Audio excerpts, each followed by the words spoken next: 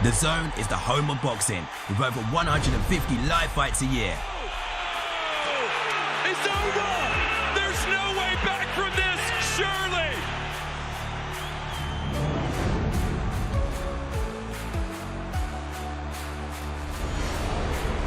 Ladies and gentlemen, let's get ready to rumble! How do you like it? How do you like it?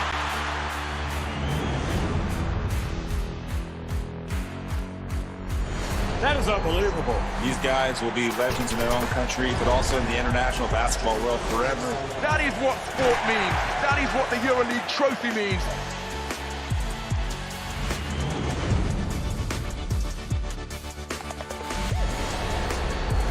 Are you not entertained? I'm not supposed to be cheering, but this is X Series. I can do whatever I want.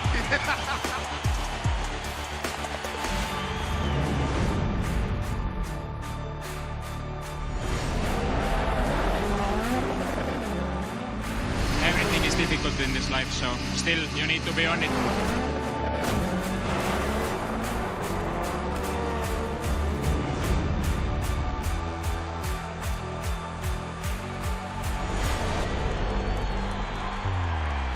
It all comes down to tonight. Don't miss the biggest night in MMA. PFL is more than a fight.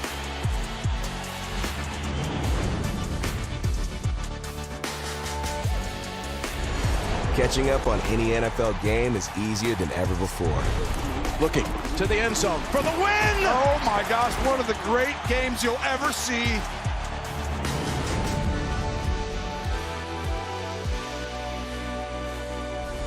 The competition is back, and the UEFA Women's Champions League looks set to be bigger and better than ever before. It's their time. A night to remember.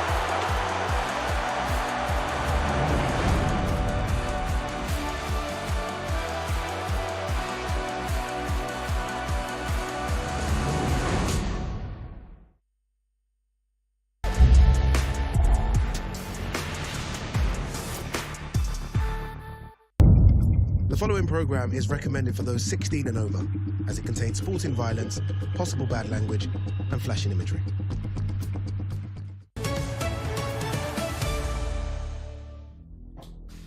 They say champions are born, but in this world, they're made. This is the road to greatness. It's long, it's brutal, and only the strong survive. Every day, before the world wakes up, they grind. Every punch thrown, every mile ran. It's all for one purpose. No shortcuts, no excuses, just sacrifice. Because this game is about facing adversity. It all comes down to this. Doubt may creep in. The body might beg to quit. The dream keeps them going. Who's gonna have more in the tank? This is the proving ground. This is the WBC Grand Prix.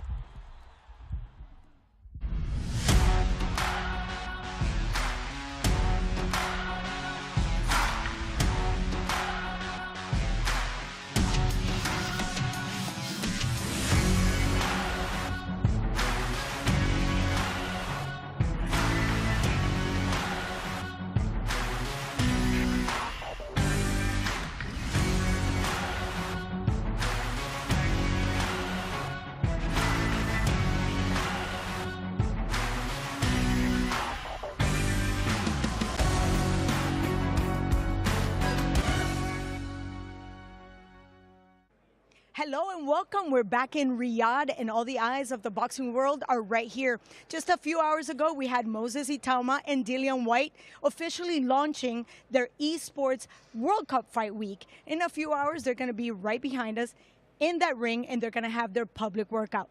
But before anything starts, WBC Grand Prix is right here, and the action is starting. We're in the final stretch, so get ready, because quarterfinal action is starting right now.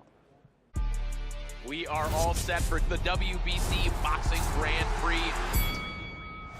This tournament thrusts you into the limelight. Big left hook. Gives you the opportunity to learn your trade, and more importantly, get a fan base. That one deserves a replay. Oh my goodness, what a left hand. Here it is. It's over. We are in for a treat here tonight.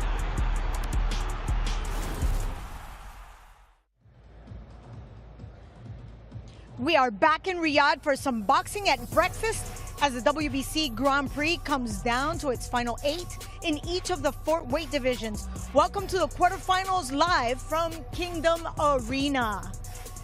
And once again, I'm in great company early in the morning with the boxing bully himself, which is not going to be bullying me tonight. I'm going to try not to. Barack Best, great to have you back. My pleasure. It's great to be here. Well, we're here in the final stretch. We've had great boxing for 2 phases. Now we're like dealing with the best of the best.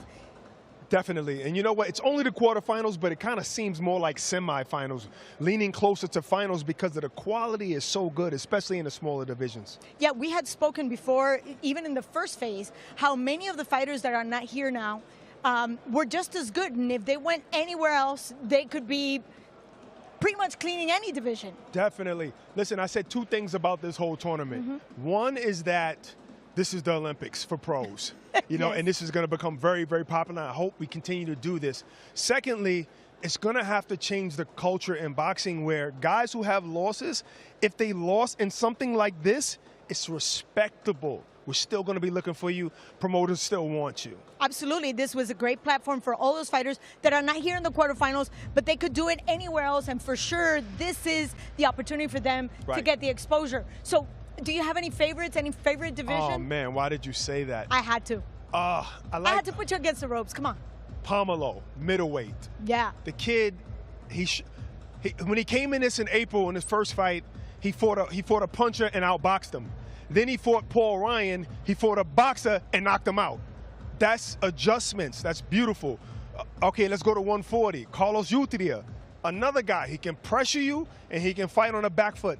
I like these guys. And you know Troy Nash, that's the man right there, featherweight. So I don't know. And Devin Young in the heavyweights, I like him too. He got a tough fight though. Yes, Keaton he does. Gomez, he came in this tournament off of a loss, but he's knocking everything out that he touches. So it's going to be a tough fight for him. And we can see that none of the divisions are defined. So anybody that takes a win is really having an uphill battle because every opponent is tough. Right. Yes, and of course we have our very own Corey Erdman, who's getting ready to give us all the action of this first fight. But just in case you guys missed the first and second phase, I'm going to lead you on to a quick reminder and an explainer of what this tournament is all about. The WBC Grand Prix is split into 4 separate weight divisions: featherweight, super lightweight, middleweight, and heavyweight. In total, 128 athletes will compete, 32 in each division, representing 41 countries. Fighters' age limit is restricted to 26, and they must not have a professional record of more than 15 bouts. The competition is split across 5 events, hosted throughout 2025, culminating in the finals on December 20th. Today is the 3rd phase, the quarterfinals, and we'll see all 4 weight divisions battle it out in reverse order, starting with the heavyweights. There will be 16 fights taking place, 4 in each weight class, with the winners progressing to the semi-finals. There are no draws, ensuring decisive outcomes in every bout. Every fight is set for 6 3-minute rounds. There will be open scoring at the end of round 2, 4 and 6 to enhance transparency. There will also be instant replay for accurate and fair officiating. The winner of each weight class will receive the Jose Sulaiman Trophy and the honour of being an inaugural WBC Grand Prix champion.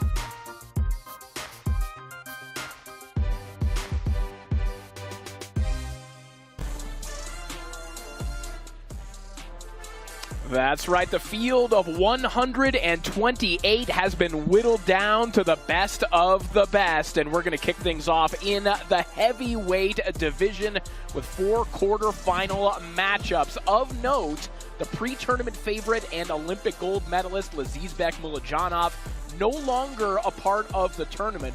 More on that a little bit later, but we've got plenty of rising contenders in action here today, and we're going to kick things off in just a few moments with Devin Young taking on Keaton Gomes, two hard hitters, two knockout punchers. It's South Carolina versus South Africa, kicking us off here at the Kingdom Arena. And to introduce the fighters, we'll introduce our MC for this morning, Mr. Thomas Treiber.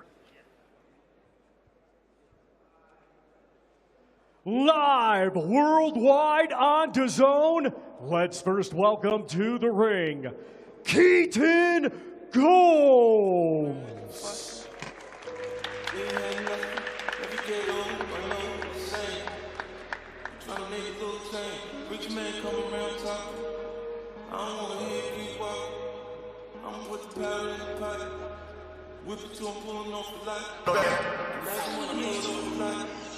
New shit come without a top. Once I'm on, I ain't never gonna stop. I'm on, I ain't never gonna stop.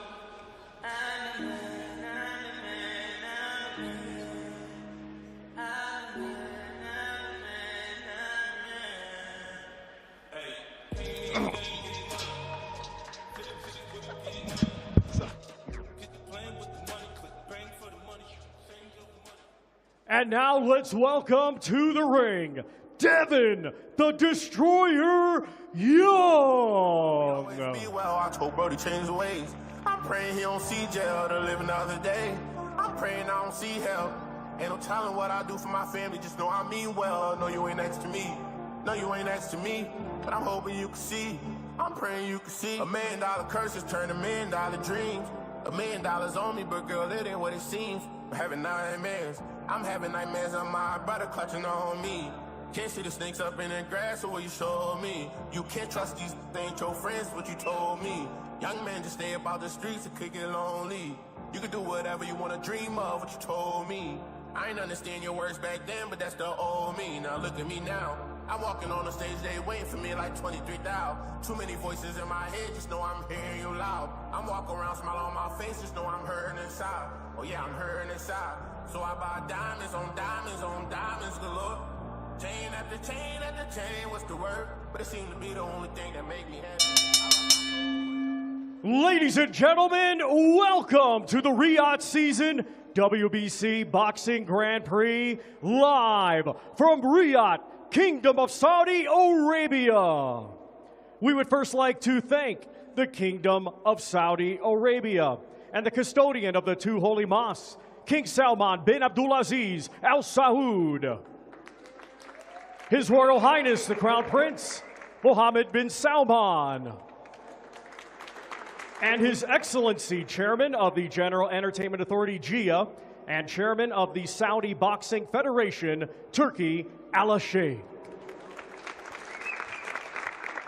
This great event is being brought to you by Riyadh Season and the General Entertainment Authority, GIA, with the World Boxing Council, President Mauricio Suleiman, OPI since '82, and Sella, along with their great sponsors, Ready to Fight, Arena Fitness Innovation, STC, Dr. Suleiman El Habib Medical Group, Saudi Airlines, Saudi Tourism Authority, The Ring, and Box Raw.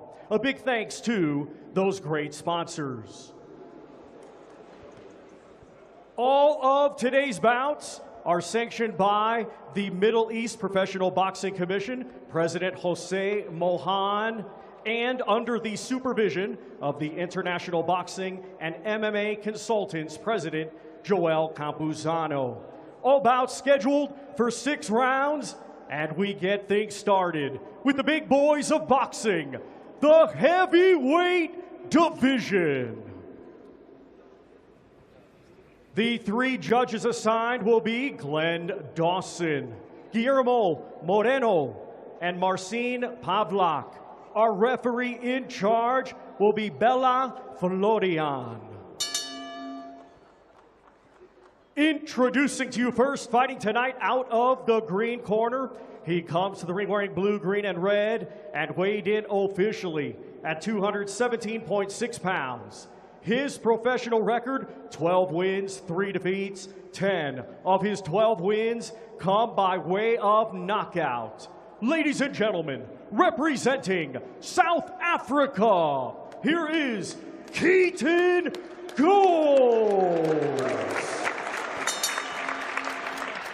And his opponent across the ring, fighting out of the gold corner, he comes to the ring wearing red, white, and blue, and weighed in officially at 216.5 pounds.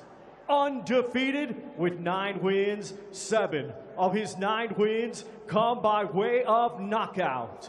Ladies and gentlemen, representing the United States, here is Devin the Destroyer Young.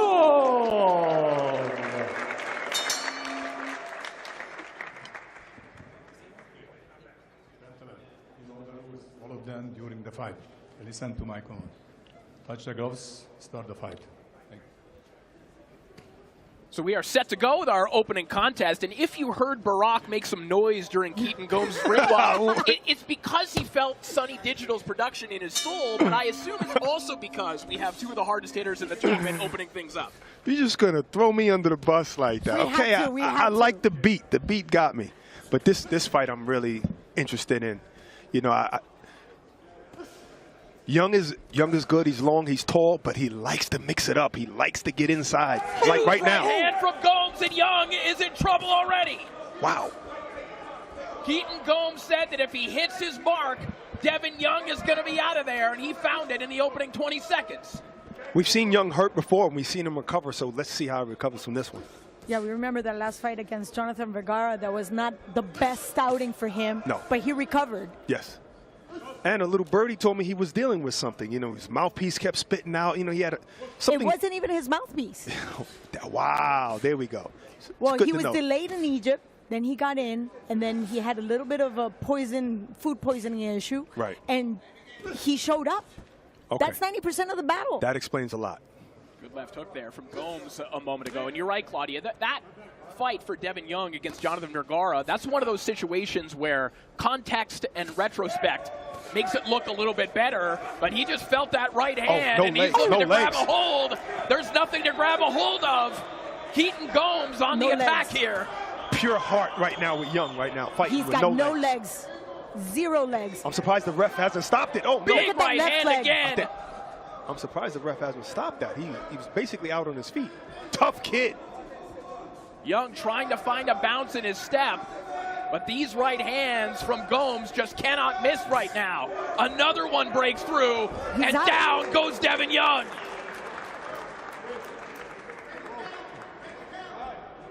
Young is all over the place right now. And this one is wrapped up in the first round. Keaton Gomes stamps his ticket to the semis. Wow, I told you, Claudia, earlier. Yes, you did. Gomes is knocking out everything he touched. He came into this thing off of a loss and turned his whole career around. 3 straight knockouts in this tournament for Keaton Gomes, and that's a very good point, Barack. This is a guy who, yes, came into this tournament off a KO loss to Sean Potgieter, a fight in which he broke his jaw, then entered this tournament, moved up a weight class, and has been an absolute wrecking ball against a guy in Devin Young who was one of the pre-tournament favorites in this bracket, as we take a look back at how he closed the show. Yeah, that left hand was flush. Oh, and he slipped the right hand and just caught him with an overhand right, and that's what started the whole downfall of Young. It was the overhand right. And some of these are missing and not flush, but he just hasn't gained his legs back. A lot of those missed. Yeah, but you could tell he was completely out of control. His legs were not He there. was already hurt from that one punch. I don't think he ever had a chance. There was no protection. There was no count. You know, the smart thing to do would have been take a knee, take the count, and recover, which is what he did in his fight against Vergara. By the time he hit that canvas, it was almost over. It was over. I mean, good job by the referee. I thought they probably should have stopped it a little earlier, but he gained consciousness while he was on the ropes and came back trying to fight. Like I said, Devin Young is a tough kid.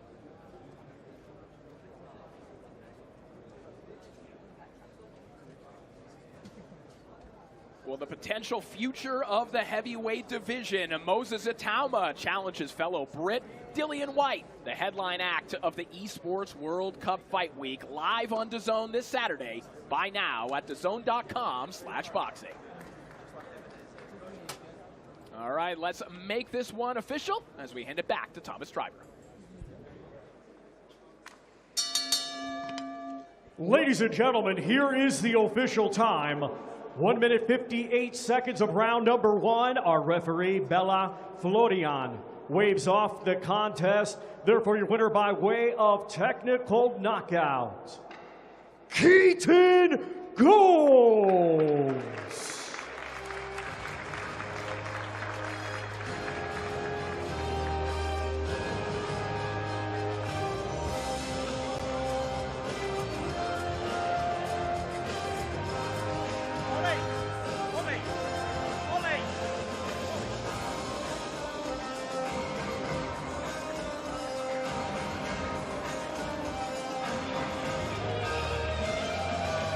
Taking center stage right now, and there will be again on Saturday night as Moses Itauma and Dillian Whyte go head-to-head in an intriguing main event. In the heavyweight division, legacy is earned, not gifted.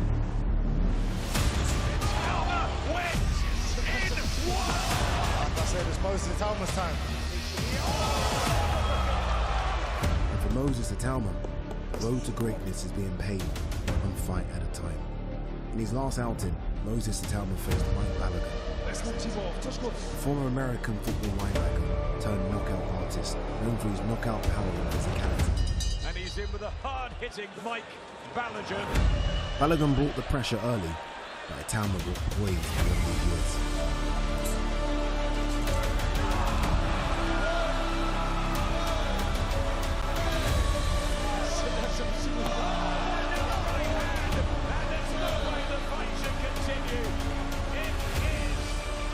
Winning by a vicious TKO in round 2, he made a statement.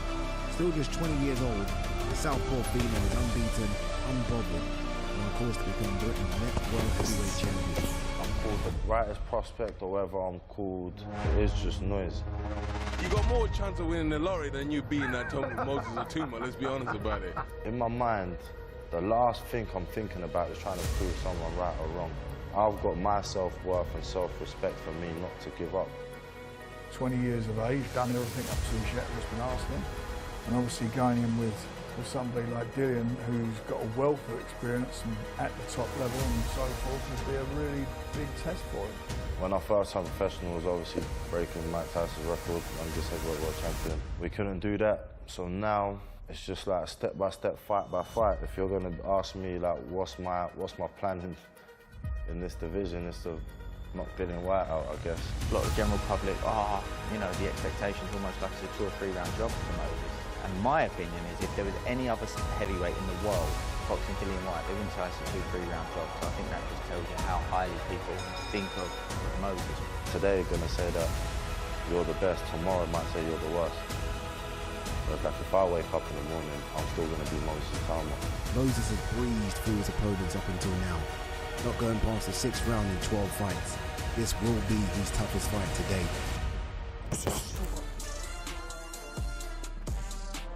Moses Itauma versus Dillian Whyte tops the bill on Saturday, and there's a stacked undercard to look forward to as well. We're live from 5 p.m. GMT, that's 1 p.m. Eastern. Buy now at DAZN.com/boxing.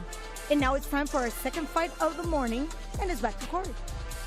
Thank you so much, Claudia. So Keaton Gomes got us started with a bang, and we've got 2 more hard hitters in action here in our second contest. Peter Latch and Kevin Ramirez, 2 undersized yet hard-hitting heavyweights. 2 guys who will be happy to see a man relatively their own size standing across from one another in this one. It should be a good one, and we are ready to welcome the fighters as we hand it back to Thomas Driver. Let's continue, and first welcome to the ring, Kevin Ramirez.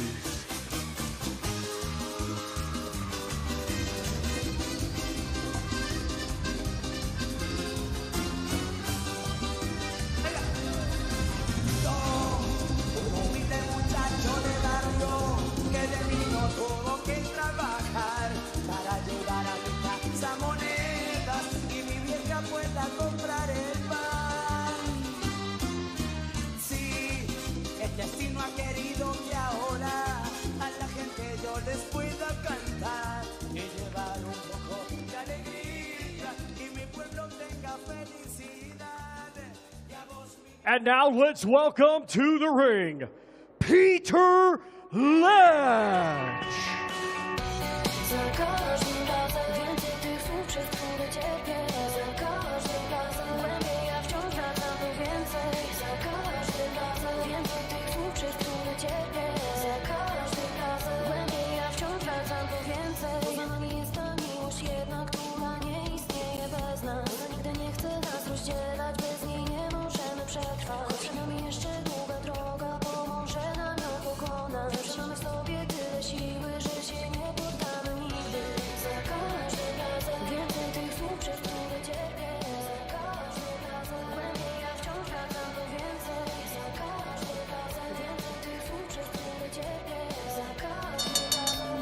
Ladies and gentlemen, this bout is scheduled for 6 rounds in the heavyweight division.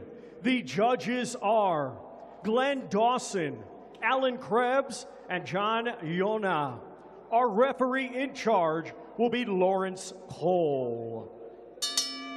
Introducing to you first, fighting out of the green corner, he comes to the ring wearing blue, yellow, and white, and weighed in officially at 204.7 pounds. Undefeated with 10 wins, he has 1 draw with 4 of his 10 wins coming by way of knockout. Ladies and gentlemen, representing Argentina, here is Kevin Ramirez. And his opponent across the ring, fighting out of the gold corner, he comes to the ring wearing gray, white, and red, and weighed in officially at 222.7 pounds.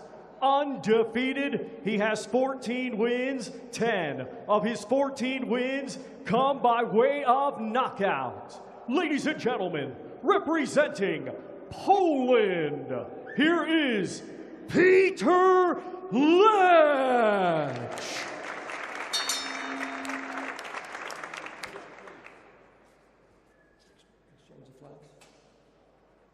We discussed rules earlier in the dressing room. Obey my commands. Protect yourselves all the time. Win us what they touch them up. Good luck.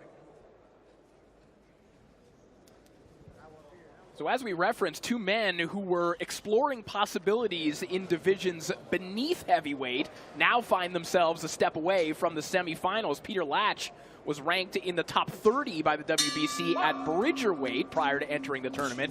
Kevin Ramirez, a career cruiserweight who admits, Claudia, that he doesn't carry this weight particularly comfortably, but he's had plenty of success, particularly that decision win over Regan Apanu last time out. It was one of those wins that we were all very surprised, happily surprised. And his career, like you mentioned, all in cruiserweight, and even for that size, Argentinians are not really known for being a dominant force in that division. Peter Latch coming out firing here. Calls himself the Polish Tyson, likes to get on the inside, crank those hooks to the body.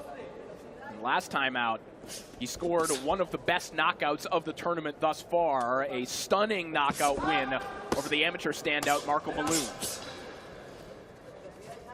These guys are small. We're looking at 2 bridgerweights, basically. You know, but hopefully, maybe like we just saw Gomes is kind of like faster than some heavyweights because he's a smaller guy. Maybe we'll see that here. 2 fast guys. And I think calling Ramirez bridgerweight, I think we're pushing it because he's literally a light heavyweight that became a cruiserweight. Yeah, right? You know, he says he doesn't carry the weight comfortably. I'm sure that's how he feels because physically, Ramirez looks in fantastic shape. Yes. But I think the standard is, it has 2 ways because it's not only the weight that you carry, but also the punching power that you carry with. Oof. And he just got rocked by Latch with a right hand. Right hand there from Latch, and he brings another one behind it. But I do understand, you know, it can be muscle, but it's heavy. It might feel heavy, especially when you're used to being faster.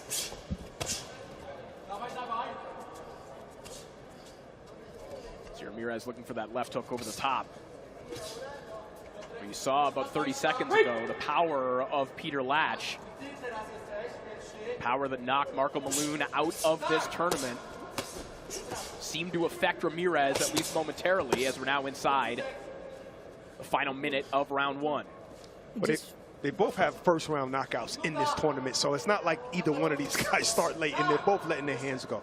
My question is, can they maintain that type of rhythm throughout the fight? First. Second, you can see Latch, every punch he throws goes with everything. So that's going to be extenuating as you go deeper into the fight. If it even goes deep, because can Ramirez really take those shots? He's doing well so far. Here's a horn in the venue indicating the final 30 seconds of the round. It's another one of the initiatives that we have going on here at the WBC Grand Prix. Not something that fighters are used to. Once in a while, you'll see them pause and then start fighting again. But these guys have been in the tournament for a while, have become used to it as Latch digs another left hook to the body of Kevin Ramirez. Back comes Ramirez with a nice left hook of his own. Good action in the opening round. Ramirez has to work on that his balance. That right foot just keeps slipping, and it's causing him to, it makes the punch from Latch look worse than what it really is, but it's really just his balance.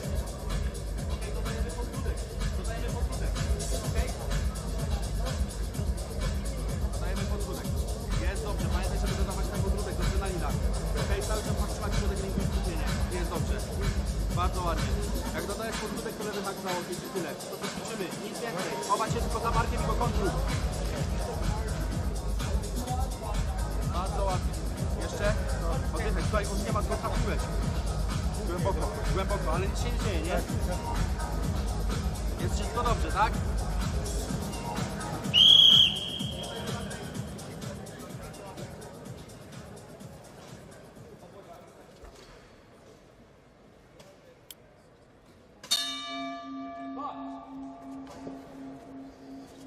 So round two underway.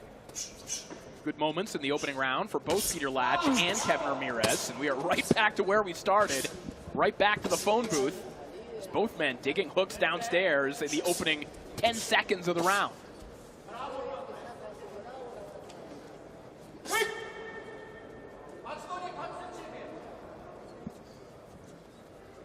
Ramirez temporarily tied up Latch.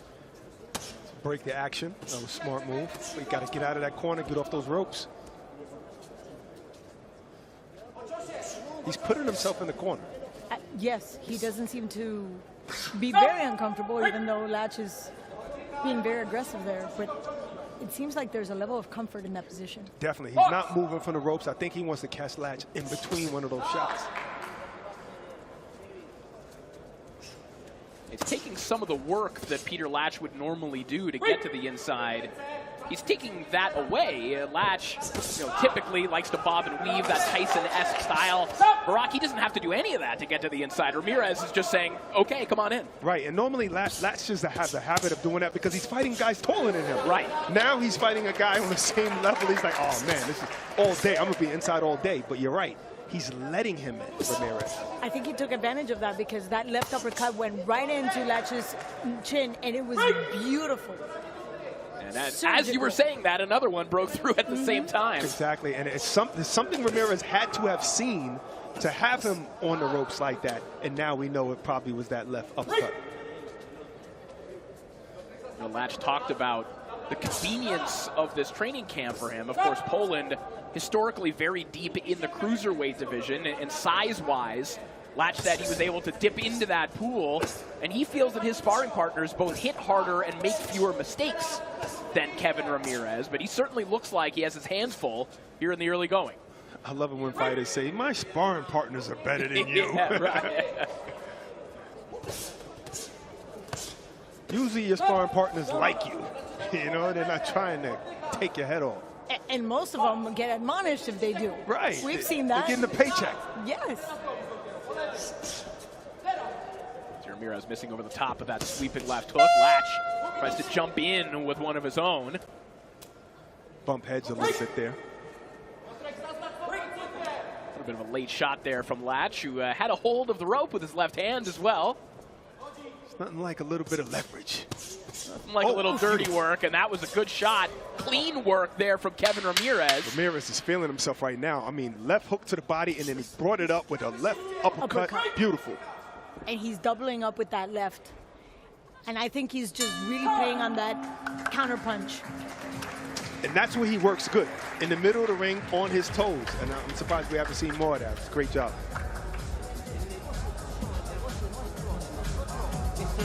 El laburo en distancia. En casa, lo que ve papá, acordate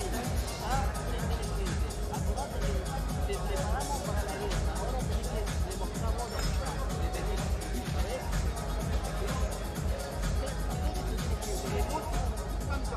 Tak szczelnie musi być, okej?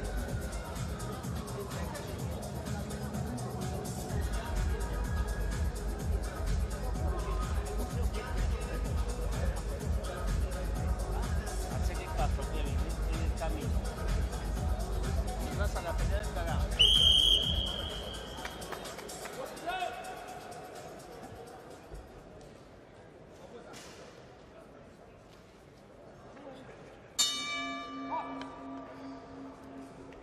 Round 3 underway. Fun fight here thus far between Peter Latch and Kevin Ramirez. Good end to the second round there for Ramirez. And you know, Barack, that you've scored on a beautiful sequence when you end it with threatening the bolo punch. You know you're not going to throw it, but you landed something nice as we update you on the open scoring. And to this point, Peter Latch ahead on one scorecard, 20-19. The other two judges have this one dead even at 19-19. That's how it should be. 19-19, you give Latch the first round and Ramirez the second round, in my opinion. I just had a quick chance to speak to Ramirez's corner, and they're very happy with the way he boxed in that second round. They're asking him to use his mobility, use the angles, use his feet. Do not go on the ropes, even though it's working for him, but his coach is very tentative because of the power that Latch has. There you see again the scores on your screen. So Latch ahead on one scorecard right now, even on the other two.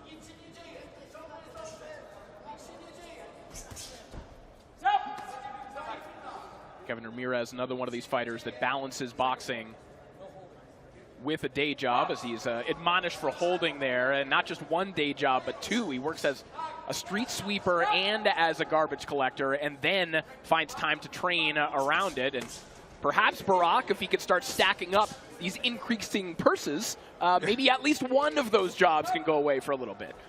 If he wins this... Well, obviously, if he wins it. If he wins this, maybe both of those jobs will go away. But yeah, you're right.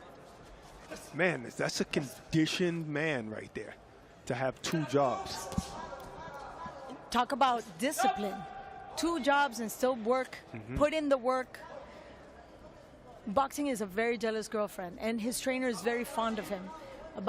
He talked to me about his work ethic. You know, now that you brought that up, Corey, sometimes fighters, they pace themselves when they know they're not in super tip-top shape. And that's why you'll see a fighter leaning on the ropes, fighting on the ropes sometimes. I'm not saying this is Ramirez's reason, but possibly. No, the coach said that's a bad habit, that he feels very comfortable there, but it's a bad habit. And he says, I'm hesitant to let him stay there because Latch has so much power. Right. And it limits his movement. Final 15 seconds of round 3. Oof. Ramirez looks for that nice counter left hook, flurries to the body. Oh, there's that uppercut again. He continues to find a lane for those uppercuts, and that may be the last eye-catching shot of the round. It is, as we head back to the stools. And this time it was with the right hand.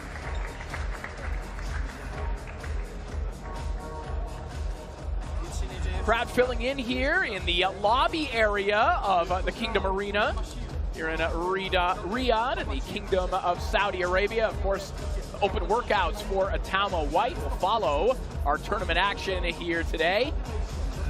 So a full day of boxing action as we take a look back at the action from round 3. Yeah, this one's a pretty tough round to score. I think Ramirez did some work, pretty good work from the outside, but that was a great right hand uppercut. I felt that one. While they was holding each other's with the other arm. I think my pituitary is still shaking. That was a great shot. And Latch comes in, you know, he keeps his chin really, really tucked, but he was leaning in that time, but they were holding each other, so he was just so susceptible for that right hand. So round 4 underway. course, should we make it through this round, we'll get another update on the scoring, thanks to the WBC's open scoring system. Starting to like that now. Flurry to the body there from Ramirez. He does have to be careful, though, Barack. There have been times where it's felt like he's got a little bit greedy with those body shots, a little bit of shoe shine action, and Latch is just waiting for that counter hook up top. And he's landed it, too. And what he's doing right now is smart, because he sees that Ramirez wants to hold a lot. Maybe he thinks he's tired, I don't know. But he's showing the referee, I'm not the guy holding. Look, he's putting his arms out. Maybe the ref will take a point, because he's already admonished him Ramirez, for holding. And on the other side of that, Claudia, I mean, this is maybe a more challenging style matchup for Latch, because as we've mentioned, even though he was ranked at Bridgerweight, he's been fighting much longer at heavyweight. And some of these shots, like that uppercut again, they're coming from angles that he's not quite as used to, other than his sparring with the Polish cruiserweights. Which, again, we talk about the advantage of being a light heavyweight and just coming into that cruiserweight division. And now he's the smaller guy, the lighter guy, the faster guy. That's what he's actually working on, and that's what the corner is making emphasis. Latch landed 2 right hands. Yeah, the second one was a particularly big one. Good shot there from Peter Latch. We saw him land that in the opening round, and it seemed to have an effect on Kevin Ramirez, but of course we see that quite often. Sometimes those shots that land early in fights, guys are cold, and seems to have more of an impact than maybe it does. Ramirez has taken them to this point, but Latch, as we know, does have some serious power. So we're inside the final minute here of round 4. I just want to bring up the point that this is the typical Argentinian style of boxing. It's a fine tune between brawler and boxer. They can be flat-footed, but then in a hop, skip, and a jump, they can actually be very mobile. It's funny you bring that up, Claudia, because Ramirez was talking about how he admires the grit of a fighter like Marcos Maidana, but also likes the stylishness of a guy like Brian Castaño, let's say. Or Sergio Martinez, of course. Oh, one of the best. It's a fine dance. Good right hand there from Ramirez. Backs Latch up momentarily. You're not going to back Latch up for very long. I think Latch should start going down to the bottom, go to the body the same way Ramirez is. If you see Ramirez is holding more, it might be because he's a little bit winded, maybe. 2 to go in this one, and the scorecards in a few moments will be very interesting to see as we take a look in the Latch corner.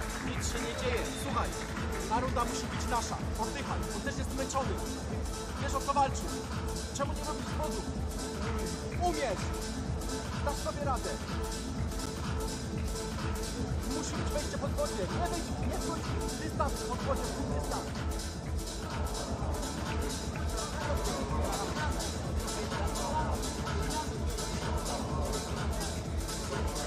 After 4 completed rounds, all 3 judges have it the same. 38-38, a unanimous draw.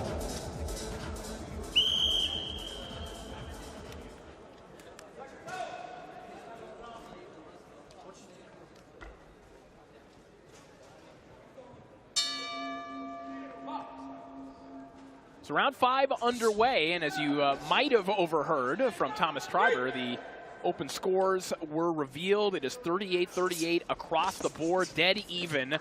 So this fight hanging in the balance here in the final 2 rounds. Not that they weren't already. I think that's the reason why they're showing even more urgency right now. They know it's deadlocked. They need these last 2 rounds. And there we go, Ramirez moving a little bit, but still staying on those ropes. Throwing a couple of shots and then grabbing, kind of like Vladimir Klitschko. On a reminder, of course, if you have tuned in to the previous stages of this tournament, or a revelation if this is your first time tuning in, of what will happen should this fight be even at the end of the 6 rounds. Of course, we have WBC's enhanced scoring system. So, Claudia, it also matters for both these men, how clearly do you win these final 2 rounds, but also how clearly did you win the previous rounds? That's what will decide who will win this fight, should we go to the scores at the end of 6. And now we go to a very interesting comment from the corner of Ramirez. He says that he's very nervous, that's the reason why he's letting Latch take him to the ropes. And the corner just made emphasis once again, if you box him, you will win. You're faster, you're quicker feet. So, but the nervousness might be the edge that he's missing to take those rounds, definitely. Yeah, and that is really interesting. And you mentioned nervousness, and Barack, sometimes a way that can materialize in the ring to tie this all together is if you have your back against the ropes and you're moving less, you only have one thing to think about. So what's coming at me? I can defend it that way. I don't have to worry about my footwork. And maybe Ramirez, the nervousness that Claudia just referenced that we're hearing about, maybe he's just trying to simplify things by fighting this way. Right. What it is that nervousness takes your stamina. Nervousness is your heart beating fast. I've had it before when I'm fighting. I know I could beat everybody in tournaments, but I'm so nervous. I can't go hard because I'm going to get knocked out. If I'm going too hard, I'm going to get knocked out. And that's the thing. I can't move around because I'm nervous. My heart is already beating fast. I'll be winded, and then I'm no good to anybody.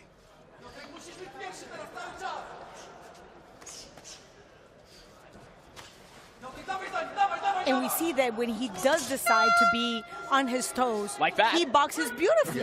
Yes. Nice right hand over the top there from Ramirez. He's really hiding his nervousness well. I respect the honesty that you just pull the honesty out of everybody, Claudia. Yeah, Claudia, I noticed that, and I've been saying that, in the past events, but he's hiding it very well. But the coach knows him. He understands when he goes into the rope, that's not what he does. Yeah. That's not his boxing style, which is what I thought it was because he does it all the time. Right. Last right hand there. Quick combination from Kevin Ramirez, who smacks his gloves together as he heads back to his stool. And we will head into the 6th and final round. This is one of those fights that's tough to score. Either it's going to be like a double draw, or maybe that one punch in the first round might win it for Latch.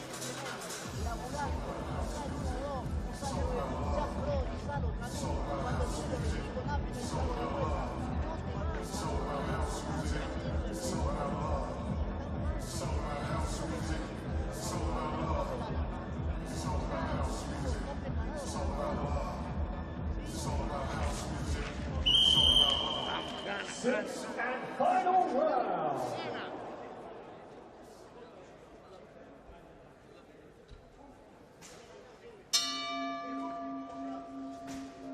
Sixth and final round. A round that could determine the winner of this fight. Peter Latch and Kevin Ramirez, two of the smaller heavyweights in the bracket. Two of the more exciting fighters in the bracket as well, and this has been a fun one. 3 minutes to decide who will head to the semifinals. Latch tries to step in with that short right hand.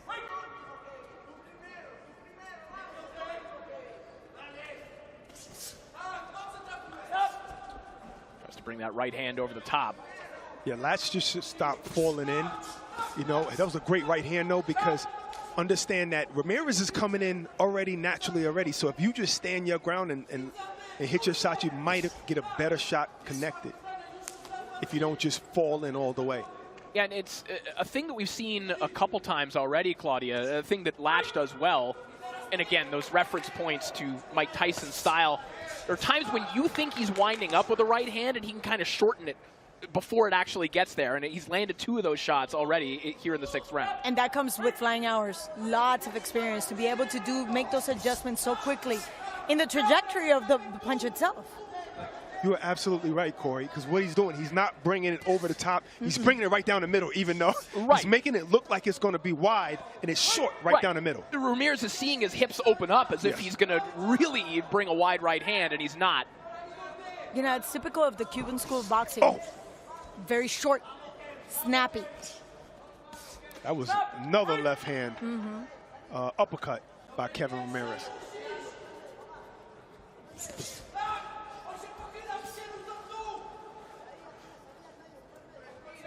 I give Ramirez a lot of credit coming up in the heavyweight division, holding his weight, and really, he's actually handled the punishment from Latch very, very well. Little hit and hold technique this round from Kevin Ramirez as he finds that uppercut once more. And also got caught with a left hook from Lat.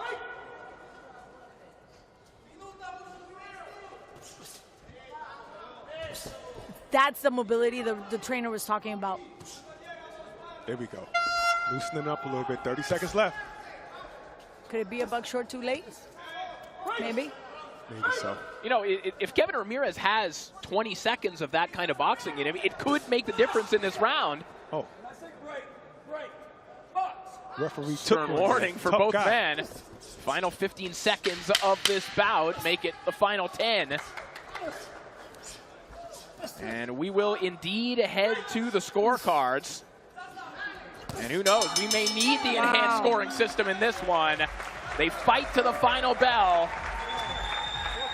Another brave effort from Kevin Ramirez, who once fought at 193 pounds, now fighting up here with the big boys, and maybe we'll see him in the semifinals. Holding his own, though, holding his own. One thing about these close fights, it's like it can either be one way or a draw. We're focusing on the heavyweights right now, and we've got more action from boxing's blue ribbon division on October 11th when Britain's Cinderella man, Dave Allen, faces Arslanbek Makhmudov in Sheffield.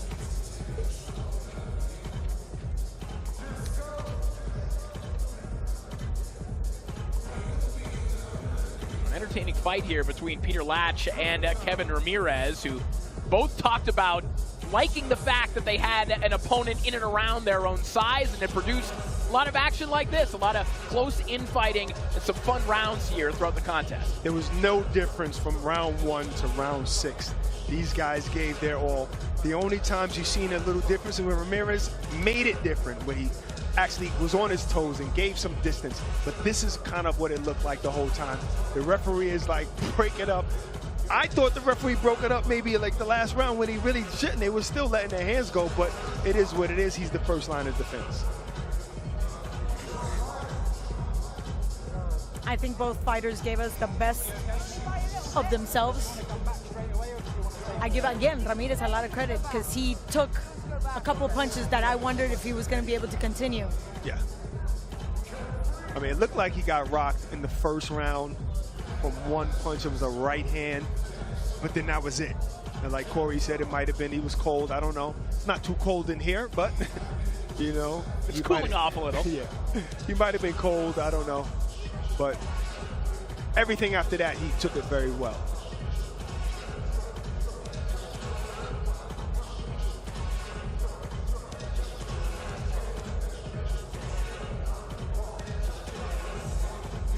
Seeing Mauricio Suleiman and Thomas Kreiber tabulating the scores here ringside. Are we going to see the enhanced scoring system or what? Maybe so. I think that gives us a better picture of what happened in the ring because the must-10 point is really not, it does not reflect the action. Right, and I think that's probably what we're getting because it's taking so long to get the scores together. But even though we have this new system, it's hard because every round was so close. And like I said, it might be that one punch from Latch that wins him the fight in the first round, maybe.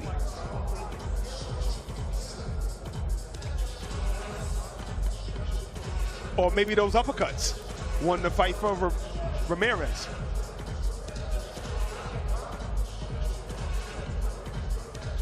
They are taking a little longer. Yeah.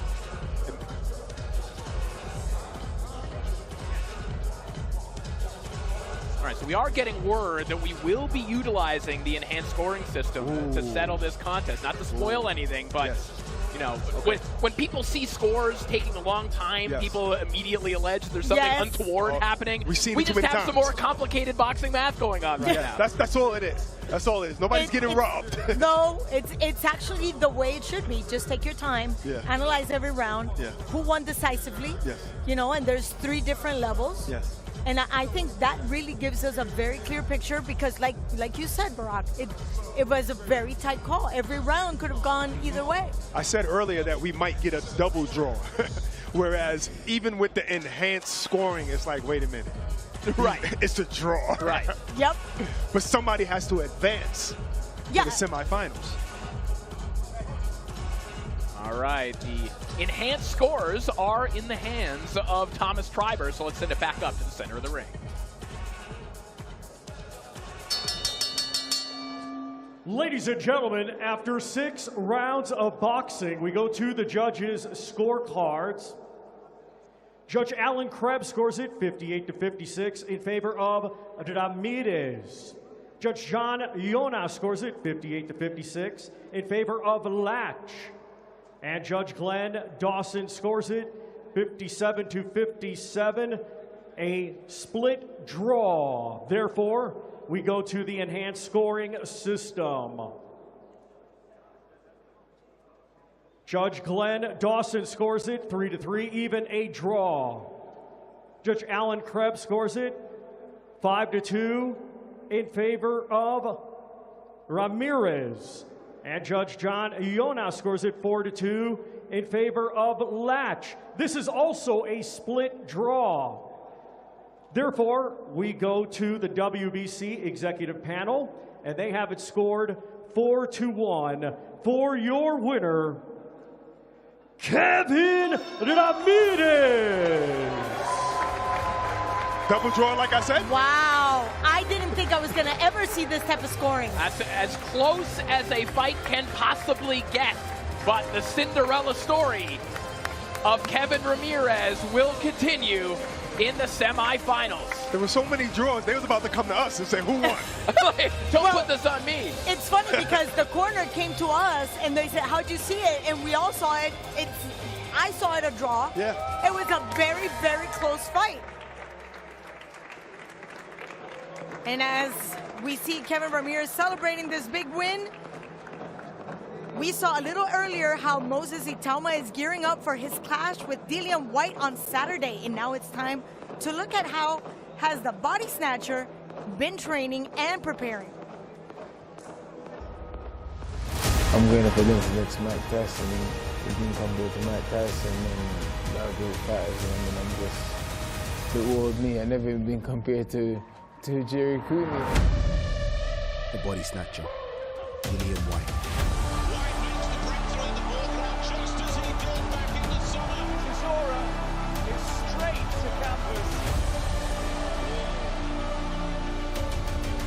Still dangerous. Veteran heavyweight rules.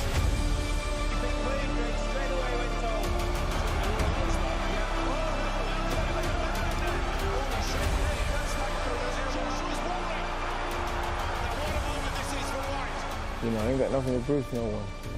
All the pressure is on him. Dylan do something that this kid hasn't seen before. The pros on this level is totally different. Chipping away, bobbing and weaving. So yeah, Moses, the win over Moses is something for me to get back. When White finally got a shot at world glory, it wasn't meant to be. And after having to pull out of his last fight against Joe Joyce due to an injury to his hand, he now has another chance. A win over the hottest prospect in the division could catapult him back amongst the big hitters. Okay, bring my career back. Obviously, I've been a bit in the long grass for the last couple of years, obviously, in misfortunate situations. I've been a bit in the long grass.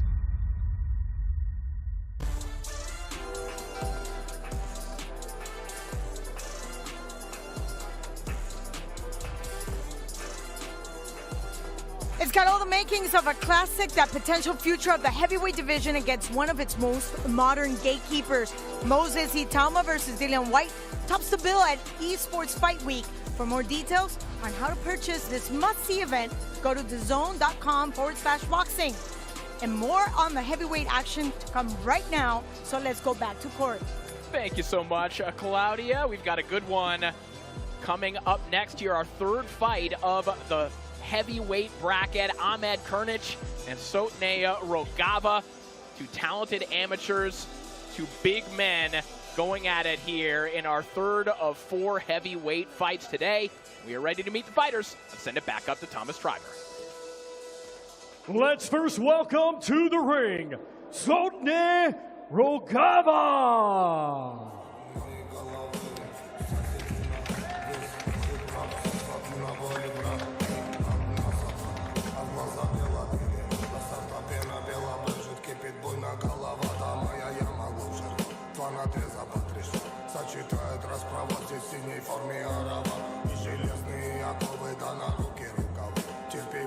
голова, да терпи, буйна голова. Пряник фронта булава, 102 континентов. Мягкий хлеба, чай, халва, да терпи, буйна голова. Да наломала контрабу, буйна голова.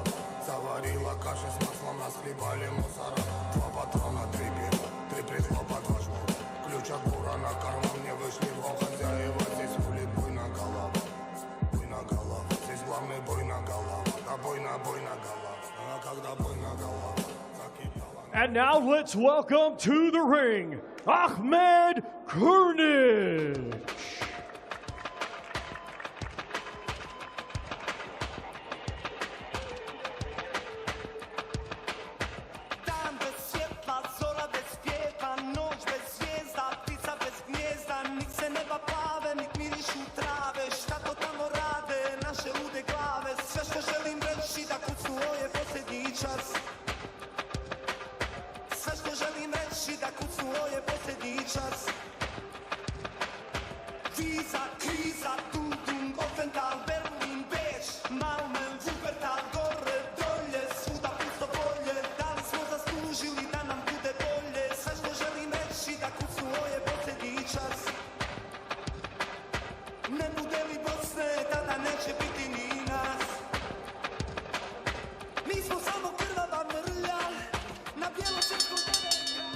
Ladies and gentlemen, this bout is scheduled for 6 rounds in the heavyweight division. The judges are Guillermo Moreno, Alan Krebs, and Marcin Pavlak. Our referee in charge will be Nobuto Ikehara. Introducing to you first, fighting out of the green corner, he comes to the ring wearing yellow and blue and weighed in officially at 250.1 pounds.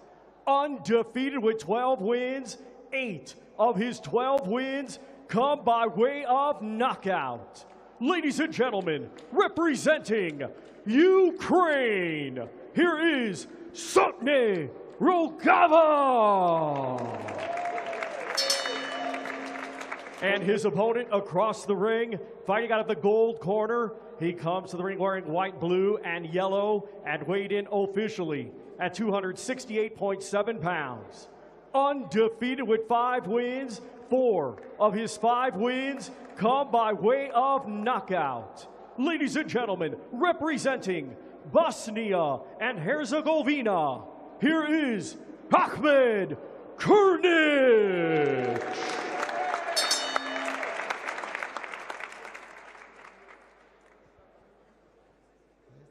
Nobody holding the position and love. The fight is not far. Okay, please go. Good luck.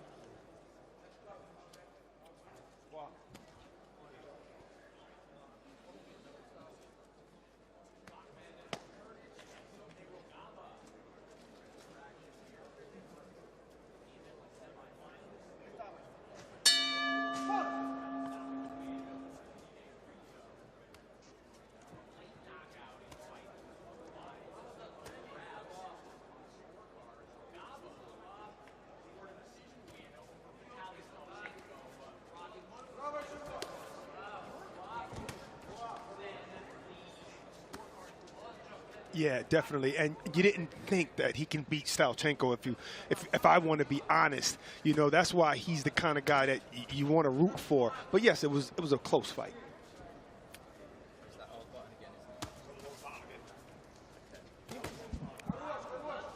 Rogava, one of the more experienced fighters in the heavyweight bracket, who was actually the only boxer heading into the tournament who was ranked by the WBC at heavyweight. He was ranked number 34. Of course, the rankings in sanctioning bodies go beyond the top 15. Kurnich, as we mentioned, was a national amateur champion in his homeland, but is probably a more successful and more experienced kickboxer than he is a boxer, but he's been hanging in there with some very decorated amateurs, and it definitely does not look out of place in this tournament. No, not at all. He definitely has good footwork and defense, especially for a kickboxer. You know, you're looking for a lot when you're fighting kickboxing. You're looking for the feet, so it's a different stance. And this looks like a boxer to me. Well, you have that experience coming from mixed martial arts. Yep. But it's impressive because he keeps his weight well balanced between both legs, which is very peculiar. Kickboxers have a hard time doing that. That's true, because sometimes you want your foot, you want your weight on your back foot. You know what I mean? And he just has a good stance. He just have a good stance, good balance. Even when he comes in, look, he's just so balanced.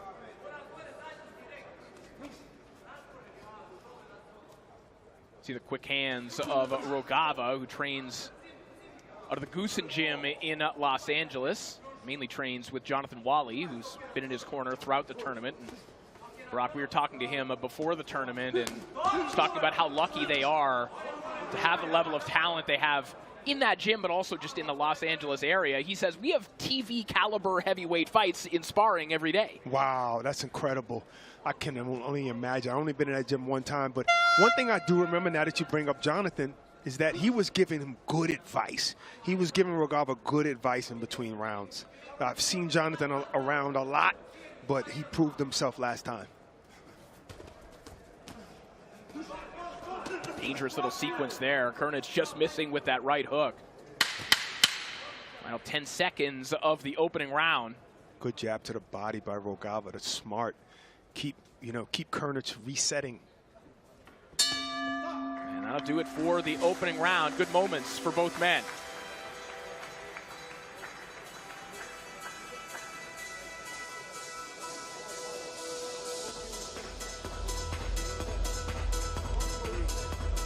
Tough round to score. Guys had their moments, a little low blow slip right there, Rogava, but he ended out with a nice, clean right hand to the head. That was a low blow, no question. That was very low. I don't think the referee caught it. Kernich just, signaled to it, and then that was it. They moved on. Didn't hurt him bad. He got the cup on.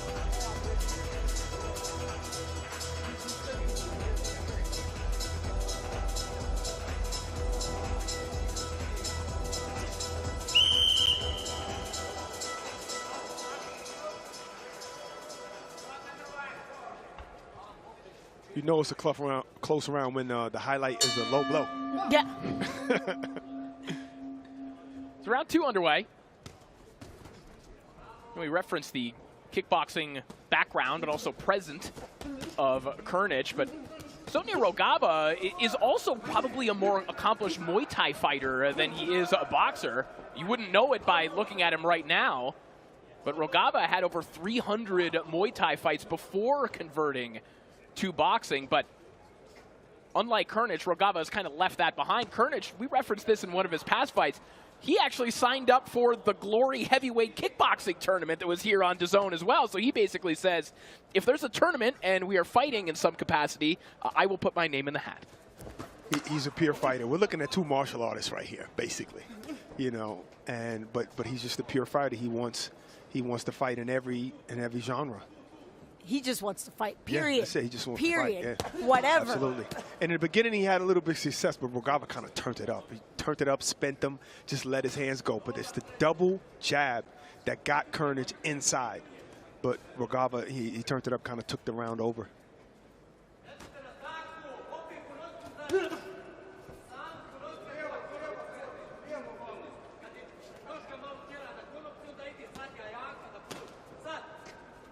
Yeah, Kernich can't just follow him around, walking in, not being first. Because if you let Rogava get first, he's gonna let a couple of shots go, and he's longer. He's gonna get you first. Throw the jab out there, double it up like that, and then you can get the left hand off. Good body shots there from Rogava. As a southpaw, Kernich is not taking advantage of that, outside leg being in front to just close the gap that much faster. He's taking just 1 second too long. I just want to say that ref is cool as heck, man. He's just strutting around this ring. He's just moving all slow until something happens, and then all of a sudden he's fast. I mean, you don't want to get between these two unless you have to. No, I respect it. Imagine just a wild punch, and you're in the middle of that. Hand. Well, yeah. It's happened, though. Oh, no, it's happened. Yeah, refs. I remember Bottle Jack dropped the ref. Yes. Rogava right now finding right hands in between the guard of Kernich.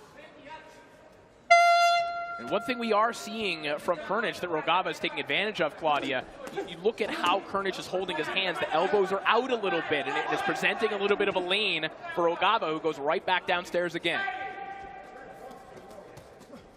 Oh, right in the middle of those gloves, right into the chin. Oh! That was a good shot. Krnic tries to Krnic leap in with that right hook, but he got caught instead. Perfectly timed. I don't even think he knew he was hopping in, but it was just a perfectly timed punch. And right before that, he was complaining about low blow, just complained again to the ref. Maybe the ref was a little bit too far and couldn't see it. I didn't think that shot was low. Maybe the guys in the truck can show us. It was a straight right hand from Rogava.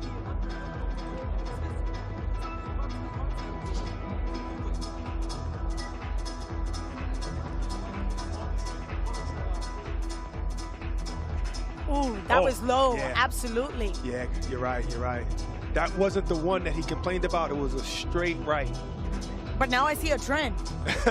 It's a trend now. Look at that.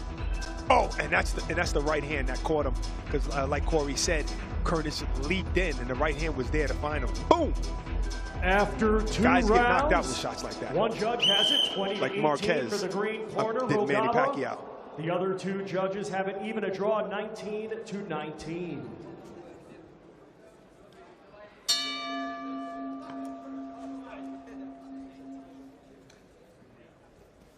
So round 3 begins. And the open scores to this point, if you overheard them, 20-18 for Rogava, according to one judge, 19-19, dead even, according to the other 2 judges. There's that counter right hand again from Rogava. Yeah, so I guess those 2 judges that have it even probably gave Krnic the first round. Because the second round, it seemed like, excuse me, Rogava let his hands go and, you know, and landed more shots. And it's that left hand to the body, that jab is smart by Rogava.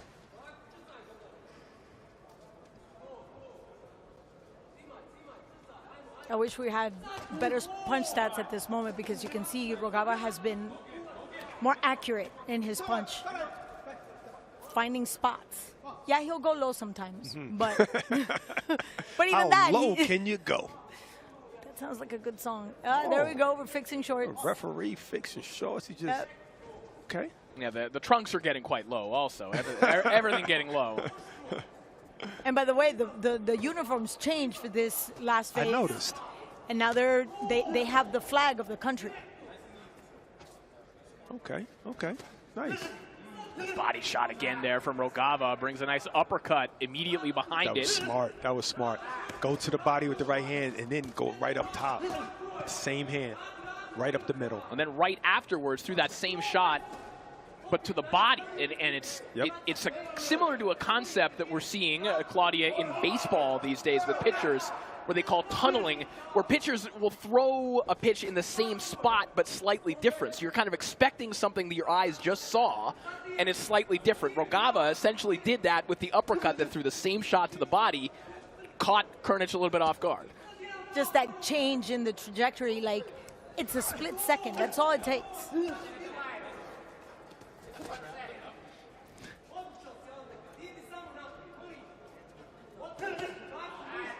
Clubbing shot there from Rogava. Bring the right hand around the guard of Krnic. Rogava a little bit more active this round. And did you see how he just sat into that punch, walking in with that left hook? Oof. Krnic every once in a while is investing in that body with that left hand. Mm-hmm. Boom! Like right there. To Krnic's credit, everything he throws looks dangerous, and it looks consequential to the judges. And no doubt, in the round the 2 judges gave him, that is what they're seeing. And to Rogava's credit, he takes it and keeps on going. Rogava took the message from those 2 judges and picked up the pace in that round. But Krnic was there to match it.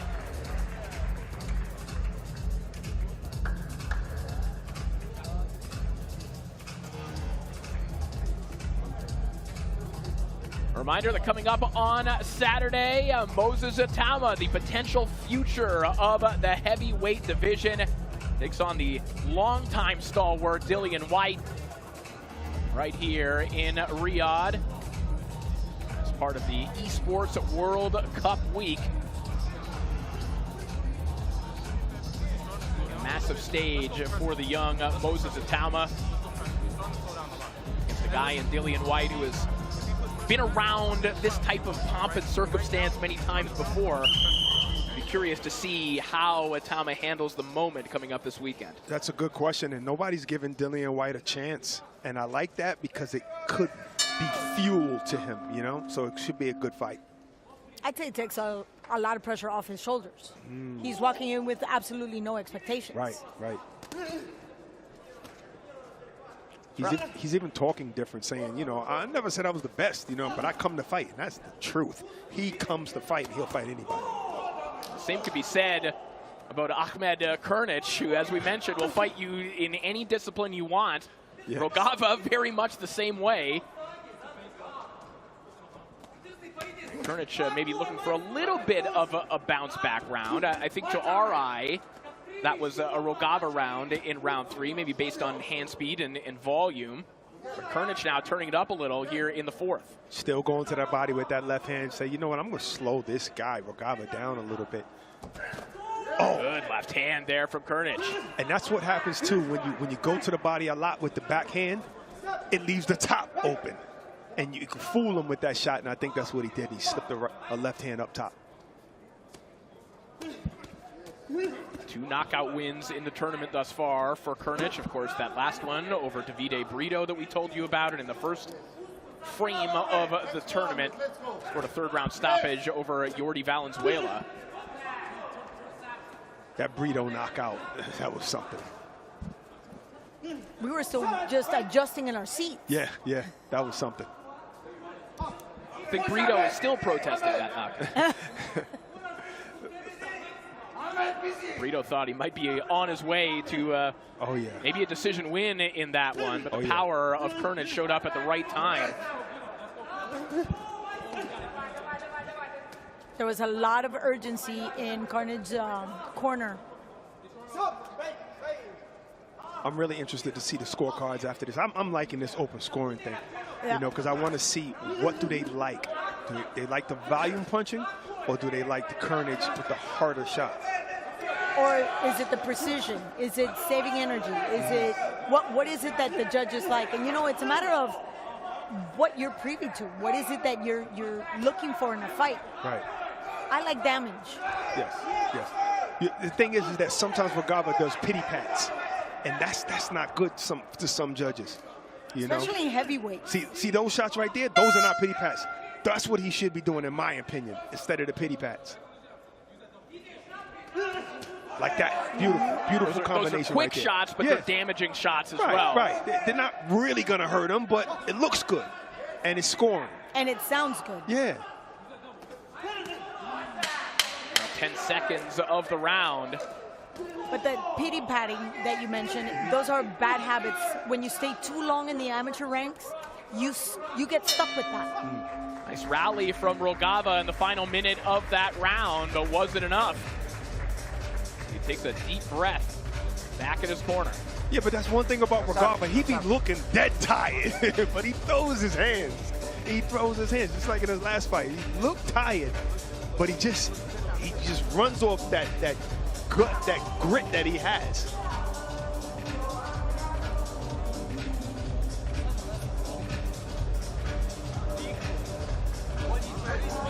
Ahmed, you can win. You are winning. Continue. Because this will change your life. Continue. Okay. Don't be stupid. One judge has it 39-37 for the green corner, Rogava. The other 2 judges have it 38-38, a draw.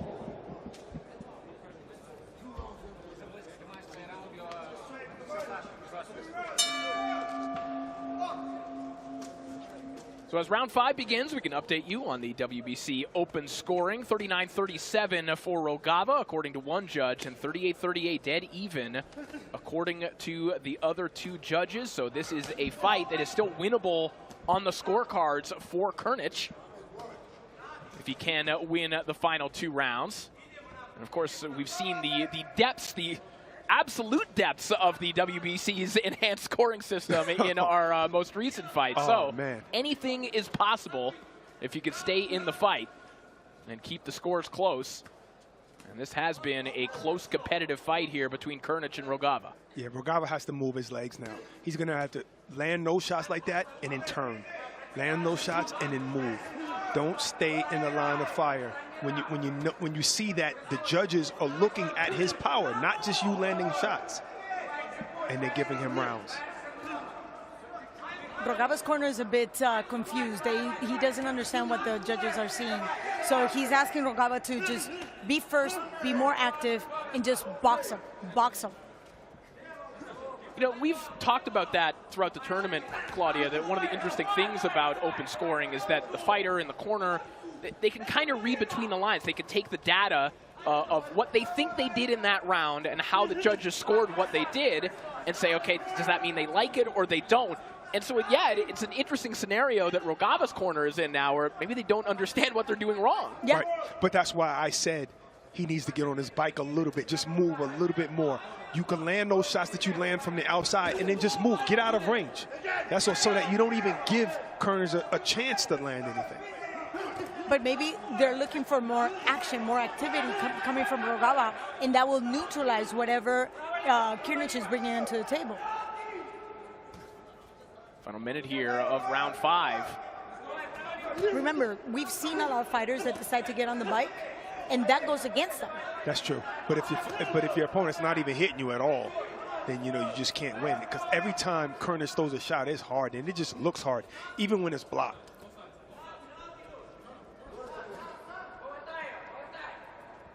They both just a little bit tired, though. But, Krnić's been doing a lot of body shots. Maybe it took a little bit of something out of Rogava. And that's the guy you liked in this division. Yeah. I mean, I like him. I like Gomes. I also like Gomes, and I thought he was going to be a lot for Young, and I was right. And he was. It's like I looked at Rogava like the underdog. He doesn't look the part, but he comes out swinging. I like that. 2 straight left hands landing flush there from Krnić, and that may be the final word of the round. That's a fact. One more body shot, maybe a second late, as we head back to the corners. I mean, they both leaned on the ropes, but Krnić was like that, just there. He leaned on he had to just rest before he sat down. This was a tough round, this war of attrition for real.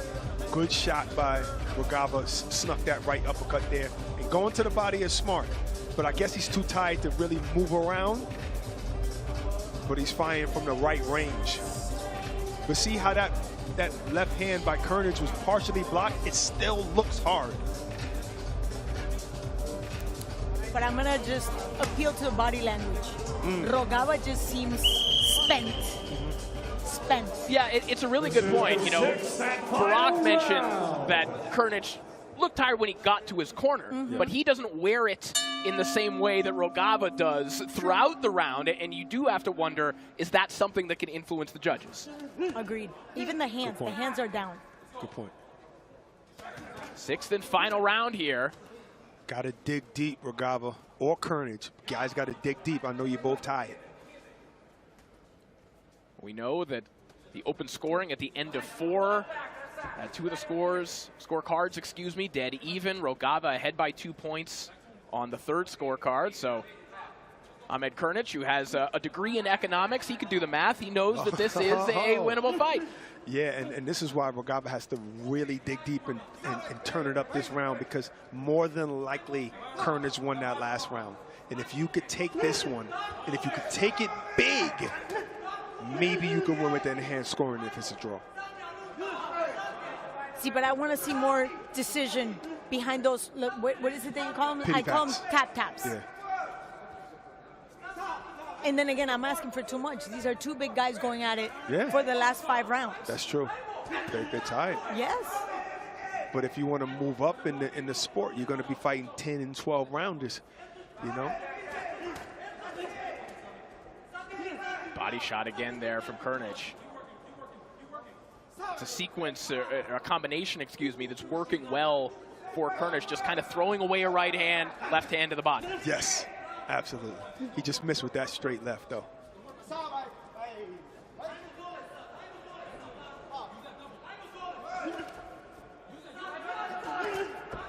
Quick combination to the body there from Rogava. There's Kurnich looking for that same shot. Stepping in with the left hand downstairs. Now whistles a left hand over the top as we close in on the final minute of the fight. Kurnich hasn't thrown too many jabs, at least not with intent in this fight, but there's about 3 or 4 of them that have landed in the last 10 seconds. Wow. He's got less than a minute to make a difference in this round, for sure. Kurnich is taking over this fight off pure stamina right now. And whatever the chicken lays, for sure. Listen, this is something we've seen from Kurnich. We saw it against Davide Brito, Claudia. We remember that Kurnich corner and his support system, they go nuts, and it influences Kurnich. He feeds off of that energy and that momentum. We heard the corner. There was a massive sense of urgency. It's like, you have to take this fight. Nobody's in favor of you, so you got to take it away. Another good left hand to the body from Kurnich. This is what digging deep looks like. Yeah, I think Rogava's hurt. Wow. What a home stretch. Wow. From Ahmed Kurnich. They're both sides. Sotne Rogava with a leg up on the ropes. He gave it everything he had left. Wow.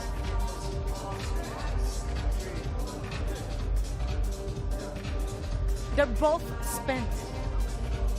We're loving the heavyweight action here, and there is plenty more to come on DAZN, including this Saturday, when Filip Hrgović takes on David Adelaide, all part of an unmissable Esports World Cup Fight Week card.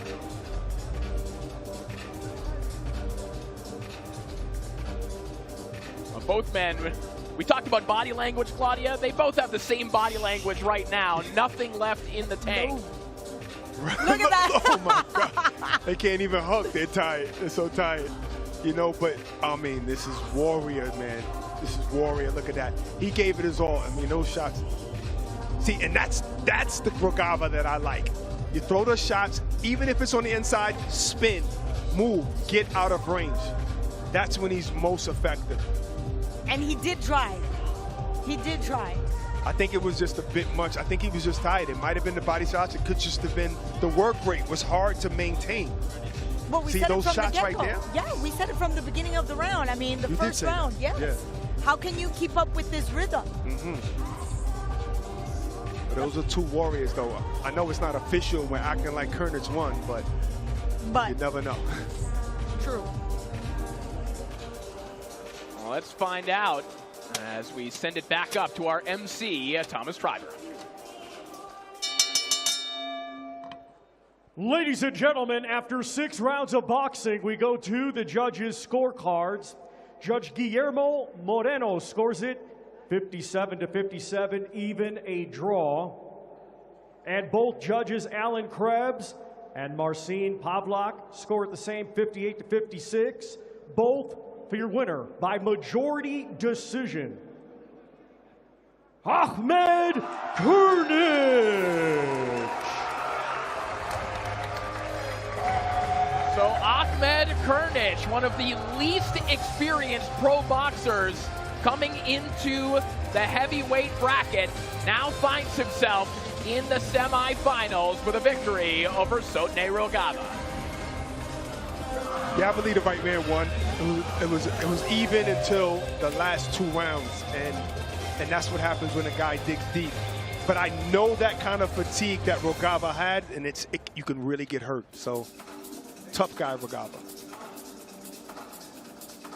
And as we see the new winner, our final heavyweight quarterfinal is just moments away right here on DAZN, the home of boxing. Hey, listen. Listen up. Let's have it. We know you've always got your eye on the prize, the championship belt. And why wouldn't you? You're a finely tuned, well-oiled boxing watching machine, capable of consuming over 185 fights on DAZN every year. We've gone big, we've gone global. Churning through combinations, comebacks, and non-stop knockouts. With big fights every week, you're the best in the world. So go on, get that belt, champ. DAZN, undisputed.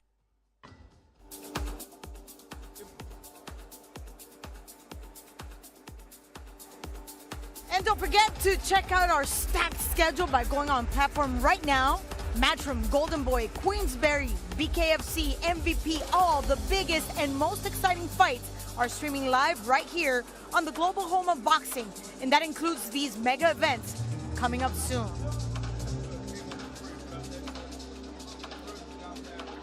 Belfast National Stadium will be the magnificent setting for the rematch between Lewis Crocker and Paddy Donovan as they clash for the vacant IBF welterweight strap. There's an exciting heavyweight shootout in Sheffield as Dave Allen takes on Arslanbek Makhmudov. And looking ahead to November, we return to Riyadh for Ring 4 Night of Champions, featuring David Benavides versus Anthony Yard, Devin Haney against Brian Norman Jr., and Jesse Bam Rodriguez against Fernando Martinez. All that to look forward to, but now it's time to wrap up the heavyweights right here in the quarterfinals. Back to Corey. All right, our fourth and final quarterfinal matchup in the heavyweight bracket features Dante Stone, the 31-year-old from Chandler, Arizona, taking on the Olympian Younes Bala, who lost his last contest against Lazizbek Muladjanov. Muladjanov was then injured and had an adverse finding for performance-enhancing drugs. He is no longer in the tournament, so Bala reinserted into the tournament and could find his way into the semifinals. We're ready for action. Let's send it back up to Thomas Driver. Let's first welcome to the ring, Younes Bala.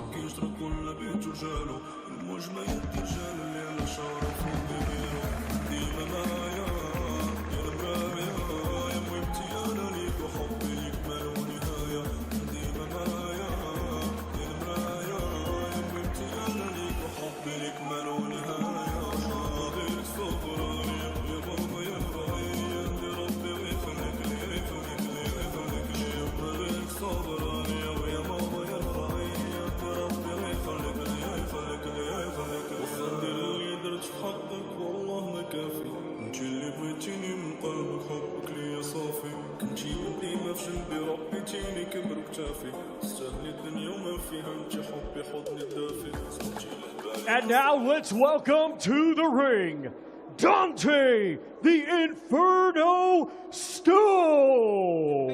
People think I'm a little bit crazy. I get it from all angles, even occasionally Doc crazy or had to step in every once in a while to save me, to make me stop and think about it before I just say things. Sometimes I forget what other people just may think. A lot of rappers probably wouldn't know how to take me if they heard some way to take before they erase me. I may be a little too fast-paced and racy. Sometimes I have assistant and rewinds and plays me 20 times because I say so many rhymes it may seem like I'm going too fast because my mind is racing. And I can give a what category you place me. As long as when I'm pushing up daisies and going, as long as you place me amongst one of them greats. When I hit the heavenly gates, I'll be cool beside Jay-Z. For every single die-hard fan who embraced me, I'm thankful for the talent in which God gave me. And I'm thankful for the environment that he placed me. Believe it or not, I thank my mom.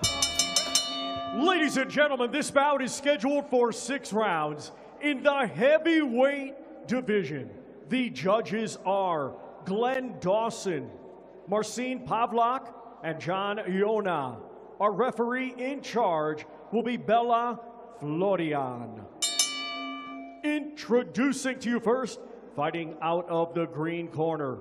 He comes to the ring wearing green and red and weighed in officially at 267.9 pounds.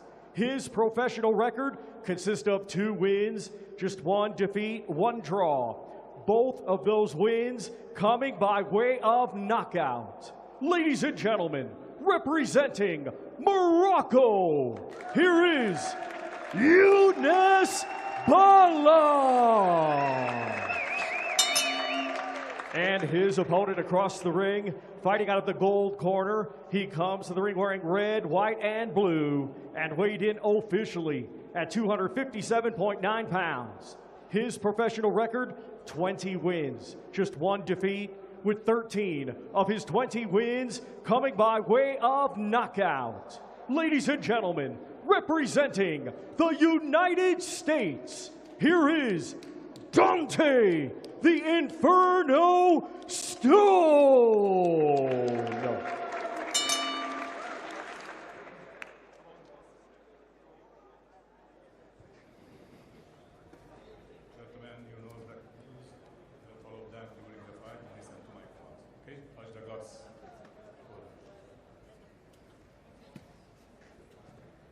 So Dante Stone and Younes Bala, our last heavyweight quarterfinal matchup. Round 1 underway. Two of the bigger men in the heavyweight bracket as well. Dante Stone has weighed as much as 314 for a fight in the past. Younes Bala been pretty consistently in and around the 260 range throughout his career. As we mentioned last time out, he ran into the Olympic gold medalist Lazizbek Muladjanov, who is no longer in the tournament. So Bala does advance. And, you know, Claudia, Bala is one of those fighters for whom it seems weird stuff happens all the time. Bala, you think back to his Olympic berth when he bit the ear of David Naika in his first tournament fight here. He wins because of the enhanced scoring system. Then he advances here because of an injury/drug test. What will happen this time out for Younes Bala? Luckiest man alive. You know what? And that goes to show the man has a serious commitment with the sport itself. Because think about it, everything that could go wrong has gone wrong, and he's still here. Right. But you know what he showed me, though? He showed me he had spots in his last fights against Muladjanov. He had a couple of spots, but he was fighting a really, really good fighter. Oh, the minute that we saw Muladjanov, we knew that was the guy to beat. He was the guy that was going to take the heavyweights. And he went the full 6 rounds. So, merit to the guy that actually could take a punch, and he's still here. Yeah, and now it opens the heavyweight bracket up. I think a lot of people had decided that Muladjanov was going to be the eventual winner, but now I don't know that you can singularly pinpoint who the favorite is. I mean, looking at the other side of the bracket, everything is possible. I like the way Gomes Gomes against Krinic. Sure. It's going to be a tough matchup. Oh, gosh. Absolutely. I like Stone's jab. I like his jab. I like how he's moving to his right. Styles make fights because you could look good against a certain fighter and look bad against another fighter. So yeah, may he rest in peace, Vernon Forrest. Bala looks a lot more confident in his offense this time out, and understandably so. A whole lot busier here in the opening round than he was obviously against Muladjanov, but even against Morton Gibskov in his opening round contest, as he places a nice right hand to the body. Stone trying to find his rhythm, get his jab working, lands a couple of them, one up top, one to the body. Stone is not the most technical, but he's just awkward enough to get away from big shots sometimes. And like that. Exactly. That slight head movement that keeps you completely out of reach. And watch is the rhythm, the no rhythm. Yes. So it's really difficult to dance with him. I'll do it for the opening round. Take a look at the corner of Dante Stone.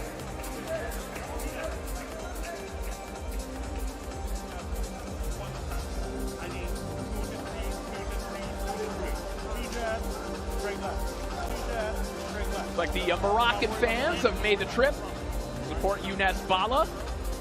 The crowds throughout the tournament have really taken a liking to Bala. Likeable guy, very likable. The underdog, man. The underdog. And let's not forget, we started with 47 countries, and now we're down to 19. Wow. So, I mean, the fact that we have a fighter from Morocco in the quarterfinals and still holding his own, regardless of the circumstances, right. But he's holding his own. Well, we had one USA guy get beaten earlier and taken out of the tournament. Now let's see what Stone can do. So round 2 begins. Dante Stone with 13 knockout victories on his resume. Opened the tournament with a second-round knockout, an easy win over Indalecio Tehran. Last time out, a very different-looking fight against Emiliano Mendoza, slow-paced fight. Stone was able to pick up the decision in. Bala comes back with another nice right hand. Watch the positioning of the front foot for Bala. Always gaining territory. And that might be, may give us some head clashes just because he's leaning forward too much, like that.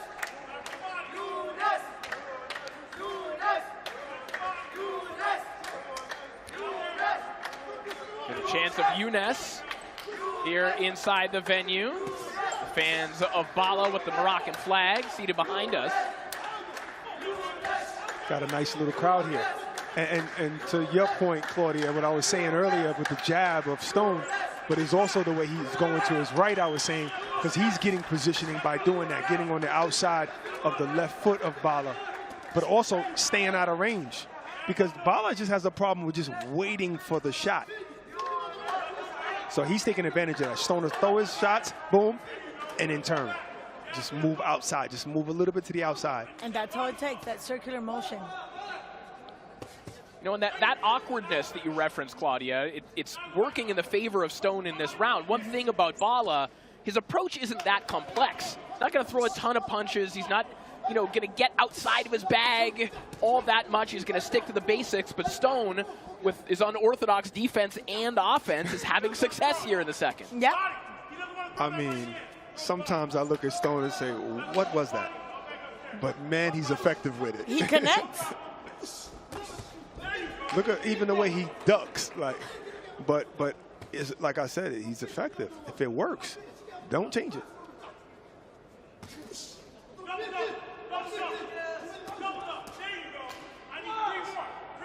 He literally ducked a shot and threw a jab at the same time. That was good. Some fighters do that, but they usually step forward into it. Bala showing his strength, lifting Stone off the canvas into the ropes.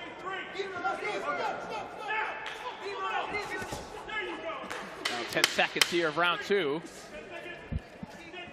Bala's gonna have to let his hands go, you know, and I know sometimes a lot of people say that, commentators say that a lot, and it's not that easy, but in this particular fight, it is a little bit easy for him to let his hands go. He just gotta let his hands go. It's not like he's getting a barrage of punches from Stone.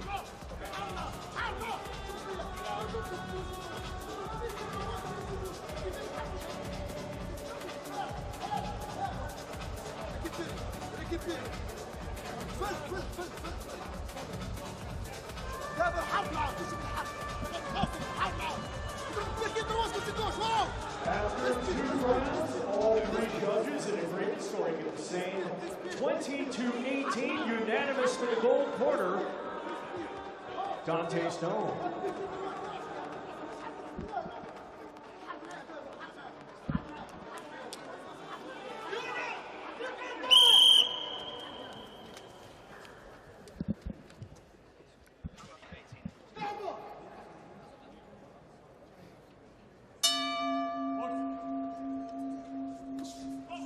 The animation that you saw in the corner of Younes Bala trying to motivate their fighter, that's a result of the WBC Open scoring, 20-18 across the board for Dante Stone. And I imagine, Barack, that they were saying some version of what you were just saying, which is you have to let your hands go. Right. Stop waiting for the perfect shot.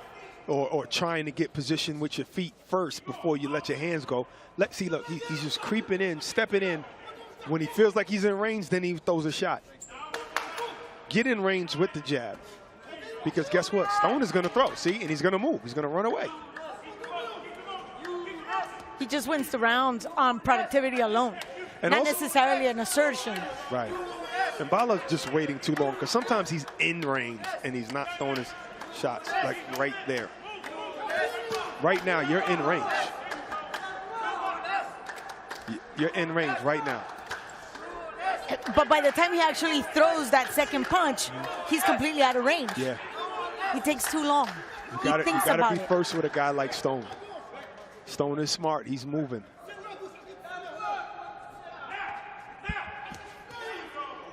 Good 1-2 by Stone. And he ducks out of the way. Even when he's holding, he's getting points. He's scoring. Stone is wily. He's not the cleanest, purest boxer. He's just wily. Yes.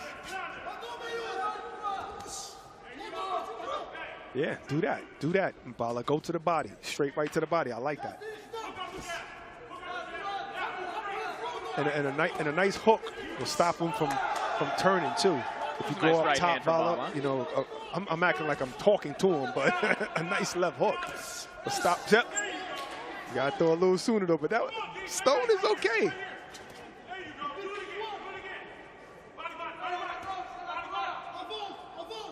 Well, this is the issue that we've seen with Bala, is that he is constantly in range. And he's defensively responsible, too. It's not like he's getting hit flush with everything, Claudia. But when he does decide to let his hands go, it seems like he's a little bit too far out of range when he makes that decision. So there is a little, or more than a little bit of hesitance when he's here to let that shot go. And that's a right hand that sails over the top, but they're few and far between. I think we're just dancing around the fact that he's slow. He's just too slow. And waiting too long, kind of like you were saying earlier, like you just wait. That split second is when Dante decides to move. Once Stone decides to move, that's it. And Right you throw. there. So Stone connects 2 and 3, and by the time Bala is in position, he's already out of range. He's already completely on another side. Or he's ducking your shot.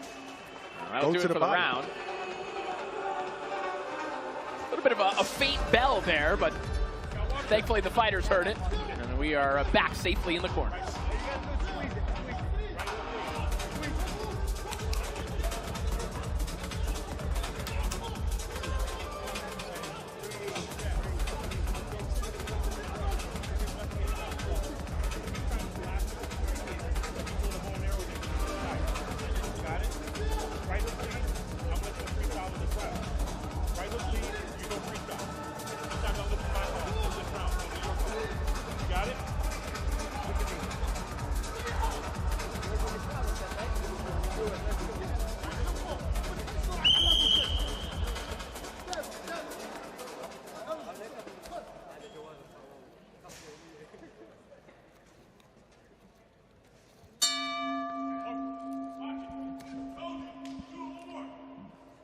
Back to action here. Dante Stone and Younes Bala, our final heavyweight quarterfinal matchup.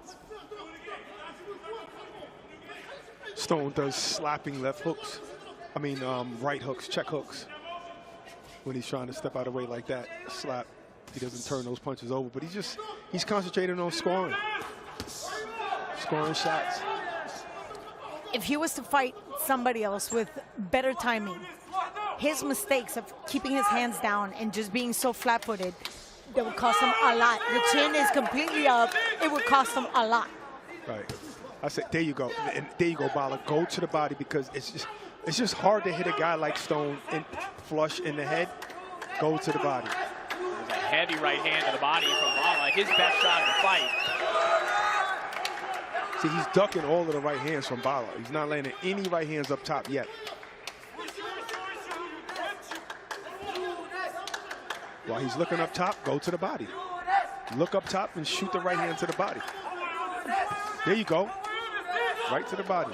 That's a good shot. Now, finally. Look at that. See, now that shot to the body just set up a right hand over top, the first one that he landed. But there's no follow-up. See, right there. They just keep That's on it. coming now from Bala. And perhaps Bala has found the shot that he is confident in. Really, to further distill what we've been seeing so far, Dante Stone, for all his imperfections that you pointed out, Claudia, he's confident in his offense. Bala only now seems to be finding something he's confident in. And yet I'd like to see more of it in a more consistent way. The low blow. Yeah, that was a low blow, and Dante Stone is smart because he also got rocked. Yeah. He also got rocked upstairs by a right hand by Bala. So Bala was coming on. This is a good round for Bala. Stone is good. This is smart. Take that. He might be hurt, maybe not. We won't know. But shake it off. You need to shake off that right hand, too, to the face. But to Corey's point, this is going to throw Bala off again because he's finally walking into a good rhythm. He's finally finding his security, his confidence, and then Stone just pulls it away, taking that couple minutes. Right. You know, left hand there from Bala, following up that right hand. A nice 2-1 combination there from Bala. By far the best round of the fight for him. Yeah, you can't keep throwing that right hand as a lead hand because you're telegraphing it the way he's throwing it. Set it up with the jab. Clubbing shots there from Bala. He'll be warned for one of them behind the head. And in a fight that looked like it could be an absolute runaway for Dante Stone. Oh, that was a low blow. It now might be a lot more interesting. Bang. But Bala is really flirting with a point deduction here. That is frustration. That is the reflection of a man who literally has absolutely no more tools to play with. And he got the crowd egging him on. He's a strong guy.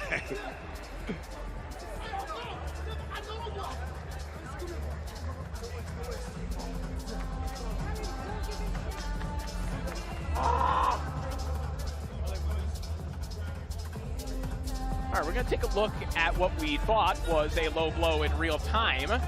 Be evaluated by the WBC instant replay. Hard to see from that angle. I didn't think it was low, though. Oh, but that was a rabbit punch right there. Right. I mean, but look at him. His back is to him. You know, Stone's back is to him, but he still shouldn't have punched down like that, the back of his head. There's the right hand. See, that's right on. His cup is very, very high. It's right on the top of his shorts. I don't think that was low. Well, we go from crest to crest, which is hard to define because the cup being so high. For the gold corner, Dante Stone. 39-37. Cup is higher than his shorts, both of them. 39-37 across the board for Dante Stone. Yep. It is Bala got him possible. around. Right, so it is now possible, as we pointed out, for Bala to even things up. If he were to win those rounds big, he could even win it on the scorecards, theoretically. But for Dante Stone, really, he now knows he needs to put one more round in the bank. Bala's actually doing a little bit better of cutting off the ring, too, because that was a problem, too. He was just walking around with him. It's a little bit better.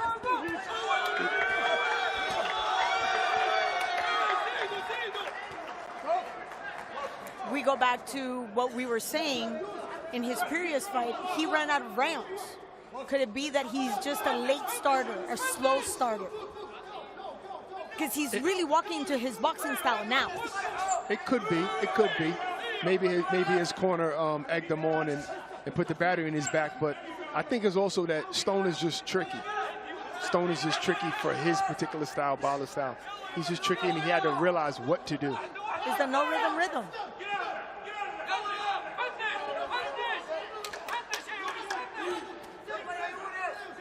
Now we are seeing with Bala just picking up the tempo a little bit. There are times now when he's making Stone a lot less comfortable. There's a nice right hand to the body from Bala. Whereas, as you pointed out, Barack, early in this fight, he was a target that was walking forward that was very comfortable for Stone to hit and dance around. Almost like he's some kind of knockout artist that knocks everybody out, waiting for that shot. Some fighters do that. I get it. You know, I seen Canelo do that with Kovalev. You know, I seen a lot of guys do that. I seen Elijah Pierce do it the other day, getting beat up every single round, and then knock his opponent out. Oh, another low blow. That shot was low. But we see, and we've already seen a couple rounds where he has landed flush, and yet Stone doesn't even budge. So there's a point where you gotta assess that situation. Am I going to let the rounds just slip away, or am I going to get into action, just bring it up one more gear? Yeah, and even those flush shots, Stone is constantly moving.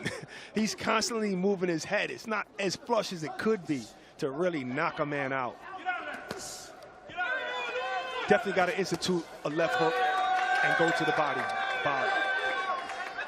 Bala trying to get that left hand active. There's another right hand to the body, but the official warning him to keep that one up. Again, Bala was given a second stern warning there about 20 seconds ago. And that shot right there, it wasn't going low, but it got pushed down when Stone tried to block it, but it was going straight for the body. 10 seconds of the round as Stone tries to find his rhythm with his jab here. One to go here between Stone and Bala. Wow, you really got to win every round.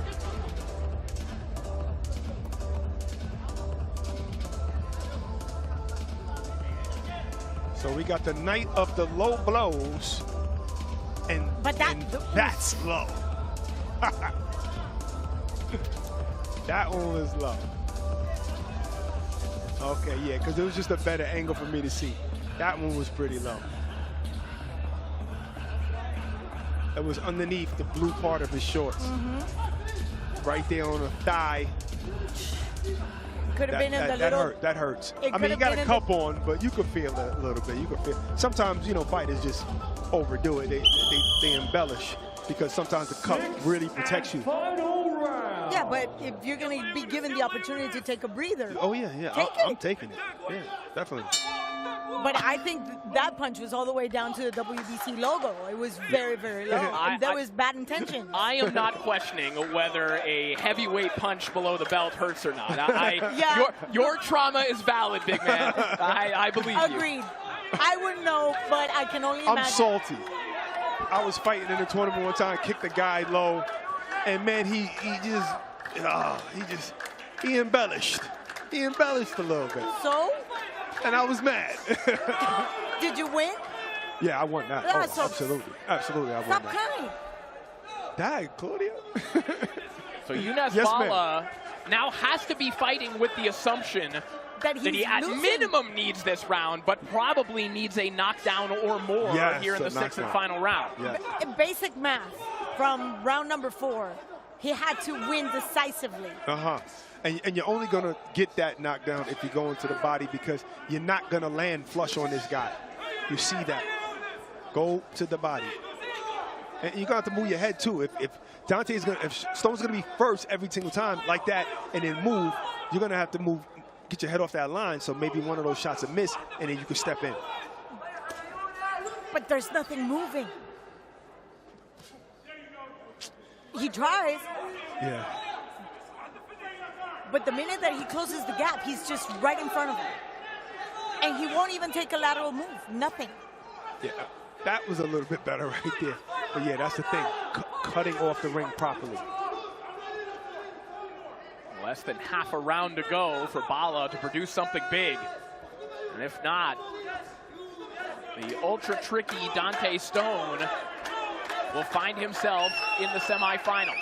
Because if he does lose, Bala, he's going to look back at this tape and say, I could have done so much better. We're not asking him to do something that's out of his scope of skill set.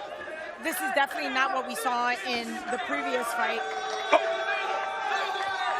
A little posturing there from Dante Stone.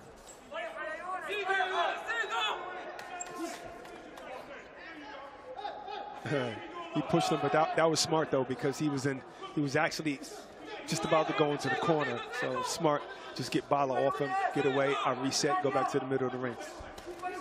It's just experience. It's just that extra. That doesn't have anything to do with the X's and O's. Just Dante's good at seeing shots come, too. Oh, and you know, that is a very good point, Claudia, and a very simple one that we hadn't brought up until right now. Dante Stone is 20-1. Yes, a lot of those fights have ended early, but Younes Bala is 2-1-1. He's an Olympian. There is that professional experience that Stone has tapped into here. And again, the confidence in his offense and his defense that carried him here tonight.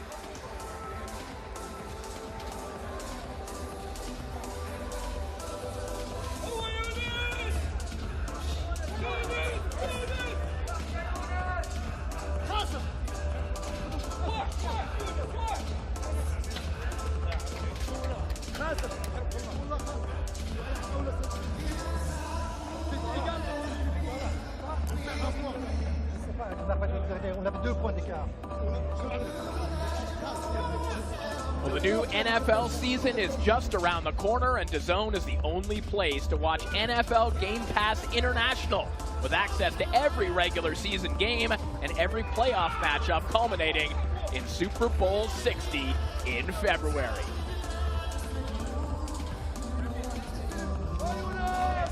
So, of course, we'll see my Cleveland Browns in the Super Bowl in February. But until then, our focus is on the semifinals here at the WBC Boxing Grand Prix. You act like you live in Cleveland. Corey, you're so happy over here. Identity crisis. That's exactly what it is. But you got to think that Bala is like, oh, my God. I don't know if I got this. I needed the last 2 rounds. Did I do enough?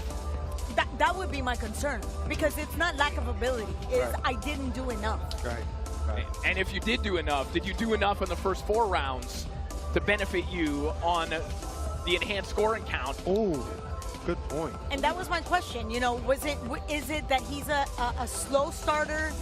Was he cold? Does it take time for him to get into his rhythm? Even if it were, this is a 6-rounder.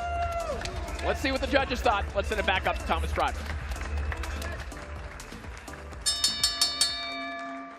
Ladies and gentlemen, after 6 rounds of boxing, we go to the judges' scorecards. Judge Jonas scores it 59-55, and both judges Dawson and Pavlak score it the same, 58-56, all for your winner by unanimous decision. Dante, the Inferno Stone. So the Inferno keeps on burning. Dante Stone on his way to the semifinals. Morten Gilskov.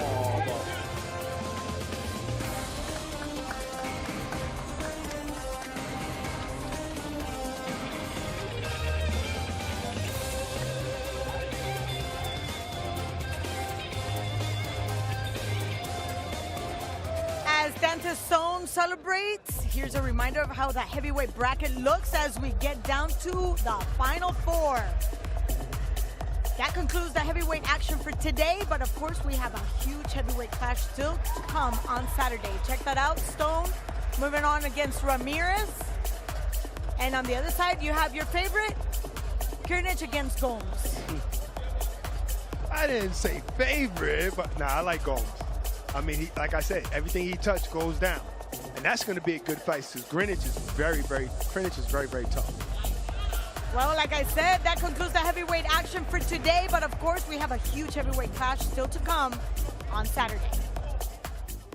Live only on DAZN, Atauma versus White, August 16th. Moses Atauma, the heavyweight division's next global superstar.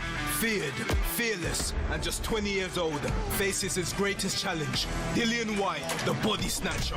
Back to remind the world he's not done yet. The fate of the heavyweight division hangs in the balance. Who will rise? Plus, a stacked undercard. Atauma versus White, August 16th. Watch only on DAZN. Cannot wait for Atauma versus White on Saturday. Check out DAZN.com/forwardboxing for more details on how to watch the event. Meanwhile, today it's all about the WBC Grand Prix quarterfinals, and next up we move on to the middleweight. Here's Corey to bring us up to speed. Thank you so much, Claudia. So one of the deeper fields in this tournament. We'll kick things off with Derek Pomerleau and Dimitro Rabalco. You see Efrem Barrico and Carlos Sinisterra.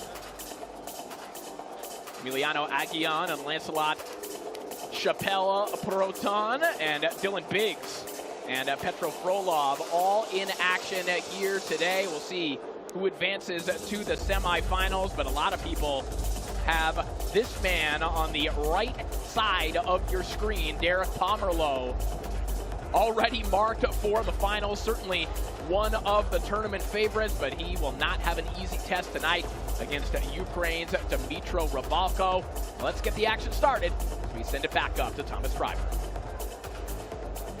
We continue now with the middleweight division. Let's first welcome to the ring, Derek Slick Pomerleau.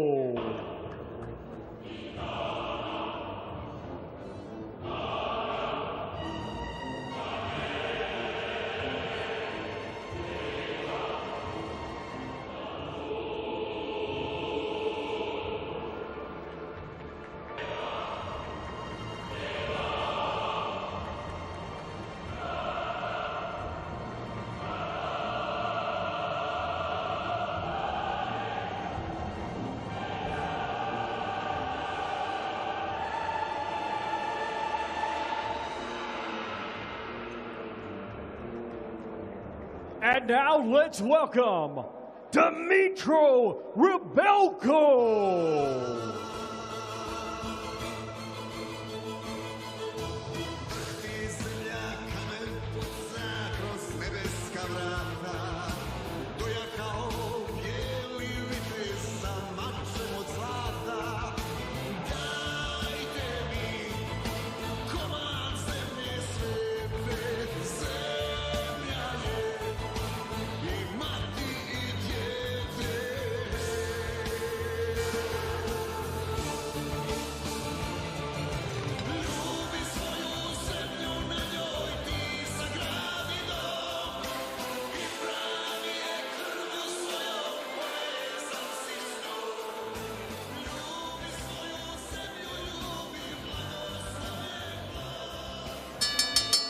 Ladies and gentlemen, this bout is scheduled for 6 rounds in the middleweight division.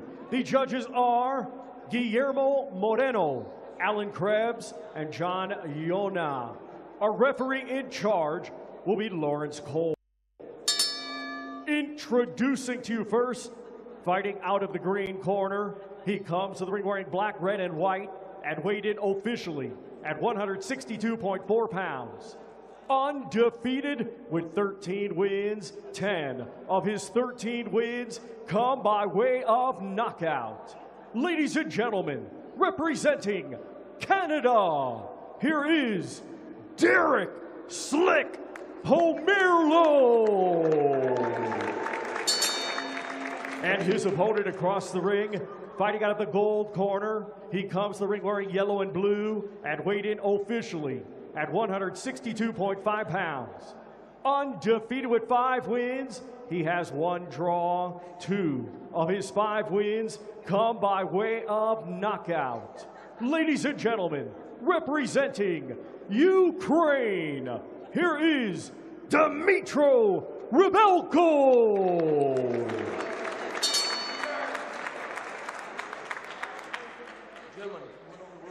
Dressing room, obey my commands, protect yourselves at all times, touch them up, good luck. Udatsky? Well, Derek Pomerleau opened his tournament with a unanimous decision win over the 2-time Ukrainian national silver medalist Liparis Ustyan. Can he defeat another Ukrainian here tonight in Dmytro Rybalko to stamp his ticket to the semifinals? Round 1. This one's scheduled for 6. Rybalko coming off a 6-round unanimous decision win over Muhammad Isa. An easy night for him in a fight where Isa just was not all there. And Rybalko opened things up with a decision win over Jude Grant that required the scoring to go to the enhanced scoring system. Pomerleau, last time out, Barack, you mentioned it during the broadcast opener, a knockout win over Paul Ryan. We've seen 2 very different versions of Pomerleau thus far in the tournament. Right. He can adjust. He can box, and he can also bang. And to me, Paul Ryan was a really, really good win because I thought Paul was slick. I thought he was, pretty skillful. But this right here should be an entertaining fight. Well, remember, Pomerleau got dropped in the opening round by Paul Ryan as well.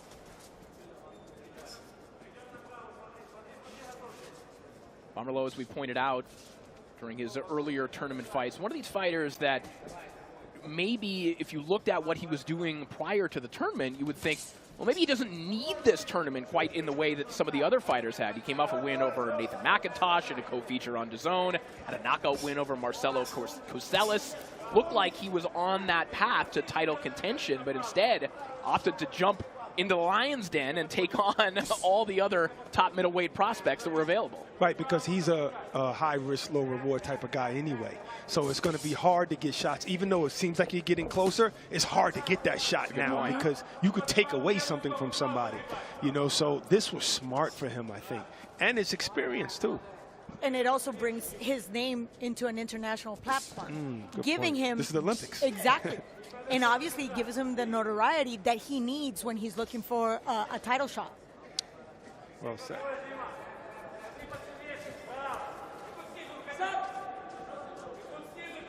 But I like what Rubalco's doing, too. He's just slightly getting his head off the line so that the straight left of Pomelo is missing. See, just out of distance or getting his head off the line. But you can only think that eventually that straight left's going to land. Very little landing from either man thus far here in the first round as we enter the final 30 seconds. A lot of respect. Yeah, I mean, like I said earlier, man, this is just we getting to the best versus the best. You know, I know it's the quarterfinals. It looks like the semifinals. These guys are good.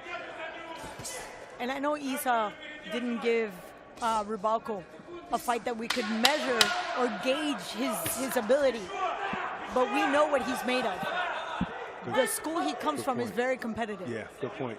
And that was smart for Pomelo to go to the body with that left hand because he realized that it's not touching up top yet. So, okay, I'm going to go down low. Might have been the only consequential shot of the round. So we head into Pomelo's corner with Stéphane Larouche and Daniel Bouchard.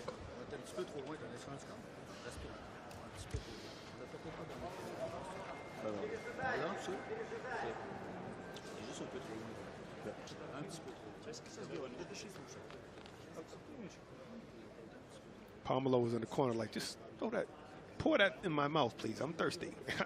Okay, I'm listening, but just give me that water. I'm working hard out there.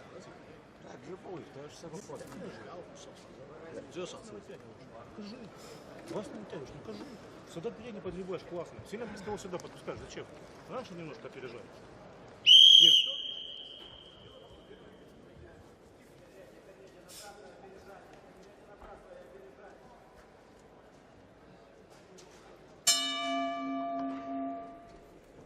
It's round 2 underway.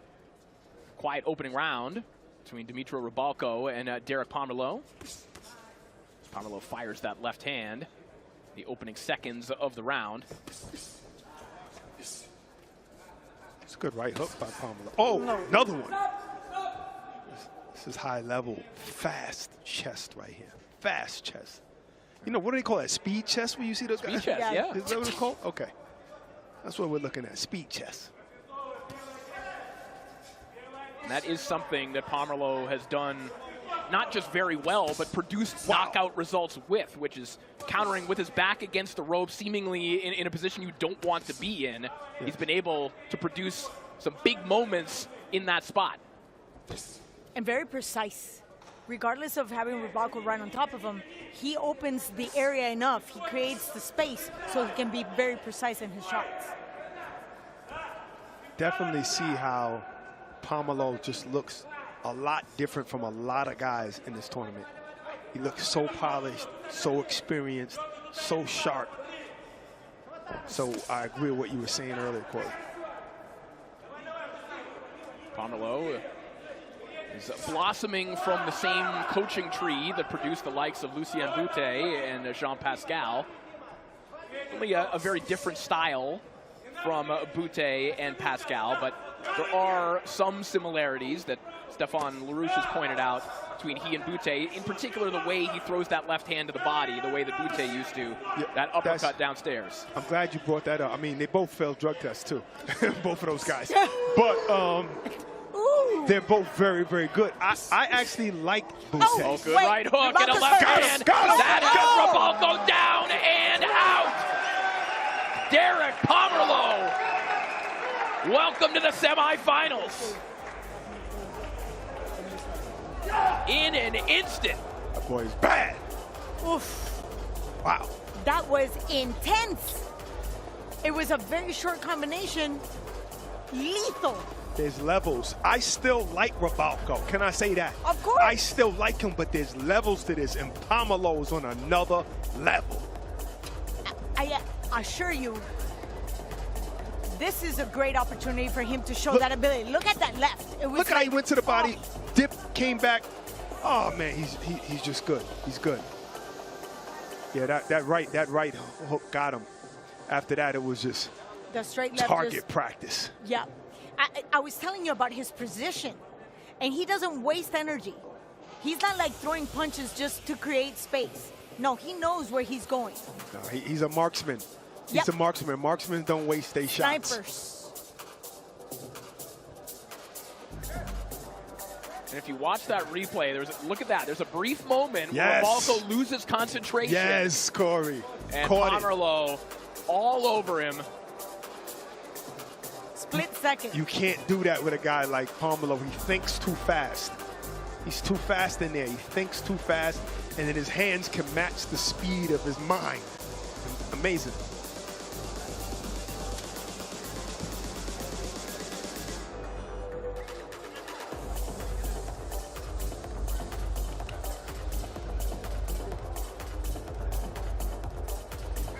It's make or break on August 23rd as British and Commonwealth super lightweight champion Jack Rafferty puts his titles on the line against Portsmouth Mark Chamberlain, live on DAZN and part of your regular DAZN subscription. Let's make this one official as we hand it back to Thomas Schreiber. Ladies and gentlemen, here is the official time. 1 minute 57 seconds of round number 2. Our referee in charge, Lawrence Cole, waves off the contest. Therefore, your winner by way of technical knockout, Derek Slick Pomerlo. So Derek Pomerlo with another eye-catching performance as he will head to the semifinals. Magnifique, as they would say, Claudia. Yes, I agree. Fantastique. And that's our first middleweight quarterfinal in the books. Meanwhile, on Saturday, the heavyweight division takes top billing as the division's most exciting young talent looks to add another stoppage to his already impressive resume.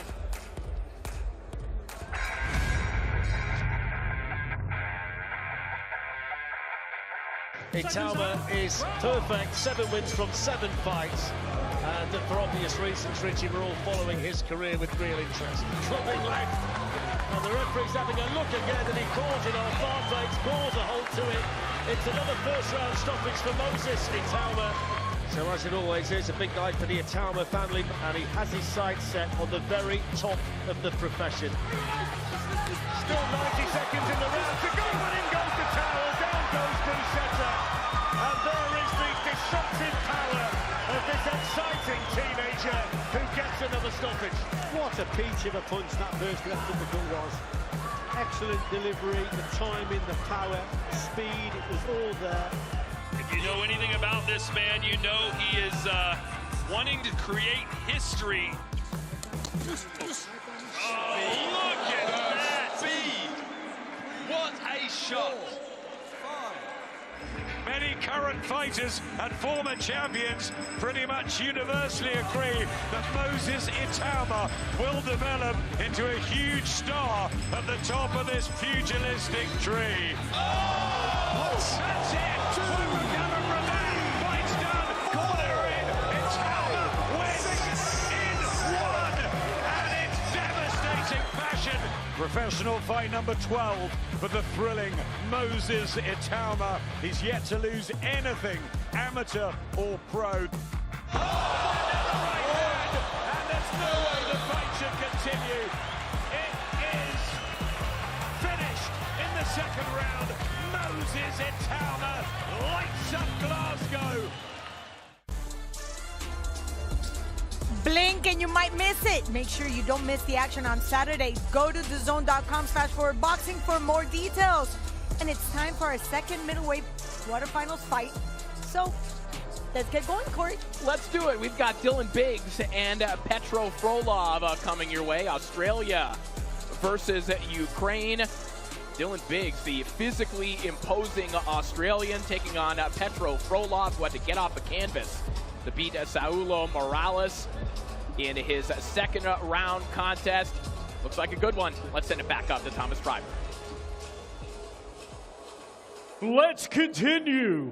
And first, welcome to the ring, Petro Frolov.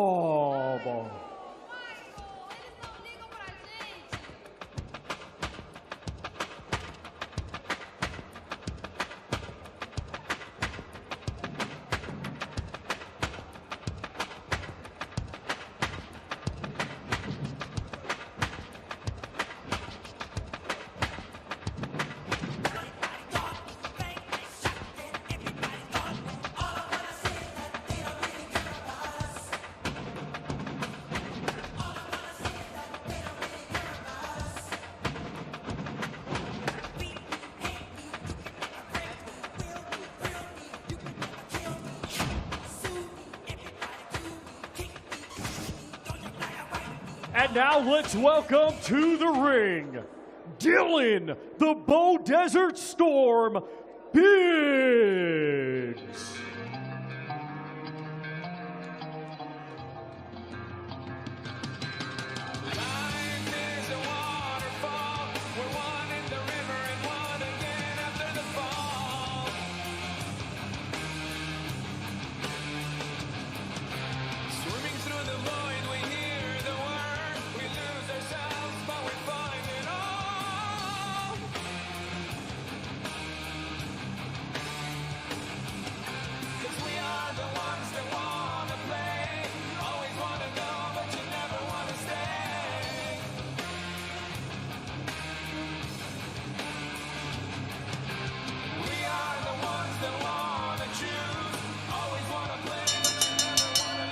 Ladies and gentlemen, this bout is scheduled for 6 rounds in the middleweight division.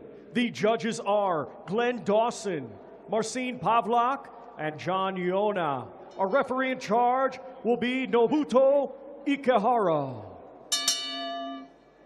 Introducing first, fighting out of the green corner, he comes to the ring wearing yellow and blue and weighed in officially at 161.6 pounds.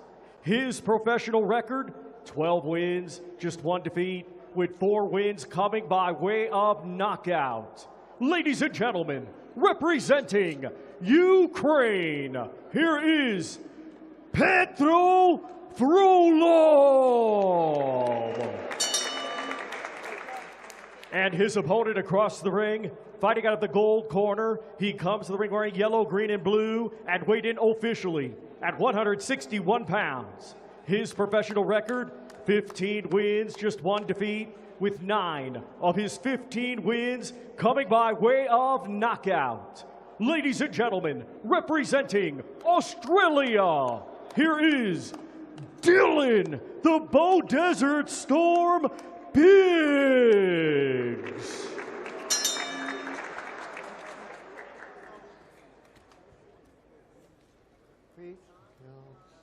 Okay, nobody in holding for seeing on low blow. You have a clear fight with no foul. Are you okay? Please go. So Dylan Biggs and Petro Frolov are second of 4 middleweight quarterfinal matchups. As you mentioned, Frolov getting off the canvas to defeat Saulo Morales last time out. He had to grind out a decision win over Claudio Yenchi in his opening round contest. Dylan Biggs has been thoroughly dominant in both of his tournament contests thus far. And Claudia, I think that we've kind of described him as being quietly imposing. You know, there's a quiet confidence about him, but really a menacing look on the face of Dylan Biggs at all times. There's that storm that quietly walks into the ring and just erases every other existence in it.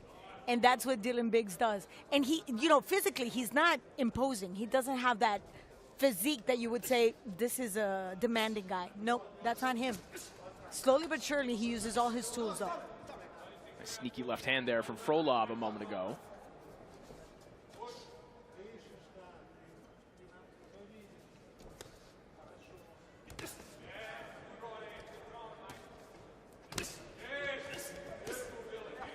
Uppercut there from Dylan Biggs. He's throwing with bad intentions. I mean, he's already marking up the body of Frolov. Oh! Nice and the head, too. I'm surprised Frolov stayed up from that. Good chin, good chin. But we already know, like in against Morales, he went down and then recovered and took that win. So we know he can dig deep. Yes.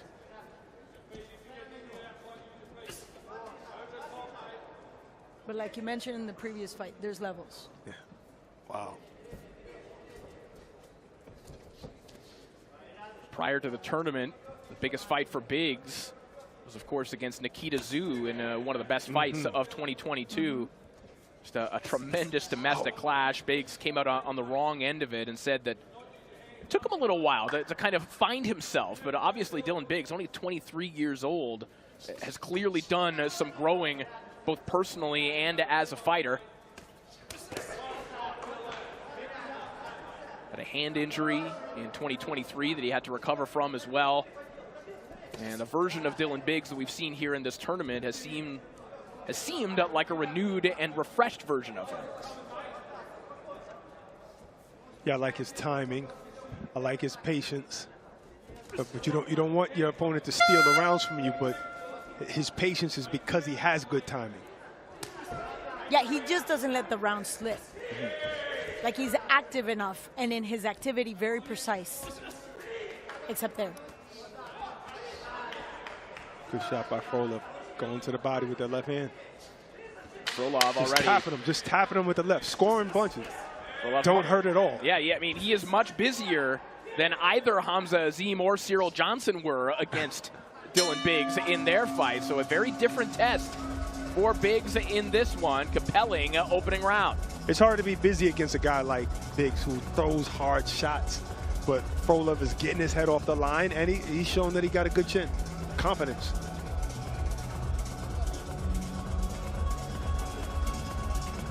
He mentioned Those are the great patience. moments. Yes. Yeah, that was the great moments in the beginning of that round that Dylan Biggs had. And Frolov had his moments as well, but that right hand from Dylan Biggs is bad intention. The look on Biggs is just, he's very intense. And he knows he's not following the head or the shoulders. He's following the chest to see where Smart. his opponent is moving. Yes. You have to, because Frolov is a mover. He's good with it, too. But watch, his eyes are always in Frolov's chest. I've only seen him blink once since he has entered the venue. Oh, he blinks? I never knew he blinked. Steely intensity of Dylan Biggs as round two begins. And it's an intensity that his manager, Brendan Smith, says that he has outside the ring as well. Frolov turning it up. Smith said that Biggs has never smoked, he's never drank, he's never had a soft drink. He said he won't even touch a lollipop, even at the doctor after you get the Band-Aid. You won't even get the lollipop. Yeah, didn't that happen to you a couple weeks ago? But let's talk about how he ended up getting into boxing. You know, he had anger issues, and this has been the way to handle it. So think about that turbulence that's in his soul. That keeps him very calm. Nobody will ever know how much violence it takes to get that calm. He's found that stability with trainer Justin O'Leary, who he's been with since the age of 10. As Frolov keeps his hands moving here, you can see some redness and maybe a little bit of swelling underneath Frolov's left eye. Yeah. Might have also came from a headbutt because they clashed a couple of times. But I think both cheekbones are showing the results of Big's precision. Yes. Punches hard. Look at that. Yeah. That right went in with all full throttle. Got to keep his hands up because Frolov landed a nice right hook. Yeah, Biggs looking for an uppercut. Frolov's right hook got there first. See a warning for a shot straying low. Biggs misses over the top, and again, Frolov finding his mark with that right hook. Frolov now living and training in Milan, also has a home in Turkey. Yeah, most of his last wins have come in Italy. Oh, nice left hand again, right down the pipe there from Frolov. Back comes Biggs with a good combination to the body. Frolov, I like the way he rolls with those punches, taking off some of that sting.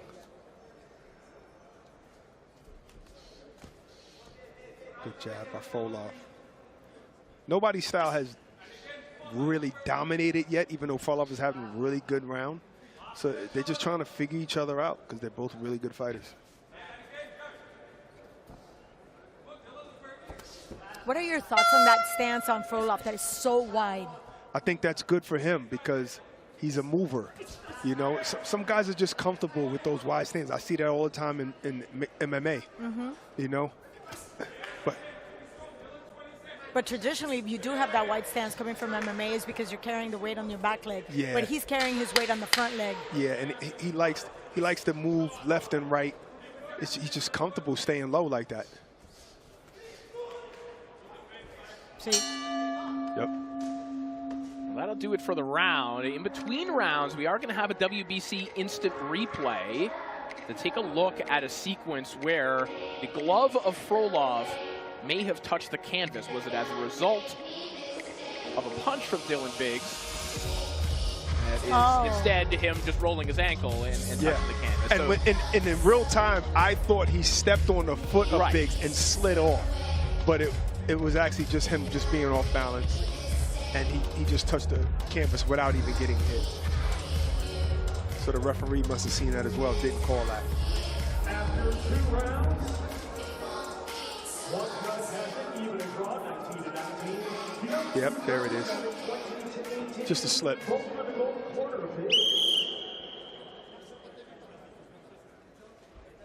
In a situation like that, that wide stance doesn't help.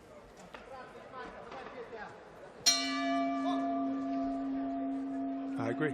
So round 3 underway. 2 of the judges have given both rounds to Dylan Biggs thus far. The third judge has it even, perhaps giving that last round to Petro Frolov, where he seemed to have more success than he did in the first.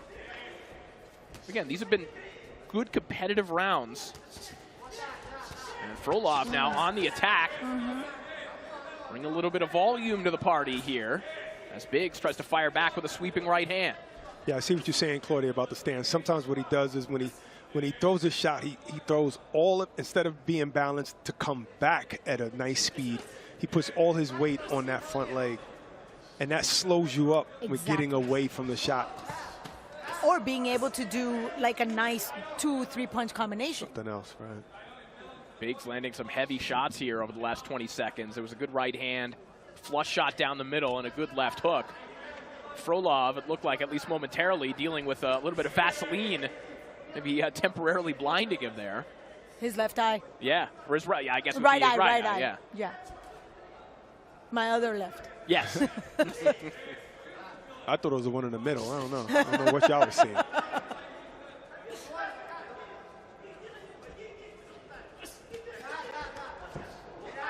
I see Frolov risking more in this round. He's willing to close the gap and go under the guard.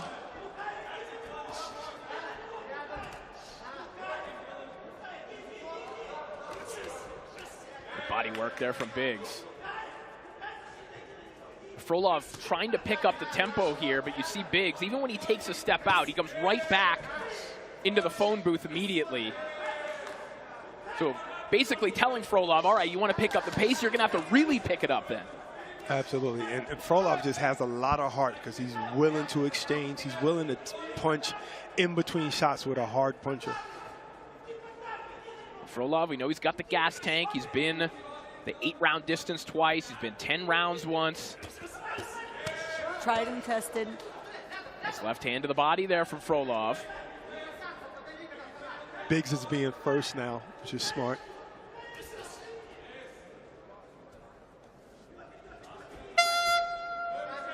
He wastes no energy. Ooh, no energy. That left went right on cue. It was like an up jab. It was nice. Then he stepped to the right.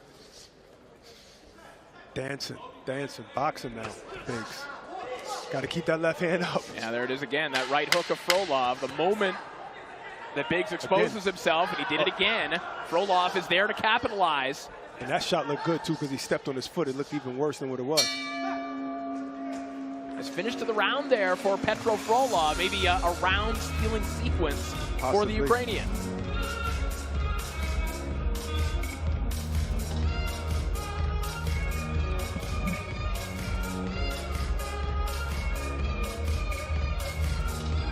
Saturday, November 22nd, it's Ring 4, the Night of Champions. Just a stacked card. David Benavidez, Anthony Yarde, Devin Haney, Brian Norman Jr. Who saw that fight coming? Bam Rodriguez versus Fernando Martinez. Don't miss that one. Saturday, November 22nd. Win or lose, Devin Haney gets props for me. He always wants to fight the best fights. Nobody else wants to move up and fight this guy. Brian Norman is scary. Nobody. Devin Haney's he wanted to fight Lomachenko when he was 19. Like, he's that guy. You don't have to win all the fights. You just got to be like Amir Khan and fight all the fights.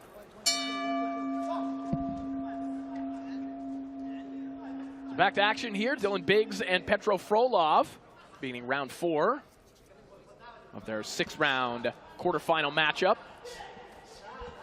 And Frolov right on top of Biggs once again.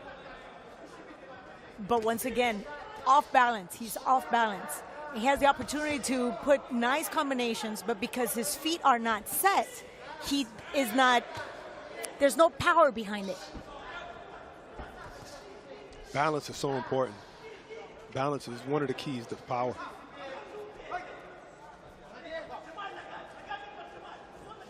Especially since the power comes from your legs, it comes from your hips. Mm-hmm.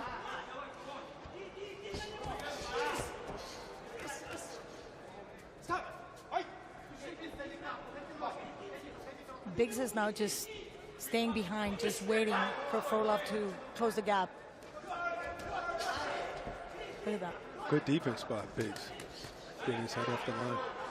Yeah, and this is also where we've kind of seen the stylistic evolution of Dylan Biggs. You know, the version that we saw against Zhu might have just stayed there in the pocket when he was having success. He has that thing in him where he wants to fire back. You know that is his instinct, but he seems to be able to suppress them, go for a walk, get himself out of danger when Frolov starts to gain a little bit of momentum. Yeah, and depending on your coach too, because guys like Biggs, who has a good offense, they're kind of like Kurt Scooby's, guys like that. They just forget about the defense. And then they have a fight that made them realize, okay, I need defense just as much as offense. And we're seeing defense now from Biggs, really nice.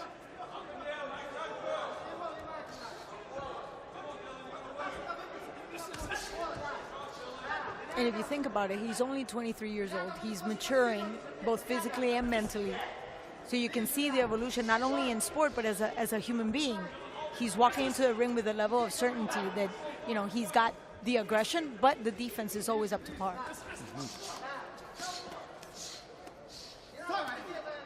Both these men enter the tournament with one loss. Of course, Biggs came at the hands of Zhu as he lands a nice left hook to the body. Frolov took a loss as a 19-year-old against the vastly more experienced Jürgen Doberstein in Germany in 2023. A 19-year-old against a 29-win veteran. Took a big step up, took that loss, but clearly has benefited from that night as well and has grown as a result. Could someone say bad matchmaking? Or can somebody say take a risk and look for greatness? I guess. But that 19, though? Well, that. Let's not forget, that's how Canelo became Canelo, after he fought Floyd Mayweather. But that was at least 23, and he had 40 fights already. He had 40-something fights. And how many did Floyd have at championship level? Yes, but also he had 8 years of experience in the pros. Fair. Yeah, you know, so it's a little bit different. 19-year-olds don't have that much experience in the pros. The most you can have is like 2 if you're in America, and maybe 4 somewhere else.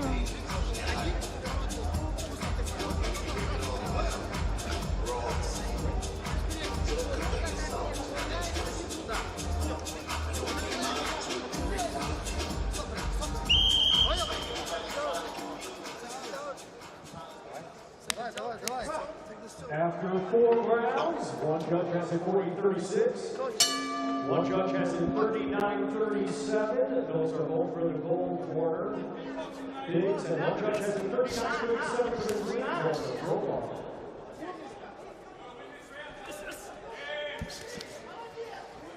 All right, so round 5 underway. We'll get an update on the open scoring. So 40-36 and 39-37 for Dylan Biggs. However, the third judge has this one scored for Petro Frolov, who now is going to be examined by the physician. See the blood coming down the cheek of Frolov. Or he will in just a moment. Is cut on the left eyebrow, on top of the eyebrow. Oh, yeah. That is a, bad cut. that's a deep cut. Yeah. It's producing some swelling instantly as well. So you have swelling underneath that eye and above it.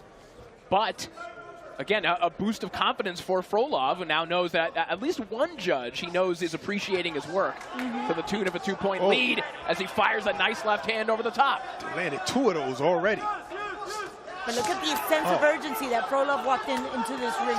Big left hand there for Frolov, and Biggs grabbing a hold here. Look at that laugh. Yeah, devilish grin on the face of Dylan Biggs again. That is scary. Ooh. This is the kind of fight he likes, and now he may have no choice but to participate in this because Frolov is not taking no for an answer. Emboldened by this cut and perhaps by the open scoring. Frolov is looking for some get back in blood. You know, as deep as that cut is not in a bad spot. It's right, because it's going down the cheek and not into the eye, right? Exactly. It's going around the eye, around the orbital. It's still a target for Biggs anyway, and it still hurts, yeah.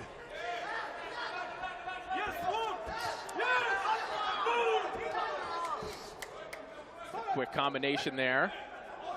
As we all pray for the white shirt that Barack is wearing right now. Oh, yes! Well, I'm bound to walk away with a little bit of blood. with a souvenir. So we enter the final minute here of round 5. A memento for the event. Mm-hmm. We have peroxide. No I don't worries. mind. I don't mind. Oh, no! Nice right hand, a delayed reaction. I didn't see that. That was so quick. I didn't see the power behind it. Yeah, well, you saw a little wince from Frolov. I don't know if that was frustration or if maybe the ankle turned again. I'm telling you, his footwork, there's a lot of imbalance there. We'll get a chance to look at the replay. But I didn't see any power behind that. I didn't see the power behind that. I can't wait to see the replay. Get that ready, guys. So a delayed reaction knockdown produced by Dylan Biggs in a fight that was winnable on the cards for Petro Frolov, being ahead on one of them and only down 2 points on the third. He could have gone on to win on the cards with the enhanced scoring system. Now, if he wants to do that, he'd need a couple knockdowns. It's good right hand by Frolov right there. He's really pressing the issue. I mean, speed chess, like I said. 2 really good guys. But you can see the level of frustration that Frolov has as he walks into the ring, into his corner. All right, let's take a look at this knockdown. Straight right, delayed. No, but I don't think it was a punch. I gotta see the feet. I gotta see the feet for this because I just don't understand. Boom. What? Yeah, it couldn't have been the feet because they weren't close. Wait, it also couldn't have been the right hand. I think it was the first left hook, that hook, right there. Yeah. The left hook the ankle. Temple probably messed up his equilibrium. And then when he took the step back, that's when he And that's the head clash right there. That was a head clash. Yeah, it was definitely a head clash. But it is a knockdown because it is a result from a punch. 100%, 100%. That's just the head clash that caused the cut. You know, it's a sad state of affairs because he was really walking into a nice rhythm. Yeah. And again, that footwork, that's where everything starts as an issue for Frolov. So 6th and final round, and it is certainly desperation time for Petro Frolov now. But you saw the danger in round 5. If you get a little bit too eager against Dylan Biggs, he does have some fight-changing power. And it didn't take much, just an equilibrium shot, seemed to be that left hook on the temple, produced the knockdown that may very well seal the fight for him. I think you're right, Court. I think it was that shot. And the straight fight was just the icing on the cake to put him down. That's why you always follow up your shots. Biggs sneaking a good shot in there. Frolov catching a lot of glove up top there.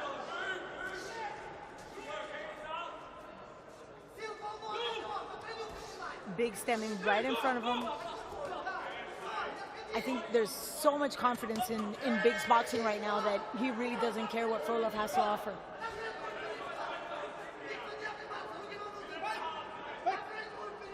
Frolov, even with that cut, is just comfortable staying in the face of Biggs and walking him down. And Biggs is just willing to dance with him. Oh, yeah, because he's good. He's good on the back foot as well. And one thing about him, just because he's on the back foot, he doesn't sacrifice power. I only know somebody else that does that. Juan Manuel Marquez. Keith Thurman's pretty good at that as well. Yeah. A lot of effort here from Frolov. Every once in a while, Biggs stops, plants, lands a good shot. Again, certainly cognizant of the scorecards, thanks to open scoring. Knows he doesn't need to take unnecessary risks here in the final round. Got to give it to Frolov. He's trying to win. He's trying to win, and he's trying to hurt. He's trying to hurt Biggs. Yeah. Not much time left. He's got to come with a big, big punch. And we know Biggs can take it. Start low, and set up that shot up top. Final 30 seconds. I might change your credential to trainer. First assist right here. Frolov looking to produce a miracle. Gassed out. Frolov is gassed out. And I think that was also a very important case for his lack of balance. Good observation. The seconds tick away. Biggs is smart. He's moving. Yeah. He said, I got this in the bag. That's what he's thinking. Why risk? Yeah. And unless our math is woefully wrong, it would appear that Dylan Biggs is headed to the semifinals. Unless our math is really, really wrong. Our math. Nobody else's math. Right. Well, my math is kind of like, I don't know if you've seen that movie, The Accountant. Oh, with Ben Affleck. My math is kind of like his. I'm a mathematician over here.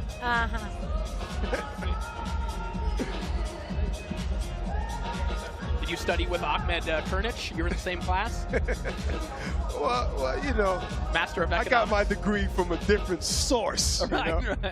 Hard knocks. The Street University. Oh, there you go. Sign Graduated with there. honors. Yes. Well, Dylan Biggs showing a lot of respect for Petro Frolov, who really brought it in that final round, but seems as though he will come up short.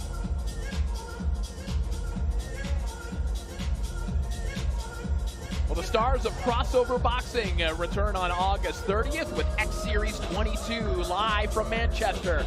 Main event sees ex-UFC star Darren Till face another former star of the cage, Luke Rockhold. And there's no love lost between those two. That's Saturday, August 30th, right here on DAZN. Rockhold was a beast. He was a beast.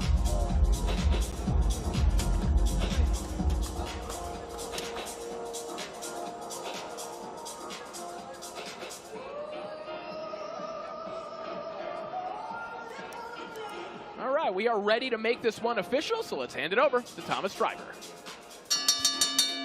Ladies and gentlemen, after 6 rounds of boxing, we go to the judges' scorecards. Judge Glenn Dawson scores it 59-54. Judge Marcin Pavlak scores it 57-56. And Judge John Iona scores it 58-55. All for your winner by unanimous decision. Dylan, the Bow Desert Storm, Biggs. So the Bow Desert Storm continues in the semifinals. Dylan Biggs picks up a victory over Petro Frolov. A knockdown in one of the final rounds, sealing the deal for Dylan Biggs, as he gets the appreciation of Mauricio Sulaiman, and we look back at some of the best moments of the fight. Yeah, so we moved to the middleweight division, and what? We got a knockout already, and we got speed chess right here with 2 guys who were willing to let their hands go. That was the clash of heads that caused a cut. It didn't really change Frolov, except made him more aggressive, I guess. And that straight right hand, man, came out of nowhere. It came after the left hook, and it put Frolov down. But I think it was a combination of both the lack of balance and the fact that he was already tired, and that just made it worse. And as we're waiting, well, Saturday night we had just across the road to the AMB Arena for Moses Itauma versus Dillian Whyte. The body snatcher represents the stiffest test for Itauma's career so far, and this is why.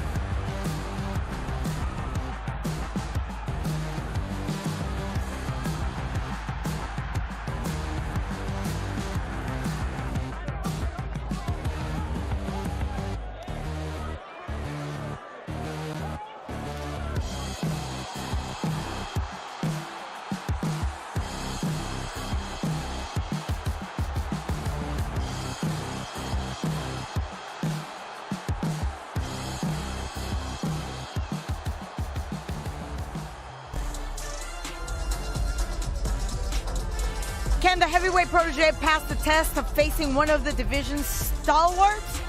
Find out on Saturday night. Go to DAZN.com/boxing for more details on how to purchase this event. Back now to WBC Grand Prix middleweight quarterfinals, and now we go to the third fight. Corey? Yeah, it should be a fun one. Carlos Sinisterra taking on the hard-charging Efrem Barrico, one of the sentimental favorites here in the tournament. 24-year-old Sinisterra from Cali, Colombia. Barrico representing his homeland of France, but held his camp in the Democratic Republic of the Congo. More on that in just a little bit after we meet the fighters. And to do that, we'll welcome back in Thomas Stryber. Let's first welcome to the ring, Efrem Barrico. Quand je n'aurai plus le même train de vie, que je serai plus coté, qu'il y aura plus de gaufres, qu'il y aura plus de l'eau, je redeviendrai ce pauvre, et que je n'aurai plus que ma dignité qui restera sauve. Pendant des piges, j'ai attendu que ma vie change. Puis j'ai fini par comprendre que c'était elle qui attendait que je change. Combien de salles, combien de mal avant que je me range. Le cœur et le cerveau dans l'eau, ça sont des endroits tellement étranges. Je retournerai à mon père comme les fleuves retournent à la mer.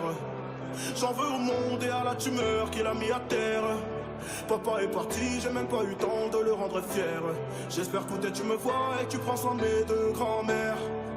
Tout ce que je fais, c'est pour sortir ma famille du piège. Mauvais garçon, toujours absent quand c'est l'heure du prêche. On était jeunes, on se disait refait jusqu'à la mort. Aujourd'hui c'est toi qui me la souhaites dans tes songes les plus hardcore. Mais je suis habitué. And now let's welcome to the ring, Carlos Sinisterra.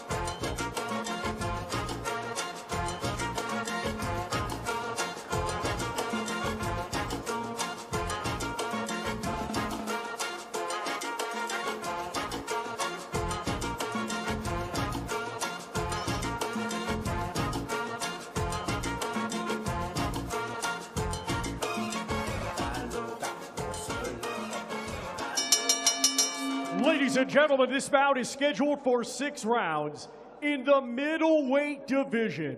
The judges are Glenn Dawson, Guillermo Moreno, and Alan Krebs. Our referee in charge will be Bella Florian. Introducing to you first, fighting out of the green corner, he comes to the ring wearing blue, white, and red, and weighed in officially at 158.3 pounds. Undefeated with 12 wins, 6 of his 12 wins come by way of knockout.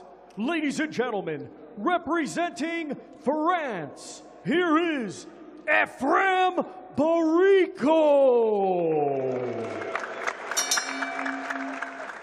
And his opponent across the ring, fighting out of the gold corner, he comes to the ring wearing yellow, red, and blue, and weighed in officially at 162.4 pounds.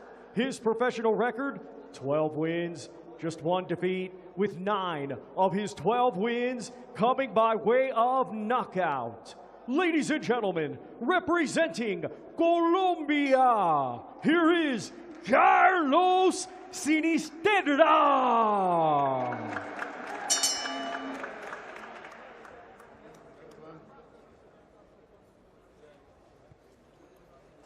You know the rules, follow them during the fight, and listen to my commands. Okay? Touch the gloves, let's start the fight. Thank you. So Carlos Sinisterra and Ephraim Barrico ready for action. Carlos Sinisterra last time out took out the sentimental favorite Haji Muhis, who everyone fell in love with because of your interview. It's a great Gladio. interview. It was a great Yes. interview, understandably so. Can he take out another sentimental favorite in Ephraim Barrico, who everyone fell in love with because for a large portion of his early career, he trained himself in his own garage. He still does his strength and conditioning in that garage, we found out, even though he now owns his own gym where he can train and spar. This time out, as we mentioned, Barrico held camp in the Democratic Republic of the Congo, where he got himself a little house with a heavy bag on the front porch so he could just step outside and immediately start training. Yeah, not a bad situation, but definitely somebody that had a lot of support from Congo. We had high recognized fighters coming in to support him, and that's what that makes him even endearing to the heart. I was just about to say that Sinisterra needs to tuck that chin a little bit, because when you're dealing with this particular left-hander in Barrico, he likes to throw that overhand right, boom, but right down the middle. So you just got to tuck it a little bit and give him the forehead to hit. I also see Sinisterra a little too upright. Yep, that's what I mean about that. You know, you're just standing upright and your chin is not tucked tucked. enough for this kind of fighter. But I was excited about this fight. This fight is good. That's what I love about tournaments.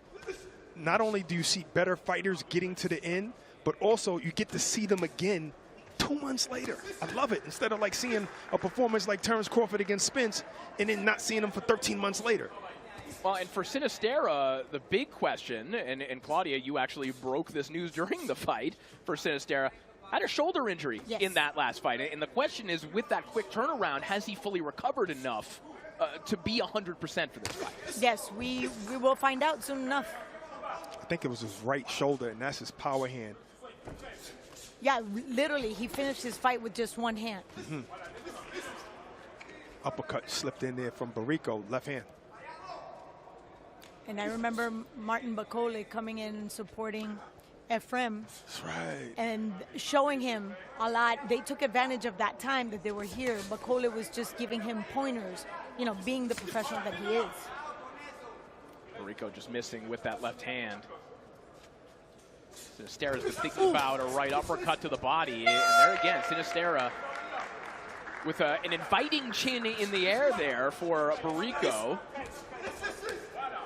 The height advantage of Sinisterra helping him out a little bit there. But Sinisterra is still calm. He's still calm, and can Barrico keep up that kind of work rate with throwing those kind of bombs? It takes a lot of out of you, especially when you're missing like that. And those are like 4 missed shots. One of them just grazed Sinisterra.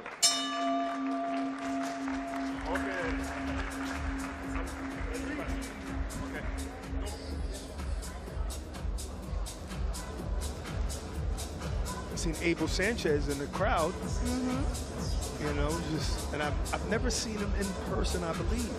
Like, a little something for me, you know, seeing the guy who trains some really great fighters. Yes. Like Triple G. Exactly. Talk about and the dominant force at 160. Oh, man. Yes. For 35 years. Yep. 27 knockouts. It's a good right hand. Oh, go ahead. Go ahead, Claudia. But don't want to take away Barrico's left hand.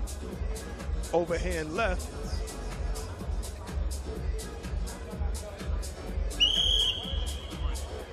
I want to see if that shoulder is recovered. I want to see if he can sustain the constant punishment coming from Barrico. He's still, I'm sorry. Go ahead, go ahead. No, I was going to say, I'm glad you brought that up, and both of you guys, because he's throwing a good left hand, but sometimes that right hand just looks like an arm punch. Maybe he doesn't have it fully. I don't know. He's not really sitting down on that right hand, but he's throwing a good left jab. Or there's always hesitation. That always comes after an injury. Well, and I think hesitation was perhaps the knock on Sinisterra in his first 2 wins, Claudia, that maybe he wasn't quite as active as he could have been or maybe as he wanted to be. I think that Ephraim Barrico, with his volume and his hard-charging style, is going to force him to be a whole lot busier. The question is he physically up to the task? How much is that injury affecting him right now? Right, or you're going to be up, or you're going to be like, you know, Stone and Bala, you know, we're not throwing enough shots, and the guy could just steal around for you. And then when you got a guy like Barrico, he's throwing home runs. So even sometimes when it hits the glove, it can hurt, but it also looks good. Yeah, and it's the eye of the judges that actually give the score. I know sometimes the judges probably listen to us and say, my man, I know what I'm doing here, okay? All right? I know what I'm doing here. All we're doing is guessing what they're thinking. That's half the job. That's it. Oh, good uppercut. Combination there. Yeah, Sinisterra just sitting there in the ropes, not a good position to be in, especially when you're so upright. I mean, Sinisterra ate those shots. You know, some of those shots were very clean by Barrico. 2 uppercuts, very clean.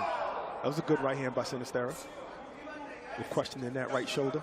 And again, this is the good and the bad of Sinisterra. I mean, he clearly was not flustered in any way by that sequence from Barrico, but is he a little bit too relaxed in this scenario? I don't know. That just might be his style, you know. And if it's not in you to really have a work rate like your opponent, Sometimes you're going to look like that. Nice Look, left he's hand over eating the those. top there. That one knocked Sinistera off balance. Might have been more of a footwork issue than it was the heft of the shot. But again, there are moments that are looking very good, you'd have to think, to the judges for Efraim Barrico in this round. Oh, absolutely. He's definitely winning this round. And I feel like if Sinistera's going to throw these slapping shots, you're going to have to move after that because you're not hurting the guy. So you got to move. There you go. You got to do the slaps and move. You're welcome. Yeah, he definitely cannot just sit there and take Barrico's right hand. punishment. Yes, but Barrico's still coming forward. Trying to erase the memory of that shot very quickly. Nice uppercut through the middle there from Barrico. I think that left hand from Barrico at least got Sinistera's attention because he said, come on. And usually when fighters say that, it's because they got hurt. Good round, action good round. to wrap up the round there from Sinistera and Barrico. Wow. I'd like to see the urgency, and yet Barrico's not even sitting on the stool. What, he's on his knee? Oh, yes, yeah, he's on his knee. I mean, this is a good round. It's a good round for Barrico, and Sinistera probably turned it up a little bit, but the work rate is just hard to match with Barrico landing these shots. And some of these shots are missing, and that was a great right hand. That was towards the end of the round. That was a great right hand from Sinistera. And that was the left hand I was talking about that rocked him and made Sinistera say, all right, come on. After 2 rounds, all 3 judges have it the same. 20-18, unanimous for the green corner, Barrico.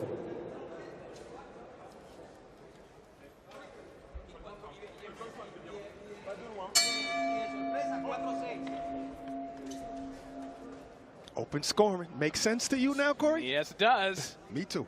Round 3 begins 20-18 across the board for Efraim Barrico. Nice jab to the body by Barrico. Switched it up a little bit. I like that. There's that left hand again. Again, knocking Sinistera off balance, but it was not the weight of the shot.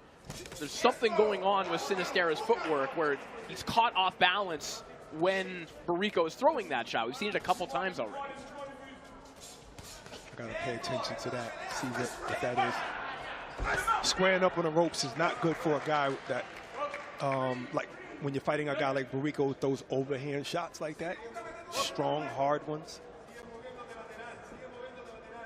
A second ago, I think I might have uncovered the mystery. If you watch Barrico, sometimes when he comes in with that left hand, he takes a big, exaggerated stomp with the front foot, and I think it might be catching the foot of Sinistera and producing what's happening. Got you. Nice right hand to the body, though, from Sinistera. I just had a chance to speak to the corner, and Sinistera's shoulder is at 85 to 90%, not 100% recovered, and they were trying to box Barrico. Now the strategy changed. They wanted more of a flat-footed, more aggression in closing the gap. Short distance fight. We're seeing Sinistera right now holding his ground a little bit, getting a couple shots off. There's a nice right hand. But he's boxing now. He's boxing now from long distance, and that looks good. That looks good. Shouldn't you box the shorter fighter? That's what I say. Uh-oh. Yeah, well, take advantage of your distance. I don't know. What was that? He's hurt. At first it looked like he was hurt, then it looked like he was just taunting. Taunting, yeah. I'm not certain what Sinistera was doing there. It doesn't look good. Whatever that was. Those long distance shots look good. Yeah, that looks better. That looks good work great. here from Sinistera. And it enter could, the final minute. It could be also, sorry, Corey. I'm excited. Yeah, I told you this is the fight that I was waiting to see. It could be also that Barrico's just taking a break. You know, like I'm throwing hard shots. Well, he might be hurt. Oh, good He's right hurt. hand from He's Sinistera. hurt. Sinistera found his shot. Barrico trying to swim through this. But these are choppy waters as a chopping right hand comes in. And he's sitting on the ropes. He's sitting on the Sinistera ropes. looking to close the show. Down goes Barrico. What?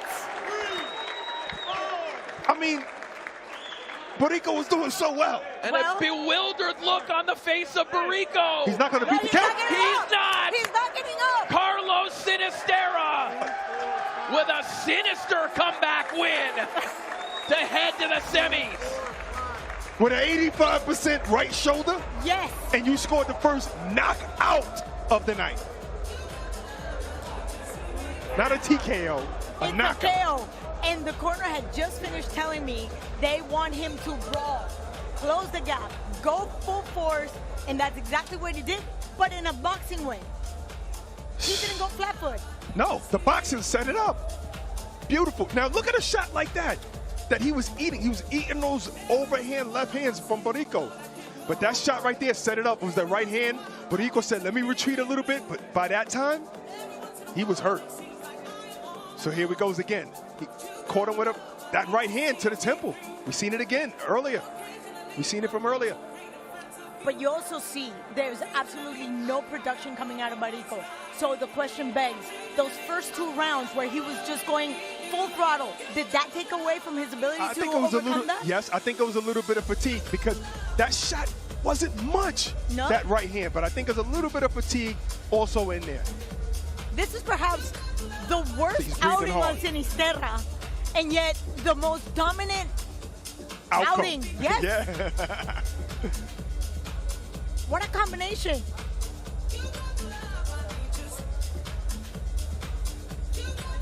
He was losing every single round. He was down both rounds. It was unanimous on the judges' scorecards.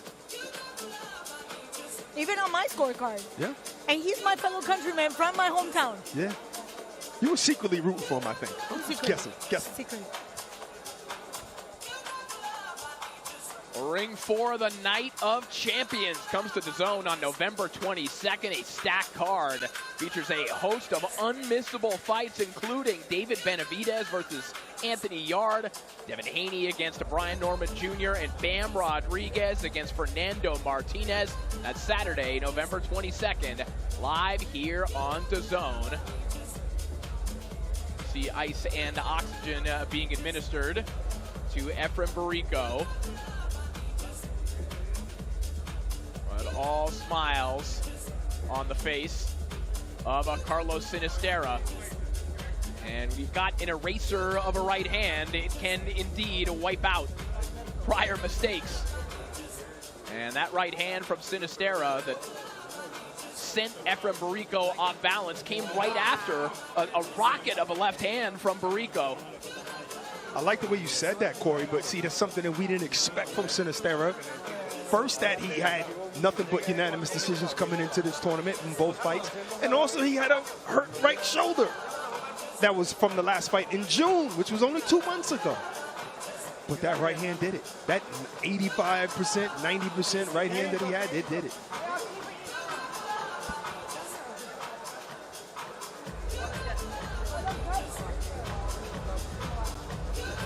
Good to see Borico now communicative in his corner.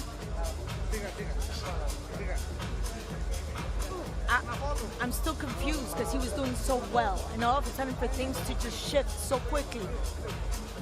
Yeah, I think what you said was profound. I think maybe he kind of shot his load a little bit. Even though it was only the 3rd round, he was throwing some bombs and missing some too. And landing some really good shots that Sinisterra was just taking well. So it's hard to have the energy to take those kind of shots. And maybe you're right. He took a break, but that cost him. All right, let's take a look back at the finish once more. Yeah, he did what he was supposed to do. When you got a hurt fighter, throw those shots. At the very least, the referee could stop it, but he was really landing those and hurting them. And that last shot was again to the temple, to the same spot. And he couldn't recover fast enough to get up and beat the ref's count. Let's not forget, this is a guy that has fought most of his career at 147, 154. He came up to 160 to be in this tournament. So I give him even more credit. To get to the quarterfinals. Yes. Correct. Well, now to the semifinals.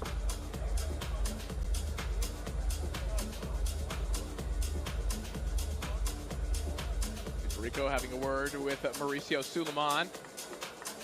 Borico certainly did himself proud in this tournament. Definitely.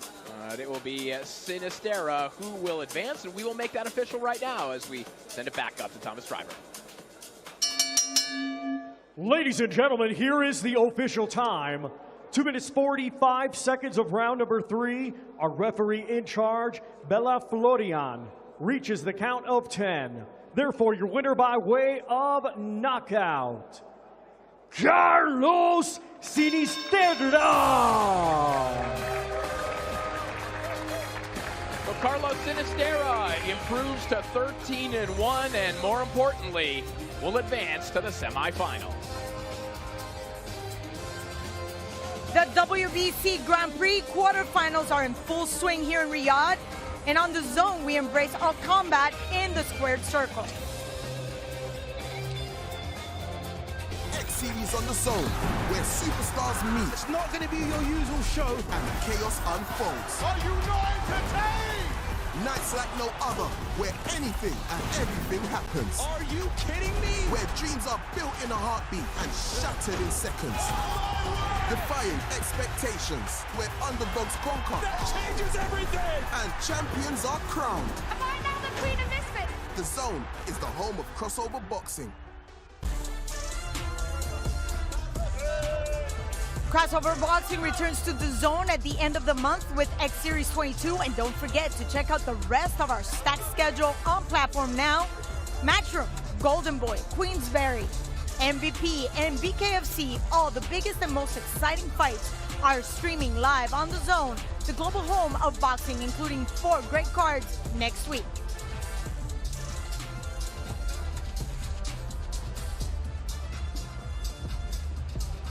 On Friday 22nd, it's Destination Florida for Jan Paul Rivera versus Daniel Bailey. The following day, Queensberry presents a showdown for the British and Commonwealth super lightweight titles as Jack Rafferty faces Mark Chamberlain. Later that night, there's more MVP action as Jankel Rivera and Angelino Cordova clash for the shot at the WBA World Flyweight Crown. And the evening includes in Mexico as Abel Gonzalez takes on Alonso Flores. And now it's time for the final place in the middleweight semifinals to be clinched. So we go back to Corey. That's right, our 4th and final fight in the middleweight division. Emiliano Aguillon taking on Lancelot Proton de la Chapelle, who has been one of the more surprising competitors in the tournament thus far. Aguillon, a fan favorite coming into this one and looking for a berth in the semifinals. Let's meet the fighters. Let's send it back up to Thomas Driver. Let's first welcome to the ring, Lancelot de la Chapelle.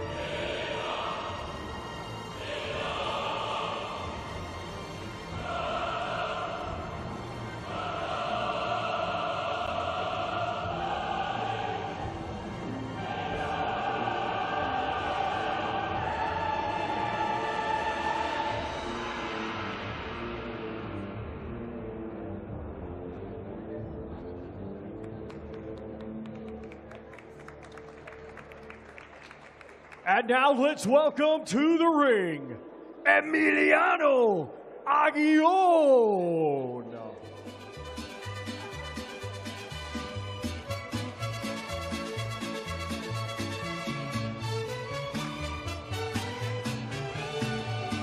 Ya se cuenta por ahí que soy gallo de Sandillo, porque ya hasta le he ganado al famoso gallo giro. Otros dicen por ahí que soy gallo afamado, porque ya hasta le he ganado al gallito colorado. Soy del monte, soy del rancho, no soy rico pero tampoco soy pobre. Ladies and gentlemen, this bout is scheduled for 6 rounds in the middleweight division. The judges are Alan Krebs, Marcin Pavlak, and John Iona. Our referee in charge will be Lawrence Cole. Introducing to you first, fighting out of the green corner, he comes to the ring wearing blue, white, and red, and weighed in officially at 161 pounds. His professional record consists of 17 wins, just 1 defeat, 1 draw, with 5 wins coming by way of knockout. Ladies and gentlemen, representing France, here is Lancelot de la Chapelle. And his opponent across the ring, fighting out of the gold corner, he comes to the ring wearing green, white, and red, and weighed in officially at 161.1 pounds. Undefeated with 13 wins, he has 1 draw, with 7 of his 13 wins coming by way of knockout. Ladies and gentlemen, representing Mexico, here is Emiliano Aguillon.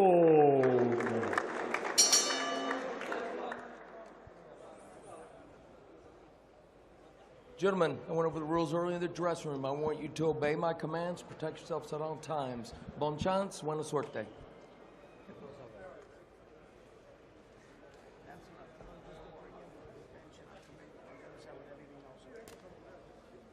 So here we go, our 4th and final quarterfinal matchup in the middleweight bracket. Emiliano Aguillon and Lancelot de la Chapelle. Emmy Popeye versus the Last Night. We are underway. Of course, this one's scheduled for 6. Sure that's not Chris Algieri as a middleweight? I mean, same tremendous hair. Yeah. Tremendous. And fit as hell, just like Algieri. But I remember Aguillon, he could be tricky.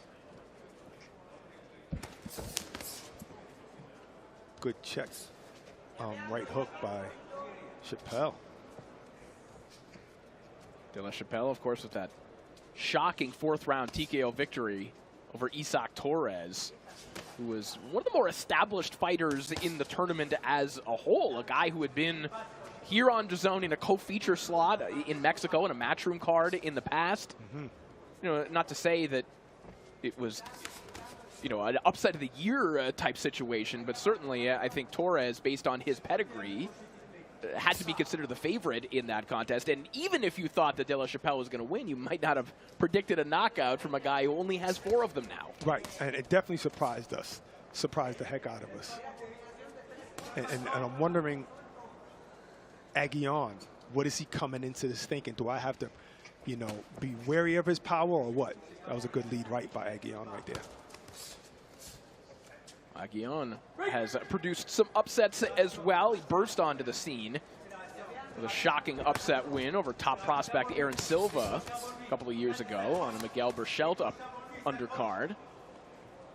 Came into this tournament on the back of a 4th round TKO win over Jose Macias. So he looks for that right hand once again. And he's doing what you're supposed to do against a southpaw. He's shooting that right hand out, and he's having success. There you go. And he's firing that shot, Barack, on the move as well. He's not stationary and waiting for the reply. Turning towards the power hand of the southpaw, but that might be, you know, the natural movement for Aguillon, moving to his right. At least he's keeping that right hand up.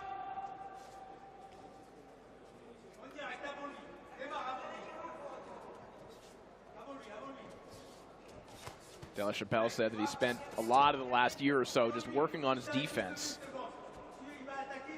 Felt that in his loss and draw on his ledger, his defense let him down. Certainly his power did not against Isaac Torres last time out. So he looks for a short left hand, misses the mark. Final 20 seconds here of round 1. Good check right hook there from De La Chapelle.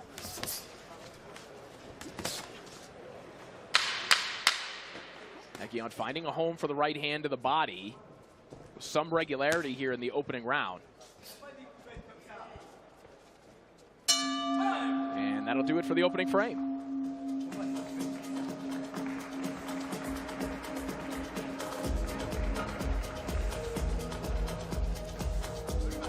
I like that Chapelle turned it up a little bit towards the last end of that round. I just think he has to be careful the way he's throwing that left hand. That was a beautiful 1-2 by Aguillon. Here's another angle. I mean, both of those punches landed flush. But that's because Chappelle stopped being first. In the beginning of that round, he was concentrated on being first. He kind of got caught staring, and that's what happens.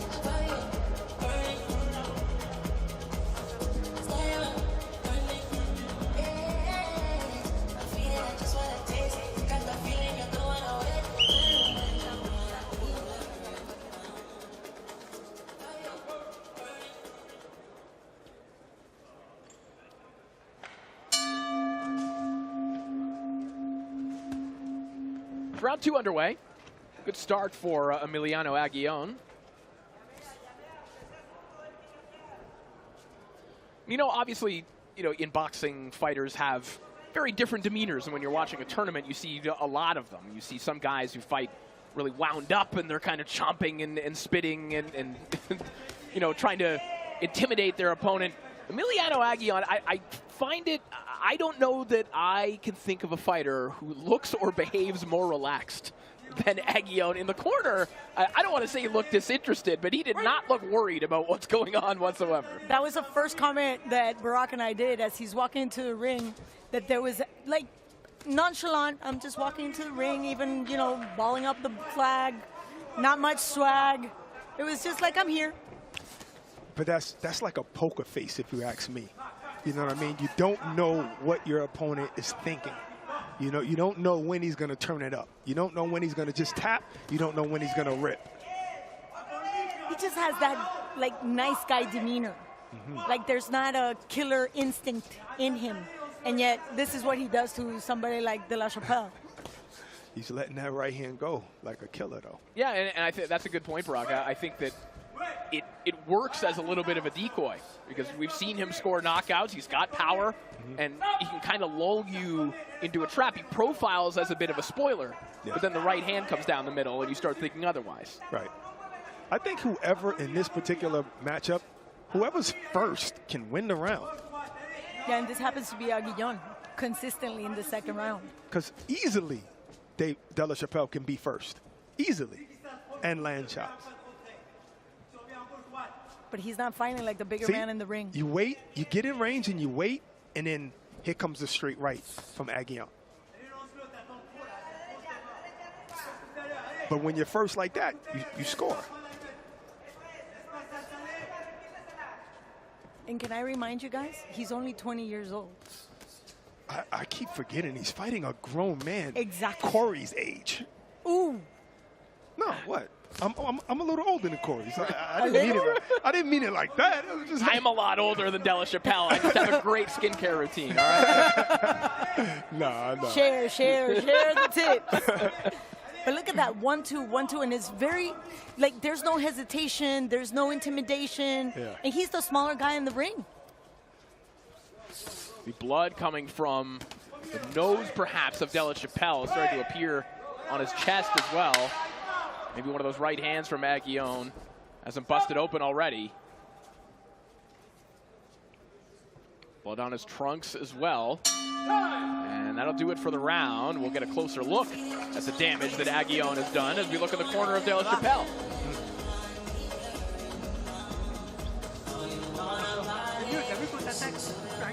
Yeah, he busted up that nose, but that actually came from the first round from those right hands from Aguillon. And it was right after that nose started bleeding, the blood started trickling, that De La Chapelle turned it up a little bit in that round. But then he kind of went back asleep in the second round.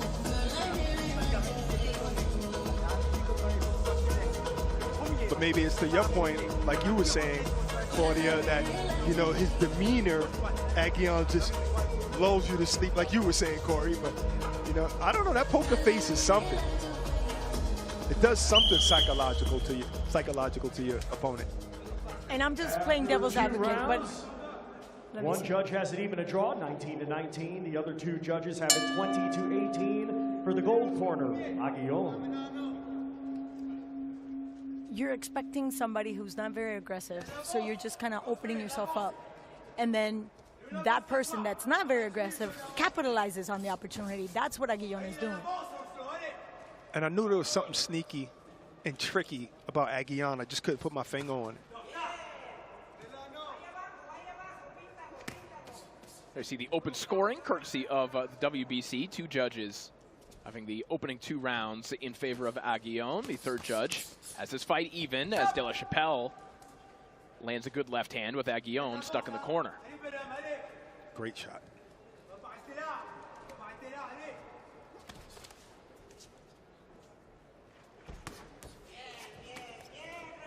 De La Chapelle's been boxing since the age of 6, and at a certain point came to a bit of a crossroads because he had started studying in university, but then his first exam was on the same day that the World Amateur Championship started.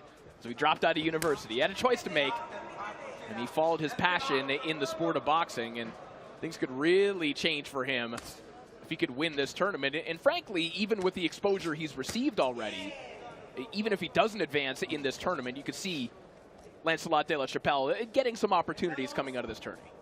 Oh, definitely, definitely. He has something here. He's fighting a tricky guy. I think he just needs to let his hands go a little bit more, be first, be the taller fighter, shoot that jab out. Maybe he's worried about the straight right hand coming back. I don't know. Like that, even though that didn't land. See, that jab is good when he throws it.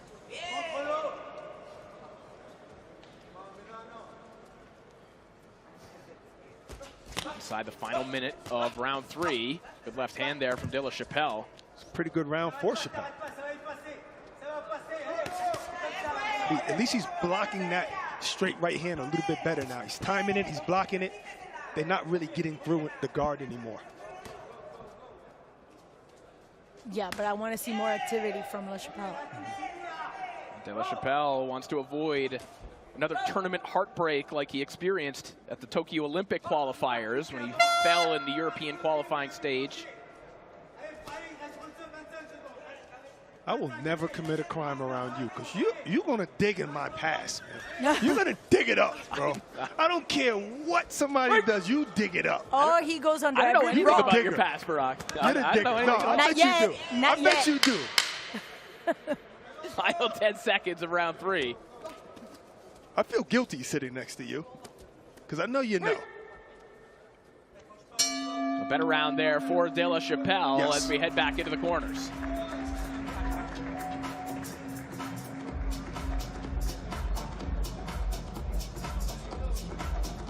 Saturday, August 23rd, we've got Rafferty and Chamberlain going at it. The British and Commonwealth super lightweight champion, Jack Rafferty, taking on Mark Chamberlain. That one's a part of your regular DAZN subscription.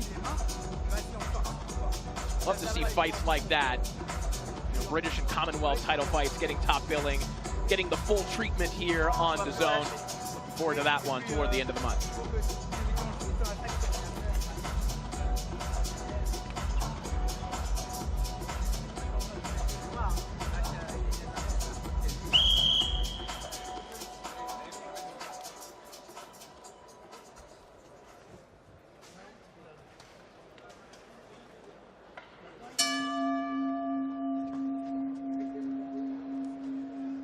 We'll see if Lancelot De La Chapelle can build upon a modicum of momentum that he built there in the 3rd round.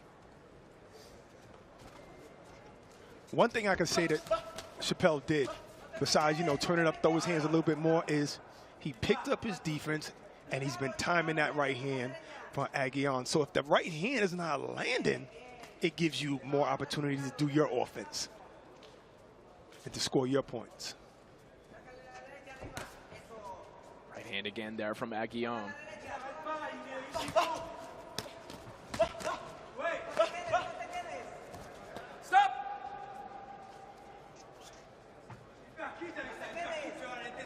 Just because you got to fight against the ropes, you got to go to that body too, because a fighter like Aguillon's moving his head up and down. You're going to hit the body, and sometimes going towards the chest and the body, you land a shot on the chin. Good footwork by De La Chapelle. Aguillon has spent some time recently at the Robert Garcia Boxing Academy, sparring Virgil Ortiz. Talk about lessons. That's some serious schooling right there. Oh, yeah. Talk about style clashes as well. I wonder if Aguillon could quiet the output and the power of Virgil Ortiz in those sessions. I don't know if they allow that in the Robert Garcia gym. Only hard sparring. One of the toughest gyms in the world out in California. But let's talk about just the quality of sparring partners that you get there.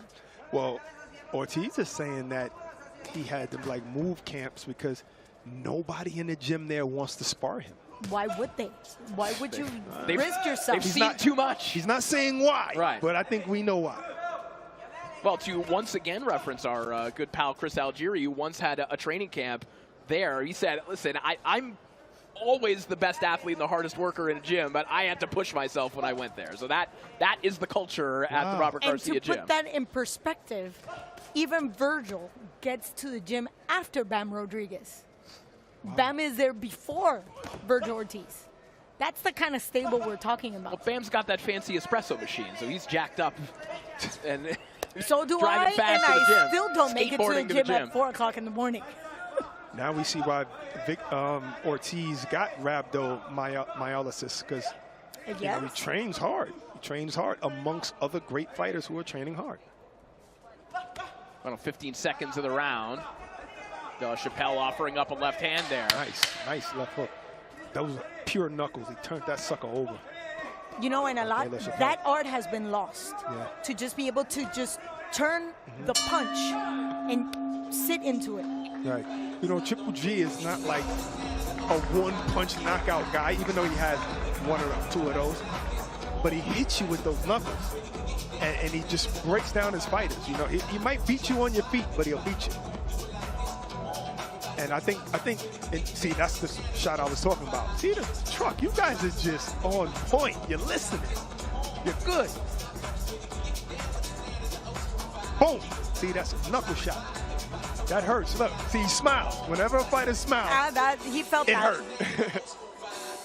We've got Triple G's trainer, Abel Sanchez, over that. Maybe we can ask him about the physiology of turning that shot over. Well, I tell you one thing. One thing he said about Triple G, what I remember, is that he punches harder than Kovalev. And that's a 15-pound difference. And I did a little hand combat with Triple G one time, like squeezing hand contest. The other two judges had strong. Even a draw, 38-38. So two judges have this one a draw right now. So this fight hanging in the balance here in the final 2 rounds as Emiliano Aguillon and Lancelot De La Chapelle vie for a spot in the semifinals. The third judge has a score of 39-37 for Aguillon.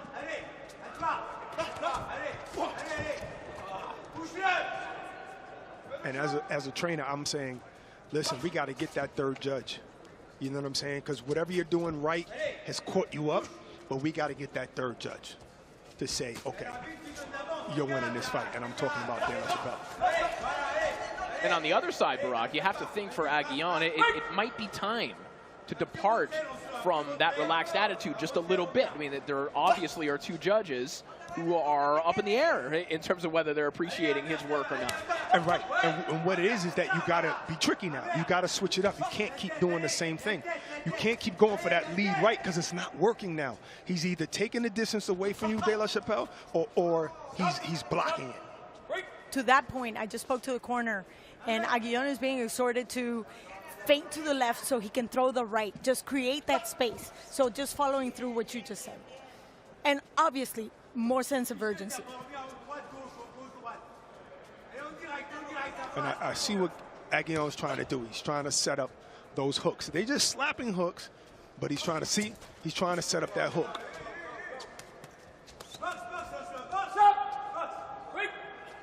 But sometimes with the feints make a fighter telegraph their next move. And that's why feints are so important. You know what you're looking for sometimes. Well, a perfect example of that was when Juan Manuel Marquez was fighting Manny Pacquiao for the 4th time. He was looking for that movement in Manny, that feint to the right to throw the left, and that's when Juan Manuel connected. Right. There's patterns. I always wanted to see a 5th fight. Yeah. But no, you know why? Because I felt like Pacquiao gave it to Marquez, you know, when he didn't have to. but they were close fights. So why didn't you just give it back to Manny Pacquiao? You had his number, you know. Look at you. Just gave Aguillon a nice left hand there. Are you both teaming up on me mentally in your mind? What? Thinking the same thing, that was it? That was enough fights between those two or what? I'm just going to let that sit right there. Okay. Final 20 seconds here of round 5. I know when I lost. No, I agree. Unfortunately, it is what it is. It is what it is.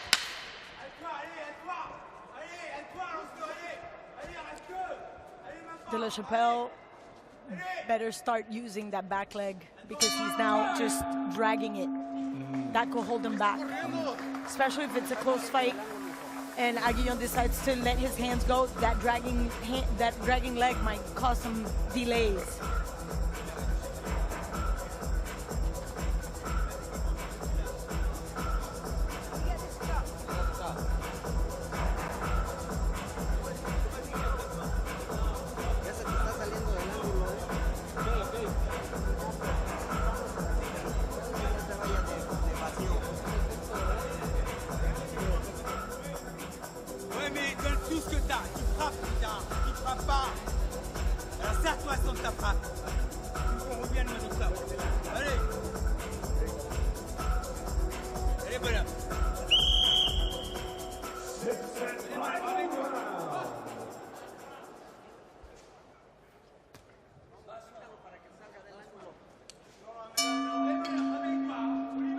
Sixth and final round, a round that could very well decide this fight should we go to the scorecards.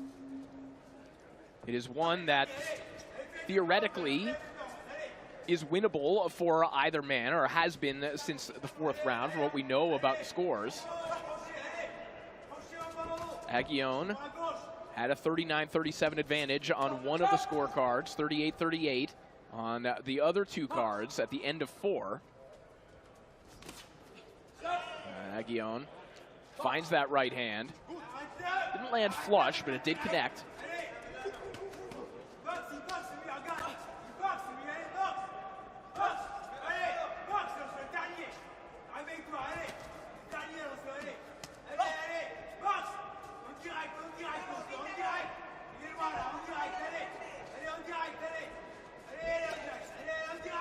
A little more bounce in the step of Lancelot De La Chapelle, and Claudia, my 12th grade French can even understand that his corner is telling him, if you box, you can win. Yes. Come on, let's go. Yes. He's an athlete. He should box. But I told you, check out that back leg. He's dragging it. And that causes a little misstep, and that makes it a little bit more difficult to be able to set up for a nice 1-2, the basic 1-2. Nearly a dangerous clash of heads there.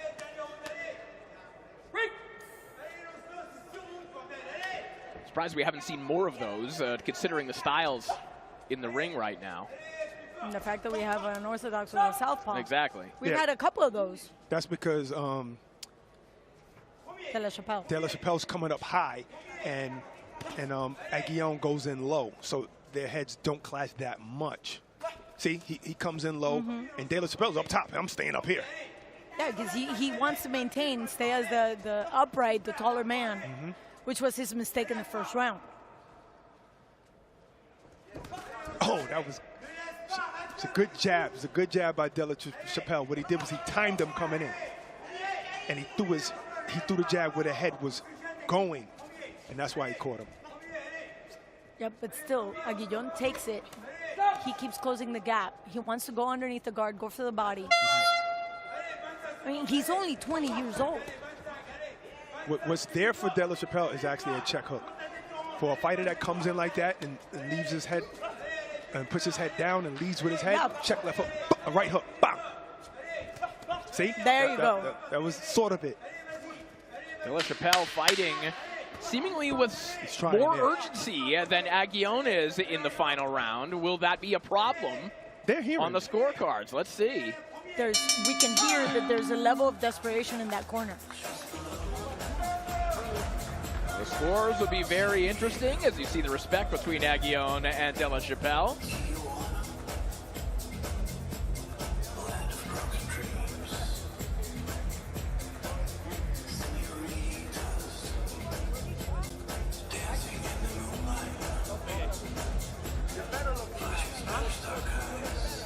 Esports World Cup Fight Week comes to a crescendo on Saturday night, and there's a stacked undercard featuring Ray Ford taking on Abraham Nova in a super featherweight shootout. You can go to DAZN.com/boxing for details on how to purchase this must-see event.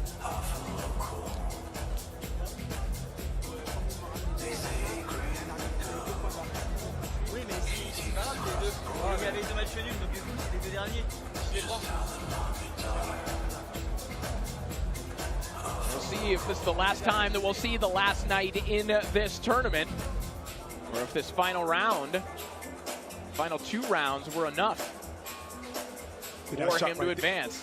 That 1-2 was early in the fight, and that 2 always found the way to De La Chapelle's chin, but after that, he controlled the distance, and his defense was just better. And those right hands just weren't hitting the same, and that was that left hook that landed with the knuckles right on the face of Aguillon.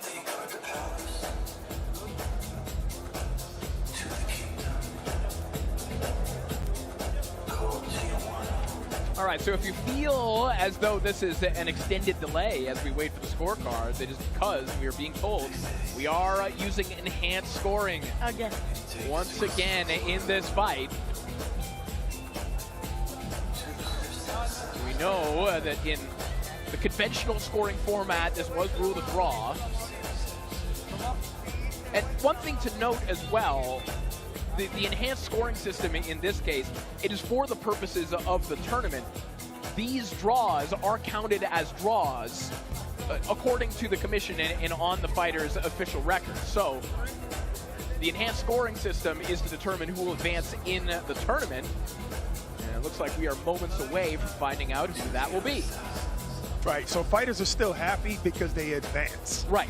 But at the end of the day, they got a draw. But that goes to show that even though somebody's going to end up losing, it was a very even match fight. Yeah, I kind of gave the fight to De La Chapelle. I'm surprised that, you know, it's going to enhanced scoring. All right, looks like we are ready for the count. Let's send it up to Thomas Treiber.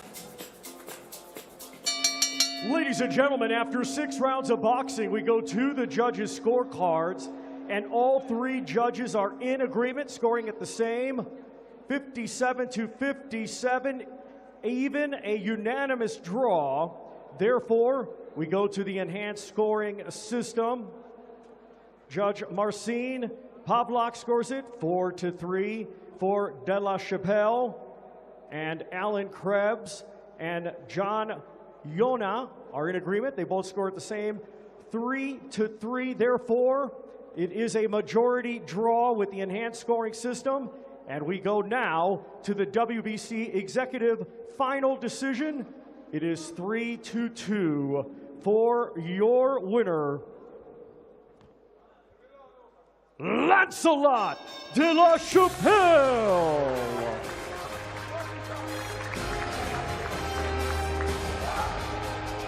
So it took 3 forms of scoring, but Lancelot De La Chapelle, the last night, will ride into the semifinals. That was a very, very difficult fight to score. And here's confirmation of how the middleweight bracket stands going on to the semifinals. Take a quick look. We had 2 instances where the fights went that long. Pomerleau taking the win against Rubalco, and Sinisterra taking the first knockout of the day, and then De La Chapelle edging against Aguillon, and Biggs doing what he needed to do against Frolov. Now there we have our semifinals. This is definitely the best of the best. And with that being said, this is why we are the home of boxing. Big fights coming your way soon include an eagerly anticipated rematch between Lewis Crocker and Patty Donovan. The ever-exciting Dave Allen goes in against the seasoned hard-hitter Arlanbek Makhmudov. Then on the 22nd, we're back in Riyadh for Ring 4. This is November 22nd. Night of Champions, the star-studded bill featuring David Benavides versus Anthony Yard. Devin Haney against Brian Norman Jr. And Jesse Bam Rodriguez takes on Fernando Martinez. on DAZN, the global home of boxing.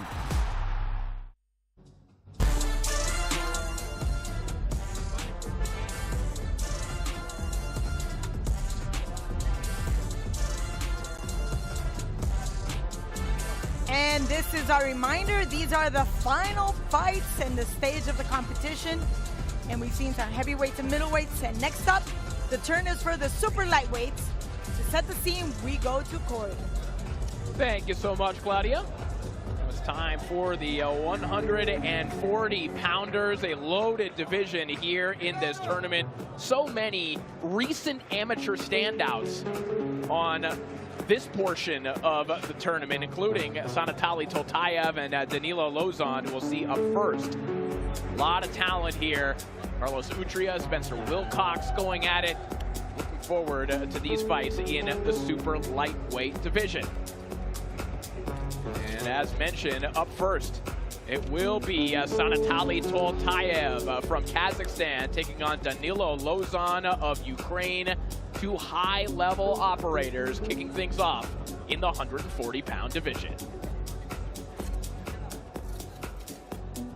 Ladies and gentlemen, we move now to the super lightweight division. Let's first welcome to the ring, Danilo Lozon.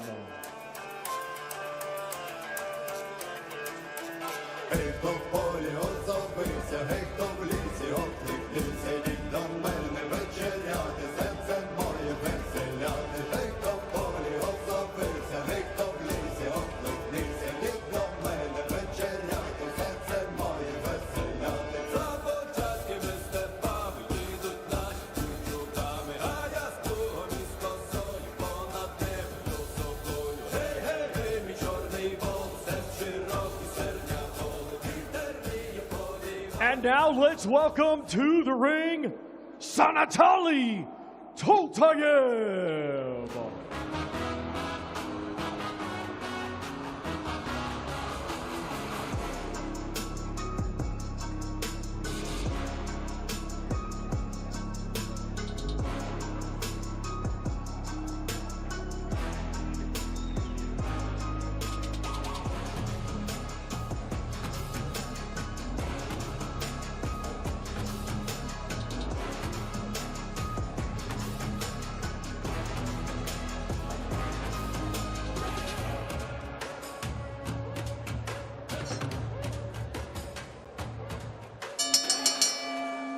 Ladies and gentlemen, once again, we want to welcome you to the Riyadh season WBC Boxing Grand Prix. And we want to give a big thank you to the Kingdom of Saudi Arabia and the custodian of the two holy mosques, King Salman bin Abdulaziz Al Saud.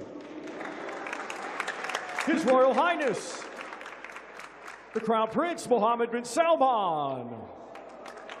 And His Excellency, Chairman of the General Entertainment Authority, GIA, and Chairman of the Saudi Boxing Federation, Turki Al-Sheikh.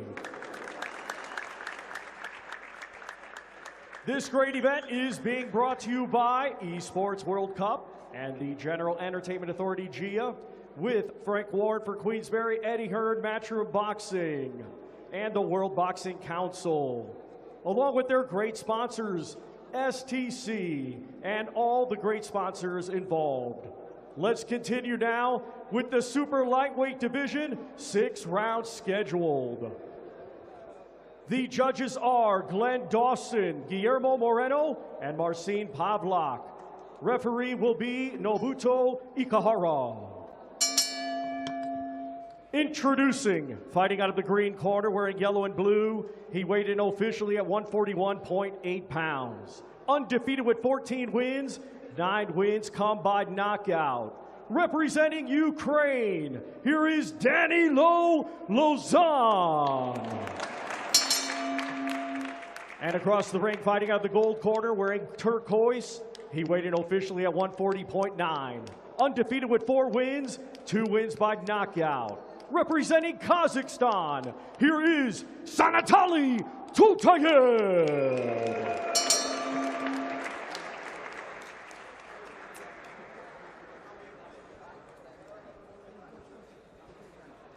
Please. Okay. Please come here. Nobody in holding the position on the low block. You have a big fight with no fight. Are you okay? Please gloves on. Good luck. So a good-looking matchup here between Sanatali Toltayev and Danilo Lozon. Lozon, of course, scored a third-round TKO win over Eric Bazran. Opened things up with a 6th-round decision over Cameronbek Eshmatov. A tough draw so far for Lozon, and it's not getting any easier here tonight against Toltayev, who took out the #1 seed in this bracket, Gerald Intu, in his last fight, and opened up his tournament with a TKO win over Herman Brochero. Toltayev, outside of his professional career, still very much active on the elite amateur scene, representing Kazakhstan. So a man who is very, very familiar with the tournament format and basically is exclusively fighting in them as both a pro and an amateur. In that Bolchero fight, Toltayev, they used the WBC instant replay and got one of those, slips that the referee called and changed to a knockdown. And I love that because I was trying to fight for that knockdown. We remember. We remember. There's been but it was a great call. It's been most of the time they disagree with me. No, but that was the time that you were absolutely right, and they agreed with you. And, good thing we had instant replay. Yeah, that's true. Would love to see that implemented more often. It's just obviously it works. It works in every other sport. It just works. And when we talk about this fight, when we're talking about the #9 seed against the #13, you see how literally the tournament does the job. It just brings out the best of every single fighter because you're putting them against the best of the best. You can see the caliber of the operators here. Toltayev doing some nice work. Looked like he was on a bit of a roll, and then Lozon with a beautiful left hand. Oh, There again, same type of sequence, except the left hand from Lozon this time went downstairs.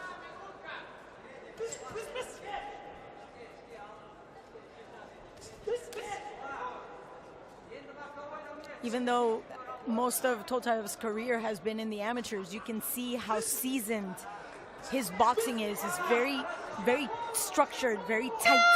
Everything is very precise, every movement. Ukrainian. Yes, exactly.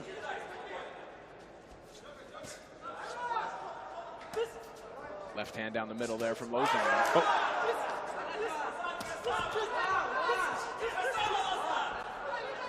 Body work there from Toltayev a moment ago.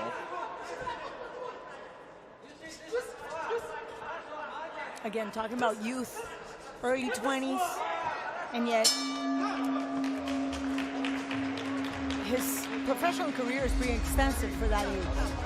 It was a high-tempo action in the opening round as we look at the Toltayev corner where his twin brother, Samatali Toltayev, is there. It's not difficult to confuse them, much like the Charlos.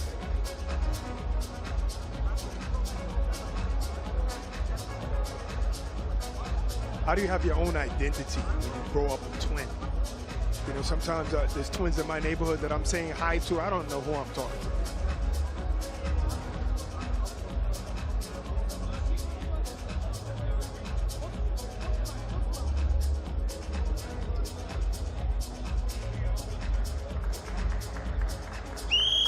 Am I reading that right? That the cap says Nebraska?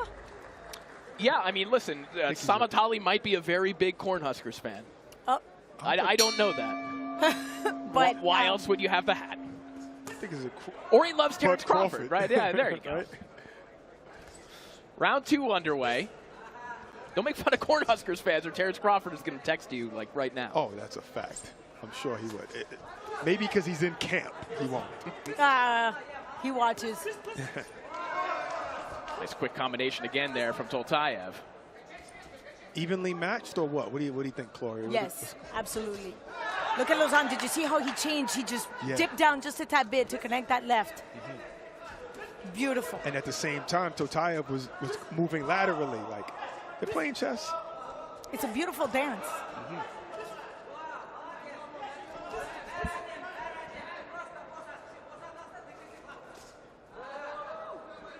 Lauzon trying to find the body of Totayev there with the left hand. He did that a couple times in the opening round. A couple eye-catching shots.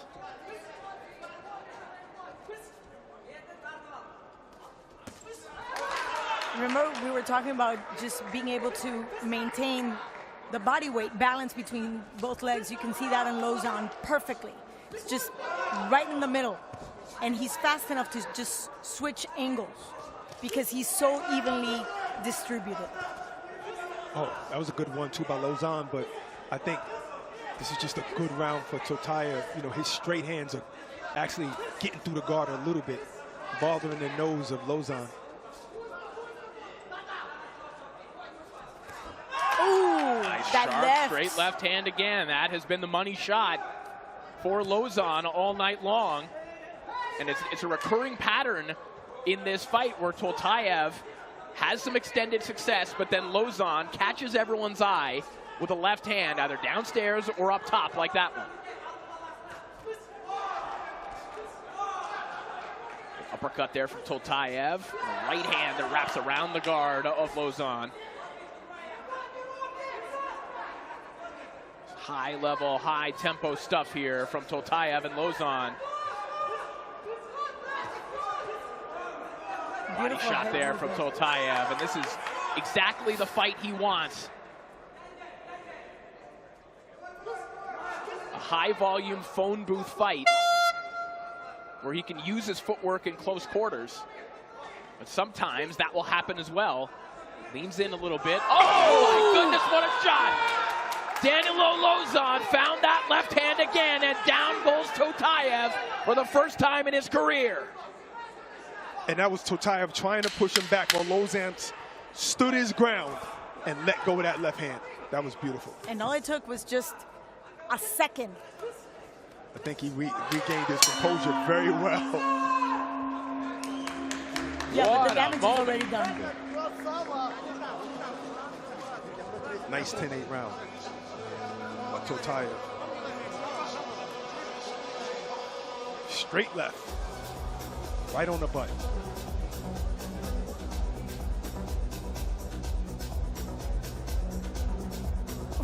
So normally he was stepping back. That time, he just stepped back a sequence before that. Then he didn't. He held his ground. He was in position and let go of the left hand.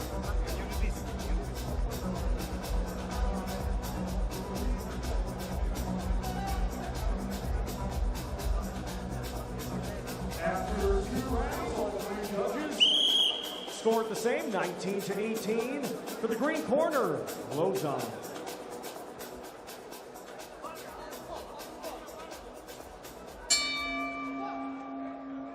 Caught cold, distracted. I mean, I don't know if he was caught cold. He was looking pretty warm. I think that it was, you know, we pointed it out, kind of the same sequence happening again and again, and eventually, if you land a sharp left hand enough times, it might have that kind of effect. Yeah, I think it was just a good shot. Right timing. Left hand to the body there from Lauzon. Can Totayev just let go of that first round? Because sometimes that lingers mentally. Now you're a little hesitant. I guess not. A little bit more head movement here from Totayev.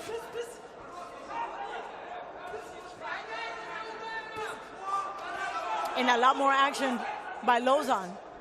Yeah, he has certainly been emboldened. Big boost of confidence for Lauzon. Look at that. 3-punch combination all landed by Lauzon. And that Lauzon really picking things up here this round. Spent training camp alongside the 2020 Olympian and K2 promotion star Yaroslav Karts. I like this referee. I mean, he stands very far away, but when something happens, he rushes in to stop the action. Eagle's eye. And speed.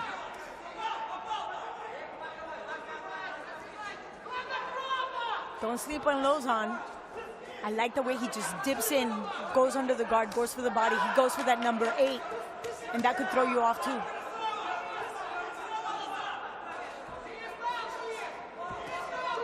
Totayev, he's effective when he moves his head. He's good. His defense is good. Sometimes he forgets, I think, because he's thinking about landing a hard shot of his own. Did you see how he swung that left hook? Now he's just standing a little too flat in front of Lozon. This is just non-stop adjustments being made by both men here.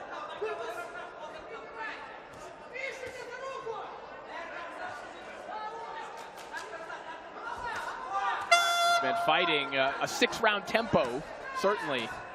Not holding anything back here. Another he's left hurt. hand. He's hurt. Totayev still firing back, grabbing a hold as well.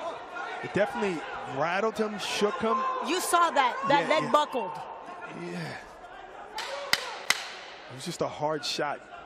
Also looks like he might be cut as well, or at least an abrasion and some swelling developing on the outside of the right eye of Totayev.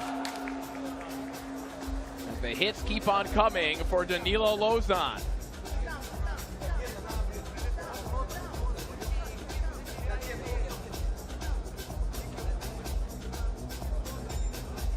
I was just saying in my head, like, this is a tough round to score because they have their moments going tit for tat, landing some good shots like these. But it was over there in the corner where shot just rocked Totayev. But it was also him jumping back that made it look like it was worse than what it is. So he probably wasn't rocked. It was just a good shot at a time when he was jumping, and it made it look like he was hurt.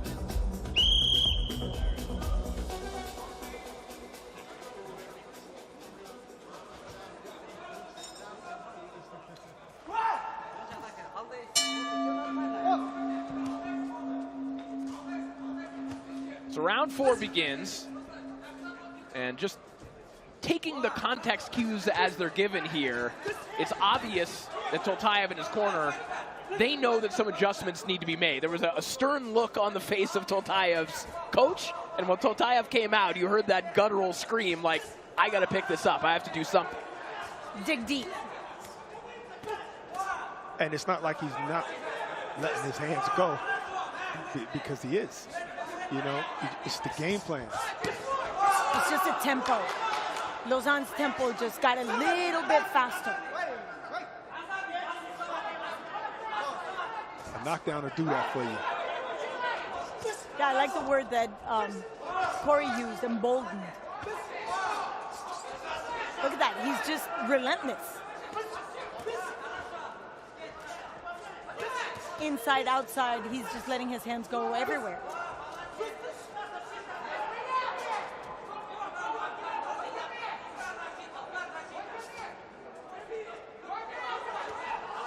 Now he's getting comfortable, Lozon, fighting with his hands down from the outside.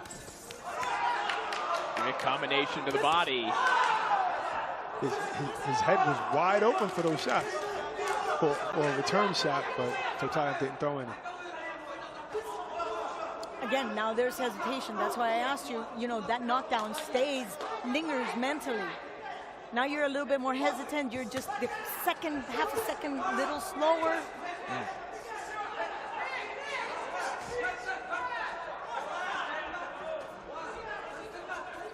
We're seeing all this action because these are 6-rounders. These guys can't afford to give a round away.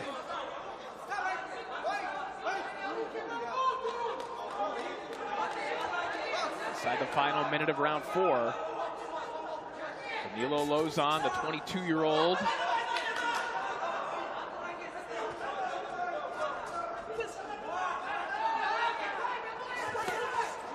Nice quick shot on the inside from Totayev. Now there's a cut in Lozon. Just now. Yeah.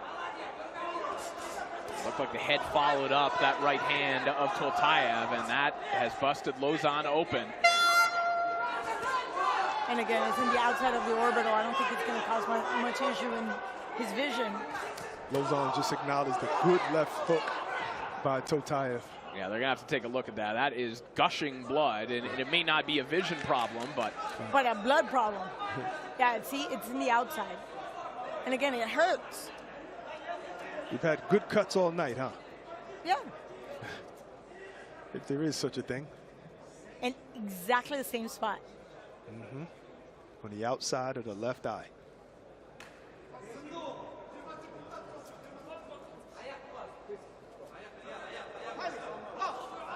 The fight will continue.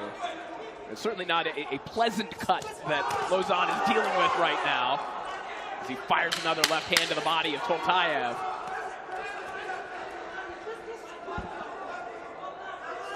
Remember, his mission for Lozon is to show the world this new generation of fighters stepping into the international exposure. I got one of those cuts one time before in a head clash. I'm going right, the other guy's going left, and we just clash, and boom. Done. Accidental head clash just like that. Yes, this has been confirmed. Boom, there it is. As accidental by the WBC as well. And the momentum of the heads came from Totayev, actually. And it just so happened that Lozon was on the receiving end of that. Very calm, Lozon.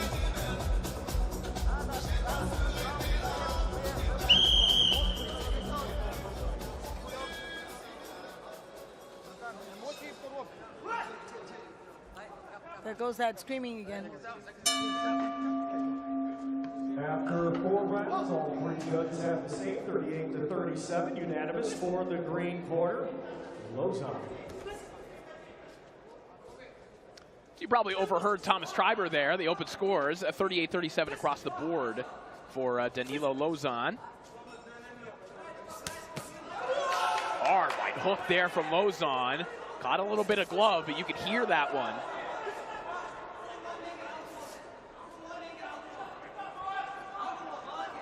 So 38-37, obviously not an insurmountable lead for Sanatali Toltayev. He would need to win the last 2 rounds on at least 2 of the scorecards if he wants to win on the cards. Of course, he could also end the fight, but it's Danilo Lozon who has shown himself to be more capable of that.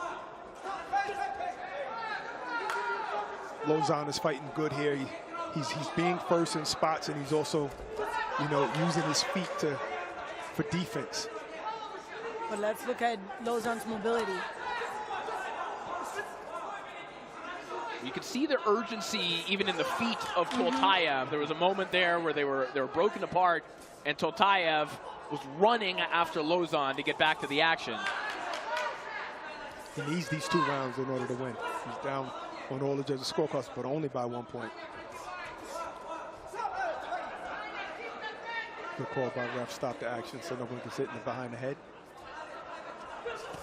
Oof. Wow. Hard shot, and the heads come together again. But Lozon is being more precise. Toltayev, there's almost anxiously fighting. It's an anxious feeling that I get from Toltayev right now. That's a really good descriptor. I was thinking of calling it a little bit chaotic at times, yes. right? And sometimes that chaos can work for Toltayev, but I think Lozon, what we've seen all night, number one, he has power that Toltayev has to respect, but also his guard, especially from long range, that bladed stance, he's made it a little bit more difficult for Toltayev to hit him flush than Toltayev has experienced in his pro career. Right, that's called an adjustment. That's what Lozon did. He's just adjusting. He just made an adjustment. He's boxing now, and he's controlling the distance. And it just takes half a step. See, like that half a step to stay completely out of range for Toltayev. Instead of going inside, getting caught with other shots, and sometimes smothering your own shot. Oh, gosh. Now it's cuts on both sides of the face. That is a significantly lot worse. It is somehow flowing down the front and the back of the body of Danilo Lozon. Because it's right on top of the eyebrow. Yeah, that, absolutely red card has to be means stopped. stop. That is a That's horrifying gash. Well, then that would mean he possibly won this fight. No, because it was You will have to score this round. Yes. Right. And then, provided enhanced scoring doesn't give it to Toltaev if he has won the fight. So there's a couple factors There's a lot of here. factors moving. There are a lot of moving pieces. But But with that being said, it's not the worst result for him. no, because those were accidental headbutts. Yes. If it were a punch, then it'd be a completely different story. Obviously, yeah. So you score this round, you figure Lausanne won this round, but if not, then it's a draw, and you got to go to Right, enhance. so it could be a stroke of bad luck, or it's a very bad cut that will potentially have some implications for the next round, both of these I was cuts. just going to tell you, because that goes with a suspension, mandatory suspension. Right. Oh, that's right. Exactly. And it's not one cut, it's two cuts. So you probably have 90 days. And even if they heal sufficiently, have they really healed? No. I mean, We've seen this going on happen 100 times, if not 1,000 times. Wow, I mean, we got to watch this over. oh, it hurt me. That was, oh. Even though that's deemed accidental, you got to tell a fighter, stop coming in like that with your head. That was so hard. And luckily the doctor stopped this, but because you that's know, too much. But the truth is, there was no ill intention. I mean, Toltaev was just coming in, and as a matter of fact, he was in a very awkward position. His chin was up. I mean, we could argue that easily an uppercut would have stopped it. Right. I mean, it happens. I'm just glad the doctor, as soon as the doctor saw it, he was like, oh no. Yeah, we're not going to let this go on. I'm glad he stopped it, because you get a situation where it's too much blood in it, and now you lose the fight.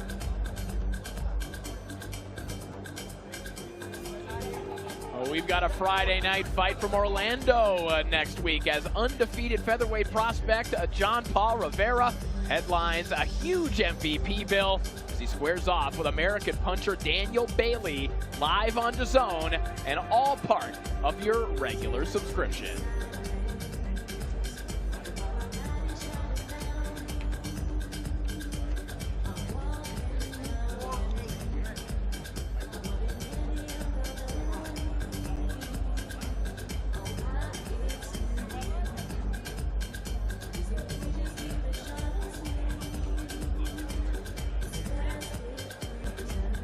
So Danilo Lauzon still being tended to here, trying to apply some pressure on the cut that just won't stop flowing. It did not take long for the doctor to make that decision that this one would not be continuing. But now the question is, whom will that benefit? Only Thomas Treiber knows right now, so let's send it up to him.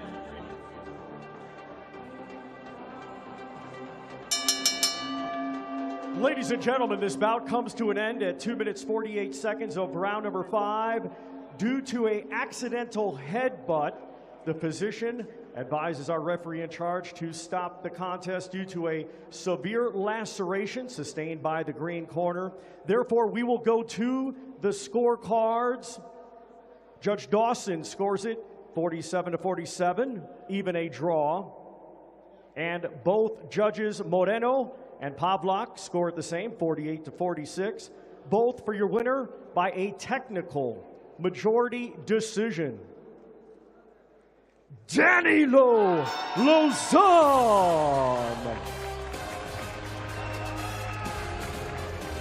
So Danilo Lauzon will move on to the next round. The horrifying gash that you see beneath the WBC cap ended this one prematurely, but Lauzon had done enough on the scorecards, and barring those will heal, we will see him in the semifinals. The WBC Grand Prix is taking the limelight now right here in Riyadh, but on Saturday, attention switches to a huge fight night at A&B Arena. Moses Itauma versus Dillian Whyte stops the bill on what could be a pivotal night for the veteran. What does a win over Moses do for your career right now? Just everything in my career, bring my career back. Obviously, I've been a bit in the long grass for the last couple of years. Obviously, in misfortunate situations, I've been a bit in the long grass, just chipping away, bobbing and weaving. So yeah, Moses, a win over Moses is the chance for me to get back in the big time and to hopefully challenge the title again. Do you think Moses is ready for something like that? Well, I'm going to be 1,000% honest with you. I've never seen Moses fight. So I really don't know what he's ready for. He's got to bring it all. I mean, you know, I says, Dill, listen, let's just be realistic here. What could this kid do that you haven't already seen? But can that kid ask the same question? Can Dylan do something that this kid hasn't seen yet? Obviously, it's a must-win fight, and obviously, I'm going up against the next Mike Tyson, as in, he's been compared to Mike Tyson and a lot of great fighters, you know what I mean? I'm just, look old me, I've never been compared to a journeyman in the great era. He's been compared to Mike Tyson, so. Yeah, I mean, we're training hard like it's a championship fight. But we're not training like we're fighting freaking Clubber Lang or anybody, you know what I'm saying? Moses, you know, is a good young prospect. You know, like I say, you know, we're just working every day like we're fighting for the title, I mean, whether it's this kid or anybody else.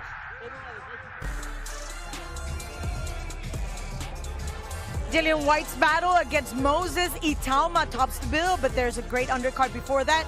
Nick Ball, Hayato Tsutsumi, and Ray Ford all in action, as well as another heavyweight cracker between Philip Hergovitz and David Adeleye. You can watch it all live on DAZN. Head on to DAZN.com/forwardboxing for more information on how to purchase this must-see event. And now we go to our second quarterfinal right here, the number 2 in the super lightweight division. For the particulars, let's go to Thomas Schreiber.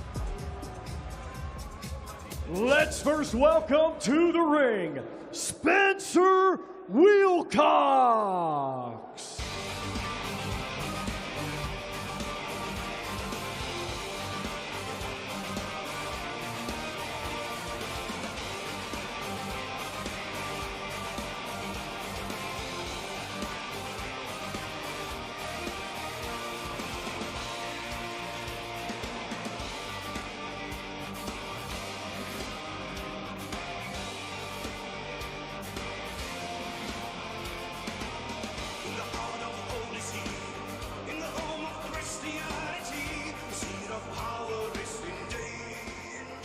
And now let's welcome to the ring, Carlos Utria.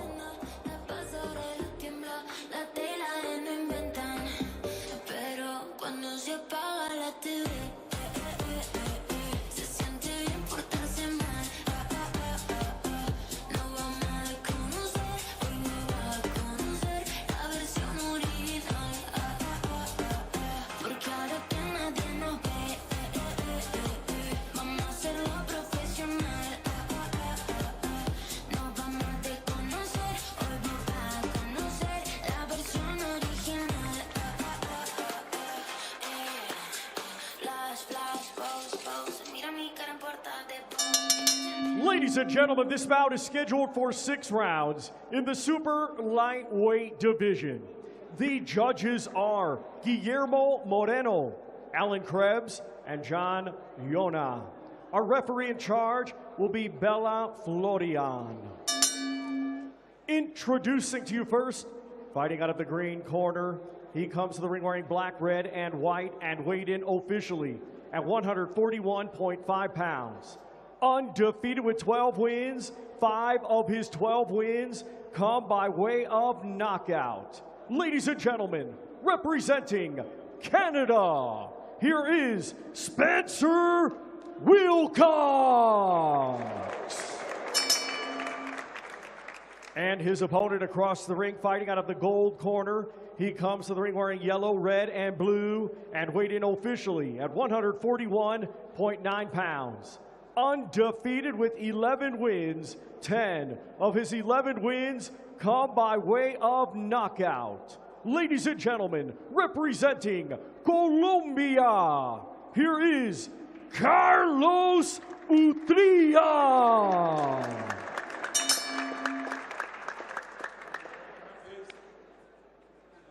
Come on. Your mom, please. Okay. You know the rules. Follow them during the fight. Listen to my commands. Okay? Touch the gloves. Start the fight. Okay. Good luck.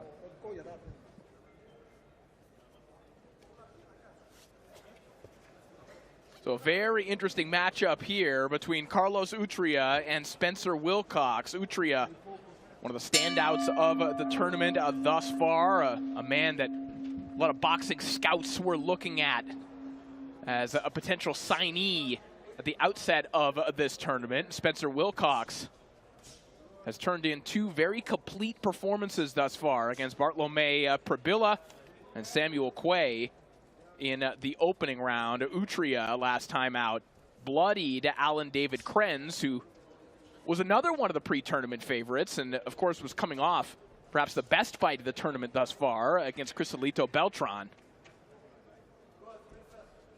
This is going to be another speed chess match, you know, where you got a guy like Utria who can do both. He can pressure fight or he can box, but it's going to be tough trying to box with a Spencer Wilcox. He's just as fast, just as elusive. And again, going back to the rankings, you know, Utria ranked number 10 in the tournament, while Spencer came in at number 6, again, showing that evenly matched, very well positioned. I need those statistics. I didn't even know about the rankings for the tournament. Only Claudia gets such things. Yeah, I know people. They're the same people you know. Who, H&R Block? What are you talking about? Oh, good jab. Up jab there from Utria. Nice. And it's a power jab. Let's not forget Krenz, one of the heavy hitters of the tourney in general. And Utria did a good job at just neutralizing that. Yeah, I mean, neutralizing, dominating, bloodying, Yes. all of those things all at I once. was being kind. I was being kind. Tremendous performance from Utria as he sends that rocket of a right hand over the top. That's why whoever wins this it's going to go very far in this division. Well, I think even the loser of this fight is going to receive some calls from promoters, either to join the stable or to be on their show. These are 2 highly talented 140-pounders. They're gonna want them because you can't be an opponent because you fight too good. Well, we just saw it with Totayev and Lozan. I mean, either one of those are going to be forces to be reckoned with at 140 pounds. Yeah.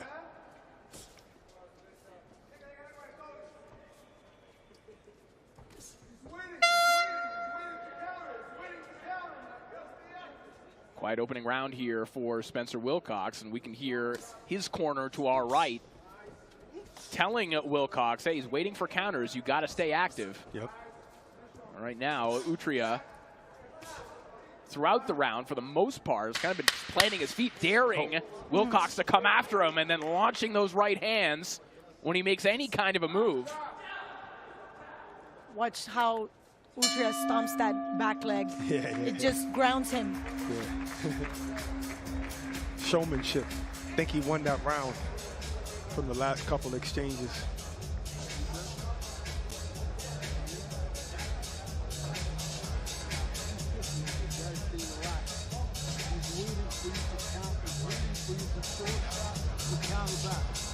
So you gotta fucking make him bite like that.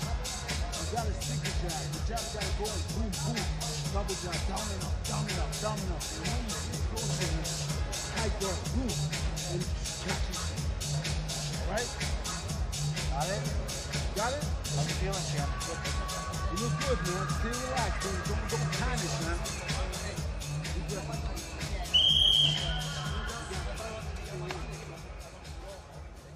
Don't fall asleep, man.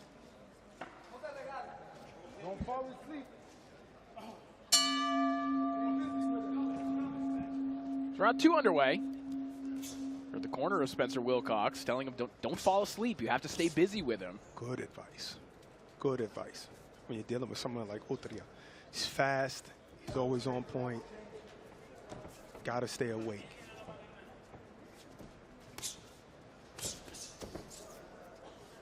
When we talk about presence, Utria's not a big man. He's not too impressive when he walks in, but there's an aura about him. Even when he just does that little feint that he does, you can tell that he can trigger somebody just to pull back, just a tad. There's a level of intensity. Yeah, and that aura that you talk about, it's even in his presentation. You saw when he went to the corner, somehow he found the camera to look into as well. You know, he knows that people are watching. He gave a little smile, a little small smile. Just a smirk. Right. Just counter jab there from Wilcox. Getting a little bit busier here this round. You know what? I'm going to take it back. It's not just essences. There's confidence when he walks into the ring. Got a high level of skill set. And he got the physical attributes because those long arms are serving him really well. See right there? Nice jab. And look at where that jab comes from, all the way from the hip. Yes. So it's not only long, it's actually very fast. Yeah. See? Fast fighters tend to have their lead hand down. Mm-hmm. That was one of the few times that actually Wilcox was able to counter with the right hand.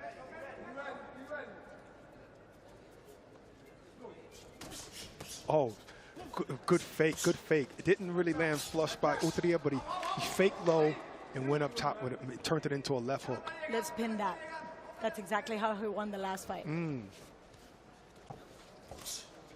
the final minute here of round 2, the hand speed of Carlos Utria jumping off the screen here in the second round. Wilcox starting to find something there when Utria throws that up jab. He is coming back with a right hand. Yeah. It's hard to hit Utria, but one thing that's landing all the time by Wilcox, and that's the jab to the body. Short shot on the inside there from Wilcox. Obviously, the power of Utria is threatening. Remember, before he came into this tournament, the average length of a Carlos Utria fight was 1.1 rounds. Wow. Competition got tougher, but he's still showing his level. It also took a heroic effort from Alan David Krenz to hear the final bell last time out. Yeah. Spencer Wilcox not taking that kind of punishment in this one, but it may be that he's down 2 rounds to Carlos Utria. No, Wilcox is pretty fast himself. He's just shorter arms, so it's hard to get in there with another fast fighter like that.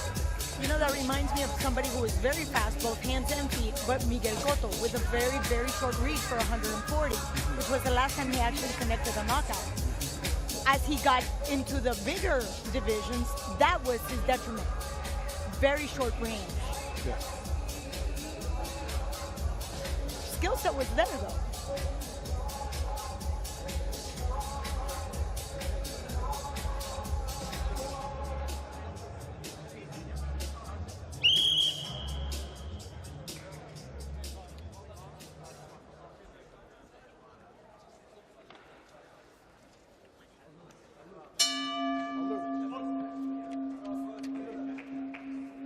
So round 3 begins. You know who Utria just reminded me of, Claudia? With the way he just walked into the center of the ring?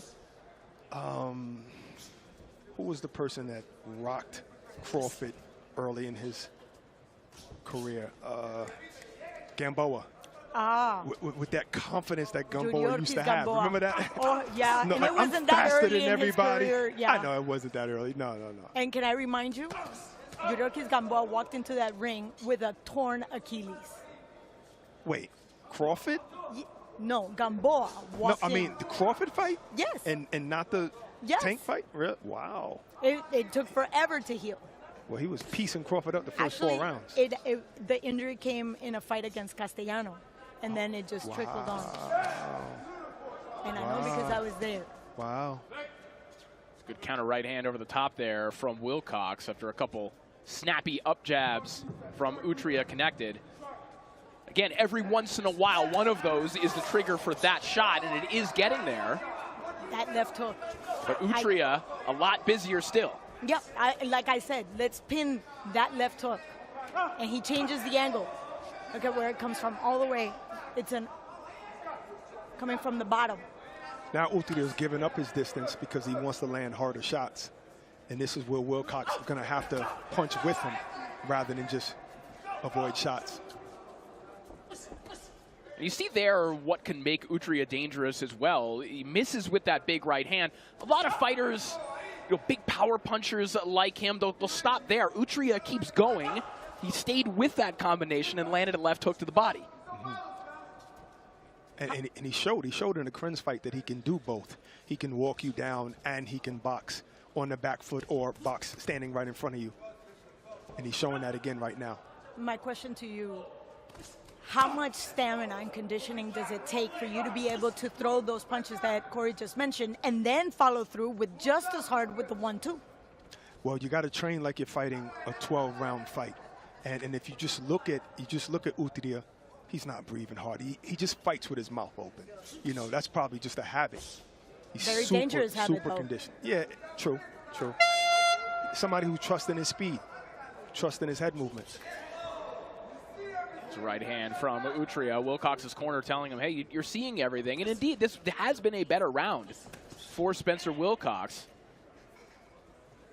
Whether he won the round or not is another matter, but the adjustments and improvements are being made from Wilcox as he gets out of the way of another one of those left hooks from Utria. I think it's also that, Utria's putting himself in the line of fire because he wants to land harder shots. So he's closing the distance, giving Wilcox an opportunity. Listen, bro, you gotta go in there and fight. You're fighting this fight right now. You're losing it. You gotta go in there and fight the guy, man. He's tired too. That was a good double jab. Right hand by Utria. Closing the distance so he can land the power shots like that.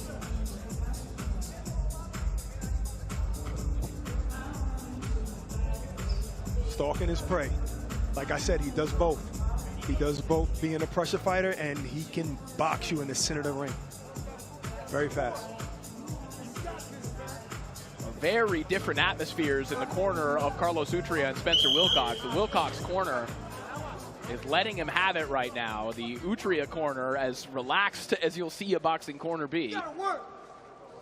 Because I believe that the Wilcox corner saw that Utria was coming in, and they're telling him, you gotta fight this guy. He was moving around too much for them probably. And now you see Wilcox got his left foot planted like, okay, I'm staying here. I'm staying here. I'm going to get in range.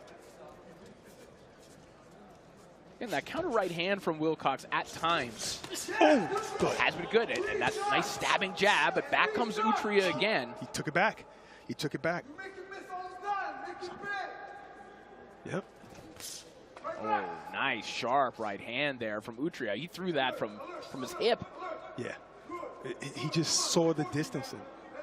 Claudia, you have a smile on your face, and you were in the Wilcox corner. What did you hear? Got some info. Because the corner is, like you mentioned before, they're just, sense of urgency, they're going bananas out there. They're exhorting Wilcox to not only be first, but just let his hands go.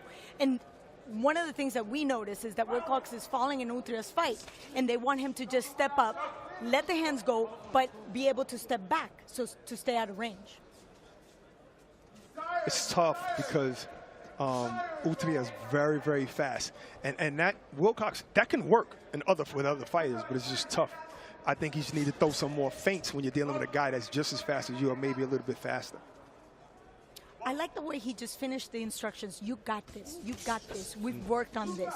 So there's a level of, let me reassure you, you've been here before. Encouragement. We've talked about frustration and how that will end up being your worst enemy. Head movement there from Utria. Utria more or less just standing his ground as Wilcox is trying to find a way in. Trying to develop some momentum here as Utria fires that right hand again. And we're inside the final minute of round 4. A good way to get into is to watch the feet of your opponent. So you watch Utria right before there you go.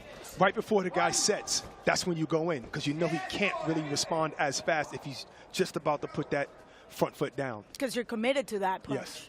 Yes. But you need to be very aware of where you're at.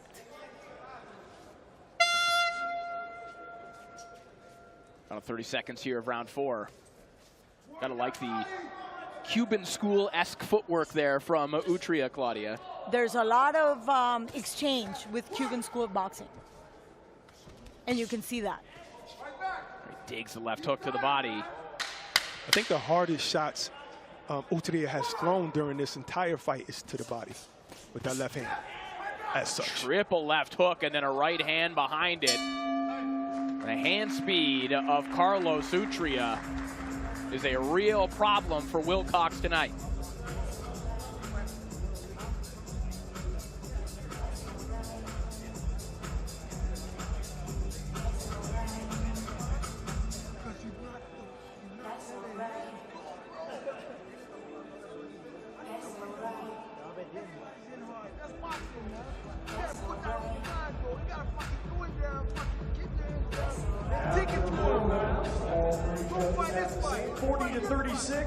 Unanimous for the gold corner.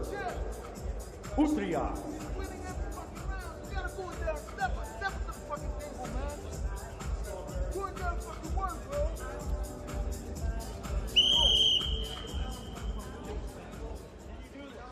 You got this, man.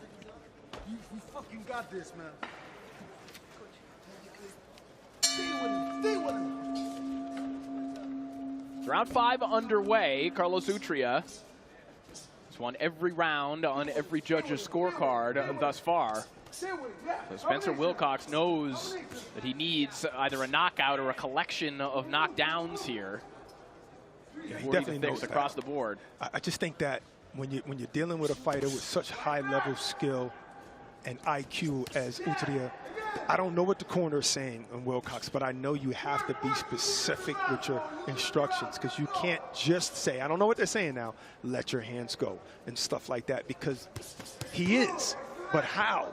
How do I get past that jab? How do I get past his speed? Yeah, and I think the problem, Brock, I think what you're alluding to is that just sheer outright aggression is going to get you hurt against Utria. Yeah. And I'm not saying Spencer Wilcox specifically, but anyone. Utria has that kind of hand speed and power. And he's hoping for that kind of recklessness. And Wilcox hasn't given that to him, but it's also meant that Wilcox now finds himself in this position. Right. Two things I would say to Wilcox. Stop just going straight back, because sometimes Utria closes that distance and still lands that last punch, whether it's a jab, he doubles up on it, or if it's a right hand. And also I'd say feint the guy. Good right hand to the body there from Utria. He could have countered those missed uppercuts, but he chose not to. Oh. Good left hook there from Wilcox. Yep.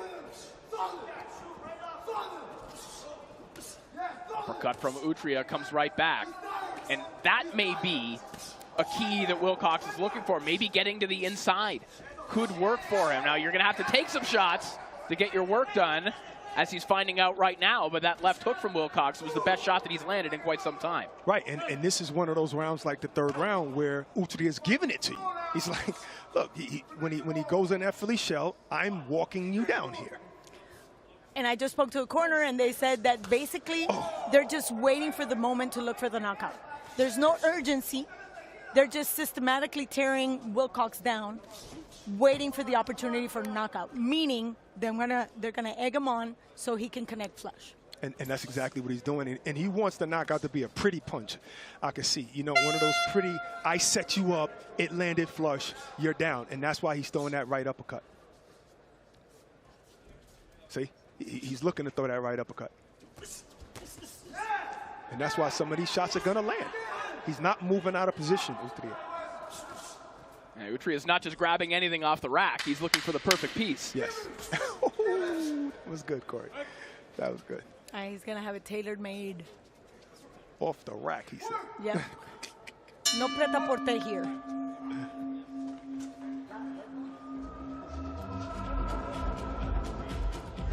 I've gotten a couple of things off the rack that was kind of nice, though. Must be nice. We had a pretty good trip to Ross Dress for Less not that long ago. Hey. Telling our secrets. I'm not too proud. Telling our secret, that's true. Why? I don't knock it. Listen. No, that's a fact. That's a fact. Corey got his shirt from there. a boxing shirt, by the way. I don't know how he finds these. That made me go to the store and get it and look through like 700 shirts and could not find it. Barack out here in the young man section. Yeah. Yeah. I didn't care what size it was. I just wanted the shirt. I would have took home a small that day. That would be something I'd like to see.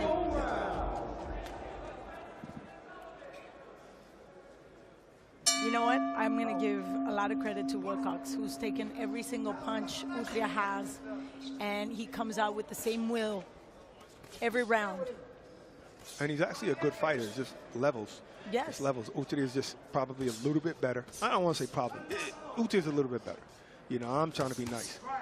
But Wilcox is a good fighter. You go back to the drawing board knowing that you're a good fighter, guy. We'll see if Wilcox can produce something big here in the 6th and final round. If not, really, Utria just needs to stay on his feet to hear the final bell.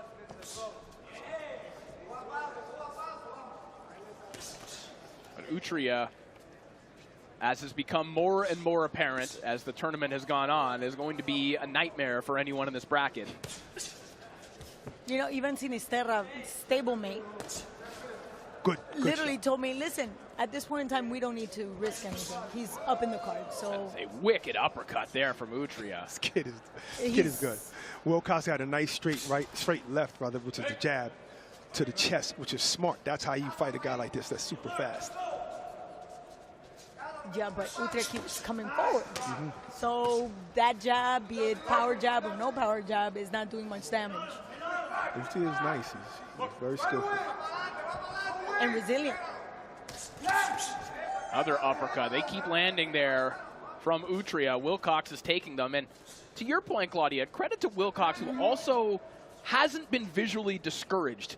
And in a lot of fighters in this case, when you have a guy in front of you who looks like he's having fun, he has his hands down, that is visually demoralizing. And that has not happened with Spencer Wilcox. He might not be having the success that he wants, but he hasn't given up. No. And even the level of urgency the corner is trying to push into him is not affecting him at all. He's not going into exciting boxing, no chaotic. He's still very much into his own fight. Oof. Utria is still trying to land that uppercut.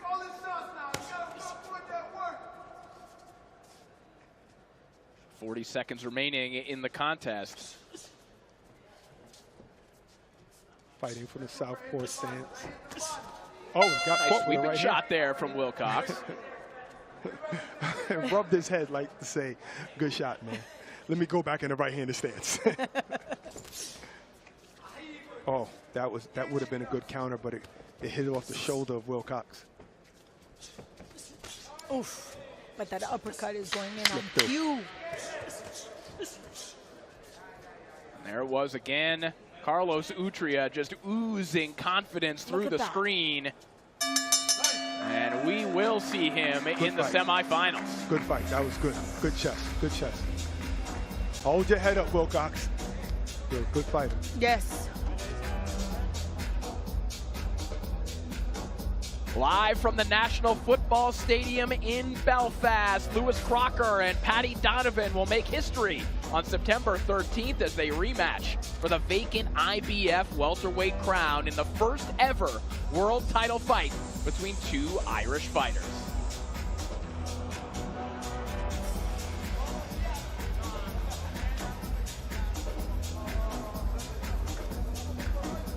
Another tremendous night for Carlos Utria, who is living up to even the loftiest scouting reports as we take a look back at the final round.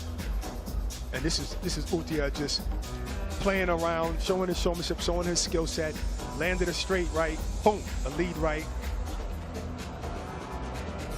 Jumping in, missed that one, but, you know, just trying to show I'm dominating. And I can do whatever I want. So this time, you're thinking I'm coming in with a lead right, but it was a jumping in jab.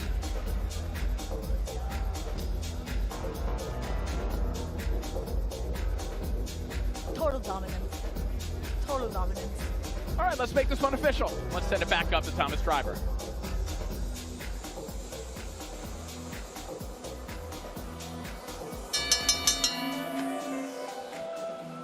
Ladies and gentlemen, after 6 rounds of boxing, all 3 judges in agreement, scoring it the same, 60-54, for your winner by unanimous decision, Carlos Utria.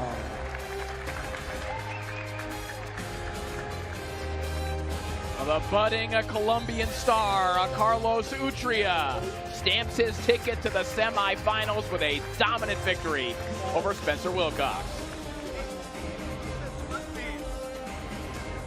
2 places in the super lightweight semifinals have been already claimed. Later, we switch attention to the featherweights. And on Saturday, one of the world's best at 126 pounds defends his WBA strap as Nick Ball faces Sam Goodman. In the build-up to his latest defense, the Liverpoolian took a stroll around his home city with our own Carl Frampton.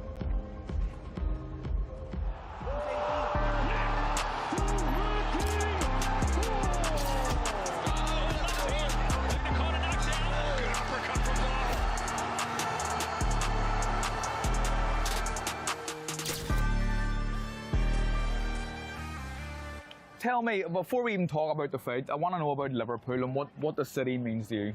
It means everything to me because that's where I'm from. That's where I grew up. So yeah, it's everything to me. And I've been starting off here, you know, my whole career. And you know, I always said I was going to be world champion and have a main event fight here, and I've done that. And the city got behind me. So yeah, I feel like anyone who's watching me gets behind me because it's interesting. It's my type of style. What they like watching. You know, they get the money's worth for. Well, Nick, building, you know, a fan base in the small hall shows and going that route to fighting. Your last 2 fights have been here. Can you tell me a wee bit about what the atmosphere and stuff was like? It was crazy, yeah. The first one, coming back as a world champion, defending there for the first time, it was mad. Yeah, it was a mad feeling. I was in the changing rooms, obviously focused, warming up, and then when I come out to do the ring walk, the crowd was all, you know, screaming and shouting, videoing and things like that, and then it was a mad feeling for me. It was like, these are all here for me. So this fight against Sam Goodman, how are you feeling going into it? Feeling good, yeah. Feeling ready to go. 3rd time back in Riyadh, Saudi Arabia, so I'm looking forward to getting back out there, yeah, and putting another good performance. And what do you think about him as an opponent? I'm not really too sure until I get in there with him. The main thing, though, he's unbeaten, so he's not going to want to get beat, is he? He's going to come and try and take what I've got, and I'm not going to let it happen. So it's going to be interesting. How do you see the fight going, Nick? You know, it's a hard one, isn't it? Because you don't really know, and no one really knows until the bell goes. But you know, first round highlight reel KO, it'd be nice, wouldn't it? Yeah. Yeah, that'd be nice. But sometimes it doesn't always go to plan. But that'd be nice. Yeah, nice explosive knockout.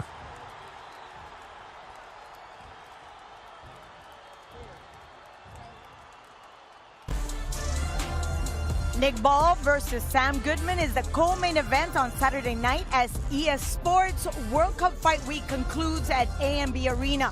It's another great Riyadh season card topped by Moses Itauma against Dillian White. Make sure you join us by purchasing the event. Head to DAZN.com/boxing for more details. And now we're back to the WBC Grand Prix action.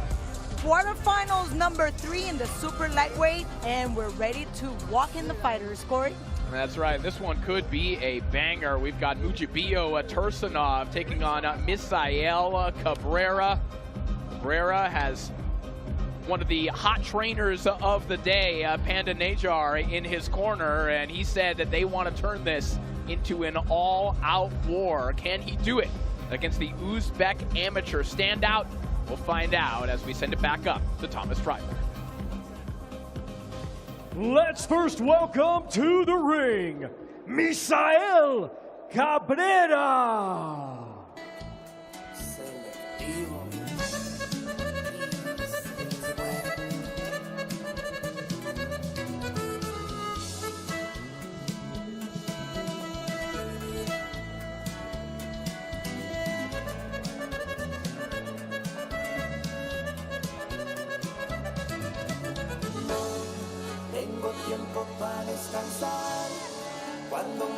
me va a sobrar. Así que lo que me resta con los míos a disfrutar. De billetes me voy a forrar.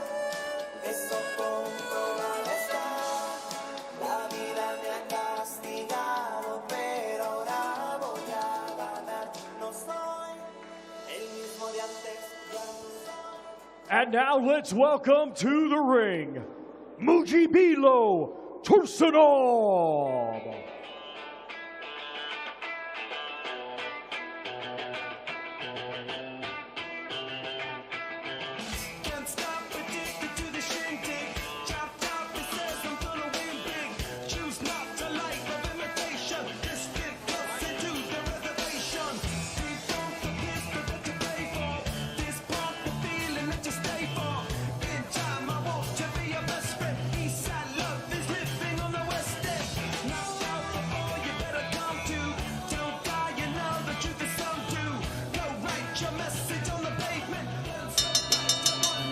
Ladies and gentlemen, this bout is scheduled for 6 rounds in the super lightweight division. The judges are Glenn Dawson, Alan Krebs, and John Yona. Our referee in charge is Lawrence Cole. Introducing to you first, fighting out of the green corner. He comes to the ring wearing green, white, and red, and weighed in officially at 141.2 pounds. His professional record consists of 17 wins, 2 defeats, 1 draw, with 11 of his 17 wins coming by way of knockout. Ladies and gentlemen, representing Mexico, here is Misael Cabrera. And his opponent across the ring, fighting out of the gold corner, he comes to the ring wearing blue, green, and white, and weighed in officially at 141.3 pounds.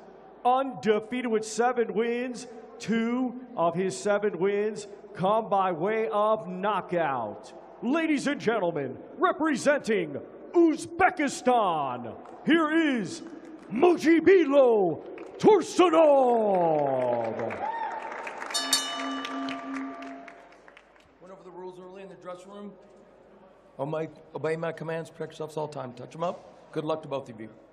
Thank you. God bless you.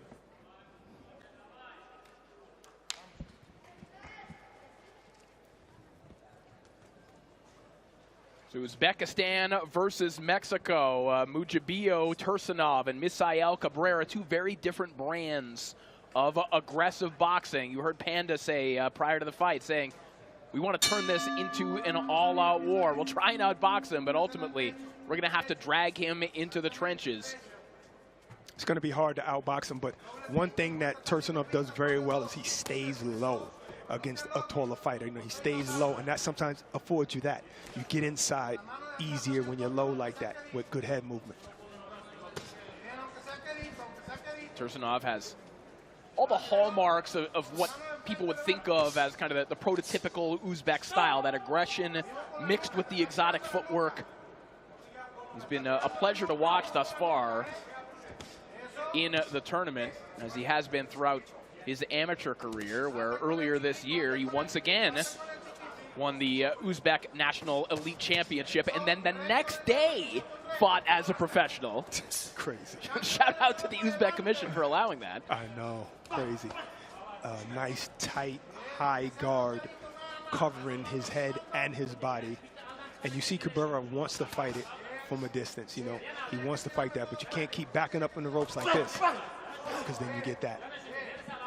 A very different test for Cabrera here tonight. Last time out, scored a 6-round decision over Aaron Barajas, who of course is the teenage sensation that we've seen here in the tournament. And you know, he kind of played the role of the adult in that fight, didn't he? He was able to kind of, not old man, but sort of big man, Aaron Barajas, who just seemed a little out of his depth in that fight. Absolutely, I remember that. He was so composed, incredible.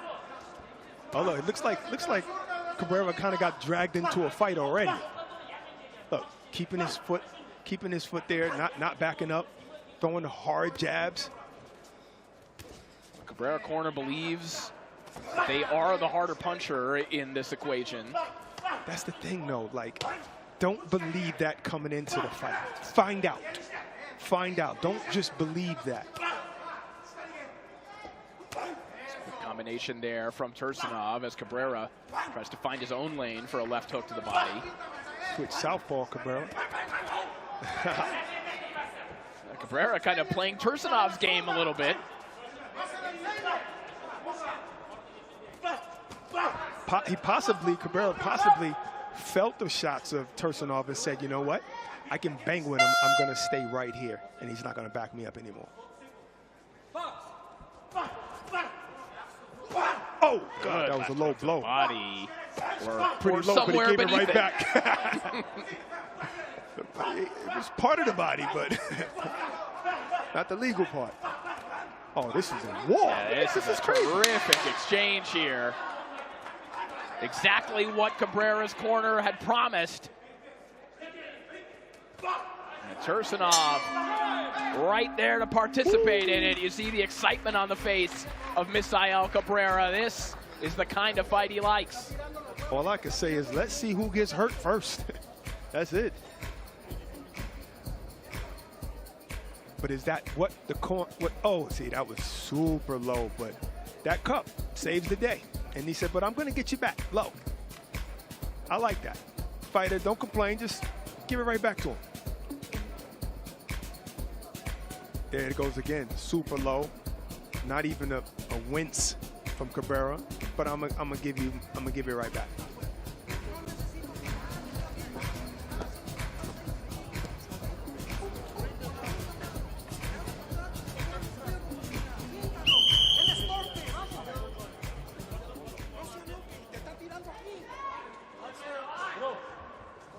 Watch the head, ref.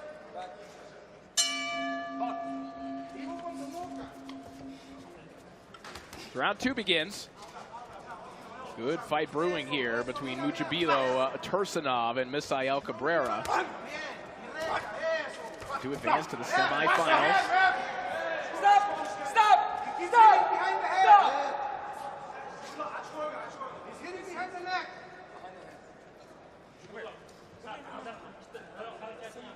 No.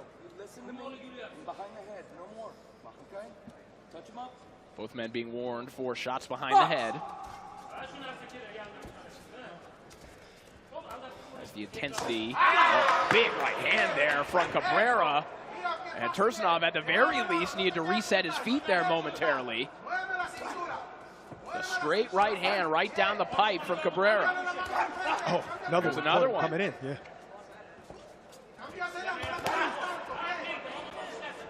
Cabrera historically has been dangerous early, and oftentimes you can say that about fighters. They build their records up early on, they finish fights early, but 10 of Cabrera's 11 knockouts have come in 2 rounds or less. Yeah, I think Tursunov is feeling that power from Cabrera because I seen him tensing up right before the shots land. Then again, he's letting go some of his own bombs.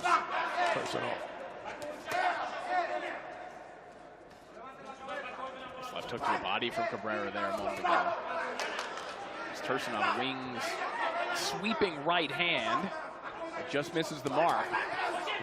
When you have the dimensions that Cabrera have, I would assume the trainer would tell you, soften him up by boxing on the outside, and then decide to go inside and bang with him, but soften him up. It's only the second round. They seem to be very effective when you fight from the distance like this. You're stopping them from coming in. Good jab. Good jab by Tursunov. Yeah, I think it's a good point, Brock. And, in reading between the lines, in speaking with the Cabrera corner, they said, we're going to try to box him, right? Because I think dimensions are one thing. You can be tall and long, you can be having some success, but Tursunov's going to close the gap on you at a certain point. And then what do you do with that? Right. It's nice to have a couple of rounds under your belt, though. Yeah, you don't have to do it for 6 rounds. Before that happens. Oh! That was a good left hook. Oh, and Cabrera just missed with a home run of a left hook. It whistled past the face of Tursunov. That was a low blow. And that was another left hand that strayed low.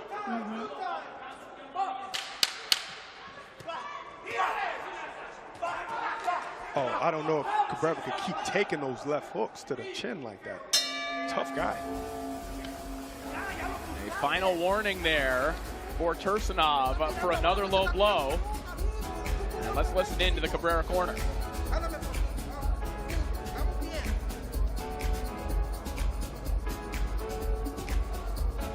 Caught him coming in, Tursunov with a straight right. Cabrera, nice. And then tried it again, but that was the one where he caught him just coming in. Tried it again, but it was partially blocked by Tursunov.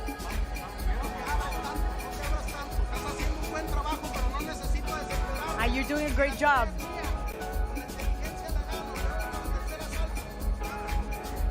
But I need you to After keep working. 2 rounds, all 3 judges have it the same. A unanimous draw, 19-19.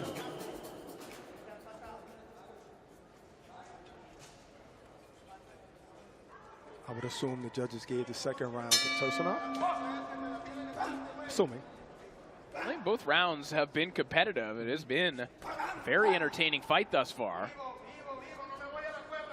Very different from the last time we saw Cabrera here on DAZN prior to the tournament in his 10-round draw against Arande Leon on the Hernandez-Lugo undercard. Kind of a puzzlingly unentertaining performance, let's say, from Cabrera in that one, which is really not in his nature. No, not at all. Usually we see this right here. His right hand over the top there from Tursunov. Yeah, Panda, the trainer for Cabrera, is asking him to stay inside. Go to the inside.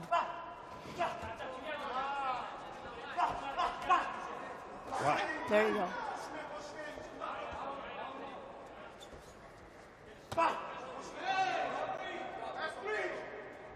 Well, let's see that. This could be a point, and I think it will be, yes. He called him right before the round ended, said one more, and I'm going to take a point off. So, okay. yes. So that's why the corner Cabrera said, That's three. Yeah, he's not being a pro wrestling heel, telling the referee, come on. That wasn't 2. That was 3. A big break for Misael Cabrera as they trade right hands. Looked like the longer Cabrera got there first, but he didn't there. Tursunov unloading with right hands. And back comes Cabrera, trying a little bit of a cross-arm defense to get out of trouble here. George Foreman style. Rest in peace to White Muhammad Kawi. Ooh, yes, another one. I think that defense works from long distance. Because you can see the shot coming, you can see how to block it. But when you're inside like big that, left hook there from Tursunov. it's tough to utilize the power. Cabrera's using that left hook right into the rib cage of Tursunov.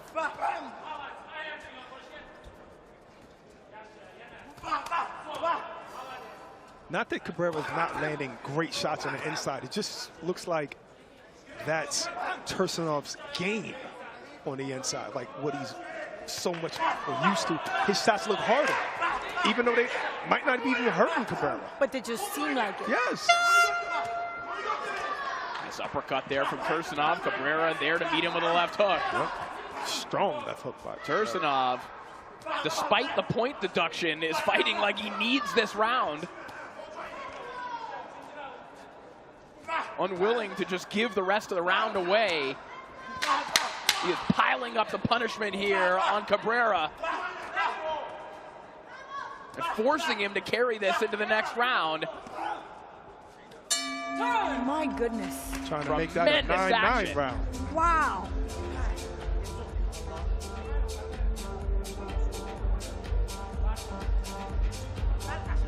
I just don't like Cabrera on the inside like that. You know, I think he can do better on the outside. Look at these shots. Look at the strong right hand and left hook by Tursunov. And again, now when Cabrera throws his shot, sometimes his left hand, he jumps into it, and it still doesn't look as hard as Tursunov's shots.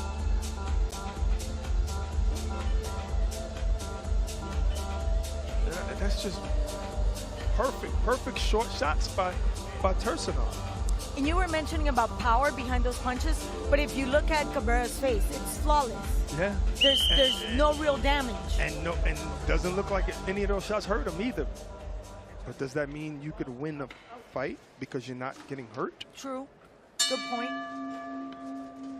Why not fight from the outside for now? Throwing jabs like that. Round 4 underway.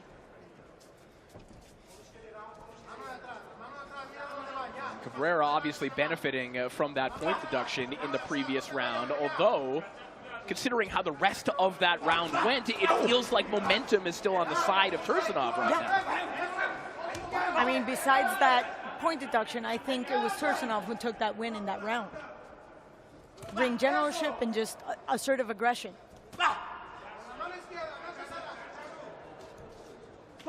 Oof. Wow. So you wanted him to fight on the outside, and there goes the jab.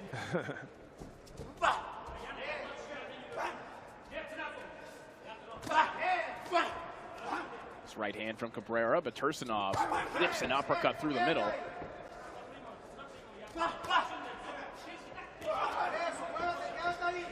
And even Tursunov is doing well from the outside, but Cabrera's allowing him to be first.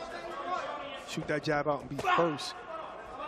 Shot a little low, just like the corner just said. Cabrera.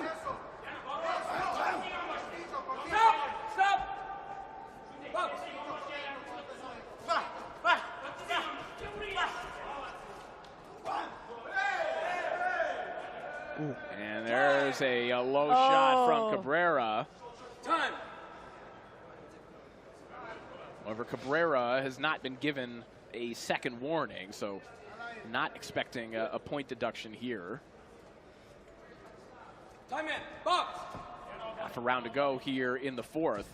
And that was smart by Tursunov. Now, Tursunov hit Cabrera way harder, way lower, and Cabrera didn't complain at all. I say complain. Every time you get hit, complain. You know? Yeah. Get the referee working. Get the break. Yeah. Absolutely. And just get the ref watching for that. Oh, hard right hand there from Tursunov. I felt that. Yeah, but Cabrera just eating it. So it just seems like it's coming down with all kinds of power, but it doesn't affect Cabrera at all. He doesn't even wobble. And then sometimes the same punch will work in the 6th round. That didn't work in the 4th. Cabrera flirting with the southpaw stance once again. He's had some success in it, but this pressure from Tursunov, the volume has just been relentless, and the momentum seems to be headed downhill for Tursunov. Cabrera trying to hold off this avalanche of volume from the Uzbek. Wow, it's hard to get these shots back. He's landing a lot of shots, Tursunov. Closing moments of the round, a good one for Tursunov.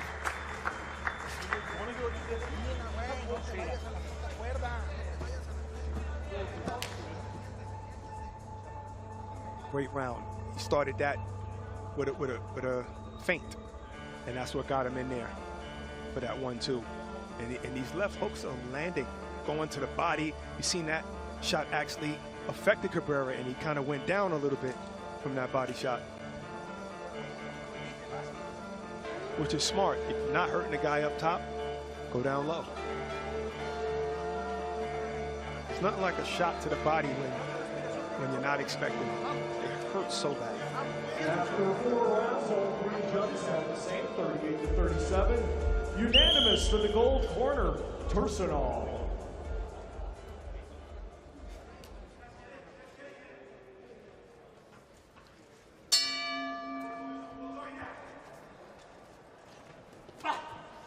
So 38-37 across the board for Mujibilo Tursunov. Despite the point deduction working against him, Tursunov has really wrestled control of the momentum of this fight. 38-37 means that Cabrera can come back, win these next 2 rounds, and win on the scorecards. It will take some adjustments and a reversal of this momentum that we spoke of. Right. It's going to take some kind of adjustment. Definitely. Ooh, nice. Wow. The least he can do is at least match the work rate. If you're going to stay on the inside like that, Cabrera needs to match the work rate of Tursunov. But that's exactly what Najar doesn't want him to do. He wants him to forget about the hooks, go for straights, and keep his distance. Do not fall into Tursunov's fight. There you go. Well, all right, but you was telling him before to get in there and bang, get on the inside. You know, no disrespect. Oh, that was low. That was on the thigh. That was low. Ain't no cup there. That's straight thigh. Those hurt too? Oh, bad. There you go. Bad, and it really can mess up your movement. Yeah, that's why we call it going to the basement. You know that. That was like a sub-basement. Yep, pretty much. Gutter material. Yeah, but there's frustration from Najar because they said the one fight plan was to maintain your distance. You're the longer guy. Use it. And he's not using it. And get out of the ropes. And he definitely falls into the ropes. Cabrera landed 3 good straight shots, but Tursunov is just relentless and is right on top of him immediately. But how do you overcome volume? Literally keeping your distance. Movement. Exactly. Lateral movement, not just going straight back. You know, so just because you're longer, just because you're taller, your legs have to match your punching. So you don't just jab to get up to keep him away. You got to move, because if he moves his head and you don't hit him with the jab, he's going to step in. You got to step back or step laterally. Another thing, I don't think Cabrera has been able to get Tursunov's timing. And that's why he doesn't have the lateral movement or even just take that half step back. When he finds himself in that, he can't breathe. Fighting head to head, and sometimes he squares up too. See, he's Exactly. square Flat, right now. completely flat. Yes, agreed. Square. See, that left foot steps up, and then you're just totally square, easy target. Quick 3-punch combination there from Tursunov, and a wicked left hook sends Cabrera's head the other direction as we head back into the corner. And when you're in that position, it's so difficult to just take a step back or sideways. Your circular movement is completely neutralized. Such a special thing to have a guy like Cabrera with a chin like that. You just got to utilize the right game plan to fight a pressure fighter like Tursunov, you know, and don't allow him to come in with those power jabs like that. Move laterally. Wow. Good combination by Tursunov.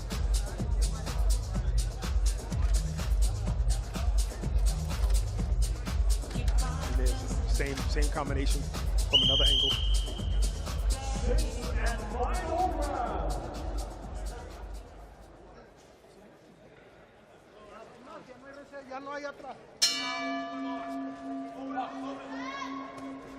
Sixth and final round here between Mujabilo Tursunov and Misael Cabrera.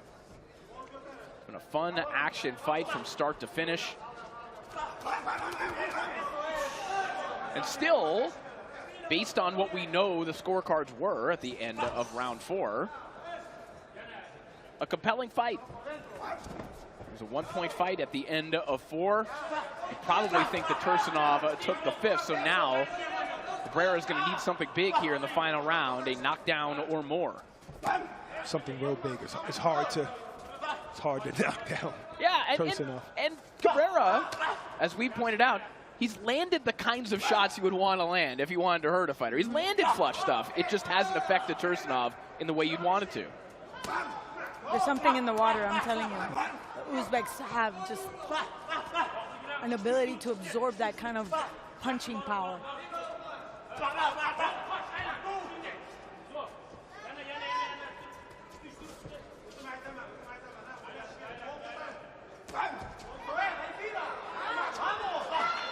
maybe this is a good game plan too, pushing Tursunov back and seeing how well he can fight, going backwards and not just going toe-to-toe, but actually pushing him back.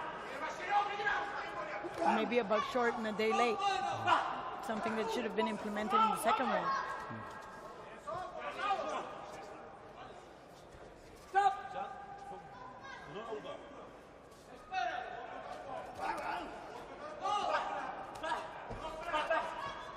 Trading uppercuts on the inside. And, you know, it's also a decent strategy to try and push him back because Tursunov, even though we think he won round 5, he can't be certain that he has. So he has to fight this round. He can't just hop on his bicycle and ride this one out. Yes.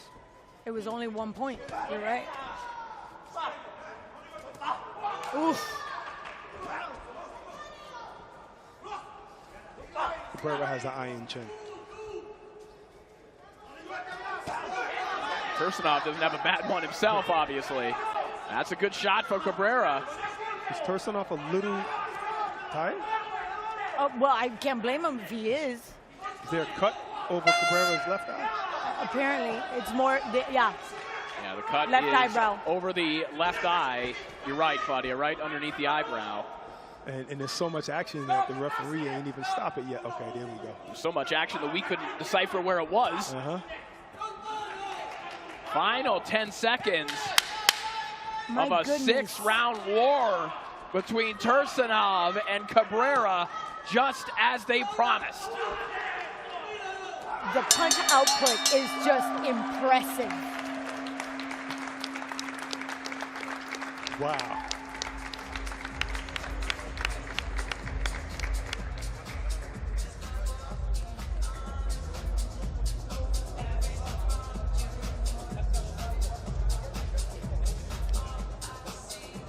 Well, shot at the WBA World Flyweight title is the prize when Yanquiel Rivera and Angelino Cordova go head-to-head at the Carib Royale in Orlando next Saturday night, live on DAZN and all part of your regular subscription.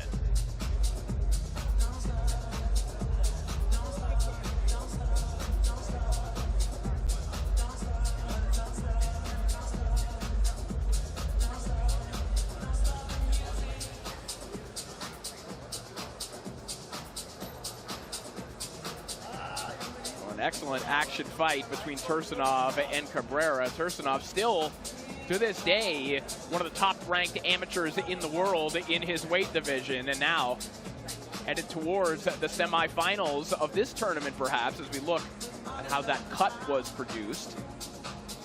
Clash of heads. Tursunov is relentless. Tursunov jumped in at that moment. They're saying that this is where the cut started, and it looked like it was his mouth that hit the above the right eye of Cabrera, if that was the moment. So mouth meaning teeth? Oh.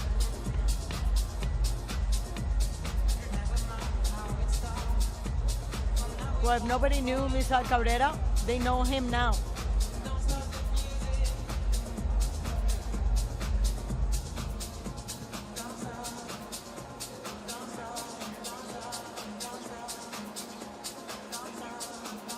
Cutman Vic having to work on a tooth-shaped cut on the face of Misael Cabrera. Done that before. And we are ready to make this one official. Let's send it back up to Thomas Freiberg.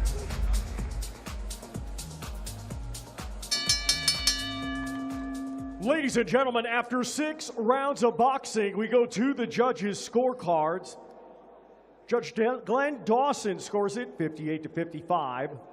And both judges, Alan Krebs and John Yona, are in agreement. They both scored the same, 57-56, all for your winner by unanimous decision. Mujibilo Tursunov. So Mujibilo Tursunov meets Misael Cabrera on his own terms and emerges victorious in a war to send himself to the semifinals. Now that was a close fight. 57-56 twice, and the super lightweight semifinal group is nearly complete. The last of the quarterfinals is coming up, but remember, DAZN is about more than just boxing. When the lights shine bright and you've made the lonely walk, the cage door locks. It's just you and them. Fight! But DAZN is always in your corner. Elite MMA on DAZN. Plenty more MMA coming your way, and don't forget to check out the rest of our stacked schedule on Platform Now. Matchroom, Golden Boy, Queensberry, MVP, and BKFC.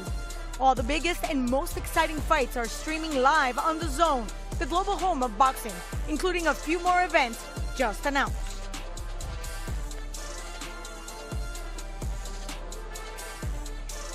And now we head to Denmark on September 13th as local protege Jacob Bank takes on Tyrone Zeg.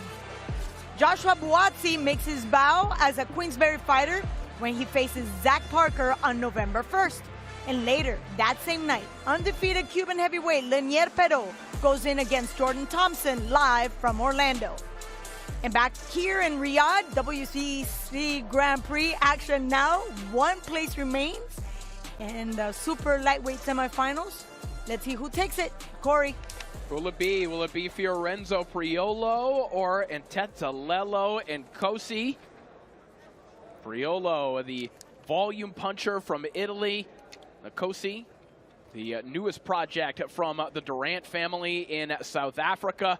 Which of these two men will advance? We cannot wait to find out as we send it back up to Thomas Stryber. Let's first welcome to the ring, Ntetelelo Nkosi. I close my eyes sometimes and I just think like, did you really do this shit, man? Like, is this even real, cuz? It's crazy. I go to sleep and I try to wake up with a clean conscience. You feel me? Like, I've been through the mud, sacrificed a lot to get to the end zone. Just trying to give our kids a better life than we had it. I always wanted to change the cycle and create a new generation, pass down everything I learned for them. I'm just thinking out loud. Love. I wonder what life will probably take me, yeah. Will break me, yeah. I show some love and some hate me, yeah. That's crazy, yeah. I kept my cool without no AC, yeah. Got something to prove, I jumped in the pool and now I'm wavy, yeah. And lately I've been trying to hold my blessing. You taught the God, but you don't know the message. Those are lessons. And now let's welcome to the ring, Fiorenzo Caniacho Priolo.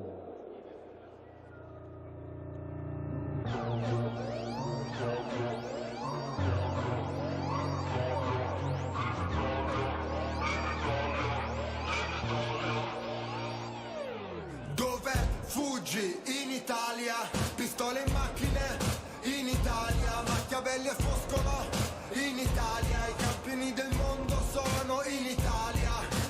Benvenuto in Italia, fatti una vacanza al mare in Italia, meglio non farti operare in Italia e non andare all'ospedale in Italia. La bella vita in Italia, le grandi serate in gala in Italia, fai affari con la mala in Italia, il vicino che ti spara in Italia. Ci sono cose che nessuno ti dirà. Ladies and gentlemen, this bout is scheduled for 6 rounds in the super lightweight division. The judges are Guillermo Moreno, Alan Krebs, and Marcin Pavlak. Our referee in charge will be Nobuto Ikehara. Introducing to you first, fighting out of the green corner, he comes to the ring wearing blue, green, and red, and weighed in officially at 141.4 pounds. His professional record, 9 wins, 2 defeats, with 5 of his 9 wins coming by way of knockout. Ladies and gentlemen, representing South Africa, here is Ntetelelo Nkosi. And his opponent across the ring, fighting out of the gold corner. He comes to the ring wearing blue, green, and white, and weighed in officially at 141.8 pounds. Undefeated with 11 wins, 5 of his 11 wins come by way of knockout. Ladies and gentlemen, representing Italy, here is Fiorenzo Caniaccio Priolo.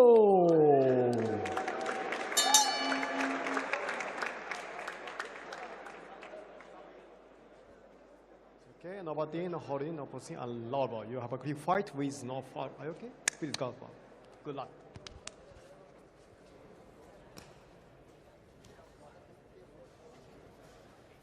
So Fiorenzo Priolo and Tetalelo Nkosi set to go here in our final quarter-final matchup in the 140-pound division. The 28-year-old Nkosi has been somewhat of a revelation here in this tournament. Entered the tournament with 2 losses, was maybe a little bit overlooked, but has shown himself to be a fighter with a whole lot of tools. Scoring that 3rd round TKO win over Marwan Madboli in the opening round, and then a 6th round decision over Wu Ju last time out. Fiorenzo Priolo really had to gut one out against F.A. Canuck last time out. He suffered a flash knockdown in the opening round, but his trainer, Christian Di Martini, said that he was particularly impressed, Barack, with just the mental strength of Priolo. The fact that he lost concentration for a moment, suffered that knockdown, and then continued on with the game plan to win the fight. Yeah, definitely surprised me. I thought it was going to lean out of his favor, but he stayed composed, stayed calm, and actually came through with the unanimous decision. But right now, you got to be super focused, because Nkosi's taking his head off the line, and he just landed a couple of those overhand rights that got through. Oh, left hook to the body. Left hook to the body from Nkosi. At his best, Priolo, as we've seen in this tournament, he's kind of a mid-range volume puncher. You know, we think about volume punchers. Oh, good shot there from Nkosi, who's there to match Priolo in that volume. But usually you think of volume punchers as guys who fight in close. Priolo is trying to stay technically sound at mid-range, if not long range, and just keep constant motion. And that speed came out of nowhere with Nkosi, when actually Priolo was doing pretty well right before that. And Nkosi is patiently just walking Priolo down, getting into his gap. I like that left. That left goes in so many different angles for Nkosi. He threw that left hook. Nkosi threw that left hook like Glenn Johnson. Ooh, I like, yeah, good reference. Where it stay close to the body, and you get all your torque in there. It's a very short. Very short. But you can also see the left hook on Priolo, also a very long hook, yes. Taking advantage of that mid to long range. Yep. Priolo just keeps on throwing here. Nkosi has probably had the most eye-catching moments, but Priolo has been busy nearly every second of this round. Right. Some of those shots are just not landing flush. That's the difference. Nkosi has some really flush shots, but Priolo is smart, letting his hands go towards the end of that round.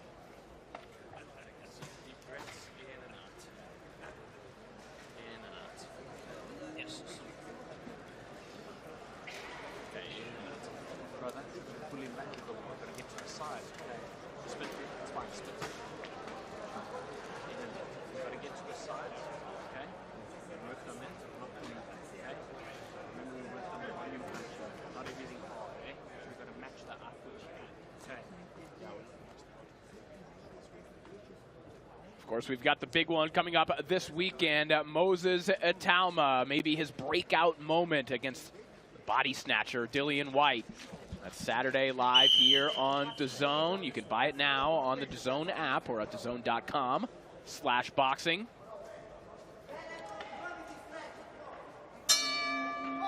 And back Back to action here in our fourth and final quarterfinal contest in the 140-pound division. Fiorenzo Priolo and Tetelelo Nkosi.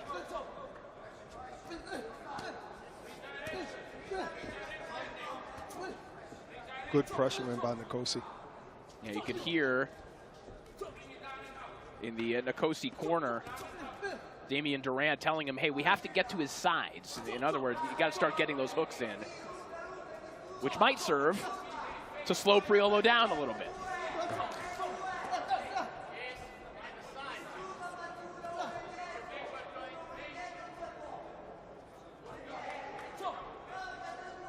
Priolo's having success with some of his combinations too.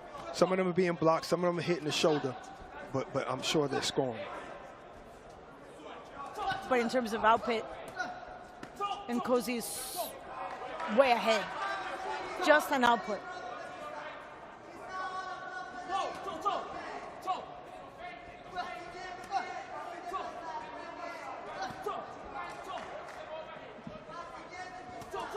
Priolo's being first now.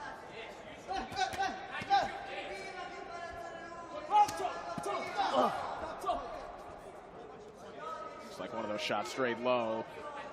And it looked like Nkosi was about to continue, but when the referee stops it, he walk away for a second. Yeah, why not? Yeah, you get a free break. Why not? Take a deep breath and I come right back.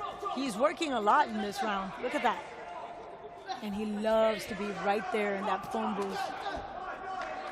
Priolo got to be careful. I mean, those left hooks are beautiful to the body, but keep that right hand up. Don't get hit with a left hook upstairs while you're throwing your left hook to the body. He leaves it hanging. Yeah, and that's kind of the sacrifice when it comes to extreme volume punchers, isn't it? You have to give up something defensively to be as active as Priolo does. Where he tries to make up for it is the fact that he tries to stay somewhere at mid-range. Better round for Priolo. You know, they're both having their moments, but I think this is just a better round. He's not just giving it up to Nkosi. And being first is the key.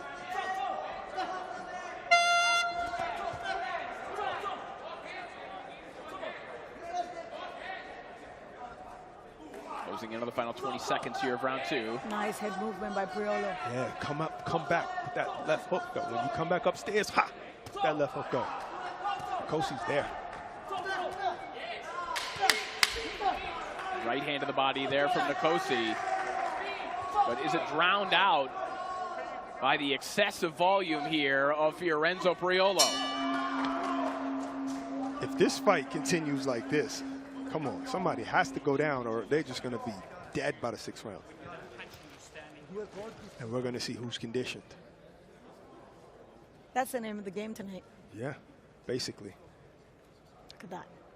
Beautiful shots by Priolo, just ending that combination after getting caught by a shot to the body. But he went to the body himself, and that right hand slipped through and ended it with a jab. Smart. I like how he doubles up on that left hook, and he changes the angle. Goes upstairs, downstairs. I like to see more of that. And out of those 4 punches, 3 of them got through. After 2 rounds, one judge has it 20-18 for the green corner. Nkosi, the other 2 judges have it even a draw, 19-19. Yeah, those 2 judges probably said second round, Priolo did a better job.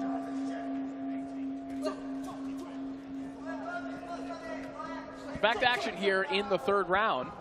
And good news for Tetelelo Nkosi. One judge, the only judge who has a fighter ahead, has him ahead 20-18. The other 2 judges have this one even. A slight advantage for the representative of South Africa.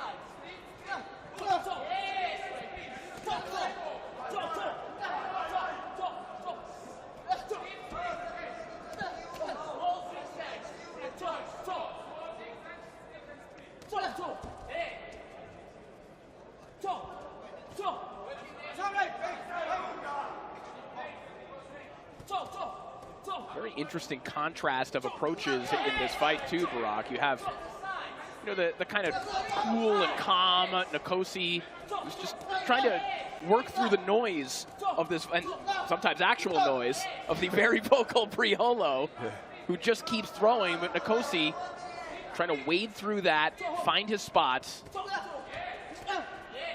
And it just looks totally different. It looks like the first round, the Nkosi shots were stronger, more flush, and now it's like Priolo changed things a little bit. Well, you even mentioned it was very difficult for him to maintain that kind of punching power throughout the whole fight. So maybe that's it. Taking a deep breath in, maybe a break. But I got to tell you, Priolo's corner is surprised that Nkosi is up in one of the cards. And he says, I just want Priolo to keep his distance, you know, keep those long jabs and make sure that he doesn't let Nkosi just walk into his gap. Right. Yeah, I mean, it's only 2 rounds. So right. They can't be that surprised. Well, and that's a good point. I think this is one of those situations where you don't necessarily have to throw everything out if you're Priolo's corner. If you hear that, why not keep doing what you're doing and give the judges another look and say, are you sure I didn't win that round? Because this is also how Priolo fights. I don't know that he has another gear. It's a nice body shot there from Nkosi. I am more concerned. And another one. The right hand on Priolo, it just keeps dropping, keeps dropping. It's only a matter of time that even if it's not coming with the same impetus, that strong left could come in and connect Priolo. I think we're going to also see well, if Nkosi sees it, a lead hand uppercut in the midst of all of these shots. It's there. That's perhaps part of the plan, Claudia. Damian Durant telling Nkosi, hey, keep hitting the sides, keep hitting the sides. Maybe it is to drop that hand, produce the opportunity for a big left hook up top. You see, the hand is down. Good finish to the round for Nkosi there as we head back to the stools. Close round. Good work by both men. You just don't want to be a judge today. Oh, no, it's just tough with these fights. They're so evenly matched, and they're trying to match each other's work rate. You know, you see good shots like that left hook by Nkosi, and a little low shot by Priolo. But then Priolo, you know, gets it back with the 1-2 there. Finished it up with a jab.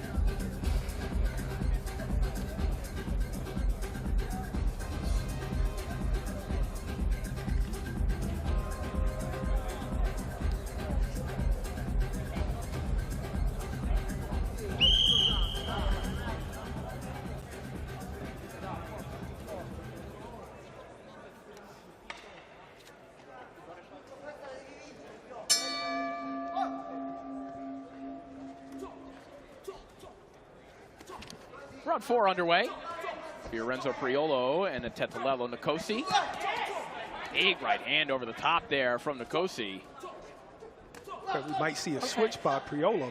Looks like he's starting this round with the jab and a little bit of movement. We're also seeing a little bit of a switch from Nkosi, who's looking a lot more aggressive this round. And that's one thing that Damian Durant talked about liking in particular out of Nkosi. The fact that he's not wed to one particular style. He likened him to the fighter whom he considers the greatest in South African history, Silence Mabuza, in his ability to kind of weave in between different identities and styles in the ring. Welterweight champ, former welterweight champ. The former, well, what was... Mabuzi, I think? Oh, South Mabuza, yeah. He was great featherweight, good right shot. And that is the shot he was looking for. Sometimes it's just a matter of time. Those same shots that did not affect you in round 1. You said it. Drop you in round 4. It was just a matter of time. Uh-oh, now he's using angles. He sees blood, but Priolo's tough now. Be careful, Priolo's tough. Good head movement by Priolo. Trying not to get caught with the same shot again. Double uppercut on the inside there from Nkosi. Slowing down the momentum of Nkosi with that head movement. And still digging to the body. Just to finish the point on Mabuza, you know, if Rafael Marquez didn't exist, he might have ruled the junior bantamweight division for a little while. Got you. And those left hooks were low blows from Priolo, but a little bit of a reprieve isn't the worst thing in the world after that knockdown. Yep. But his legs are still solid. Oh. Wicked uppercut again there from Nkosi, who's now winding up with right hands on the inside. Blood coming from the mouth of Priolo. Yeah. There's a difference in the power shots between these two men. It seems like lately when Nkosi lands the power shots, it moves Priolo. Nice right hand over the top from Priolo. But this is fantastic work from Nkosi. And Barak's really subtle stuff that he's doing too. Parrying a lot of shots on the inside and then coming back in the same motion. Oh, yeah. Subtle defense, slight movement of head. You see how he just had the high guard up there? That's a martial art block right there, where you throw the elbow up like that. I love it. But look at that jab. It's that stiff stick out there, and then he just sets up to counter with a right. It also tells us that he's respecting the power of Priolo. Ooh, Priolo could not wait for the bell to go off so he could just take a break. Understandably so. We'll get another look at that knockdown here. Set him up. Boom! Oh, and that's just a lapse of concentration, keeping that left hand down like we was talking about earlier, Claudia. You don't have to have that left hand down. Look, boom. Well, and by his own admission and his trainer's admission, the knockdown he suffered against F.A. Canuck last time out was also a lapse in concentration. Oh, okay, okay. Yeah, except it was in the first round. Now we're 4 rounds into it. The recovery period is going to be a little longer. That's a good one. All 3 judges have it the same. 39-36, unanimous for the green corner, Nkosi. So 39-36 across the board for Nkosi right now, which now means that Priolo at least needs a knockdown in one of these 2 rounds if he wants to win on the cards, or have the possibility of winning on the cards with the enhanced scoring system. Right. In other words, you need to knock down at least 1 round just to get a draw. But Nkosi's coming in with all his power. Oh! He just took a break in the 3rd round, and he's just coming back from, you know, this is exactly the same stamina and rhythm we saw in the 1st round. Nkosi saying, why wait? Let's wrap this one up in this round if we can. And perhaps knowing that Priolo has to start taking some chances and knowing that some more opportunities will be made available to him as a result. Priolo has one of those Carl Froch chins.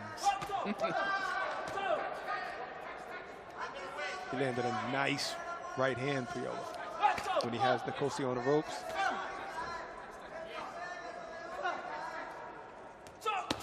Oh, hard body shot there from Priolo. Back comes Nkosi with a quick combination up top. Nkosi is good with that. Where, you know, after you land a good shot, he's going to get his shots back. Just enough stamina to do some nice combinations. Put the round back in his favor. Then go back to the head movement. Go back to the blocking.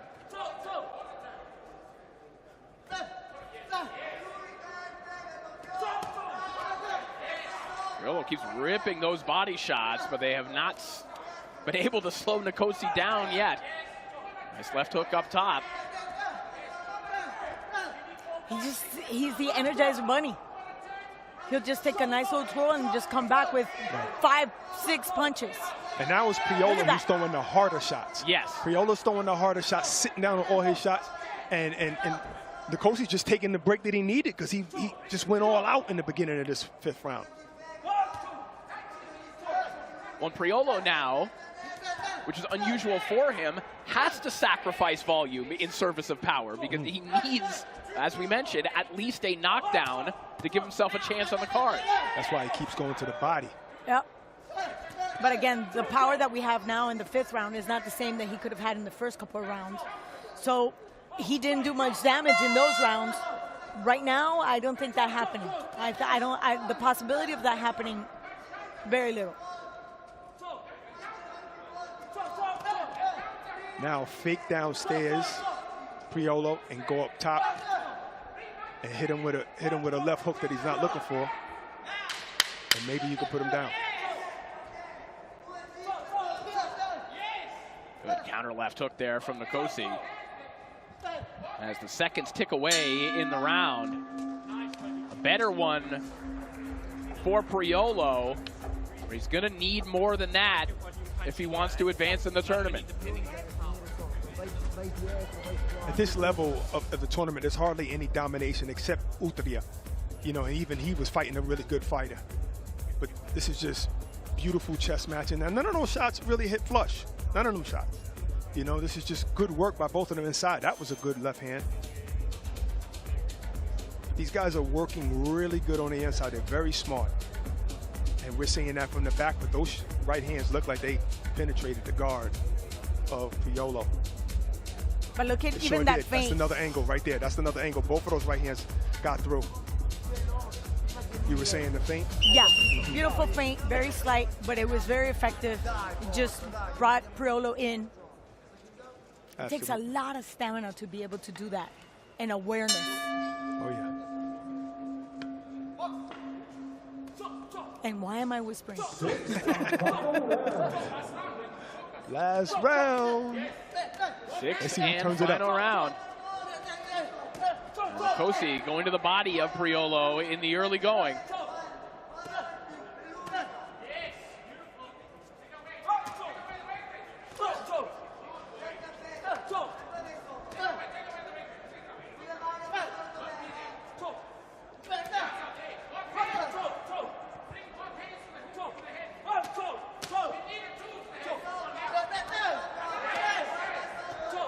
Not too many uppercuts this fight. Even though they're both leaning in, susceptible to them. Nice right hand over the top there from Kosi.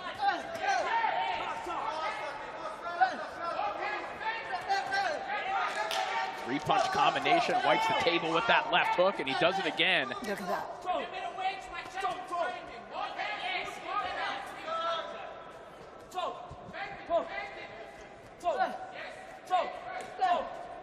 Yeah, this is even with the open scoring, you just got to focus on winning rounds. You never really know. I mean, obviously we know mathematically you need a knockdown, but letting your hands go is the only way you're going to get it. A nice right hand that connected from Priolo a couple moments ago. And just risking getting connected once again, like he did. Staying in the chest of Kosi.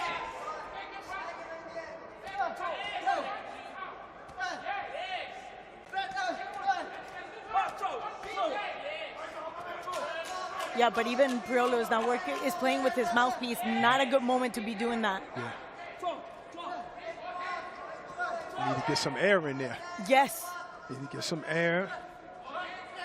Take a deep breath.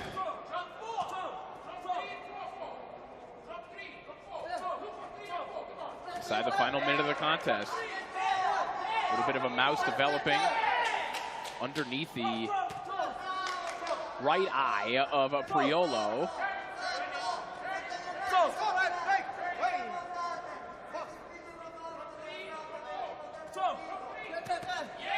Not too much holding in this fight. No. It's pure fighting.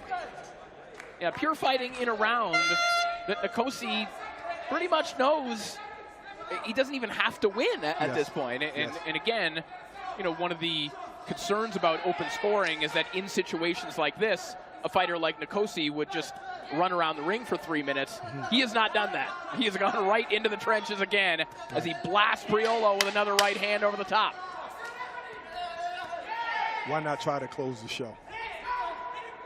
If you have it in you, why not? Again, great opportunity to show off your skills. Absolutely. Tremendous fight between Priolo and Kosi, one that you kind of wanted to see go about 8 rounds. Definitely. We've seen some wars tonight.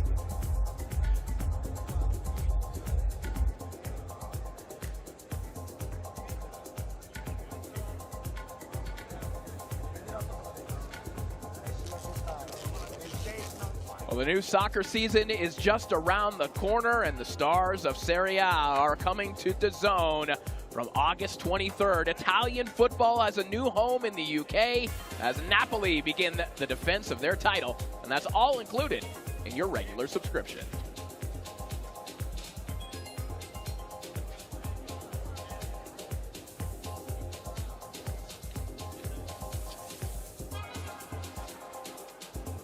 Take a look back at some of the action from the final round, and it was indeed as action-packed as the first round was. Right, and like you said, the fight wasn't up for grabs as far as score, unless Priola got a knockdown, but Nkosi didn't take his foot off the gas, you know. He's not going to let you outwork him. He's not, and his punches are just so precise and landing flush, even though that was a beautiful left hook by Priola right there.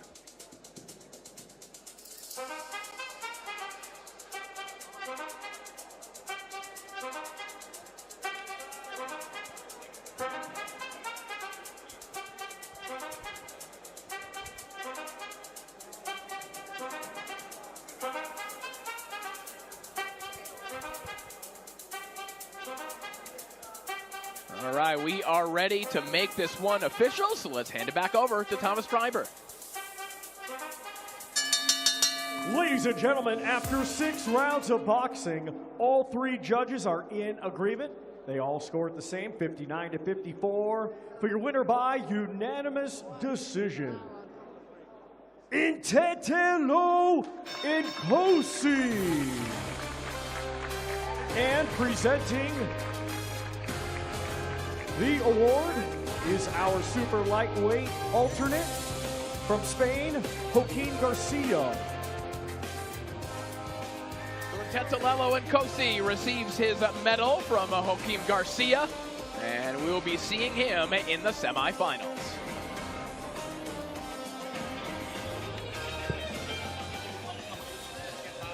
Much sets up the semifinals for the super lightweights. And now we have our very own Barry Jones, former super featherweight champion. And of course, we needed you back because that's coming up, the featherweights, and we know exactly what's coming up, the type of fighters, the quality of fighters. But I want to ask you, and this is just between you and I, who do you have an eye on? Who do you like? I think it's going to be obvious. I mean, Batiorov's a big shout there, but it's got to be Troy Nash. I mean, he has the makings of a superstar.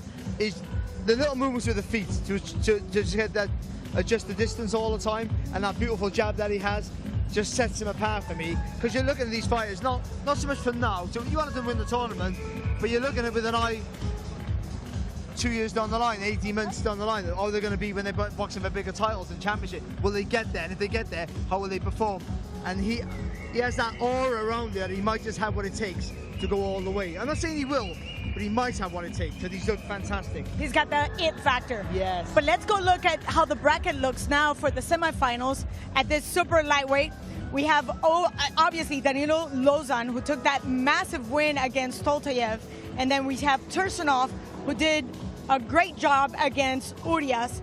And then on the other side, we have Carlos Udria from Colombia, perhaps one of the most decisive wins we've had this afternoon. And then Florenzo Priolo just lost to Ntetelo Nkosi. And this is absolutely the one fight that we're looking forward. But we have a lot more coming up, DAZN, here on the Super Lightweights. He wears people down, makes them work. You struggle to find many fitter fighters in the UK. Jack Rafferty gets the job done. And he's all over the place here.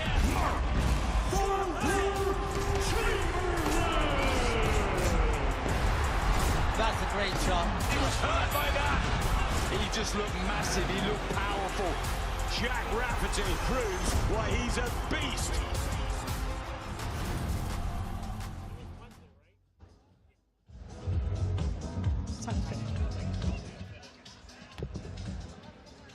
British and Commonwealth super lightweight titles are up for grabs when Jack Rafferty and Mac Chamberlain go head-to-head next Saturday. And that clash is next Saturday, and that sandwich between 2 cards from MVP on the same weekend. And then on Friday, the 22nd, we're live from Florida for John Paul Rivera against Daniel Bailey. Then the following night, a shot at the WBA flyweight strap is the prize as Yanquiel Rivera faces Angelino Cordova. Before we wrap things up in Mexico with Abel Gonzalez against Alfonso Flores. And it's now time for the featherweights. Let's take a quick look at how the bracket looks. Outstanding talent coming up in this division that gives us very competitive fights. And for the details for this first fight, we go to Thomas Triber. Ladies and gentlemen, we move now to the featherweight division. Let's first welcome to the ring, Yoni Valverde Jr.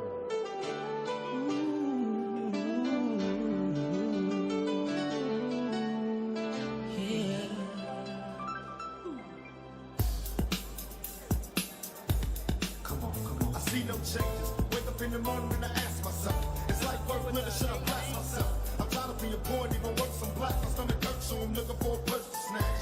Cops give a damn about a need, bro. Pull a trigger, kill him, he's a heat, bro. Get it to the kids who the hell cares. One less hungry mouth on the welfare. First ship them, don't let them deal with brothers. Give them guns, step back, watch them kill each other. It's time to fight back, that's what Huey said. 2 shots in the dark, now Huey's dead. I got love for my brother, but we can never go nowhere unless we share with each other. We gotta start making changes. Learn to see me as a brother instead of 2 distant strangers. And that's how it's supposed to be. I get the devil, take a brother if it's close to me. I let it go back to when we played as kids, but then changed. That's the way it is. Come on, come on. That's just the way it is. Things will never be the same. And now let's welcome to the ring, Yusuf Adeniji.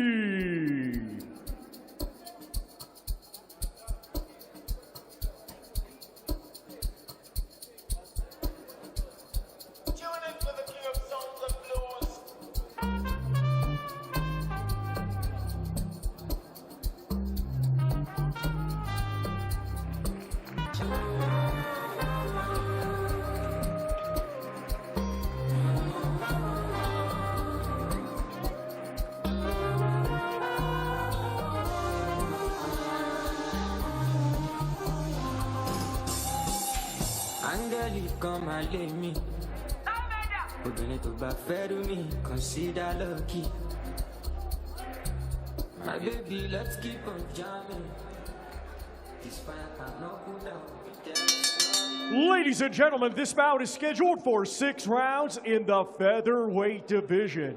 The judges are Glenn Dawson, Alan Krebs, and John Yona. Our referee in charge will be Lawrence Cole. Introducing to you first, fighting out of the green corner, he comes to the ring wearing blue, white, and red, and weighed in officially at 126.3 pounds. Undefeated, he has 15 wins, with 3 wins coming by way of knockout. Ladies and gentlemen, representing France, here is Yoni Valverde Jr. And his opponent across the ring, fighting out of the gold corner, he comes to the ring wearing green and white and weighed in officially at 127.4 pounds. Undefeated with 16 wins, 10 of his 16 wins come by way of knockout. Ladies and gentlemen, representing Nigeria, here is Yusuf Adeniji.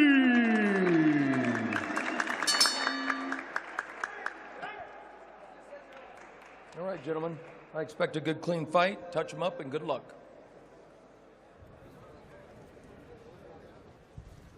So we are set to kick off the featherweight portion of the quarterfinals. Yusuf Adeniji taking on Yanni Valverde Jr., Corey Erdman, Barack the Boxing Bully, and Barry Jones joins us. Barry, welcome. Well, you've got a better looking upgrade, haven't you, than Claudia? What a liar. She's next to me and I'm very scared. Be careful. I needed somebody to make fun of, and you're here, thank God. You know, Adeniji, I heard you talking to Claudia, Barry, and you was talking about Troy Nash, and I'm high on him as well. I think he's super. But Adeniji is that guy who his flash radar is so low, meaning that he's not flashy enough to really catch everybody's attention, but his style is just good enough to get by, even if you got to get a majority decision and win, and all of a sudden you're at the finals. Yeah, no, he's got the range, you know, to give you plenty of trouble, and he has the disarm. Oh, like that! That will not be scored a knockdown. What? No, I thought that was a knockdown. Listen, we have instant replay for this reason.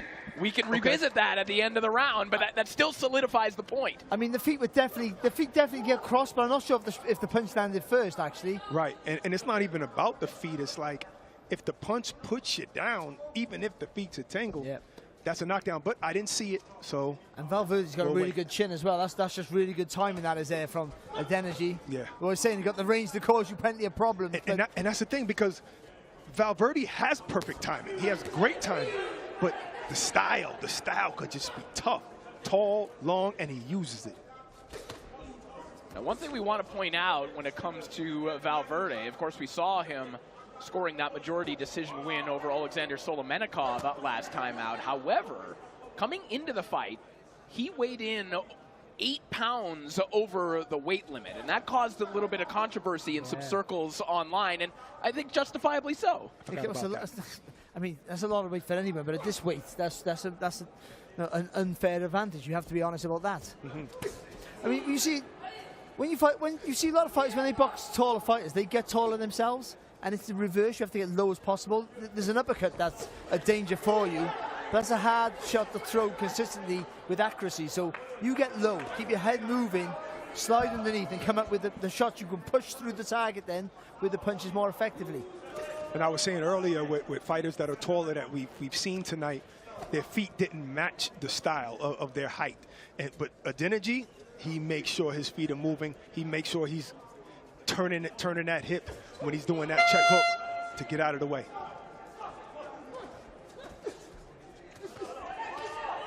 Valverde looking for a quick combination on the inside.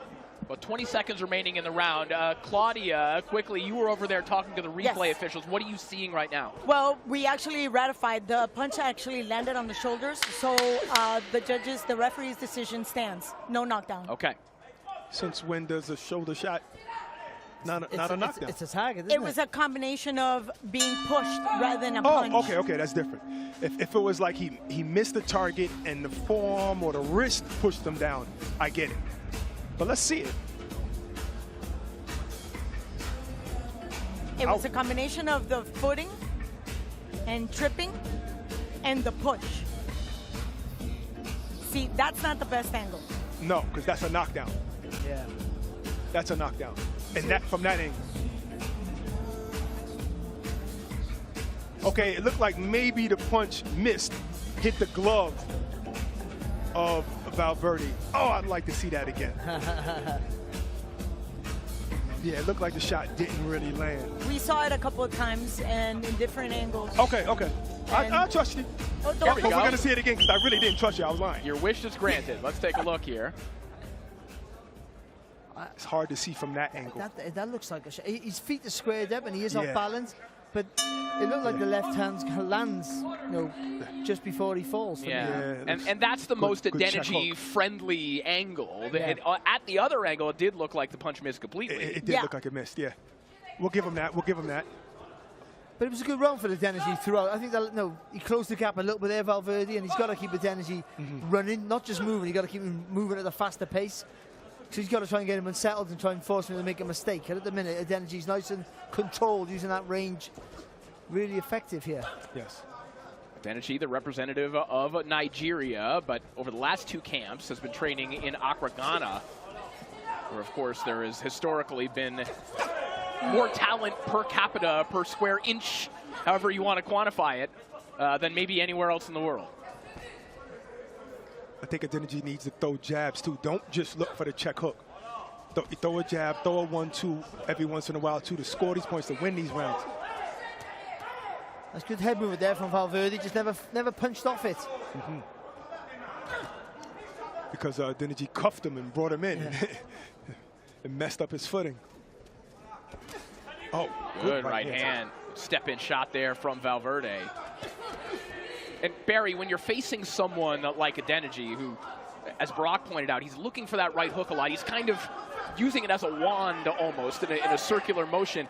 Is it that straight right hand that you should be looking for? Well, it is, but you got to try and draw. You got to try and punch off his punches. So you got to follow the jab back in if you can, and also plenty of feints because you got to try and get the draw out. Then you need to get those feet quick. So you got to be on the balls of your feet, and it might reduce a bit of power, but they get you to the target a little bit quicker. And then that acceleration and pace on the shot should make up for the weight of the shot, rather than when you got your feet more planted. Right, the first shot that he landed in this round, the second round, is because he jabbed, he feinted before he went in, Valverde. But what you have to, when you get close, you got to make that moment, however long that is, you got to make it work for you, you got to make it pay, you got to do a lot of work. Either power shots or lots of punches, whatever you're, and Valverde's not the biggest puncher that we've seen in this tournament for sure, so work rate will be his friend here. Three knockouts on the ledger of Valverde to illustrate that point. Sorry, Brock. No problem. I was just saying, since you know Adeniji, you know which way he's going, throw that left hand to the body. Because sometimes it's going to hit to the back, Not your fault. It's his fault. Sometimes it's going to hit to the back and hurt your fighter and then send that shock all down your leg and slow him down a little bit. Nice from Valverde there. Valverde there, just sliding that left foot across to the left-hand side, so just getting that right hand right in the middle of the target there. Don't get frustrated, Valverde, and throw haymakers like that from long distance just because you're not landing right now. Work your way in there properly. Switch southpaw. I like that. I like southpaw. I like southpaw form. But I don't think he's as efficient. Yeah, I wouldn't know, but I'm just saying the angle looked good. Yeah, it just gives him another position, a different look. But you got to throw punches anyway.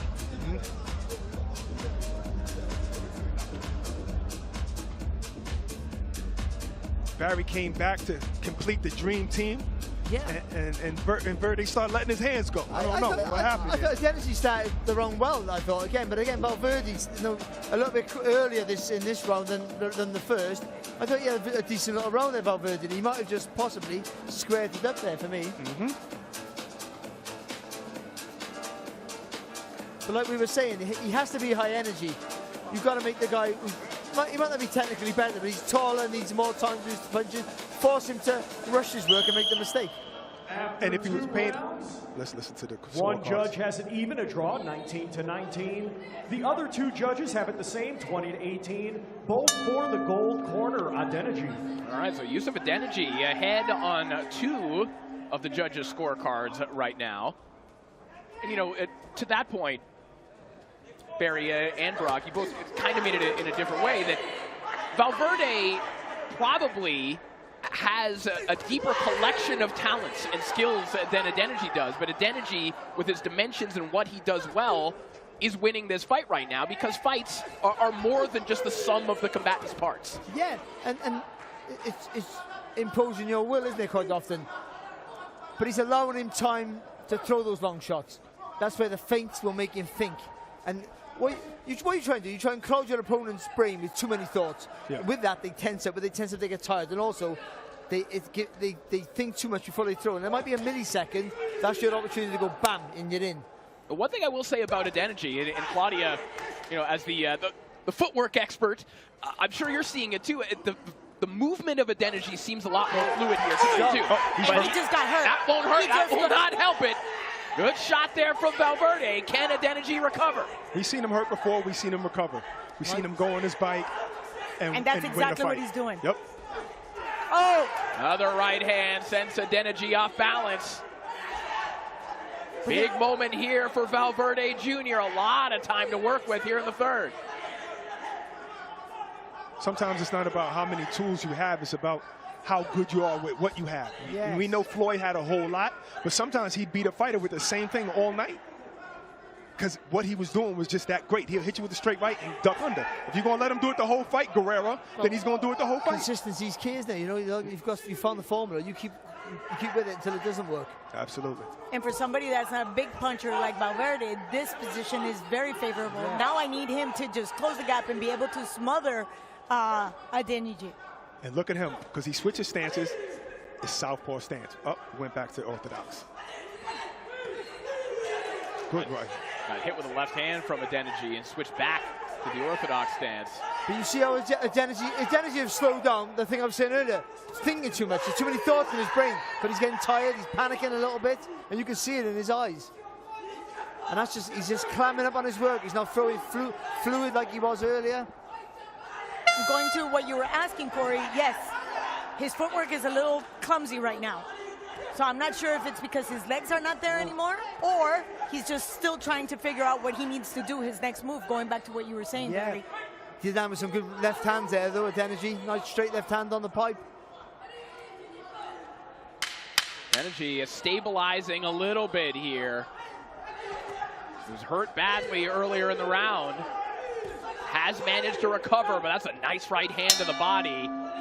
And about so 6 short shots on the inside. And Adeniji admonished for holding. And not only did Valverde throw the right hand, but he was looking straight up when he threw it, but he went to the body. So he's looking at the head, but he went to the body. Short right hand. Adeniji throwing that right hook there just a little bit too wide, and Valverde just getting that right hand right down the middle. Good shot. Did he call that punch before he did it? He did. He hit his right hand and said, okay, this one's coming from there, like you called a shot and pool. And then the panic set in there from Adeniji, and just waiting so long, let his hands go that low, Valverde to close that gap and work away. And he had another really good round. Possibly a Valverde round. We'll find out after this. Yeah.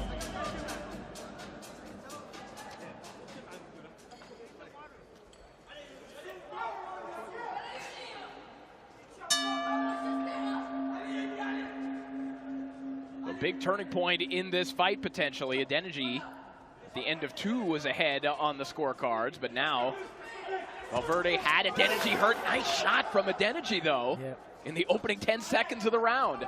That time he planted his foot to throw that right hook instead of try to do it while moving. Every time I try to make a statement to establish the momentum has shifted, it has not. It's the nature of the beast, right?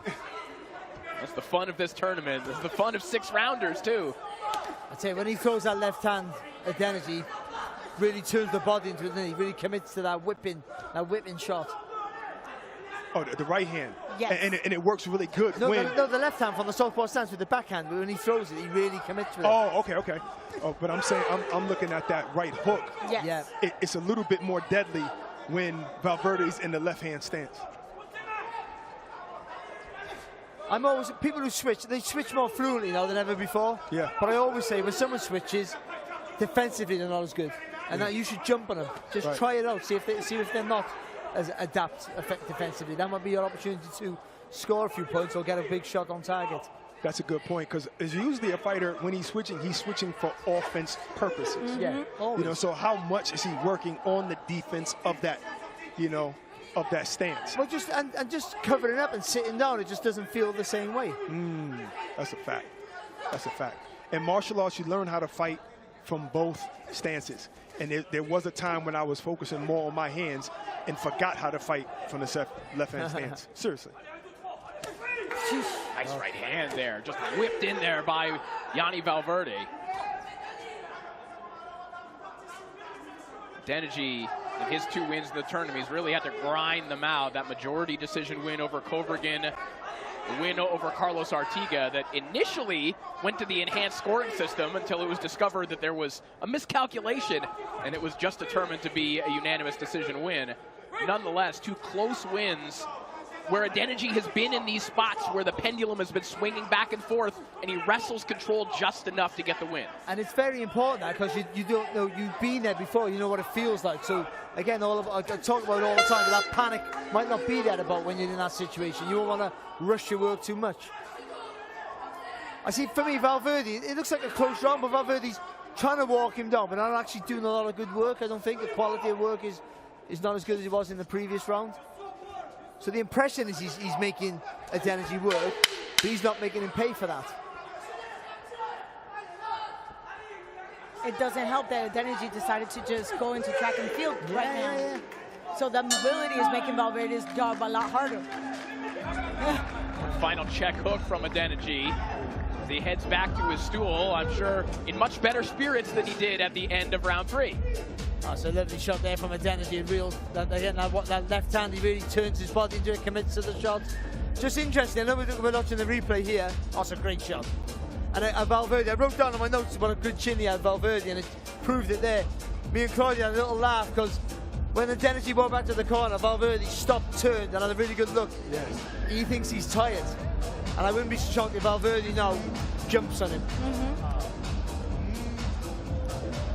I Going back to the footwork into Identity, when he throws that right hook that Barack was talking about, it comes all the way from the hip, and it's almost like a nice little spring. Just goes from the foot, the hip, and it comes in full force. Let's see if he can actually pull that off again, because he is a little tired. The thing about Identity is that we've seen him tired in both of his prior fights. But that style that he has, he's able to utilize it even when he's tired. Well, listen, I'm just reading body language here, but Identity was barely 3 steps out of his corner, and Barry, you're right, he jumped right on him. And the scores right now, 39-37 in favor of Valverde and 38-38 a draw on the other 2 scorecards. No, that can help Identity, because that might give him that little adrenaline boost that he needs. Think I'm losing this now, I've got to do something. Sometimes that gives you the endorphins to really push harder than maybe you were. If you were feeling sorry for yourself, if you are tired, that mental stimulation is so important. He's definitely not trying to trade with Valverde anymore. He's just trying to tap him, touch him, check hook him, and not get caught with anything. Oh, good shot. That's a good one, too. Getting quite fully connected, but it was a nice little fast move there from Identity. Do that again, though. And he does have 10 knockouts out of his 16 wins, so it would kind of suggest that if he was to plant his feet and stay there, maybe he can hurt Valverde. But he needs that distance.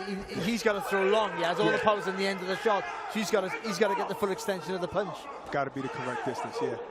That's why I was thinking that the minute that Valverde actually smothers him, he'd be a lot more efficient. Because all you need is to just smother that jab. Yeah. And that's it. Just keep it in the short distance in the phone booth. And Valverde has shown that his power intimidates Denji. We don't see people parry anymore. I know, especially they don't parry the punches anymore. You don't see it anymore. Especially with a lot of people now do that wand with the lead hand. Just tap it away, And when it comes out soft, that jab, keep just when it touching they call it. Just parry it away every time. Paulo Malignaggi style. Yeah. Paulie did it. Yes. One guy who did do it well was actually in the previous fight in Tetalelo Nikosi, a very kind of old school throwback style, checking a lot of those shots.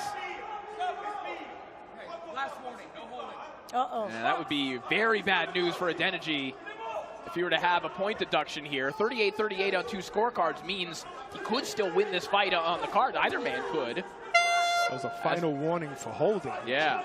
Wow. But even this round, again, it's Valverde's coming forward, but Identity's landed some good shots here, as he's walked onto it. Yeah, but you can see Valverde is running into a little bit of frustration because he's calling Denji to get into the fight because he's really in his bicycle. He's not being as aggressive. But he's standing too tall. I mean, you get lower, to bend your legs, you can spring off, and also you get a better, I say it all the time, you get a better view of the target. And punching down for a tall fighter is much harder to get the accuracy. Perhaps that's not in his tool set.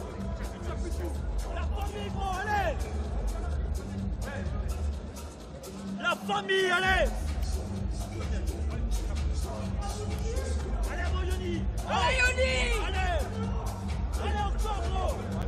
Allez, c'est fini!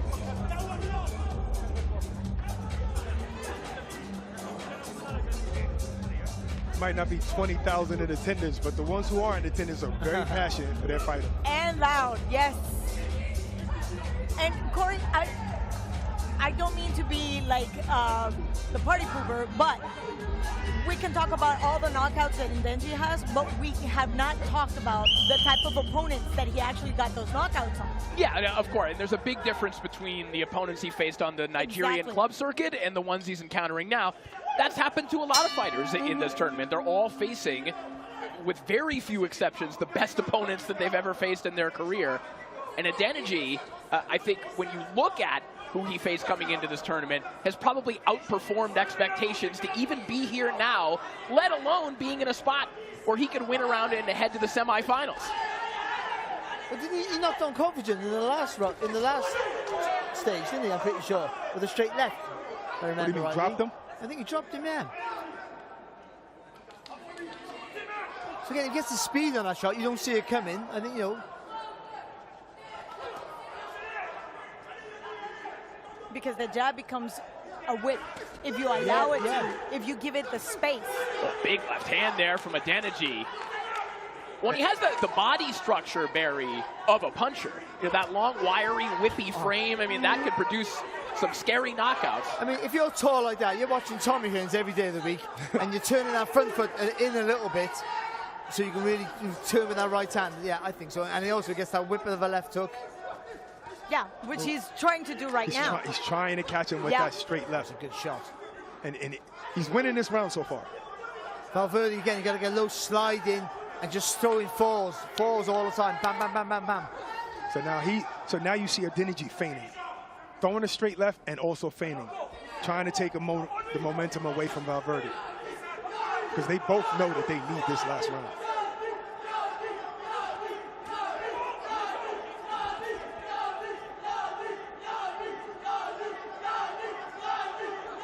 Those passionate Valverde fans chanting Yanni. Trying to fire up Valverde Jr. We close in on the final minute of this contest. Nice right hand to the body there from Valverde Jr. as well. I think he's taking too many punches to get close to Valverde. And they might not be hurting him because he has a good chin, but they're still scoring punches. That's because of the adjustment of Adeniji. He's not just trying to move out of the way and check hook. Clash of heads there, though. No cut, though. Good snappy jab there from Adeniji. Not really a part of his game, despite those dimensions. Yeah, it's a really good point, actually. Yeah, he doesn't use it enough. But when you're tall, and there's a vulnerability about throwing it, because it's a long jab, you've got a long way to come back.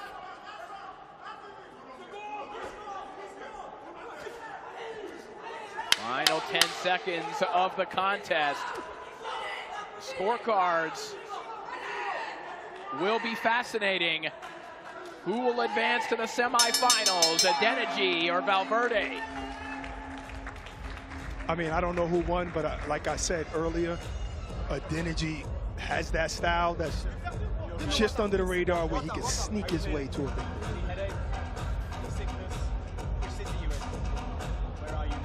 Well, I'm sure every participant in this tournament will have their eye on this one. Top featherweight action coming your way on Saturday night, live from the A&B Arena in Riyadh, as Nick Ball puts his WBA title on the line against Sam Goodman. A cracking co-main event you don't want to miss. So head over to DAZN.com/boxing for details on how to watch.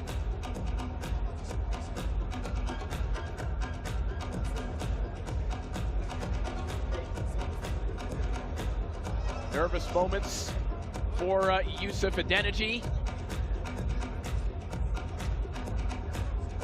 We take a look back at some of the best moments of the contest here. There was that early slip that looked like a knockdown for a brief period of time. It's mad that he called the shot, didn't he? Right hand coming. Right hand incoming. Wow. Ugh. Good chin by Adeniji, I guess. And Valverde. They can both take a punch. Yes. I'm just not sure. If Valverde doesn't get it, I think he'll kick himself for that last round, not letting his hands go enough. Right. But if he doesn't get it, he will always have that 5-second highlight that I'm sure is going to be pinned to the top of his Instagram page forever.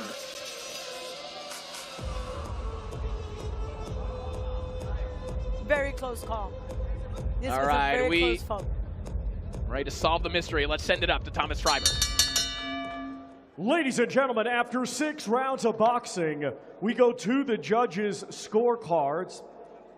Judge Alan Krebs scores it 59-55, and both judges, John Yona and Glenn Dawson, score it the same, 58-56. All for your winner by unanimous decision. Yoni Valverde Jr. An emotional moment for Yanni Valverde Jr., who grinds one out and will stamp his ticket to the semifinals.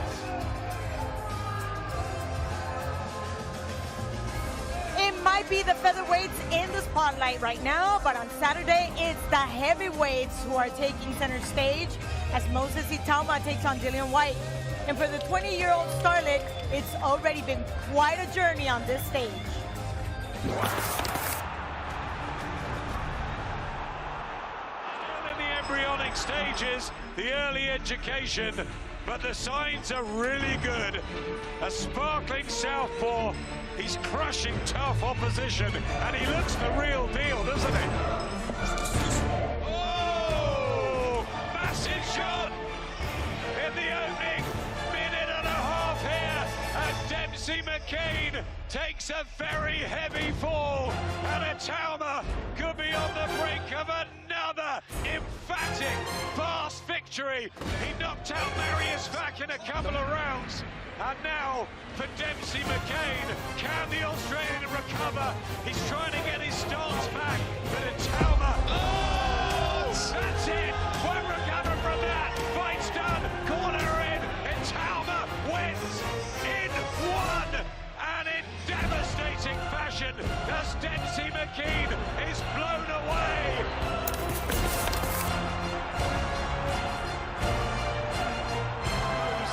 Itauma, and he's dealing so well with the immense pressure and expectation on those young shoulders. Oh, that was spectacular! Absolutely devastating!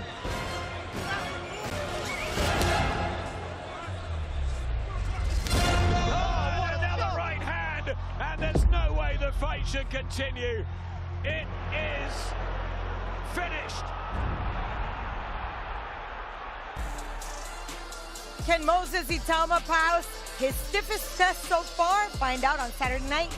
To be part of it, go to DAZN.com/forwardboxing for all the details. And we continue back here in Riyadh for the WBC Grand Prix. And we are still in the quarterfinals, featherweight division. For more details, we go to Kobe.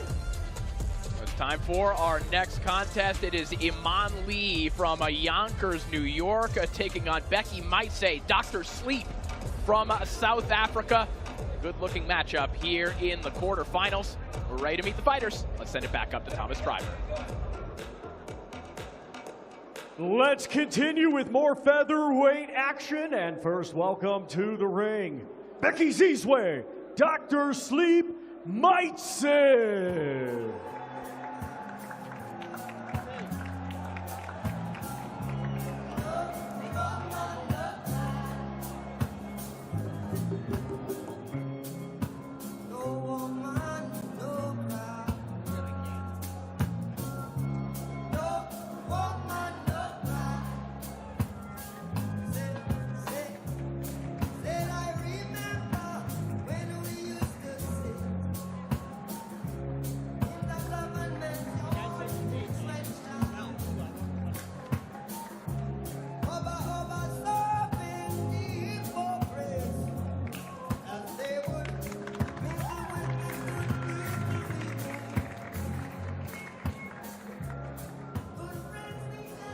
And now let's welcome to the ring, Iman Lee. I thought I told you time and time again that we won't stop. Back and show by show, I'm trying to triple and double the pot. Move at least 6 foot or show or more per him on now. Pooping at 25 rows, all great interior whenever it's cloudy. They bit in my GoPro chasing health and wealth, not clout. Baddies under my belt, I cook like a chef on Mr. Child. Ain't make on no speed, but I spend G's whenever I browse. Mink on all of my carpets, hit the house, I walk on clouds. Soon as I get out this work, I'm out the door, I'm in and out, I'm in and out. Girl slurping and burnt just like a perk, I'm in her mouth. Better them wins my turf, I got out the dirt, I got no doubt. Wanna keep coming and coming, we saving the winter, this summer we wildin'. I can't even call it freestyling, I wanna design this style ain't free.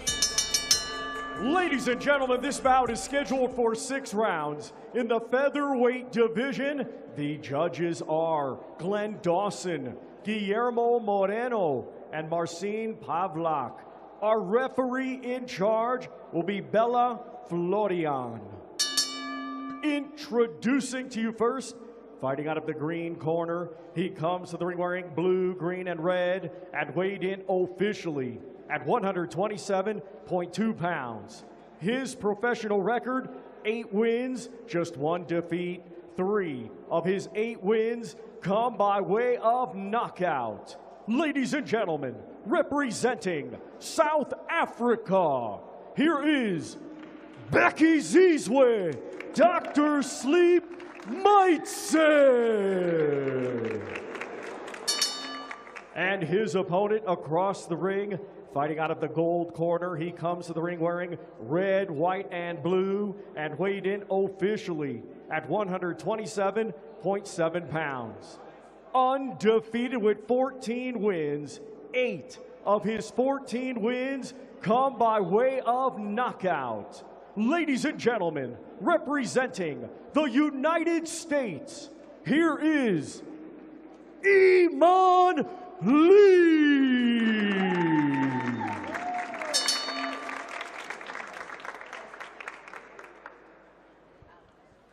Oh, I wish you good luck for this fight.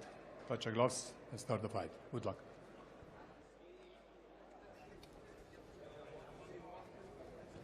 So Iman Lee and Becky Maitse set for action here. Iman Lee coming off a very impressive win, a 6-round unanimous decision over Hector Munguia, a fighter who a lot of people kind of fell in love with after his performance in the opening round. Was totally stifled by Lee in that one. Maitse with an impressive win of his own over Juma Choki in the last round, following up his first round victory over Rodolfo Puentes. That Munguia win for Lee was just tremendous, because Munguia, he was somebody I was really looking at. Just got caught by a right hand, might say. You've got 2 guys here who like to control, dictate the pace, and the distance especially, and they do it quite well, both of them. The long arms. Lee does it behind the jab. So Maitse's got to use that southpaw stance to just take away that jab, which is easier to do than when you are a southpaw. Got to get a foot on the outside. Every time Lee throws that jab, you've got to make him pay for it. And look what he did. Switched to orthodox. But that brings Lee's jab into play then. Yep. But what it may take away is that pull counter right hand. You know, guys that fight like Lee in a Philly shell-esque approach, let's just call it, they're looking for those opportunities, and against a southpaw, they're a lot more plentiful. Oh, that was beautiful. Triple jab to set up the right hand, because Lee Maitse kept going backwards. And the jab went up and down as well. Yes. That's the impressive part. Just changing the level of the shot. That's the feint. That's going to be the difference here, possibly, with these two. Just that feint, a bit more thought process in these work. That's the problem with just going straight back. You can get ran down.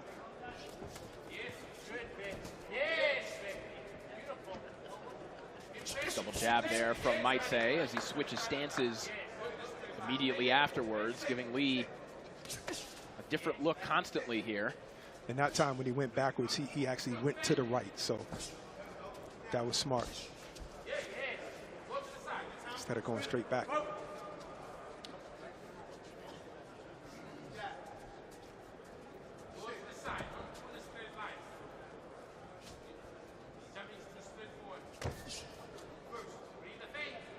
Just a little rocking movement there, the shoulders there from Maitse. Just not allowing Lee to commit to that jab. That's why he's darting him with those little punches there. Just don't know. He wants to work behind that left-hand jab, but just Maitse just constantly moving those shoulders. Just maybe just not feeling the rhythm. Left hand by Maitse. I think Lee a little bit off balance. I don't know that he was buzzed by that one, but it looked nice. Right. When he was coming in, that right foot was already off the ground, so it was just the pressure, the force of the shot that pushed him back. Good from Maitse there. Only touch him in the shot with the right idea and the left hook. Yeah, this is a really good minute-and-a-half stretch or so for Becky Maitse as that right hand comes over the top. Twice. Speed chest. Excellent sequence there for Dr. Sleep.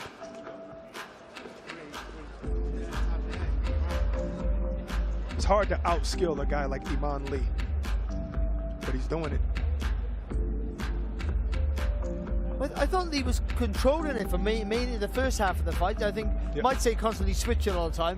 Doesn't do him any favours because he wasn't staying in the one stance long enough to really build off any of the work and set anything up. Just trying to frustrate Lee. But Lee was darting him with the punches. The jab wasn't that great, but he was doing enough. But the second half, certainly the last minute of that round, was a real good spell there, if I might say. I agree, and now we're going to see how much Lee has in his bag.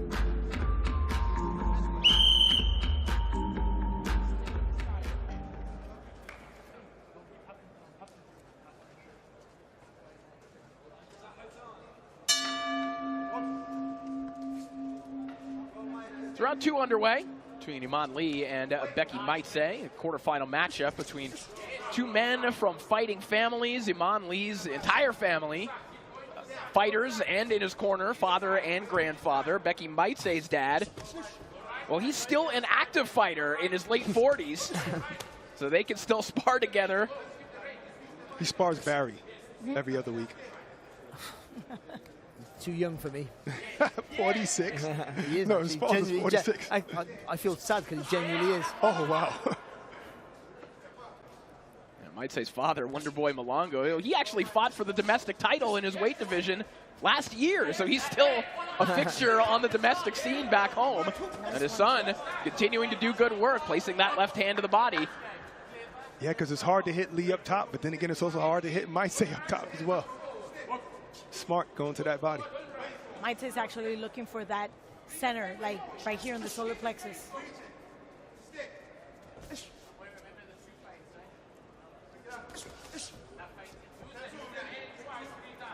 That's good for Maitse. He didn't really have loads of success, but throwing with Lee, or certainly if Lee throws straight after, just not give him any rhythm, and he can't set up an attack or an efficient attack.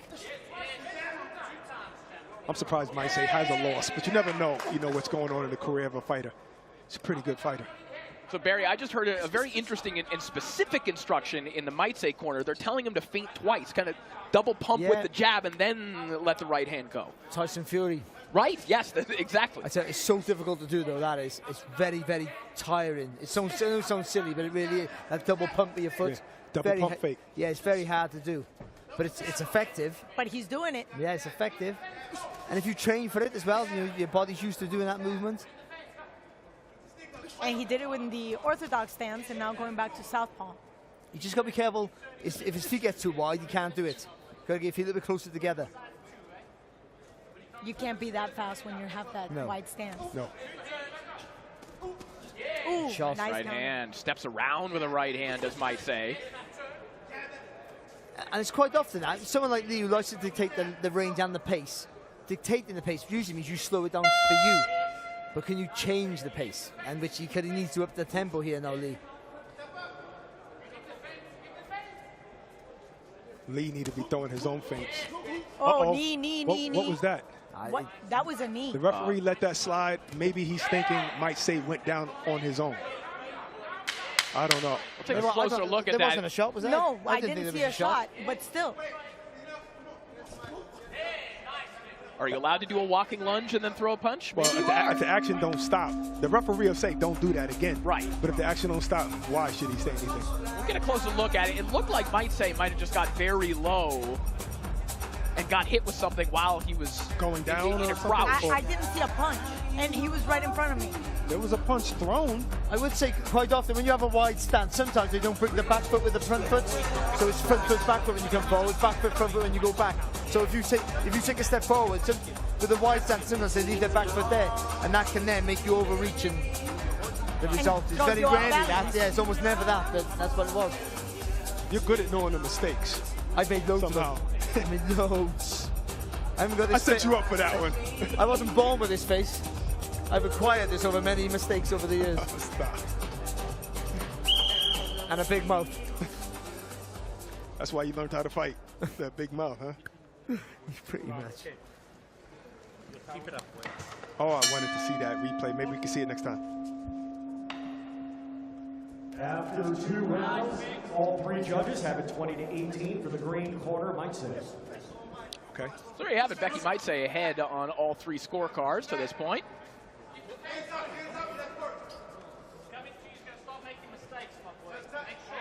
A little bit of a different posture here from Iman Lee. That frame defense, looking to make some adjustments, perhaps after hearing those scores, just to land a left hook there. And this is the question you were posing, Barry.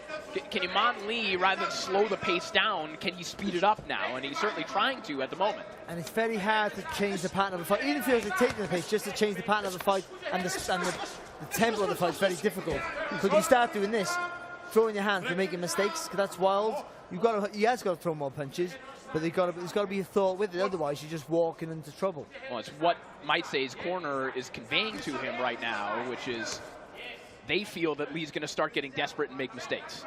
Well, Lee's already landed 2 straight rights and a left hook in the first minute of this third round. Short left hand there from Maitse. Just a quick note, Barry, you were absolutely correct. I just saw the replay. It was, in fact, the stance, and it was the momentum as he's leaning forward that he lost balance and then he went down. You're telling me something you were right. I know. Oh, I'm sorry. It's a rare occasion, so I'll take that. Thank you. I'm just surprised Barack is not making fun of you. No, because I wanted to see it, you know, and I just thought what he said made sense.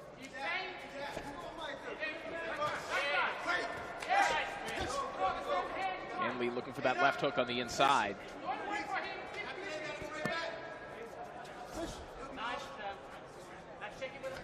Better round for Lee.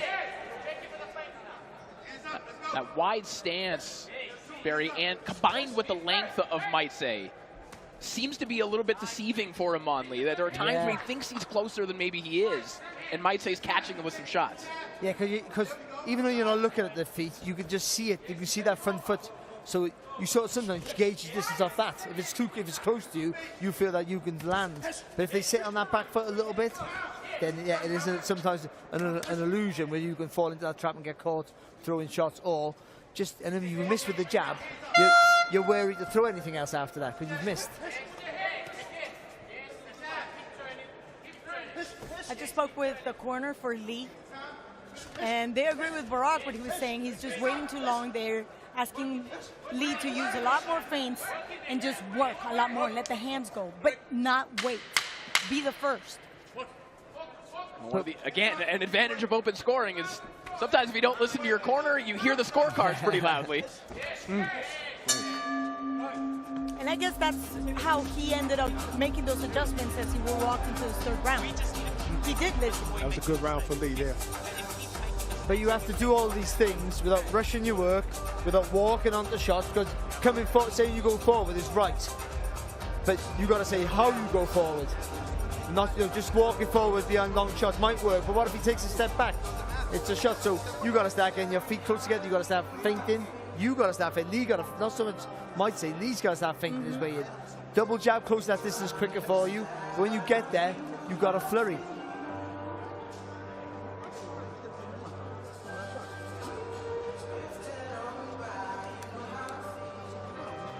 But the key element that you just said, the feint is key.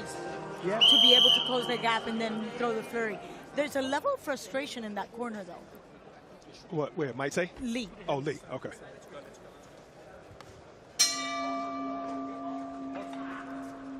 Round 4 underway.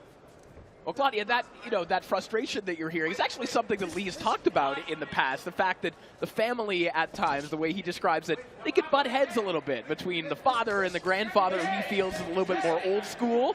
That sometimes that just happens in the Lee corner. It's a family business. That happens. And especially because when it's family, you already know what you're made of. And also, you want it more for the kid in the ring, because he's your kid. Oh, good left hand by Lee. And they were exchanging pretty well in the He should go back to that jab, sorry, Barack. That jab that you mentioned. When he jabbed up and down when he goes the distance, do that again. Just start changing the different levels, different height of the shot. Somehow the first round was exactly the type of fight that behooves the style of fighting on Lee. And then he just kind of walked away from that. Yeah, but also, Maitse is not just backing straight up. He's turning him. So he's jabbing, missing with the jab, but he's turning him so he's out of range of the right hand. Maitse got caught with a lovely uppercut there, right uppercut, and he hurt him, but he fired, and Lee didn't work off it, didn't see it. That was really good for Maitse there, that braveness to throw, just to stop any more punches coming back. Yeah, it had Maitse kind of rocked and dipping off to the right credit to Maitse for maintaining his balance and getting back with some shots of his own.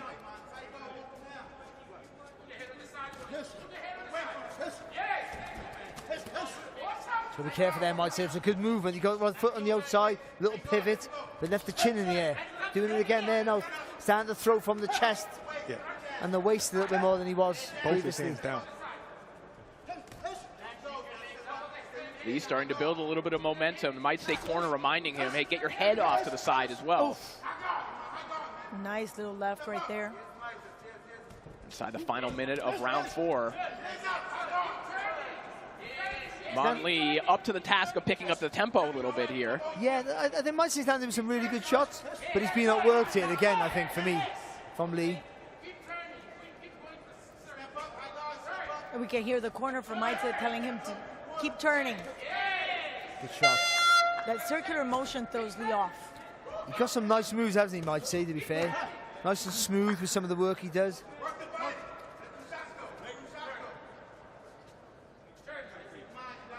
These are two guys that have beat a whole lot of other people. But they got to really work to beat each other. Oh, good job.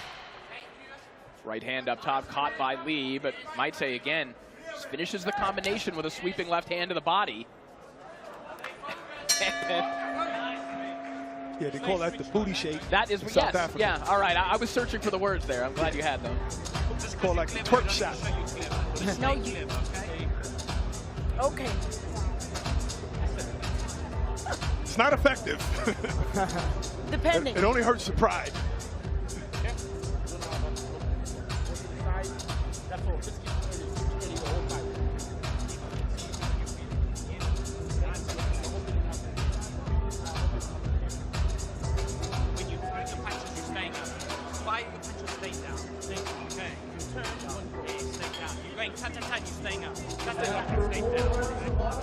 All 3 judges have it the same.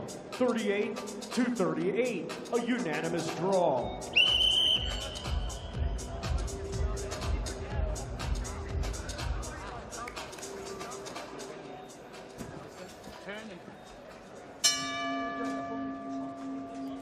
So Iman Lee has indeed evened things up. Becky might say was looking quite confident at the end of round 4 with the stupid, sexy Flanders dance, but instead, this thing is all tied up, and we've got 2 rounds to go. And open scoring just told them both that it's tied. They got to turn it up. Lee just had a nice right hand landed. That's a good jab there. Just got a nice rhythm to it. He jabs, leans the body and leans back with it then. Gets that momentum just to lean back and make you miss there. Might say. Good left hand there from Might say. Maitse's corner, they're very surprised with the scores being even. And they expect Maitse to throw more hands, be more active, and just be able to beat Lee in just production. Yeah, he's definitely going to have to do that, but I'm not surprised with the scorecards. I mean, Lee has picked it up and landed some good shots. But there we see, again, he was outworked in that last round, might say, but he landed some really good shots, and they'll just see that, won't they, and go, that was good work. And then maybe enough to swear. I didn't see it, like I'm same as you, but... So far, this is a better round for Maitse. Yeah. Oh, lovely left hand there from Maitse. Might say looking a little bit more fluid this round. He seems a little bit more creative, throwing some kind of up jabs, some hybrid uppercuts a little bit here. There's a nice check left hook. He went in his bag. Same thing Lee did last couple of rounds. Lee's trying to walk too close. He's just a little bit tempted to let his hands go from the right distance. He's trying to get that foot a little bit too close. And that just allows, might say, to let his hands go, which he's doing. Doing well. To your point, Barack, he's going into his bag. He's found something different this round. And in a fight like this with 2 skilled fighters, sometimes you got to pack a lot of luggage. Yeah, you got to open up another suitcase, maybe in the 6th. And they're both athletic. They're both fast. They both have long arms. You got to have a big bag. Sharp left hand there from Might say a moment ago. We can hear Lee's corner saying, why are you waiting? Why are you waiting? And that's going back to your point. He's got to be first. Yeah, but again, it's not confident. He's thrown the jab, but he's been countered a few times. That you just lose all confidence in throwing the shot. Then that's what happens.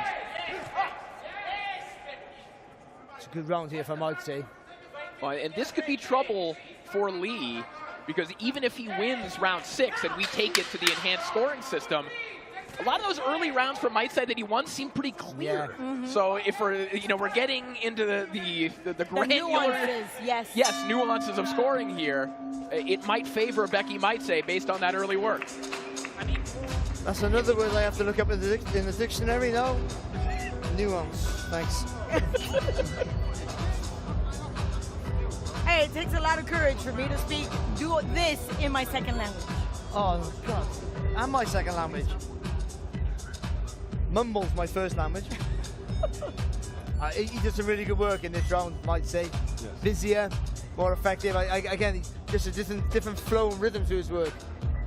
And again, we talk about changing the tempo. We mentioned that earlier on. Being able to change the tempo of a fight, it's a very, very difficult thing to do. That round kind of looked like the first round. Yeah.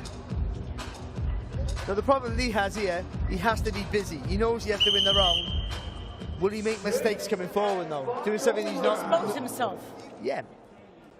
He's got to risk a lot. But he's a guy who's used to controlling the pace with that good jab he has, like the uppercut, the distance that he maintains with it. The first couple moves we saw in the first round, that's what he needs to keep doing. Yeah. Just being aggressive and just walk your opponent down. Even if he takes a lateral move, you should be able to make that pivot. Okay, he's starting the round double jabbing to the body, Lee. Nice reply immediately there from Might say, and a second one. Beautiful check left hook. Coming in, caught Lee coming in. Nice. If you're getting countered off your jab, it's easy to say this, harder to do it.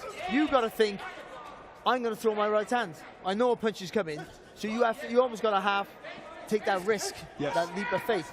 I think that's what Might say is doing. Like he's trying to be first sometimes, but he's also, even when Lee punching, he's punching with you no matter what. He's going to let that left hand go from the left hand stance.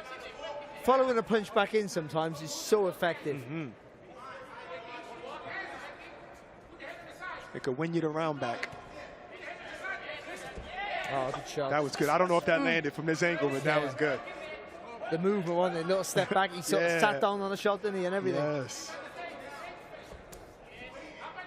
I think it's been a revelation in this tournament, I might say, because the way he set up at the beginning of the tournament, for me, I think a guy who looks good, but might just fall apart at the seams. But he's been really good, really structured and athletic and everything to go with it. And if he gets to win over Lee, which it looks like he is right now, that's a really good win. He's fighting nothing but undefeated fighters. Yeah. Yeah, again, this entering the tournament, this is a 6-1 fighter coming fresh out of the South African club circuit against a more established fighter in Iman Lee here in the third round of this tournament.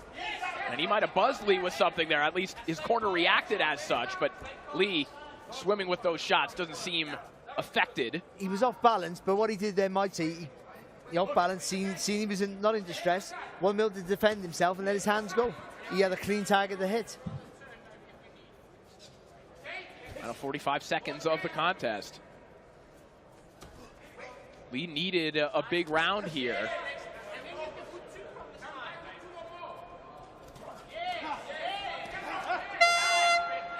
He's got about 30 seconds to make up.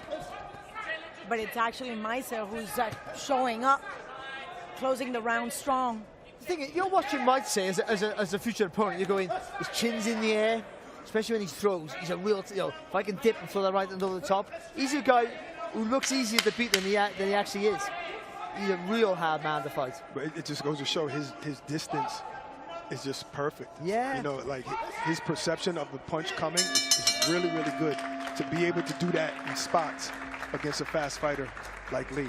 That may have been a round that sealed it for Becky Might say. It's not like we've been wrong before, is it, though? No. Oh, no. Either that or sometimes the judges are wrong. Yeah, they're wrong. We're never wrong. They're always wrong. Well, Esports World Cup Fight Week comes to a crescendo on Saturday night. There's a stacked undercard featuring Hayato Satsumi versus Kaiish Ashbak in a super featherweight showdown. You can go to DAZN.com/boxing for details on how to purchase this must-see event.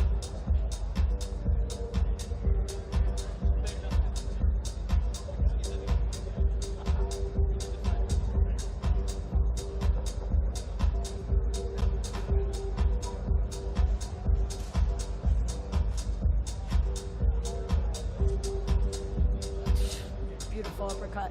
Yeah, good shot. I mean, that was the round that Lee needed to really come out and then make a statement, or try and certainly win it and make this a hard fight to score. But he did all the work for me, might say. He did all the quality. He was the busier fighter throughout, and for me, and I think for all of us, he's done enough to get the win.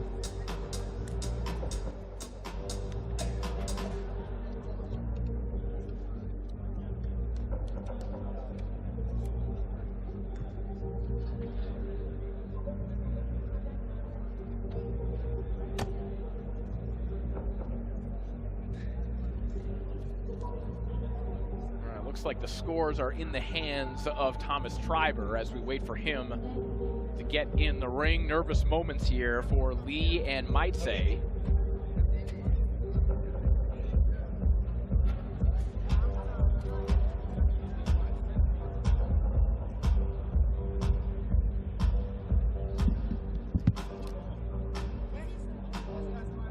Who will advance to the semifinals? Thomas Triber knows. Let's find out.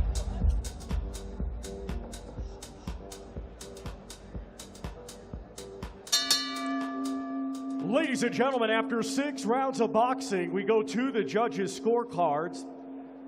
Judge Glenn Dawson scores it 58-56 for Maitse. And both judges, Guillermo Moreno and Marcin Pavlak, score it the same, 57-57, a majority draw. Therefore, we go to the enhanced scoring system. Guillermo Moreno has it 3-3. Judge Glenn Dawson scores it 4-2. And Judge Marcin Pavlak scores it 4-3. Both for your winner by majority decision. Becky Zizwe, Maitse.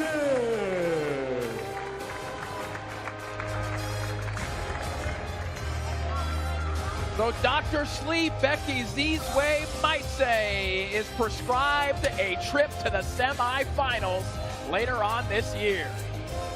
I guess the good thing you could say, Barry, is that in reality on your record, it's just a draw. It's not a loss, even though you don't advance. There's a good fighter there in Lee. It's early in his career. It's a good fight. He's a good fighter. He just needs to be able to just up the tempo a little bit more. That's all. He dictates the pace, but, you know, as he's shown now tonight, and you only find this as you go on. You can't always do that, so you have to find another way. That's all. It was a close fight. Pot shot and doesn't beat a guy like Maitse. And the featherweights are putting on a show right here in Riyadh, but on Saturday night, it's the turn of the heavyweights as Moses Itauma faces Dillian Whyte in the main event of Esports World Cup Fight Week. In the build-up, DAZN has been in camp with the Body Snatcher.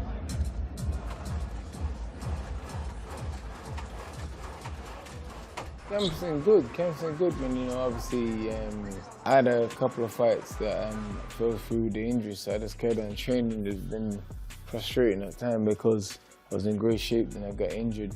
Stuff that obviously my body been working on the previous camp seems to be coming together better this camp and making more sense. Basically trying, working on sharpening up the defense more, not getting crazy. Because when he gets hit right away, he wants to go to war. It's not always about that. You got to be smart now. You're older. Build each round. Not go, if you get hit, not try to get it back right away. You got to be smart and figure out, okay, I can't get hit with that no more.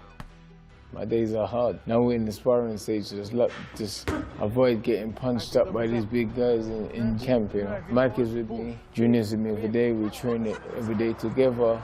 Obviously, I got Victor Folsen, who's a big, strong, hungry guy, southpaw.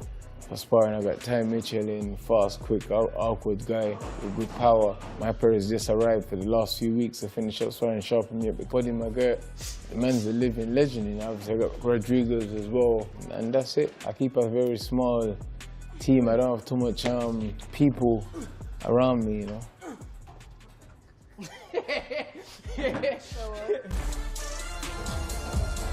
Moses Itauma against Dillian White is the headline attraction on Saturday night and a part of a great card at the ANB Arena. To watch it all live, head to DAZN.com/boxing for all the info and how to buy it. And we're back here in Riyadh, and we're coming up for one more fight right here in the super featherweight. Corey? Well, up next, we've got Muhammad Shamili taking on Troy the Bank Nash, a man who has put together two of the most complete performances of the tournament thus far. Muhammad Shamili will have his hands full in this one. Good-looking matchup between Italy and the United States as we send it back up to Thomas Freiberg. Let's first welcome to the ring, Troy the Bank Nash. All facts, yeah. 500K, fly K, yeah. This all facts, this ain't no fairy tale. Pressed on Zay in the pit, we scared of jail. Was getting inside the car, I was yanking still. They ain't had $1,000 bond and couldn't pay the bill. Exposing on these pro tools. Was in the pen with boy, that was off the spice and they had murder in the smoke. I used to be close to. Hey, I'm in the hidden blocks and do that one dance, you ain't got no moves. Bounced out on Lil Boog and chased him up the street. Got nothing against him, just was trying to get him gone cause he from three. Punched on no face, I had him in the county cupping please. I had him like I'm from the north, I ain't from Flies, that's they be. Yeah, no white flags were built at. And now let's welcome to the ring, Muhammad Shamili Machine.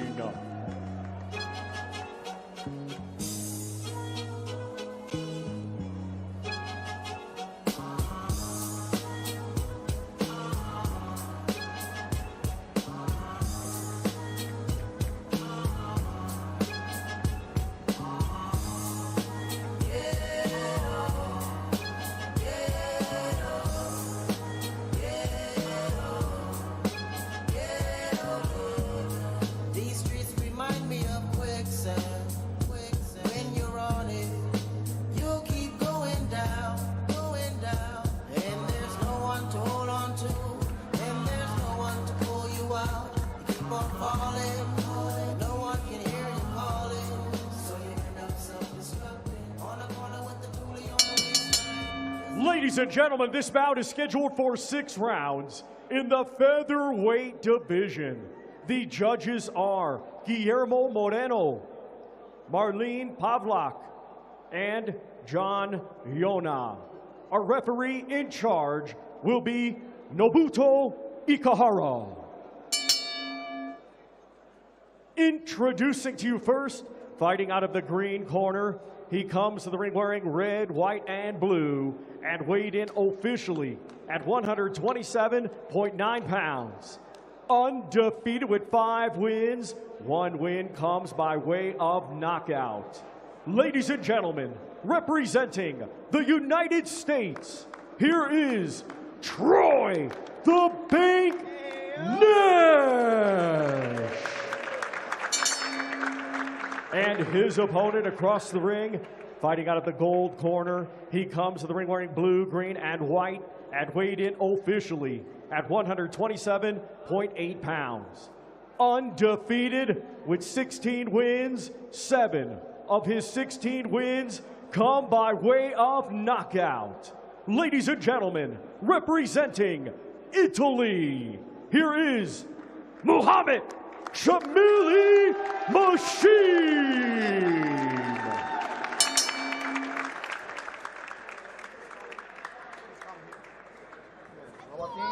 Hold him, no pussy, no allowable. You have a quick fight with no fall. Okay, please go.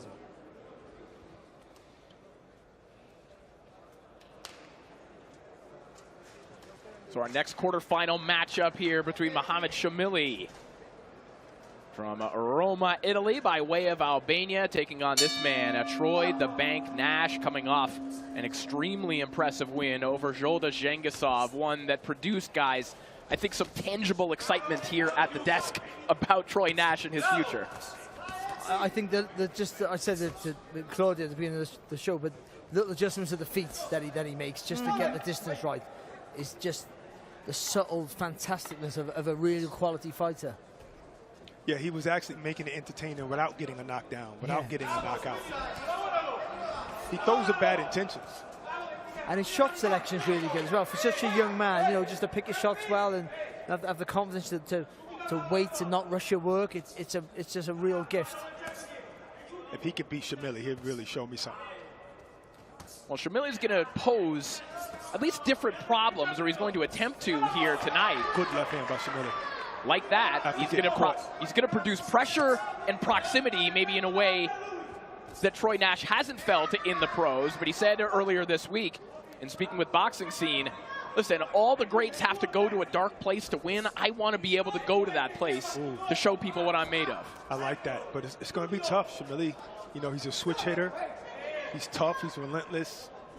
He's going to come in there with a couple of head movements. He's going to get low on you. It'll be a good win if he gets it.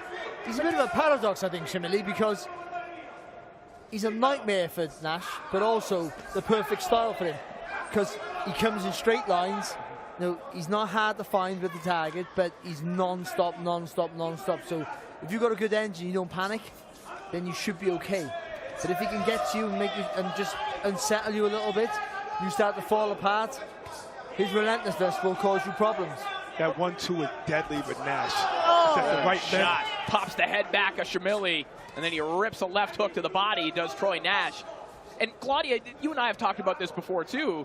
I mean, not only would this be an impressive win for Nash, we'll put it in broader perspective, he's facing a 16-0 fighter. Troy Nash is 5-0. Outside of the confines of this tournament, this fight never happens. No, we would never not. schedule this fight. No, because it would be such a huge mismatch. But let's not forget the kind of experience that somebody like Nash has had just fighting with, or just sparring, or moving around, like he says, like the likes of Bud Crawford, Shakur Stevenson, Keyshawn Davis. I mean, like it or not, that boxing IQ does trickle down. I think you're right, it does. But until you've been there and done it in a ring in a real fight, and of course you know this, but it's different. It really is. To know how to cope with situations in real time is sometimes what can set fighters apart. And here they're playing for all the marbles. I agree. About 20 seconds ago, there was some really clever inside work from Troy Nash, and a short right hand there is the last word at the end of round one. I will say something about Nash. Shamili, when he throws the right hand, he tips the head to the left. Nash has figured it out straight away. I mean, it took him less than a round to see it, and that's why in a minute now you see Shamili throw that right hand over the top. If you could see that replay, and he cracks him right down the middle. And how old is he again? He's only 19 years old. Just turned 20. Yeah. So This a bit. No, look. There it is. See, when he dips his head, he knows where he is. So he doesn't have to where he was going. He doesn't have to line him up. He's waiting for you to lean onto the shot. You're not lining him up. You're lining yourself up. He's putting himself in a position for you to do that. I mean, that's clever. Or it's just luck, and I'm making all this up. No. But I think you know, fighters who got, I mentioned at the beginning of the show, fighters who got that vision, you can't teach that. You can teach all the other stuff, but if they can't do it, they haven't got that vision, that timing, that natural vision, that natural timing. You teach them, they can't do it. All you can do is put it in their hands. If they can't do it, they can do it, and you have to adapt to that. That's what makes a good trainer, by the way. Right. You give them all the tools. Sometimes they can't use them. You have to take them away and give them something else. A blunter tool that works for them. Well, so this kid might have all the sharp tools. Well, let's continue that tools analogy, because Nash's father was talking about that earlier this week. And he said, listen, we've only ever had to use pliers, a screwdriver, and a flashlight. Oh my God. Wait till you see what else we have in the toolbox. Wow. Like that. That was a right wrench. hand. That's was a right wrench. hammer of a right hand that knocked Shamili back. See, I don't see the punch. He took a punch before it and fired back. Yep. I mean, we're all in Nash's corner here, and that's what it sounds like. But he took a good shot of Shamili. There was a lovely right hand, and then fired back automatically. You know, I'm going to revert to one of your favorites, Bam Rodriguez. You and I have talking about love him of my life. ad nauseum. But that's the kind of fighter. It's in their DNA. Yeah, oh, yeah. You can replicate it, but it won't unless you know what you're doing and you see what you're doing. You know, it's just not effective. Like right there, that nice hook right into the rib cage, and there is no impatience. There's no I'm rushing through this. No, Yeah. he takes his time. He looks at what he's going to do, creates the space, and then executes. But like I said in the first round, it is also a style that could be and should be suited for him. That's why I had to put you against the ropes and ask you. Yeah. Well, I cover myself with that paradox thing, another word I learned the other day, and I cover myself with that. Nice little body shot there from Shamili. Still trying to bully his way to the inside. The problem is, can you get past a laser straight right hand from Troy Nash and all the other tools that we referenced. And they might not be hurting you. I mean, you might be able to, but good shot there from Shamili. But are you taking too many punches to get the result that you want? It's not enough, is it, right now? A good body shot. Well, Shamili's not looking discouraged, and he's still going to the body, trying to slow the young man down. Very experienced he is. But this is what he does, though, isn't he? He walks you down, he wears you down. But he hasn't got 10 rounds, he got 6 rounds here. You know, it's a difference. That's a good shot. He turned that shot over, too, that right hand. And that one as well. And turned the hands, so he hit with those front 2 knuckles as well, that correct punch. Yep. Oh, good shot again.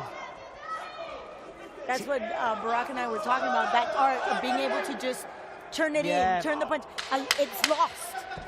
Well, it's that torque of the shot, and it gives you a different angle. And also, the front 2 knuckles is what you always should hit. You don't have to punch hard to hurt somebody when you punch correctly. Exactly. I wish I knew. I know. I wish I knew that. Then, not now.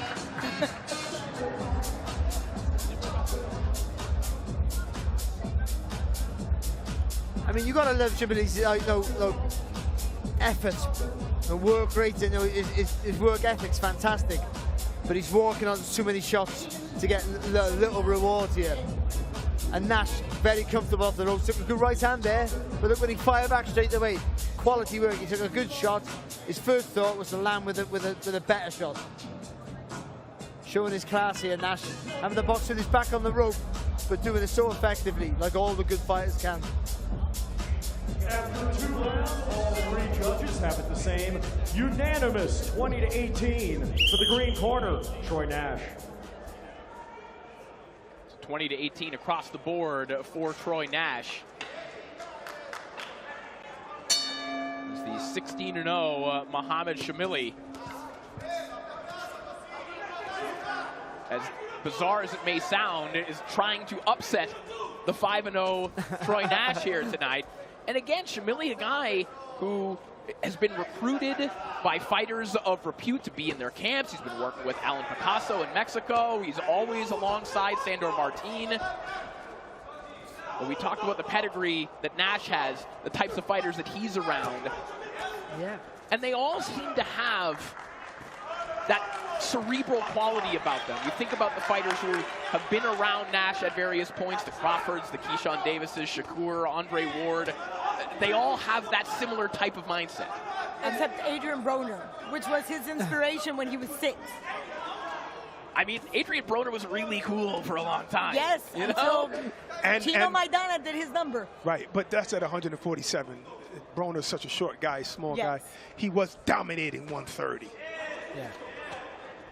But being around great fighters helps you understand how you use your tools at the right time. How you engage your brain.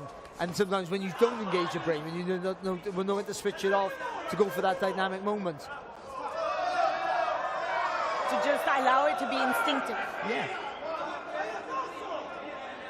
Nash said he wants to hold himself and perhaps be held to a different standard than his peers, than other fighters of his graduating class, let's say. And if he keeps winning fights like this, people have no choice but to treat him differently.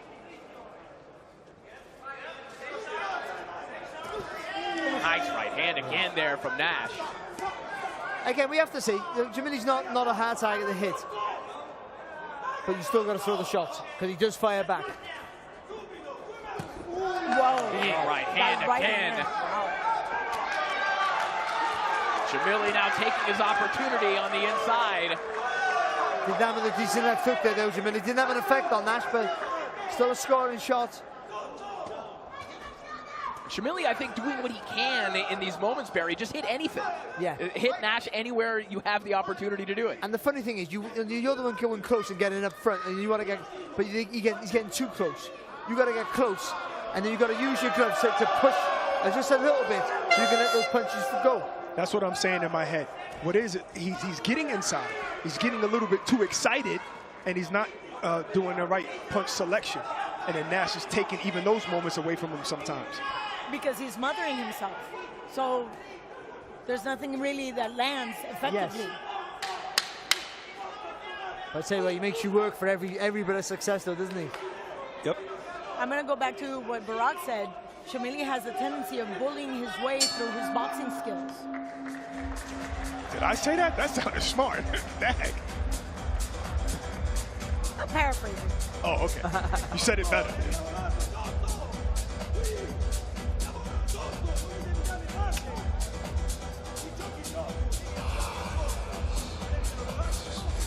Again, another round there where Shamili just forever coming forward. Always the presence right in front of you, but the variety, the shot selection there of Nash, and not panicking under pressure, just seeing plenty of time that the hands go, comfortable against the ropes. Young, pretty fighters usually fold against pressure like Shamili's. I'm very impressed. I'm not counting Shamili out. We can't. No, you can't, right? Can't. There's always a Brady's press cut for an Amir Khan. Ooh. First round, I remember that. Yeah. So the first time you bring a British fight, it's when he got knocked out.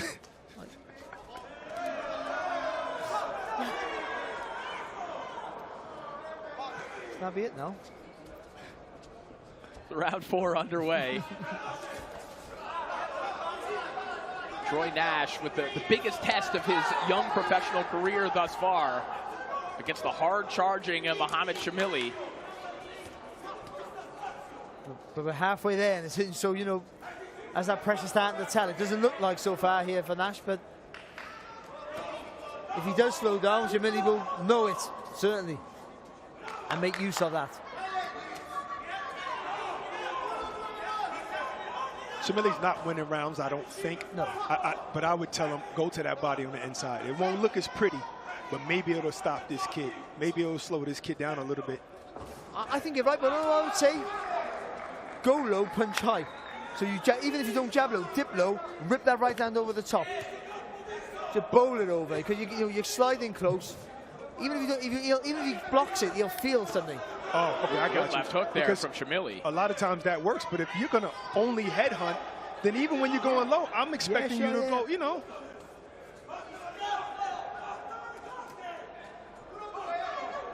And you know, guys, even stalwart future stars, like many people feel Troy Nash is, all of them have that one scary moment. Yes. Where someone like a Shamili buzzes them. Even Andre Ward had that moment. I mean, he got knocked down early in his career, too. Yeah, it was Boone who was knocking everybody out. Daniel Boone. Was it Darnell Boone? Is that what it was? Darnell Boone. Yeah. I said Danielle. Something like that. Yeah, I don't know what I said, but it's Darnell Boone. Good luck when you meet him next. But you need those moments. Are not bad. They're not bad things. People see them as negatives. It's how you react to those moments that turn them into a positive.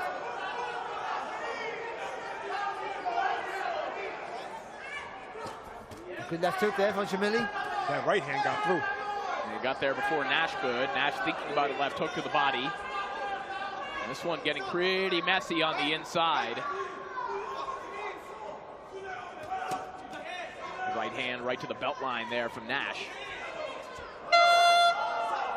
See, this is not bad. I think Nash is getting tired. But again, I still think it's good. He's starting to push forward because he's getting tired. And that's to try and smother the work of Shamili a little bit more.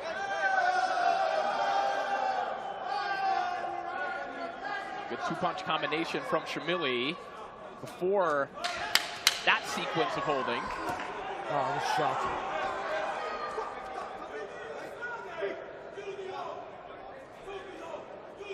We'll see if that right hand from Nash is the final shot of the round. It will be a messy but better round for Shamili as he heads back to his corner. But is it enough?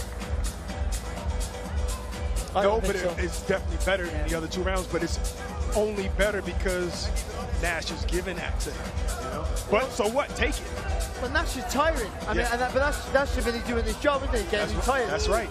So let me rephrase that. Shamili might have caused that. He might have caused that. But I thought Nash was smart by trying to push forward. It seems like, why would you do that when you're tired? Get on your bike. But Shamili wants to chase you down. You show a little bit of force, smother this rope. You get like you did there. Hold on, push him to the rope. The referee got to break you. That's 3 seconds rest straight away. There you go. You got it down to a science. He timed it. He timed all the rest. I mean, no one wasted time like I did. Even a draw, 38-38. Wow. One judge has it 39-37, and the other has it 40-36. Both for the green corner, Troy Nash. That ties. Nah. I don't see that. All right, so 3 different scores are waiting for them to be brought over just to make sure that we get them accurate here. So 40-36 and 39-37 for Nash. The third judge has this fight dead even. Yes, 36-36. I mean, 38-38.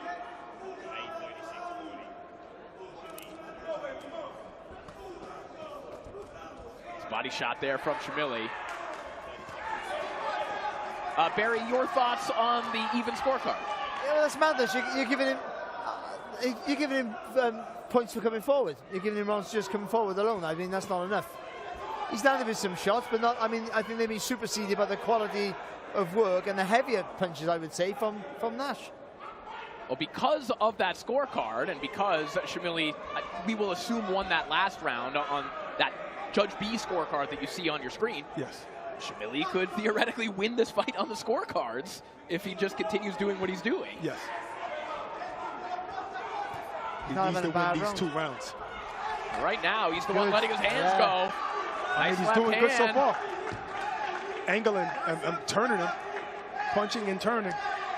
Now you find out how Nash, what Nash is made of, because like you want to know what he was made of. Well, here it is, mate.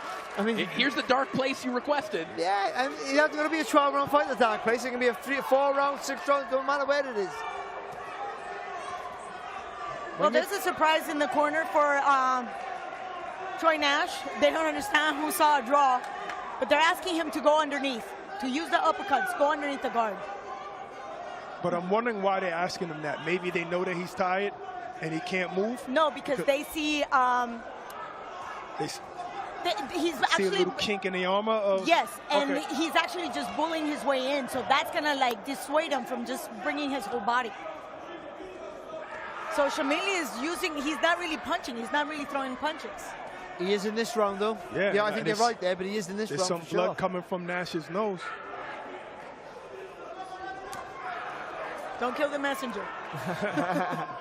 No, up until this round, I would totally agree with that. Oof. Blood coming from the nose of Troy Nash. And it's this sequence, this series of events that we're seeing time and time again. Nash kind of hunched over on the inside. Shamili's hitting him with something, even if it's on the inside. And the visuals look like he's the one who's doing the work. The visuals are great work, but the visuals when he's walking around here, he looks exhausted and panicky. I'm not saying he is, but he looks it. Oh, he's definitely tired. Mouth wide open, definitely tired. It's a big round out for Shamili. And at the right time of the fight as well.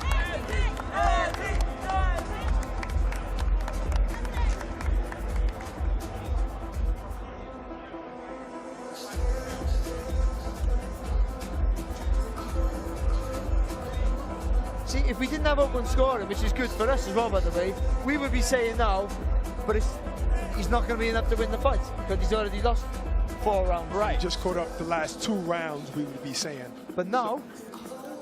Well, I mean, if he caught up the last 2 rounds, then he could get a draw at least. Well, he's won that round, so he's definitely winning the fight in one card, and the other card he's going to be... He would be tied. Yeah, it's going to be level on the other card. If that's right. Yeah, but the 36-40. No, he'll still be down. He'll still be down 1 point. Still be down, Yeah. So he would need this round to get. Needs this round and some help from enhanced scoring. Yeah, to get a split decision draw, split draw. Right. But it could happen. That's a very fancy math. And also, this is his time of the fight anyway. Oh, and Shamili halfway out of the ring as Nash is pushed down to the canvas as well. Tries to come back with a left hook to the body immediately. Good body shot there from Shamili. And a right hand again to the chin.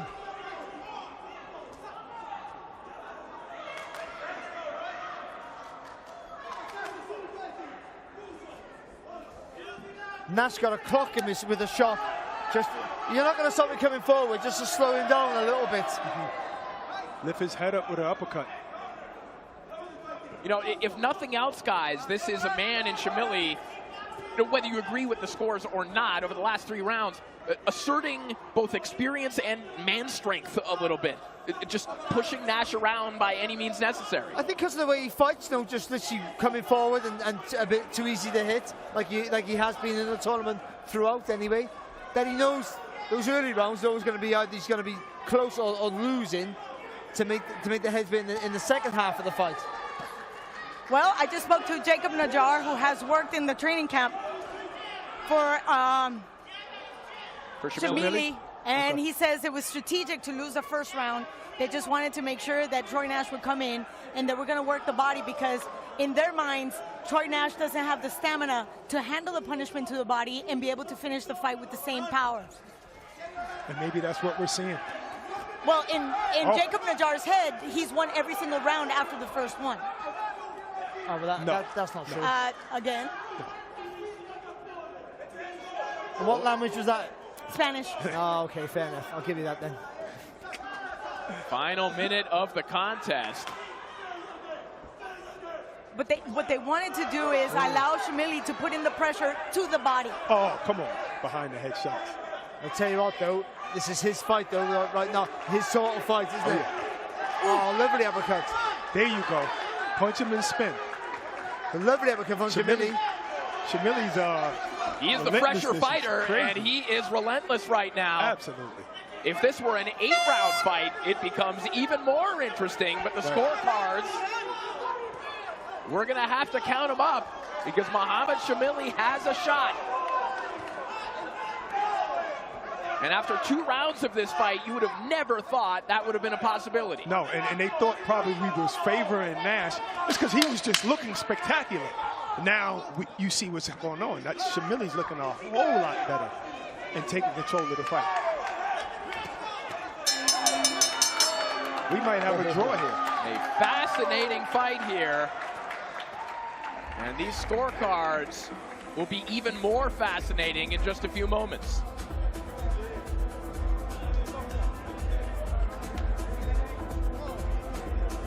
Ring for the Night of Champions comes to DAZN on November 22nd. A stacked card features a host of unmissable fights like David Benavidez versus Anthony Yard, Devin Haney against Brian Norman Jr., and Bam Rodriguez taking on Fernando Martinez. That's Saturday, November 22nd, right here on DAZN. That's 3 main events on 1 card. It's mad. 3 real main events. That's a brilliant card. Yeah. Absolutely is. And it's nice to see Bam as top of the bill as well, a little fella. Yeah. In my mind. One of the best in the world. See the optics of that now, because the way he was flaying a little bit in the last round there, Nash. All that praise we gave him, and I still think he is a star in the making. But people will go, he was all over the place in that last round. But that's the test you need. Right. Also, 2 things could be true. You could look brilliant in 2 rounds and be all over the place in the last 2 rounds. Because on my card, he was still well enough ahead to still lose the last 2 rounds theoretically. But on the other judges' cards, it wasn't the case. So right, and it really just depends on what happened. Is it that you gassed out, or is it that the pressure was too much for you? Which one? I mean, and you gotta give credit to the pressure, though. You have to give some credit to the pressure. It's a little bit of both. It's everything that Zemini did, and you're not used to coping with that. So until you do it, all the sparring's great, but the intensity in a fight is a little bit different. So now he's been there now. If he comes through successfully to today, which I think he will, he'll then get better. He knows what it's like now. Yeah, and that's very important. That is. Well, and again, earlier in the fight, what did we say? If this were outside the confines of this tournament, you would not make this fight, right? And that's what makes this tournament compelling. It's also, that's why you wouldn't make this fight, because something like this can happen, where a budding prospect runs into a roughhouse like a Shamili and things get a little bit scary. And complicated. But if anything, these two fighters are going to be much better equipped, and not necessarily in X's and O's, but in terms of experience, because they both had to face very complicated fighters. 100%. And a fight like this, what it does is it makes you train for stuff like this. You know, where you have 4 different training partners coming in and just constant pressure.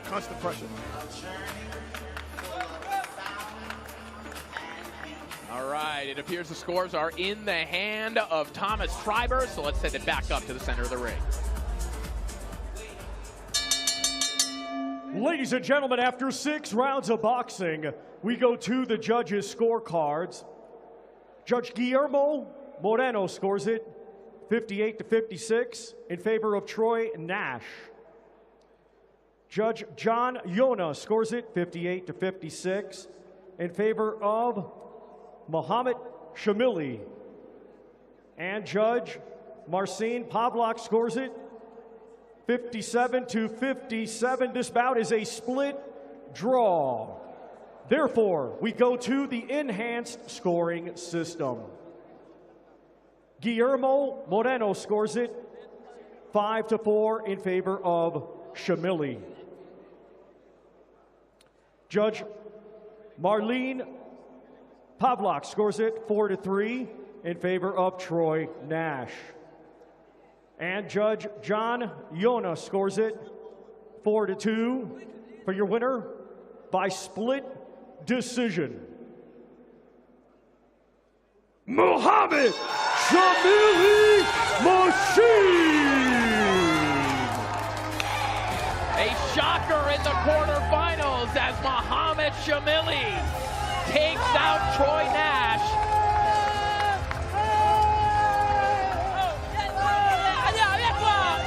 One of the most hyped prospects in the sport today just fell here at the WBC Grand Prix, and you can see what it means to the machine, Mohamed Shamili. And once again, overall, he just got a draw. He didn't get a loss, he got a draw.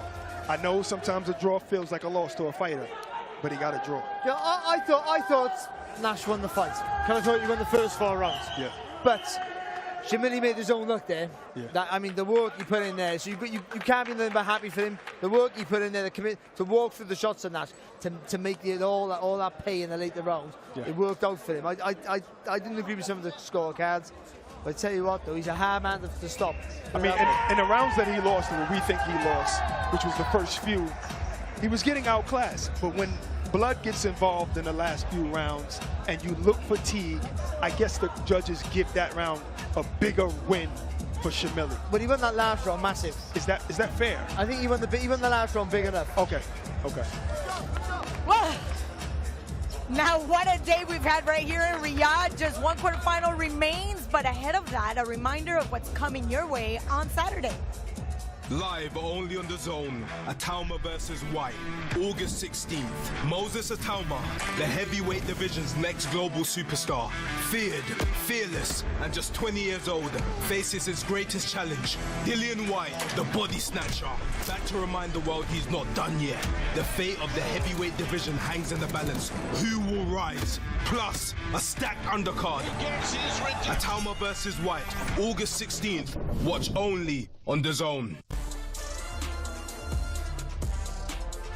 And the epic conclusion to Esports World Cup Fight Week is live this Saturday. And don't forget to check out the rest of our stacked schedule. Matchroom, Golden Boy, Queensberry, MVP, and BKFC. All the biggest and most exciting fights are streaming live on DAZN, the global home of boxing. And obviously that includes these 3 great cards on September 13th, and its eagerly anticipated rematch between Lewis Crocker and Paddy Donovan. Dave Allen goes in against Arslanbek Makhdoumov on October 11th. Then on November 22nd, we're back in Riyadh for Ring 4, Night of Champions, a star-studded bill featuring David Benavidez versus Anthony Yarde, Devin Haney against Brian Norman Jr., and Jesse Bam Rodriguez takes on Fernando Martinez. But now we come back to Riyadh. The final fight of the WBC Grand Prix quarterfinals is about to walk, so we go to court. That's right. The final quarterfinal matchup is between Brandon Mosqueda and Ayub Khan Bakhtiyorov. 2 impressive fighters thus far. Mosqueda coming off that win over Guli Power. Bakhtiyorov with a 6th-round decision win over John Bolaño. Which of these 2 will join the new quarterfinalist, Mohamed Shamili, in the next round?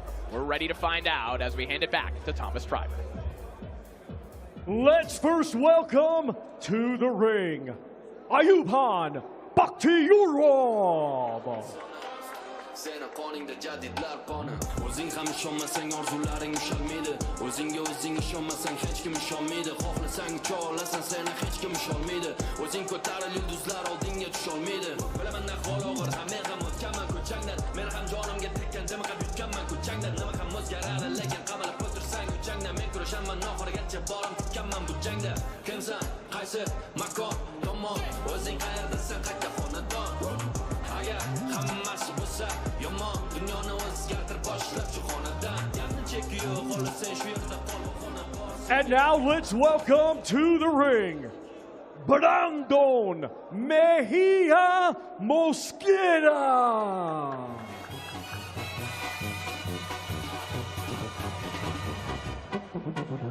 Decían que cargaba el diablo, mentiras no traía nada. Lo que traía en su cintura era una pistola escuadra. Robaba y mataba gente porque así se divertía. Su cabeza tenía precio, 15,000 pesos valía.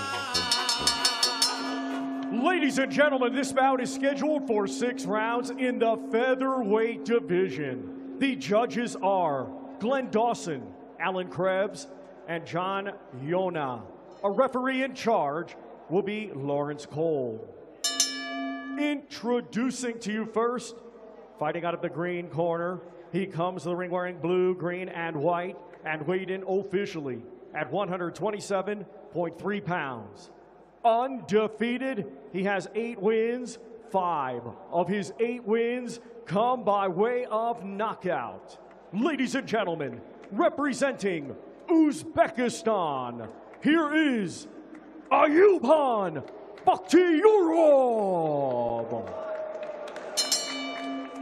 And his opponent across the ring, fighting out of the gold corner, he comes to the ring wearing green, white, and red, and weighed in officially at 127.2 pounds. Undefeated with 10 wins, 9 of his 10 wins come by way of knockout. Ladies and gentlemen, representing Mexico, here is Brandon Mejia Mosqueda.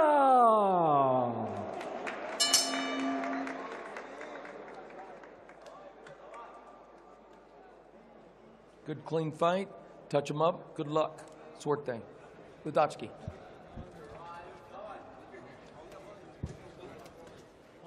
Our final quarterfinal contest of the day. Brandon Mosqueda of Mexico taking on Ayub Khan Bakhtiyorov of Uzbekistan. And what story it would be if Bakhtiyorov were to advance. He was actually a late replacement for this tournament. He stepped in to replace the Olympic champion, Abdulmalik Kalikov. And for a late replacement to find himself in the semis is an unlikely scenario, to say the least. And he might be the favorite. to win it, right. I think. I mean, as we've talked about ad nauseum throughout the tournament, the depth of the Uzbek system. It's ridiculous. I mean, you could pick anyone off the conveyor belt, and they're probably going to be a contender in this tournament. I like that, the conveyor belt. It's like rinse and repeat. I mean, it's a factory that has been churning out excellent fighters for years now. Fight factory. Just left hook to the body there from Bakhtiorov, partially blocked there by Mosqueda. Real sharp left hook there from Mosqueda. Packs of punches we've seen. I was going to say, he knows how to block a left hook. He's seen a few of those in the gyms in Mexico, but he also knows how to throw one. Just got to get his head off the line. He's getting hit by those straight shots. Mosqueda. Good uppercut by Mosqueda there. Nice angling, but make your opponent pay. That was Just move Uzbek out the way. footwork. That was just Uzbek footwork. That was. Oh, got you. From Mosqueda, you mean? Yeah. I mean, we've seen a couple of these matchups throughout the tournament. Maybe a budding little rivalry between Mexico and Uzbekistan. You know, still, you know, the approaches, at least ideologically, wanting to bang it out on the inside, and we're generalizing very broadly here, but we've seen it a couple times, and they have been fun fights. Good shot. I think he's having a good round here, Mosqueda. Uppercut landing a moment ago. Yeah, nice and sharp as well with the shots. Yeah, whenever Bakhtiorov lands something, Mosqueda gets it right back. And I think Mosqueda hits hard enough that Bakhtiorov, he covers up, he's not willing to fire back straight away. Right, not willing to punch in between the shots. Bakhtiorov is placed as high as second in the Uzbek National Championships. Mosqueda, a three-time national amateur champion in Mexico. In and around the same juncture of their career, about 20 years of age. This is a fantastic matchup. And what a way to wrap up the day here in Riyadh. I love the way he sells that right uppercut. He doesn't really, he sort of half throws it, but doesn't really, to whip that left hook into the body. Not whip that left hook. He drives that left hook into the body. Yes. Good hook there from Mosqueda, and boy, did he miss with a rocket of a right hand there. I tell you what, he's sharp as attacked in that first round there, Mosqueda. That's a brilliant first round for him.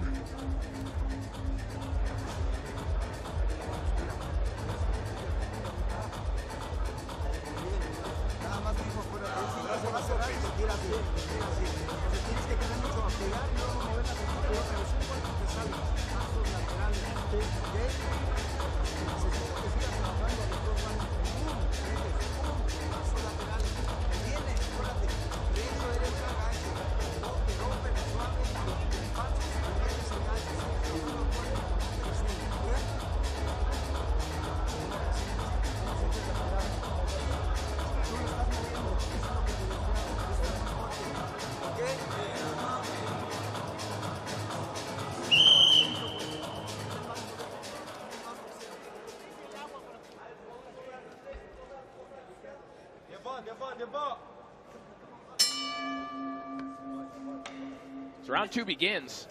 Terrific opening round there for Brandon Mosqueda, who maybe, Barry, coming into this fight, is a little bit slept on. You know, after that first round win over Bashar Sabar, where he scored 4 knockdowns, people were very high on him.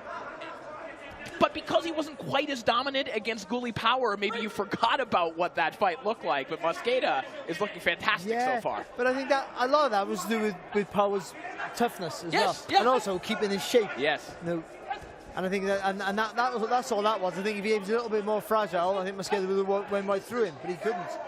But tonight, he's been fantastic. Against a guy I thought he was going to be up against it.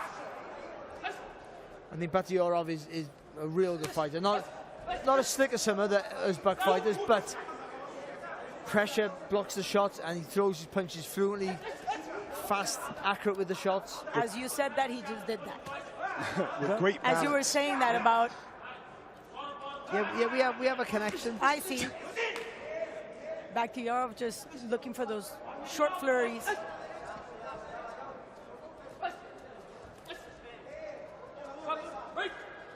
think the weight of the shots from Mosqueda noticeably heavier already here. But look at the hand speed of Bakhtiarov as he gets ripped with a left hook. And he landed one of his own as well. And I think that's the only way you're going to really hurt Mosqueda, if you punch with him. You know. I think Mosqueda's shot was better. Oh, I do too. Yeah, I think that was illustrating what I was talking about. Yeah. And going back to what Corey was saying, I don't think Mosqueda was fighting with full cylinders. Like he was not firing all of them in that fight against Power.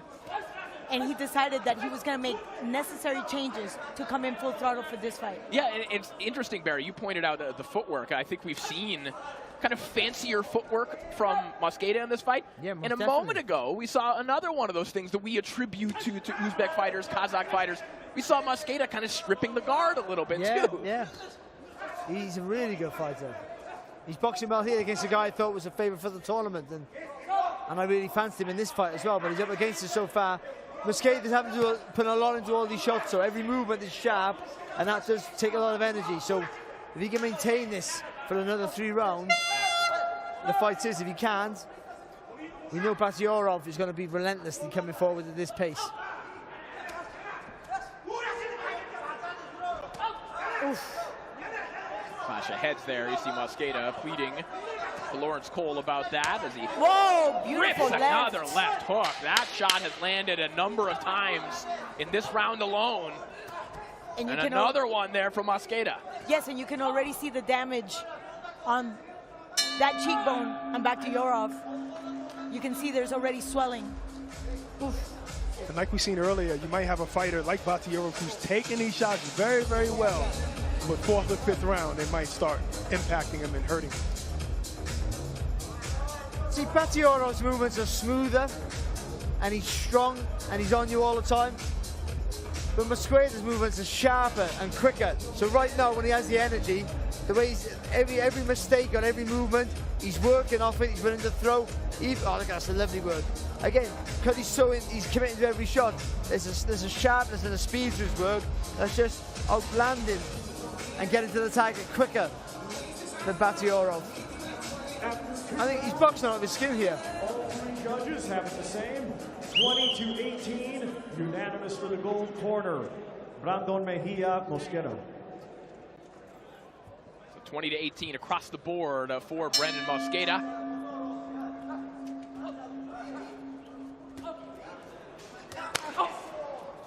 See if he can put at least 2 more rounds in the bank. Starting off well here with the body work in the opening 20 seconds or so of the round.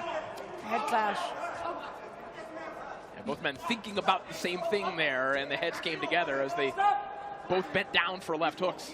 If this stays in the same vein, and he wins this fight, Mosqueda, that's 2 of probably the number 1 and 2 favorites of the competition, this weight class out. Yeah, in back-to-back fights. Yeah. Or Nash and Mosqueda, yes, as we were referring to, I assume. Nash and Bakhtiarov.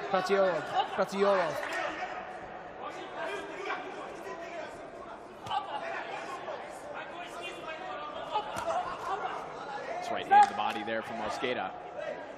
I think he was trying to throw that up top as a uppercut. He got caught in the body. Mosqueda is just consistent with that 1-2, basic 1-2, keeping Bakhtiarov at a distance. Oh, that was nice. Lovely. Beautiful. Nice footwork. Ended that with a jab.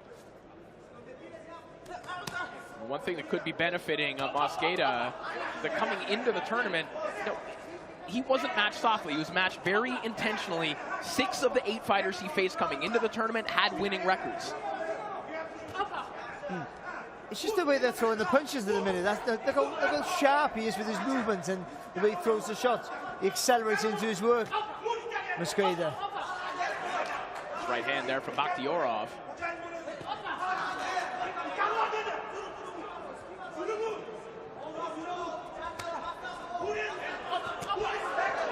Clubbing shot there for Bakhtiarov again.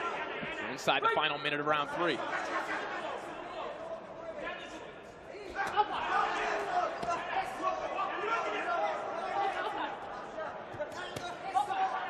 Body shot there from Mosqueda again. Batiorov, sure, he's busier, but again, I just think the quality in the work when he lets his hands go on Mosqueda is setting them apart here. Not by much, but enough. Right, the flush shots are coming from Mosqueda. You can hear it. You can hear the difference.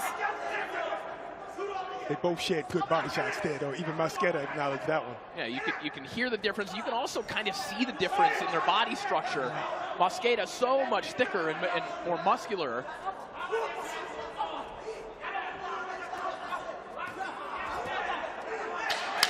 With that left hook over the top. Yeah, he leaned back too much before he even threw it. Quick little combination in reply from Bakhtiorov, and that'll do it for the round. Another high-tempo round between Mosqueda and Bakhtiorov.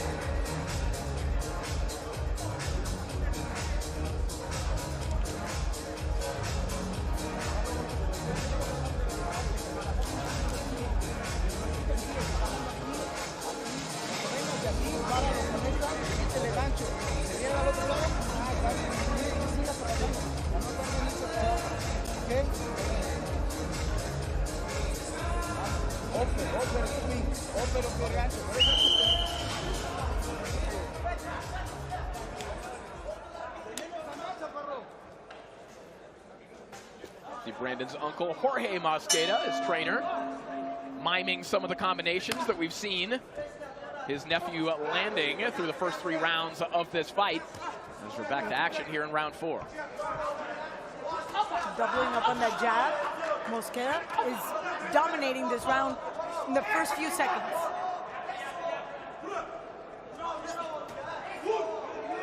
But when he starts to tire, though, every movement he has to really put a lot of energy into the movements here, Mosqueda. That's good work, though, again. A good left hook downstairs from Mosqueda. Oh, lovely. The footwork there is, again, just spinning around the target.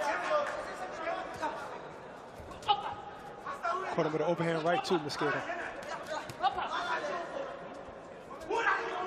So it looks like Mosqueda kind of slowed down the work rate of Bakhtiorov. I was thinking the same thing. And he's pushing him back, too. Now, that's different. Again, I think could that first round, could he carries a bit of a power, doesn't he, Mosqueda? Just making Bakhtiorov not just let the punches go quick enough. That's a hard right hand to the body and a left hook. Claudia, El Perro just keeps on digging. Yes, the dog is really showing his way. Oh, good shot there from Bakhtiorov. Lovely shot, and again. No effect though, is it?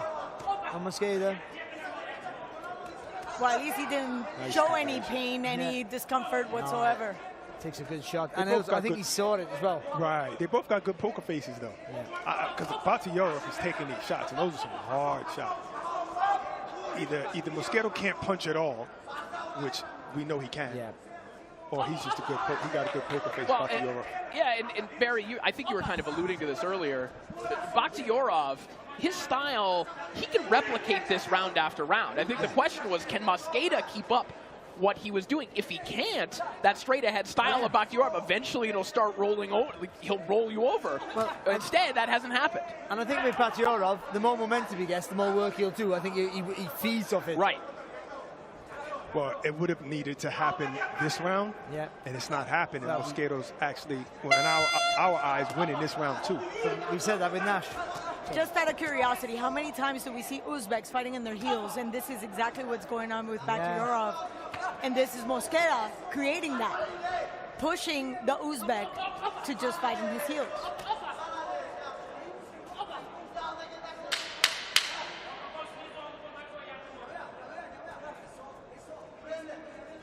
Closing moments of the round.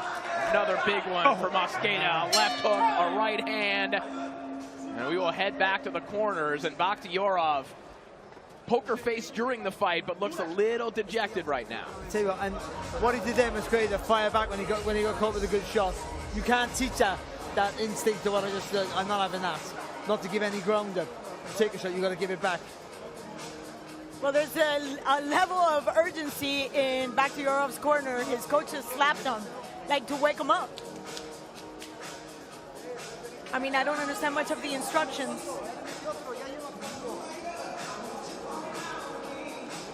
Body language is saying everything.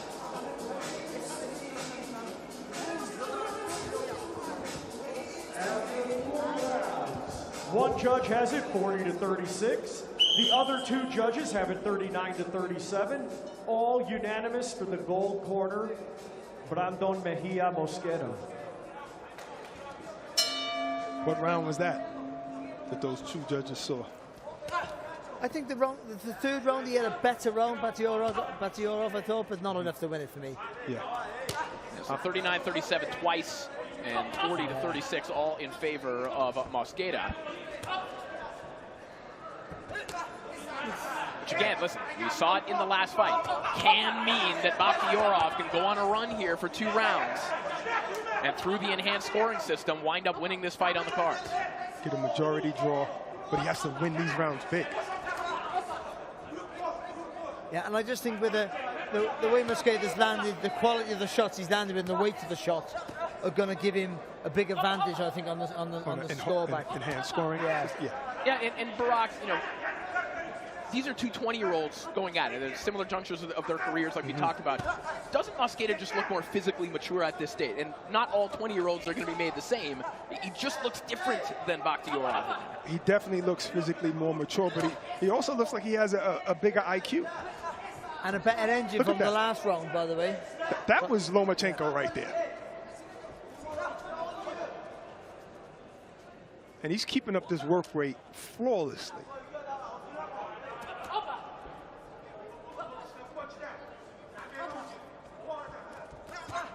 One thing you say, Barry, all the time, you say there's 2 things you got to do. I don't remember one of them, but I know one of them is come in shape. Yeah. Make weight, be fit. That's all you have to do. I mean, it's very hard to do that, and there's loads of other complex things around it, but they're the 2 main ingredients. Yes. Well, the last thing you want to do is lose a fight thinking I didn't do enough because I didn't have it in me to do enough. And sometimes you lose before the fight thinking that I didn't do enough already. Yes.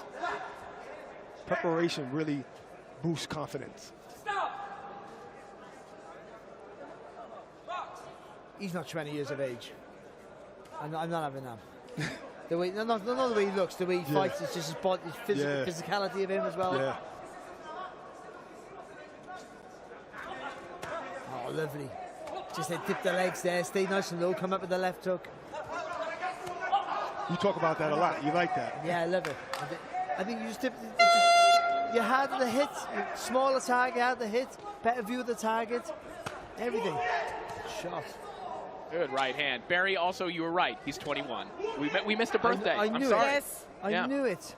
No, he's trying to see that. I mean, I don't believe he's 21. Just the physicality of him is fantastic. But he's still just 21. Yeah. And going back to the corner, they just said they don't want Mosquera to lay off. They want him to keep putting the pressure just because they didn't like the 39-37. So other than that, just keep the pressure, keep just having him fight on the heels. Open scoring. It's good.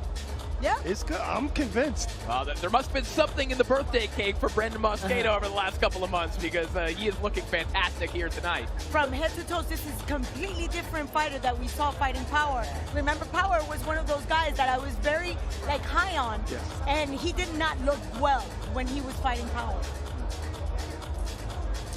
Yep, let me make a note to that.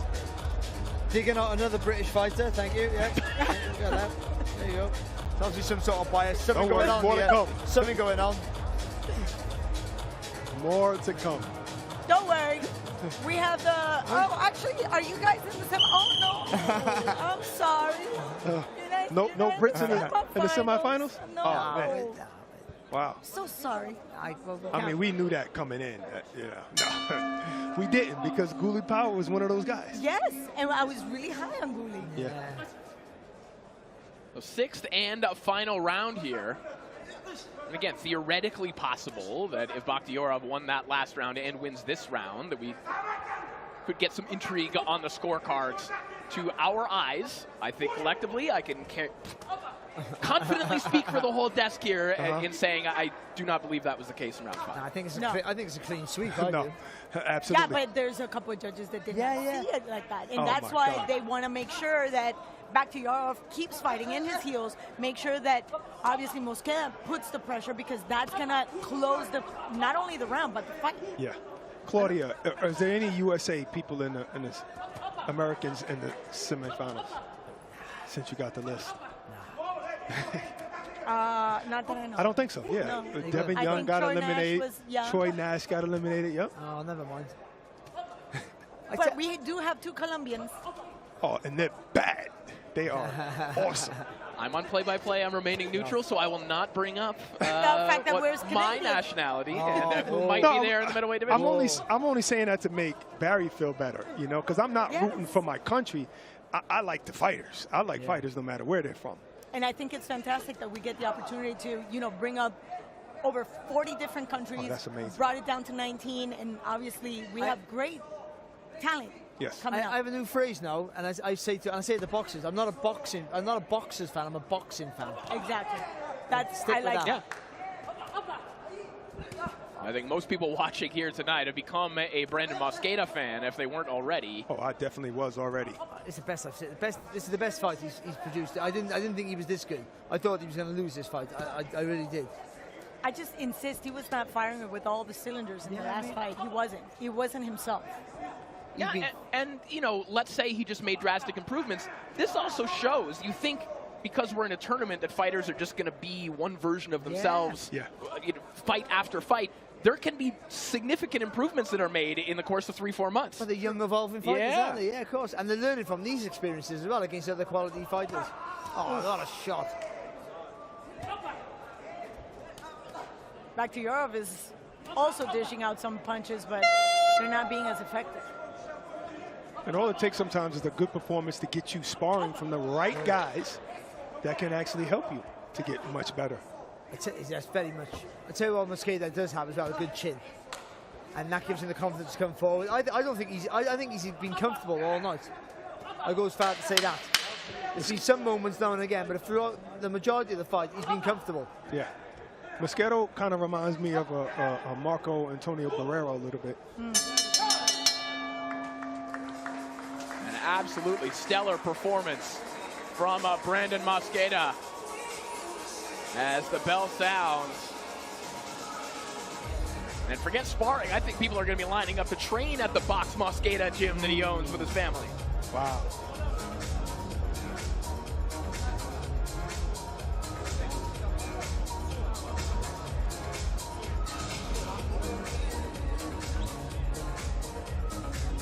Well, the potential future of the heavyweight division, Moses Itauma challenges fellow Brit Dillian Whyte.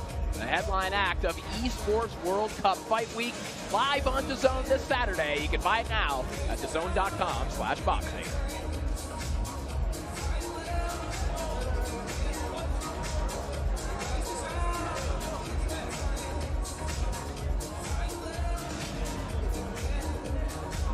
I know the corner was saying, we didn't want you to lay off the gas because those 2 scorecards, but I just think he didn't need to because he's comfortable. I don't think he's having to really put his foot on the gas too much. He looks like he's got loads of energy, and he's a better fighter coming forward. The rhythm he has with his work, the skate is fantastic. I think Bakhtiarov has tried to put himself forward onto the fight, tried to implement his presence, hasn't been able to at all. No, and I think Bakhtiarov is he's just used to being the guy that throws the last punch, being the pressure fighter. Mosqueda don't let nothing slide. He's always making sure he finishes last, or if you got something off, he gets it back. Listen, both fighters didn't want to lay off the gas, so much so that they both sat on their stools and thought the fight was continuing. And I said to myself, I said, dang, I'm messing up because I thought that was the last round. But they sat down like it was the 5th round. The referee thought it was another round I as well. know, yeah. Oh, I thought it was me. I was like, oh, you know what, another round? We've been awake a very long time. Maybe That's what I don't know. But everyone's used to somebody walking around with a number. Right. Yeah. Somebody naked. Yeah. Yeah. Well, We're in Saudi Arabia, Do you know what? my first professional fight, it was a male. I'm not old, yes. It was a male with a scorecard. Yeah. Yeah. You hired him? I would never hired him. I did. Okay, I was just wondering. Maybe I did, but seriously, it was, yeah. He said maybe I did. You knew what round it was. That's for sure. Well, with me. Goes another round, didn't it, with me? All right, it looks like we are ready to make this one official. Let's send it back up one final time to Thomas Driver.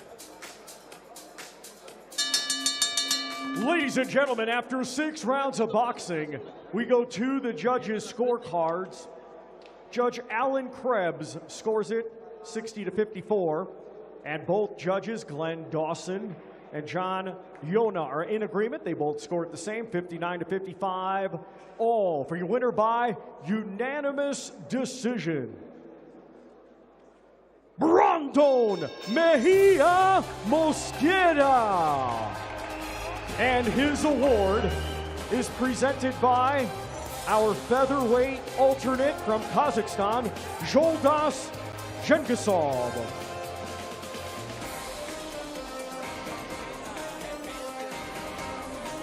Semifinals, and we may have a new favorite at featherweight right now in Mosqueda after a performance like that, Barry. I think so. I mean, he beat a guy there. I didn't think he had the ability to beat, and he didn't just beat him. He beat him easy. I think it was easy for him. I don't think he struggled at all. I think the engine's fantastic. Everything worked for him. He took a few shots, but he wasn't worried about nothing. I mean, he looked a different fighter to me, and I think that makes him the favourite. And unfortunately, every time I say that, they get beat. It reminded me of Carlos Ultria earlier. Like, you won convincingly almost every single round, but it was high level. You had to really step it up in order to make a really good fighter look bad. Well, big thanks to Barry and Barack for joining me here today in Riyadh as we take one last look at the featherweight bracket. And we see, of course, Mosqueda advancing. Yanni Valverde stepping into the semifinal as well. Muhammad Shamili, a bit of a shocker, taking out Troy Nash. A blue chip prospect falls here in the tournament. Mosqueda over Bakhtiyorov, and Becky Maise taking out Iman Lee to punch his ticket into the semifinals. All right, we're gonna send it back up to Claudia to wrap things up, but a reminder that we're also in Esports World Cup Fight Week, and DAZN is the place to be. Hello people, me again. Fight Week on DAZN is non-stop action. Access all areas of the biggest fights. That's fantastic. From grand arrivals and weigh-ins. I'm not here around, I'm here for war. To open workouts and pandemonium at the presses. It's going to be so much fun. All analysed by the biggest names in boxing. I'll end this. Get him out of boxing, it's over. That and so much more, even before the bell rings.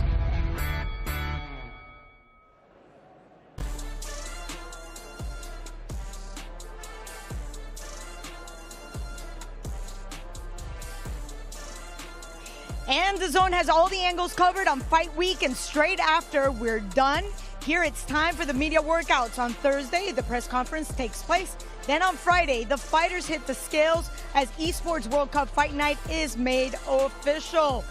But before that, a bonus show as the next round of Box Raw Sparring Club takes place right here in the Kingdom Arena. And as we call it a night, what an evening we've had right here in the WBC Grand Prix semifinals. We're ready for those. But your impressions, Mauricio, because as always, we had a great night of talent and boxing. Great night, and it keeps getting more emotional. As you get to know the fighters, when they lose, they need to go home, and it's very sad. Those who win, the emotions are flowing, and I was just so impressed by the quality of the fights, the quality of the officiating, the new concepts, the new rules are working very well. And of course, what DAZN has done, the production, the commentators, the way it flows. I'm so thankful for everyone who has been involved in the Grand Prix, and it's my father smiling from up there because without His Excellency Turki Al-Sheikh, it would not be possible to make this dream come true. Well, we're very grateful to be here. And first and foremost, we're so excited because the enhanced scoring did tell us a complete story of certain fights that could have gone either way, but that actually just put a statement and gave us a very clear idea of what happened in the ring. So I'm very happy and grateful to experience that. But with that being said, any fights that called your attention, anybody in particular that you said, I wasn't expecting that? Well, Troy Nash is a future superstar, but he showed he's young. It was his 5th fight, and the Italian was very rough. He went in and made the professional fight, and it was a very close fight, but he's going to be a superstar if he learns from this night. I was very impressed by the South African heavyweight. The first fight of the night, it was a first round knockout. But overall, just very impressed with the quality and the bravery of everyone. And this is something that just keeps getting better. I cannot wait for the semifinals in October, and then the grand finale in December. Well, the one thing that we mentioned throughout the broadcast, even when Troy Nash just showed just a little bit green behind the ears, but any fighter that actually came with a loss can be a star anywhere else. This is just a very good reflection of the type of talent that we have here.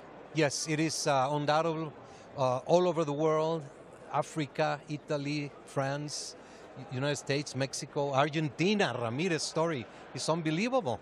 He's a natural cruiserweight fighting against heavyweights and keeps beating them, and now he's into the semifinals. This kid from Colombia, when he goes home, they go home and they are local heroes. Yes. They do parades for them. En Nutria, yes. I mean, it's just what we had expected. It's completely much less of what the reality. And with that being said, Derek Pomerleau, another one of the huge phenoms that we've seen here, took the moment of the night. What are your thoughts on this great fighter? Well, he's a tremendous prospect. He's already, he had a tough first round. He lost the first round and came back and just knocked out the Ukrainian with a brutal attack. Also, the Colombian, who was losing the first 2 rounds, came out, knocked out the Frenchman.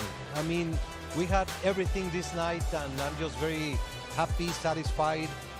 We've been in Saudi 5 times already, and 2 more to come. And with that being said, that's in case of Pomerleau. Those second chances have opened the door and the exposure to all these young fighters that might be the next face of boxing. Without a doubt, every fighter, even those who have lost, have a bright future. They have been seen. This is like a scouting for managers and promoters. And I am certain that the experience of being here in the Grand Prix, just by itself, gives them an edge. When they go home, they're in a different level now. I'm sure you've gotten phone calls, and we'll talk about that later. But we want to invite you all because we have the bonus show. We have the Box Raw Sparring Club that's happening tomorrow. Nobody wants to miss that. So even though we're calling it a night for today at the WBC, there's a lot more boxing right here on DAZN, the House of Boxing. The House of Boxing and the champions of boxing, DAZN. It's another dream of my father. He wanted to see boxing all over the world, with giving the opportunities to every promoter, and that is what DAZN is accomplishing. So very grateful and very happy, and so much boxing to come. Yes, and we're so happy that we're here. And next up, we have open public workouts, so don't miss. That's coming up next.